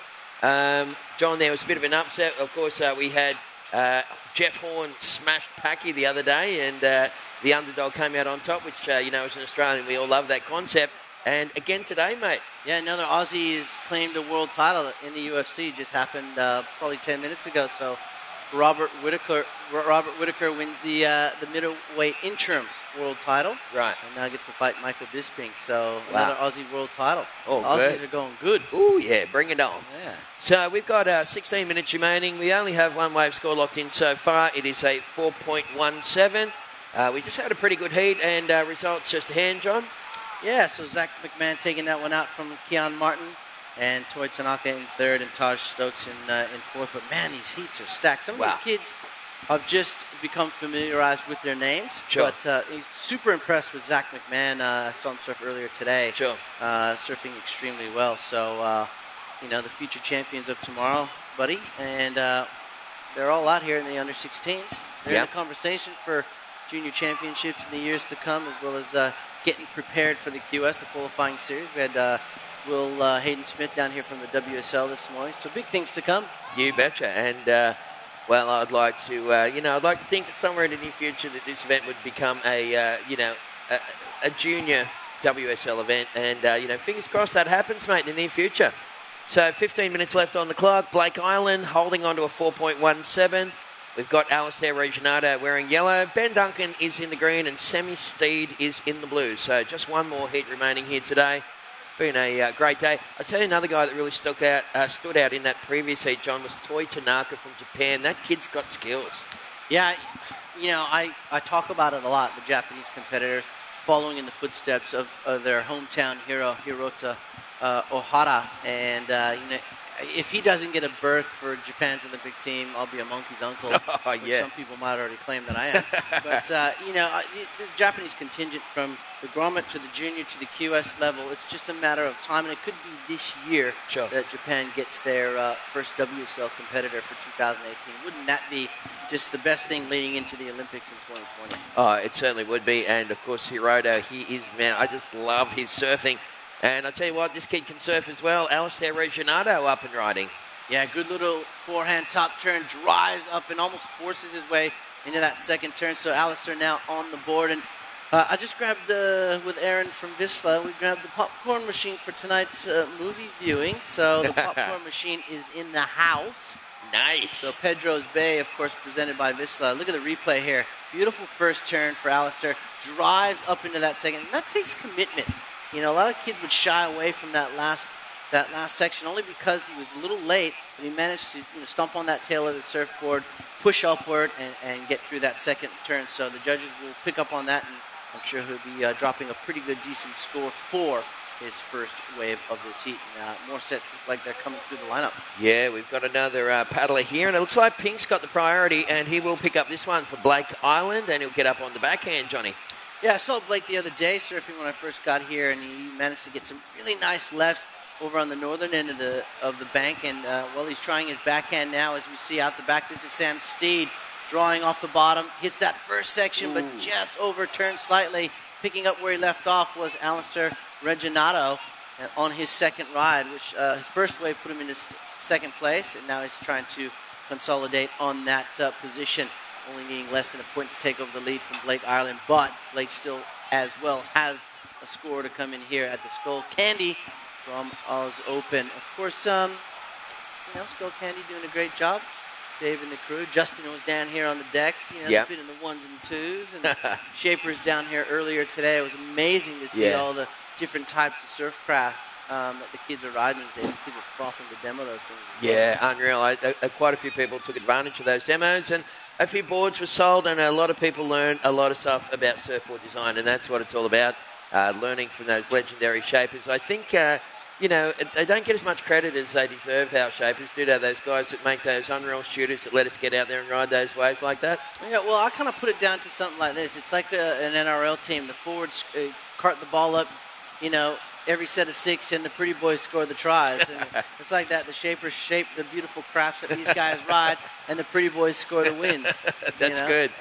That's a very good analogy. I think I'll be regurgitating that at some point in the very near future. Okay, Alistair Reginato, you've had a 4.07 and a 2.5, and you've now scooted into the lead. Blake Island with a 4.17 and a 1.67 sitting in second. Sammy Steed got a 1.33. I did like the way that Sam Steed got to his feet really quickly and then drew a high line and then just went for the big wafty turn. He didn't make it, but it was just nice to see someone getting up real quick and trying to take advantage of as much wave as possible. Yeah, definitely. At this point of the event, you definitely got to find that next gear, and all these kids that are here in this round are here for a reason, obviously surfing their way through the first few rounds. But I do want to make a point that what I was saying about shapers doesn't mean they're ugly. Because normally when you look at a few NRL forwards, they're not the best looking cookies in the jar. That's right. Apart from Gorgeous George at South. Of course, apart from Gorgeous George. Indeed. All right, well, we got 10 minutes left on the clock, so it's yellow in the lead and pink in second. Right now, Sammy Steed, you need a 4.52 to go to second. And Ben Duncan holding on the priority. Ben, a 5.85 would rocket you straight into second place, buddy. And we have 10 minutes remaining, so the shadow's growing a little bit longer. Had the pleasure of emceeing the VIP/sponsors afternoon over across the road. Yeah, I heard that was going on. It was really cool, and everyone got up and had a bit of speed. The guys from Skullcandy said some really cool stuff about the contest, and 1978 world champion Wayne Rabbit Bartholomew, Rabs came along. We had a bit of a Q&A. We asked him stuff about the Olympics, about wave pools, and then he told an unbelievable story. Well, Rabs doesn't have any good stories, does he? He needs to go on Hamish and Andy's True Story, doesn't he? He's the best storyteller ever. He's like a modern-day Hans Christian Andersen. I had the privilege of staying with Rabbit one year in Hawaii, and I've never heard so many good stories, and that was probably half of what he had in the bag. But isn't he just so animated the way that he tells the story? I could just listen to him all day. I love Rabbit. Anyway, I'll come back to that story as we see green. Benny Duncan getting his first. Well, he gave that one just a bit of a wallop onto the lip, and that's going to get him on the scoreboard. So priority will go to blue, second priority pink, and third priority yellow. Ben Duncan, your first wave scores come in at a 2.37. Benny, that's taken you to third. You're now chasing a 3.48 to go second. Sam Steed, you now need 4.52 to go to second. Yeah, but back to the Rab story. So he told a classic story about when he went to LA and a guy called Bunker Speckles picked him up. Bunker was who names their child Bunker? Yeah, someone that was a multi-millionaire Hollywood star. Of course, that'd be the case. There you go. And Bunker, there's a movie about Bunker Speckles at the moment. I didn't know much about this guy, but it sounds very interesting. Anyway, Bunker picked him up and they went to a party in LA at Tony Alva's house. And Tony was riding in the pool in the same jumpsuit that Mick Jagger wore in one of the film clips that was really popular at the time. Wow. And he just said, some of the stuff happened at that party I probably can't repeat. Probably best not to at this level. Yeah, it's probably best for a few beers at the pub next door, at the Lennox Hotel. But everyone just enjoyed it, and it's so nice to hear Rabs telling stories. He's still looking so good, isn't he? He's really looked after himself. So we've got around about 8 minutes left on the clock, fellas. Alistair Reginado in the lead. Blake Island in second, Benny Duncan's in third, and Sammy Steed, well, this is him up and riding, John. Yeah, he's trying to get that high line into this first section. Good first solid forehand turn. Can he come around to that next section?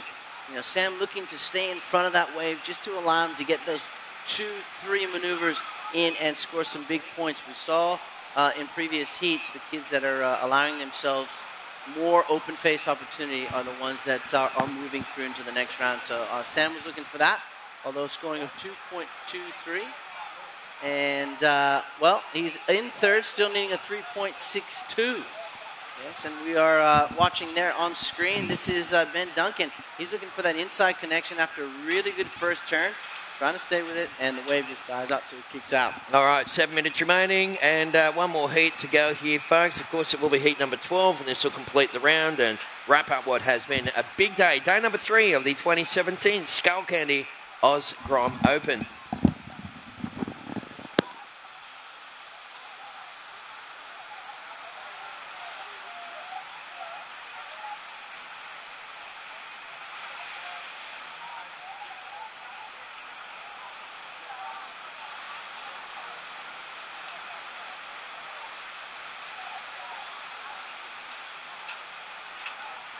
All right, 6.5 minutes to go, and, a 2.23 for Sam Steed on that one. Still chasing a 3.62, sitting in third priority. That's the young gentleman in the blue. Of course, priority is with Blake Ireland in the pink. The lead is with the man who has second priority, and this wave he's looking at right here, well, this looks like, is this Alistair Reginado? Yes, it is. I get those green and yellow colors mixed up, and, two very good top turns, and a third. And this is what I was talking about, staying in front of that section there, not getting and chasing from behind. Well done by Alistair. Yeah, very good technique. He's, all the kids in this round are so talented. And, it's kind of sad when they get knocked out, but it's such as the nature of the beast, mate, to, 4 men enter, two men leave. It's like Thunderdome for grommets. Yeah, it's tough, that process of elimination. And there it is. The reflection of that last score was a 6.65 score for the man in yellow.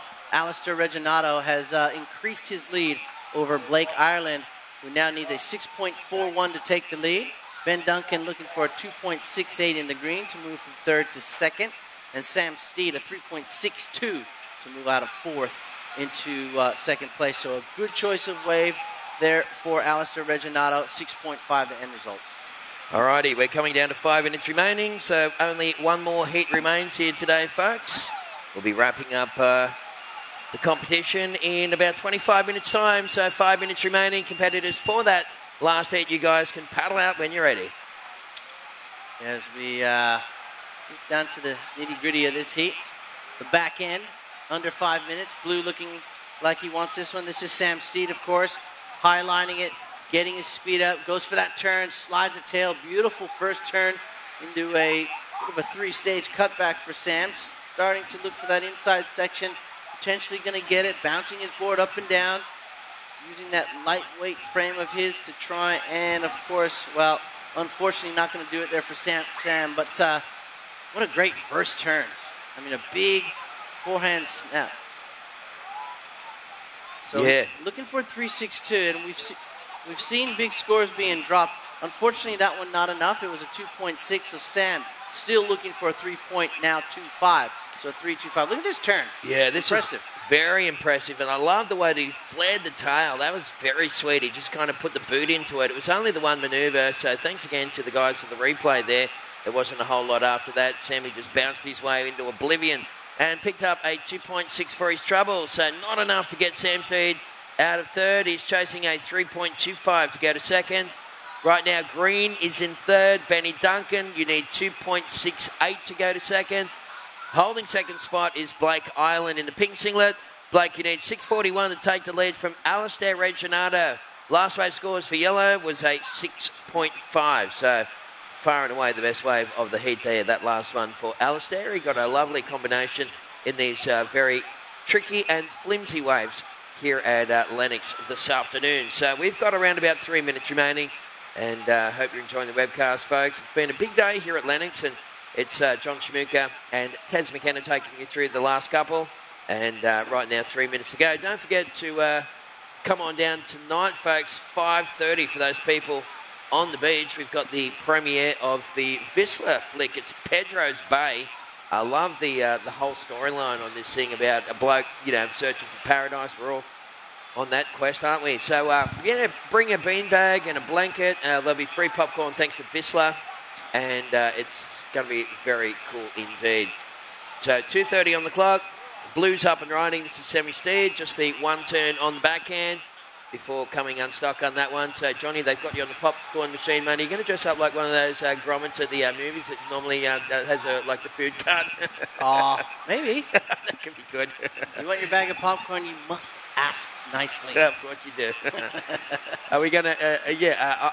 anyway, I can't wait. It's going to be unreal. I'm just thinking about all the stuff. I've got a blanket. I've got a beanbag at home. I'm going to really set myself up for this. Yeah, make sure you're nice and warm. You want to enjoy the movie. You want to be warm while you watch this flick, because it's a must-see. And, of course, Vista done a great job. Of course, John Mossop, Aaron Westberg's down here. The whole team, really. Jolie, who is the Queensland and Northern New South Wales rep. So they got the full squad down here, including myself. Sure. I flew up for the event, and it's been great. I haven't been back here in a few years, but to see the talent that I've seen so far in just the last couple of days, Terry, it's no joke that surfing is in great hands in Australia. And I mean worldwide, actually, because we've got an international field here. Absolutely. No, well said, mate. And we're stoked to have you here too, Shmir. We're down to 1 minute 20 seconds remaining. So Alistair Reginato is in the lead. This looks like Sammy Steed on the backhand. Some of those left-handers, they're a bit of a suck in the left. They always look like they're going to hold up. But for some reason, it's the little right-handers that give you a more of an opportunity. And in the pink singlet, that there is Blake Island. Yeah, Blake Ireland, of course, hanging on just to second place, holding off Ben Duncan, who sits out there with priority under a minute to go. So Ben is looking for that 3.54, and Sam Steed still looking for a 4.11. So they're not out of it. They just, they need a wave to produce those scores we're talking about. So we're under 40 seconds to go. All right, so on the back foot, Benny Duncan and Sammy Steed. Green chasing 3.54 and Blue chasing a 4.11. little up and out by someone on that one. Yeah, that was Ben Duncan there. He utilized his priority, and that was the thing. He was just behind that section. I've been speaking about it the whole time, is you really want to make sure you almost take off at an angle, not straight, to automatically gain some speed as you utilize that forward momentum. So it does look like with 10 seconds to go, Alistair and Blake will move on. I believe that will be the case. We're going to count this one down and make it semi-official in 5, 4, 3, 2, 1. Okay,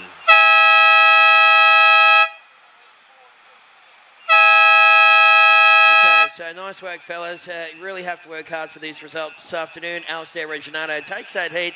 Blake Island in second. Moving on through, unfortunately eliminated Benny Duncan and Sammy Steed, a couple of great young surfers. Rightio, next heat, stand by. I'm going to throw to an ad break for the people watching the webcast. Don't go anywhere. We'll have more live action on the other side of this break from Lennox Head.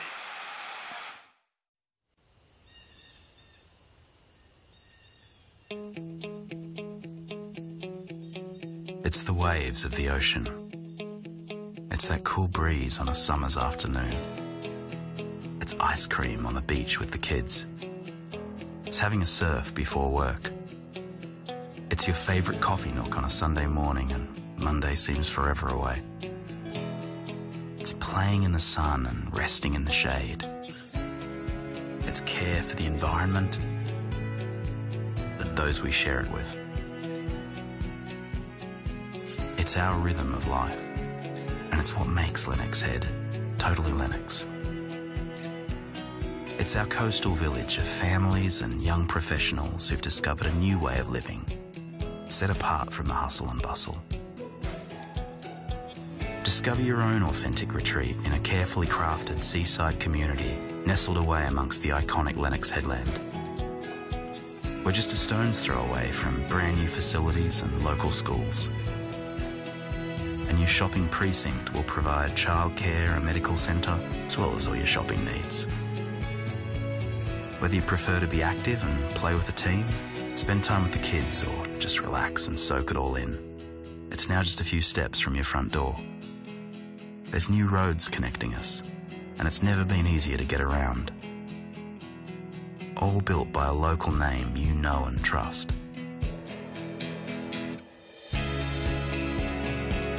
Where else could you live?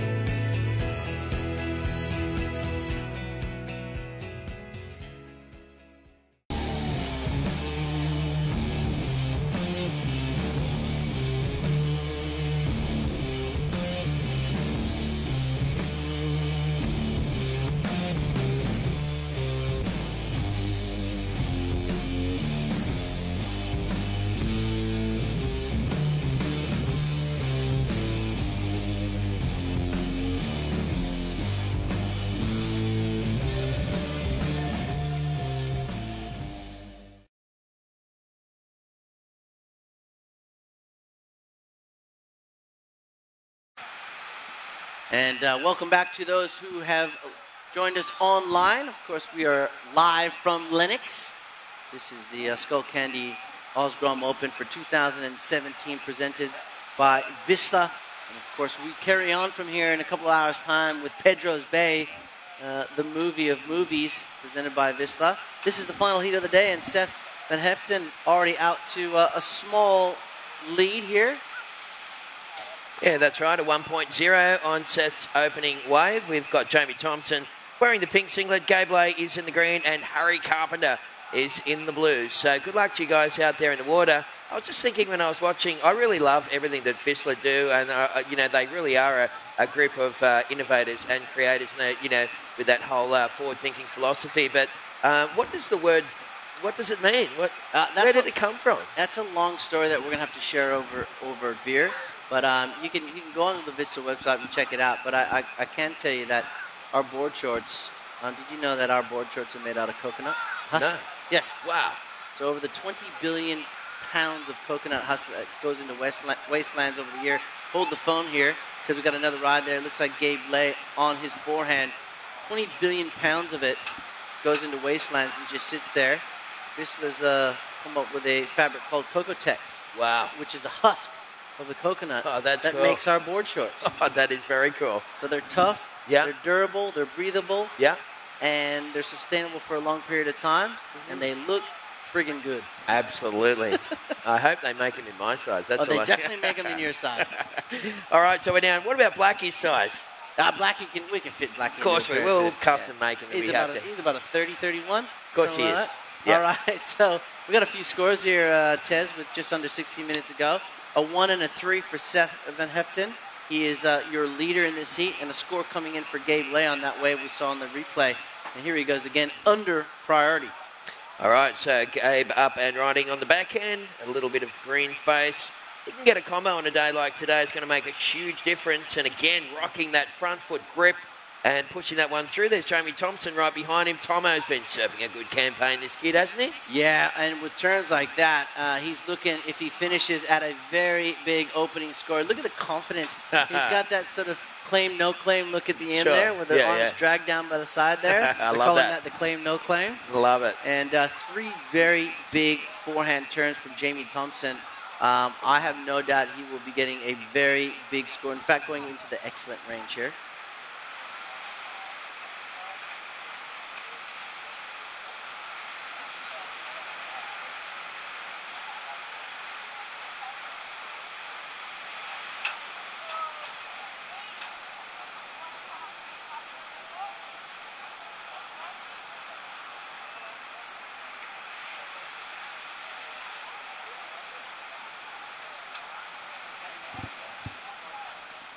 All right, well, we've got around about 14 and a half minutes remaining. Just speaking off-air to some of the staff. And Tony Vidler, we might have to move the Surf, Dive and Fish car there at some point, mate, because the road's about to open up. So, Vids, please be aware of that. And also a white four-wheel drive.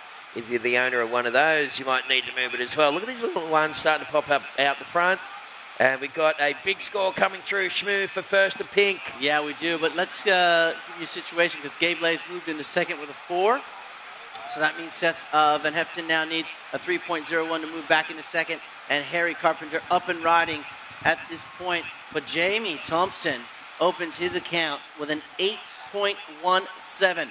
And it doesn't surprise me off the back of that last wave. No, not at all. And he connected those turns seamlessly. There was 3 major manoeuvres. You were speaking about that earlier last time. We were on the microphone about, 3 big turns and, going the excellent range. So spot on again, Shmoo. And, beautiful style. And, you can tell that he had that confidence at the end of it, that he was really happy with it. And he should have been with an 8.17 on Tomo's first wave. Yeah, well, I've been in a few rodeos, as have you. So those official results, too, from that last heat are in Alistair Reginato with the win, Blake Ireland in second, Ben Duncan third, and Sam Steed in fourth place. But a great way to start the final heat of the day here at the Skullcandy Osgrom Open presented by Visla with an 8.17. And here's that replay. Have a look at it. Such a strong first turn. And the first turn sets you up for the second and the third. Start strong, finish stronger, and that's exactly what Jamie Thompson did. So you Gromans out there, I know you guys are always pushing each other, but you need to take a page out of what Jamie Thompson's book is all about, because that's how you want to start a heat right there. That'll get your confidence high, your momentum going, your rhythm on track, and that normally leads to advancement or win. Absolutely, and Tomo there, I just love the way that he came out of one top turn, straight into a bottom turn, back into a top turn, straight into a double pump, and it just was like a beautiful connection. Well, it's seamless, it's what they say, speed, power, and flow. He exuberated, that was an example of how you do it. And his coach, mom or dad, or his coach would be absolutely over the moon on that last or that first wave. So let's see what the boys got in second, third, and fourth at this point, because in second is Green, Gabe Lay. Third is Seth Van Heften needing that 3.01, and Harry Carpenter needing a 2.68. And it is yellow with priority. All right, second priority is with green, so priority yellow, second priority green, third priority is pink, and fourth priority is blue. And this is looking like a pretty sweet one here, Shmoo. Yeah, this is our goofy footer, Gabe Lay. He goes, we can see, was just a little bit behind that section there. We want to be in front, so that was Gabe Lay, yep. And here we go, this looks like Seth Van Heften. Yeah, Seth throwing it up. Nice little first turn, and he just pearled on the landing after that little snap. You just could see the nose go underwater. He almost stomped on the tail and pulled it out, but it just kept submarining, and he couldn't pull out of that one. So we'll get those scores through for the boys. Priorities pink, second priority blue. 11 minutes remaining, and don't forget the big movie in the park here this afternoon, folks. Go and grab your beanbags and blankets and beanies and sit back and enjoy some popcorn. Thanks to Vissla, we got the premiere of Pedro's Bay coming up at 5:30. Yeah, we definitely do. And I just want to make note to Seth's last wave there. It was starting off looking like it was going to end up with a big score, but unfortunately, he just stood up out of that turn a little too quick, and automatically the weight distribution went from the back of the tail to the nose, and obviously he nosedived there. And here's a replay. So we got caught behind on this one. This is Gabe Lay, who's currently in second. Then Seth got that wave behind him, and that first big turn was super nice. Just stood up out of it just that millisecond too early. Weight distribution a bit off, nosedive. So he'll learn from that, and he'll get back out, reset, and get ready to go, because he still has over 10.5 minutes, or just under 10.5 minutes to go. Alrighty, priority is with pink, second priority blue, third priority yellow, and fourth priority is with green. We're up to halfway, you guys, and we have as a bit of a situation change. Gabe Lay, last wave for green was a 4.7. Gabe, you've gone into the lead, and Jamie Thompson needing less than 1 point to go back into the lead, so it's just a matter of Tomo really getting another wave. There's that nice little replay. And as you said, Shmoo, you've got to keep that forward momentum going, mate. He just got a little hung up on that one. Well, that was, those were two really nice first turns. Had he got in front of that last section, we could have gone anywhere north of 7 points on that way, because he surfed it really, really well. But it found him the lead. Let's see if he can hang on here with just under 10 minutes remaining in this heat. Priority with pink. Second priority is blue. Third priority is yellow, and fourth priority is green. So final heat of the day shaping up to be a very good one indeed. All right, so I hope you've enjoyed the action, folks. We'll be back again tomorrow morning from 7 o'clock with more live action. Of course, the contest has 3 more big days of competition wrapping up on, what would it be, Wednesday of next week. So it's been a big run. I mean, it was a week up at the previous contest up there at Deepa, then it's a week here in Lennox, and then for the New South Wales kids, another week down in Port Macquarie. I know quite a few of the mums and dads are on a 3-week run, John. It's a mission, and I tell you what, mums and dads, your hard work and dedication, driving the kids around and taking to the tournaments doesn't go unnoticed, so good on you. Yeah, big hats off to the mums and dads, the aunties and uncles, the ma and pa's, that come up here and support their grandkids, their kids, their brothers and sisters. They get dragged along with them, so, hats off to the support. And here we go. This looks like Harry Carpenter. He is going to be up and riding. Looks like a good little corner here. Let's see what Harry's got for us. Bang, first turn. And then the section just closes out around him. So Harry looking for 4.85, just struggling to find that second open face opportunity. Well, you can see you can see almost the agony on Harry's face at the end there. He got that one hit and went, "You're kidding me, here it is." Have a little look at this. He gets up nice and early. He thinks, I've got some wall to work with here. He gets a big turn in and he goes, "You got to be kidding me. It's shut down on me." What's going on? Love that little compact style, though. I mean, once he gets some opportunity, I'm sure Harry will capitalize. He has moved himself into third place with that 2.75. Seth Van Heften down into fourth place, needing a 5.18, so it's not out of reach for Seth. Seth also sits in second priority. First priority is with Jamie Thompson. So a good 7.5 minutes left in the final heat of the day. And we'll wrap it up and get ready for movie time. Absolutely, can't wait. And just going back to the mums and dads that bring the kids to the tournaments and stuff. I think these there's going to be really nice memories, because it just goes so quickly. I remember I used to drive my son around to footy tournaments because he's a rugby league player. He plays first grade rugby league. And still does. And, played rep all his life. He had a sprint coach during the week. There was 2 nights of training. He played Saturdays and Sundays with rep. And I felt like I was a bit of a taxi service, But when he got his license, it was the saddest day of my life. Yeah. You know what I mean? Yeah. And so enjoy these times with the kids because they 100%. Grow up and, you only get to see them once a month when they need new tyres or rego. It's like parents become bad breath and you don't want to be around them. Exactly. There's only so much you can take. I used to call it the cup of knowledge. You know what I mean? You can only put so much in it before it starts to... It's full and you can't put any more in there. Yeah, well, I've got an 18-year-old now and I'm sort of that bad breath. He doesn't want to be around me, even though I do brush my teeth every day. But, enjoy it. These are the times you don't get back. So when I come here, I'm just like the biggest kid watching the other kids enjoy themselves, and I come here and enjoy myself because it's what I love to do. It's what I love to watch, and it doesn't matter what level it's at. Sure. I'm watching the next champions of tomorrow, and in 10 years' time, I'll look back and go, hey, I called that guy's heat when he was at the Skullcandy event. Yeah, absolutely. 10 years ago. You betcha. There's plenty of champions in the future here that we have on show, folks. We have right now 6 minutes left on the clock, and Gabe Lake, current heat leader, looking to improve that 4.0. Jamie Thompson sitting in second. Tomo, you need less than 1 point to scoop the lead. Harry Carpenter's in third. Haz, you need a 4.85 to go second. And Seth in yellow, you need a 5.18 to go to second. And there's 5.5 minutes to go. Don't forget that movie, The Sabo Pedro's Bay.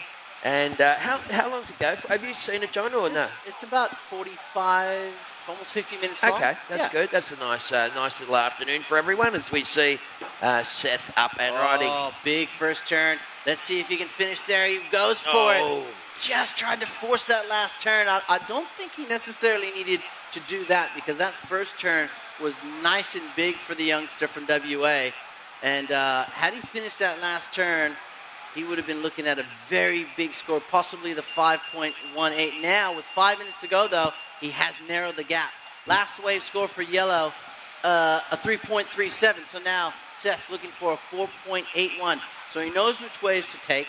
He knows what to do. He just needs the wave. All right, well, he's probably got enough time to maybe make it back round in the loop to get up into that top two priority. With 4.5 minutes left on the clock, it's still green in the lead. It's Jamie Thompson sitting in second, needing less than 1 point, and Tomo's now got himself back into a priority situation. Jamie really is playing his cards perfectly here. Shmuel's got an 8.17 on his first wave, and with 5 to go, he's holding first priority. That's good orchestration of the heat right there. Definitely, and if you're without first priorities, we see Gabe Lay up and running on the backhand there, flying down the line, big floater, drives up into that next section, and there we go, committed, confident, powerful surfing with a lot of speed and flow. So Gabe trying to consolidate that lead there and move further away from the pack. Now, if you're working under priority, of which Jamie Thompson has for Harry and Seth, you've got to be, to me, as far away from Jamie as possible. Because he knows he's got 3 minutes and 45 minutes to hold you off any good scoring opportunity. So it's a cat and mouse game out there. And you really sort of, if I was me, I'd be distancing myself from that person because he, Pink's in the box seat. I'm chasing him down. Yeah, you betcha. And then I don't want him to be chasing me all over the lineup either at the same time. Yeah, or I might bait him into one and then get his priority. I love it. All right, we're down to 3 minutes, 20 seconds remaining. And last wave scores rolling through for Gabe Lay, and that is a 5.33. So Gabe extends his lead over Jamie Thompson. Jamie now chasing a 1.87 to take the lead. So, pink and green's looking pretty solid. Seth is sitting in third. Yellow's only chasing a 4.81 to go to second, but you've got to remember that Tomo's only had one wave. So that's a bit probably understated right there. So that average is going to jump right up once Pink gets a second wave. Harry Carpenter at the moment chasing a 4.85. We have 2 minutes and 40 seconds remaining in this final heat of the day. Yeah, it's going to come down to perhaps one last wave apiece for these four gentlemen out in the lineup, and whoever gets the better of that exchange, especially with second, third, and fourth. I think it's still up for grabs, although like you said, Jamie Thompson only has that one score, and it is a fine score, an excellent score of an 8.17. All right, well, priority is with Tomo in the pink. So first priority pink, second priority is blue. Third priority is yellow. So yellow and blue sitting third and fourth. They're kind of up there on the priority ladder. And this is going to be an interesting close to this one. Shmoo, we've got right now 2 minutes left on the clock. Yeah, so the swell, definitely, you can start to see this inside little bank here starting to light itself up. And the Grom's getting some practice for tomorrow. And the four surfers way out the back are looking for their last waves of their heat and today. 1 minute, 35 seconds. All right, well, I tell you what, Tomo want to watch out the ocean doesn't go lifeless here because he could get caught with one wave. How many times have we seen surfers with 9s and 10s. Yeah. And end up, not making it through. But it can give you a false sense of security sometimes. Certainly can. But, he's a greedy competitor from what I saw in that 8-1-7. So if he's reading between the lines, he knows he's got 1 minute to either hold off his fellow competitors or to grab a few more points that will put him either into the lead or keep him in second place. All right, we have 1 minute remaining, fellas. Gabe Blay in the lead, looking to improve a 4.7 second best wave. Jamie Thompson, you're in second. You need a 187 to take the lead. Seth Van Haften is currently in third, needing a 481. Harry Carpenter in fourth, chasing a 485. 40 seconds to go. Looks like Jamie Thompson, well, he's on the hunt for this one. Shmoo. Well, he's utilized his priority. He knew that Seth Van Haften was looking for a score, and that will grab him a few more points and no doubt push him to the lead. And with 27 seconds to go, that means Seth and Harry will need in upwards of 6 points or better. And we still see Jamie Thompson riding on the inside. Yeah, well, look at this thing out the back and blowing up with a couple of big turns. Harry Carpenter, wow, he's tumbled off. Meantime, we're staying on with the webcast, of course, with this wave for Jamie Thompson. And Tomo just puts that in the bank. We're going to count down in 5, 4, 3, 2, and 1.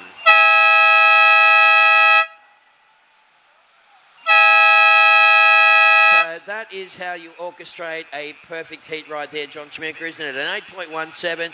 He waited for the final seconds to get that score, and there it is, a 4.67. So have a look at that, folks. The little bit of cotton wool in the sky, but apart from that, we've had a beautiful day here at Lennox Heads in New South Wales, and we're stoked to have you people joining us. That is a wrap for day number 3 here at the Skullcandy Oz Grom Open, presented by Vissla. And Shmoo, it looks like it's time for you and I to go and crank up the popcorn machine. I can smell the butter as we speak. All right, we're going to wrap it up, folks. Thanks for being with us. Don't forget 5:30, Pedro's Bay, and we look forward to seeing you guys tomorrow. Thanks again, and bye.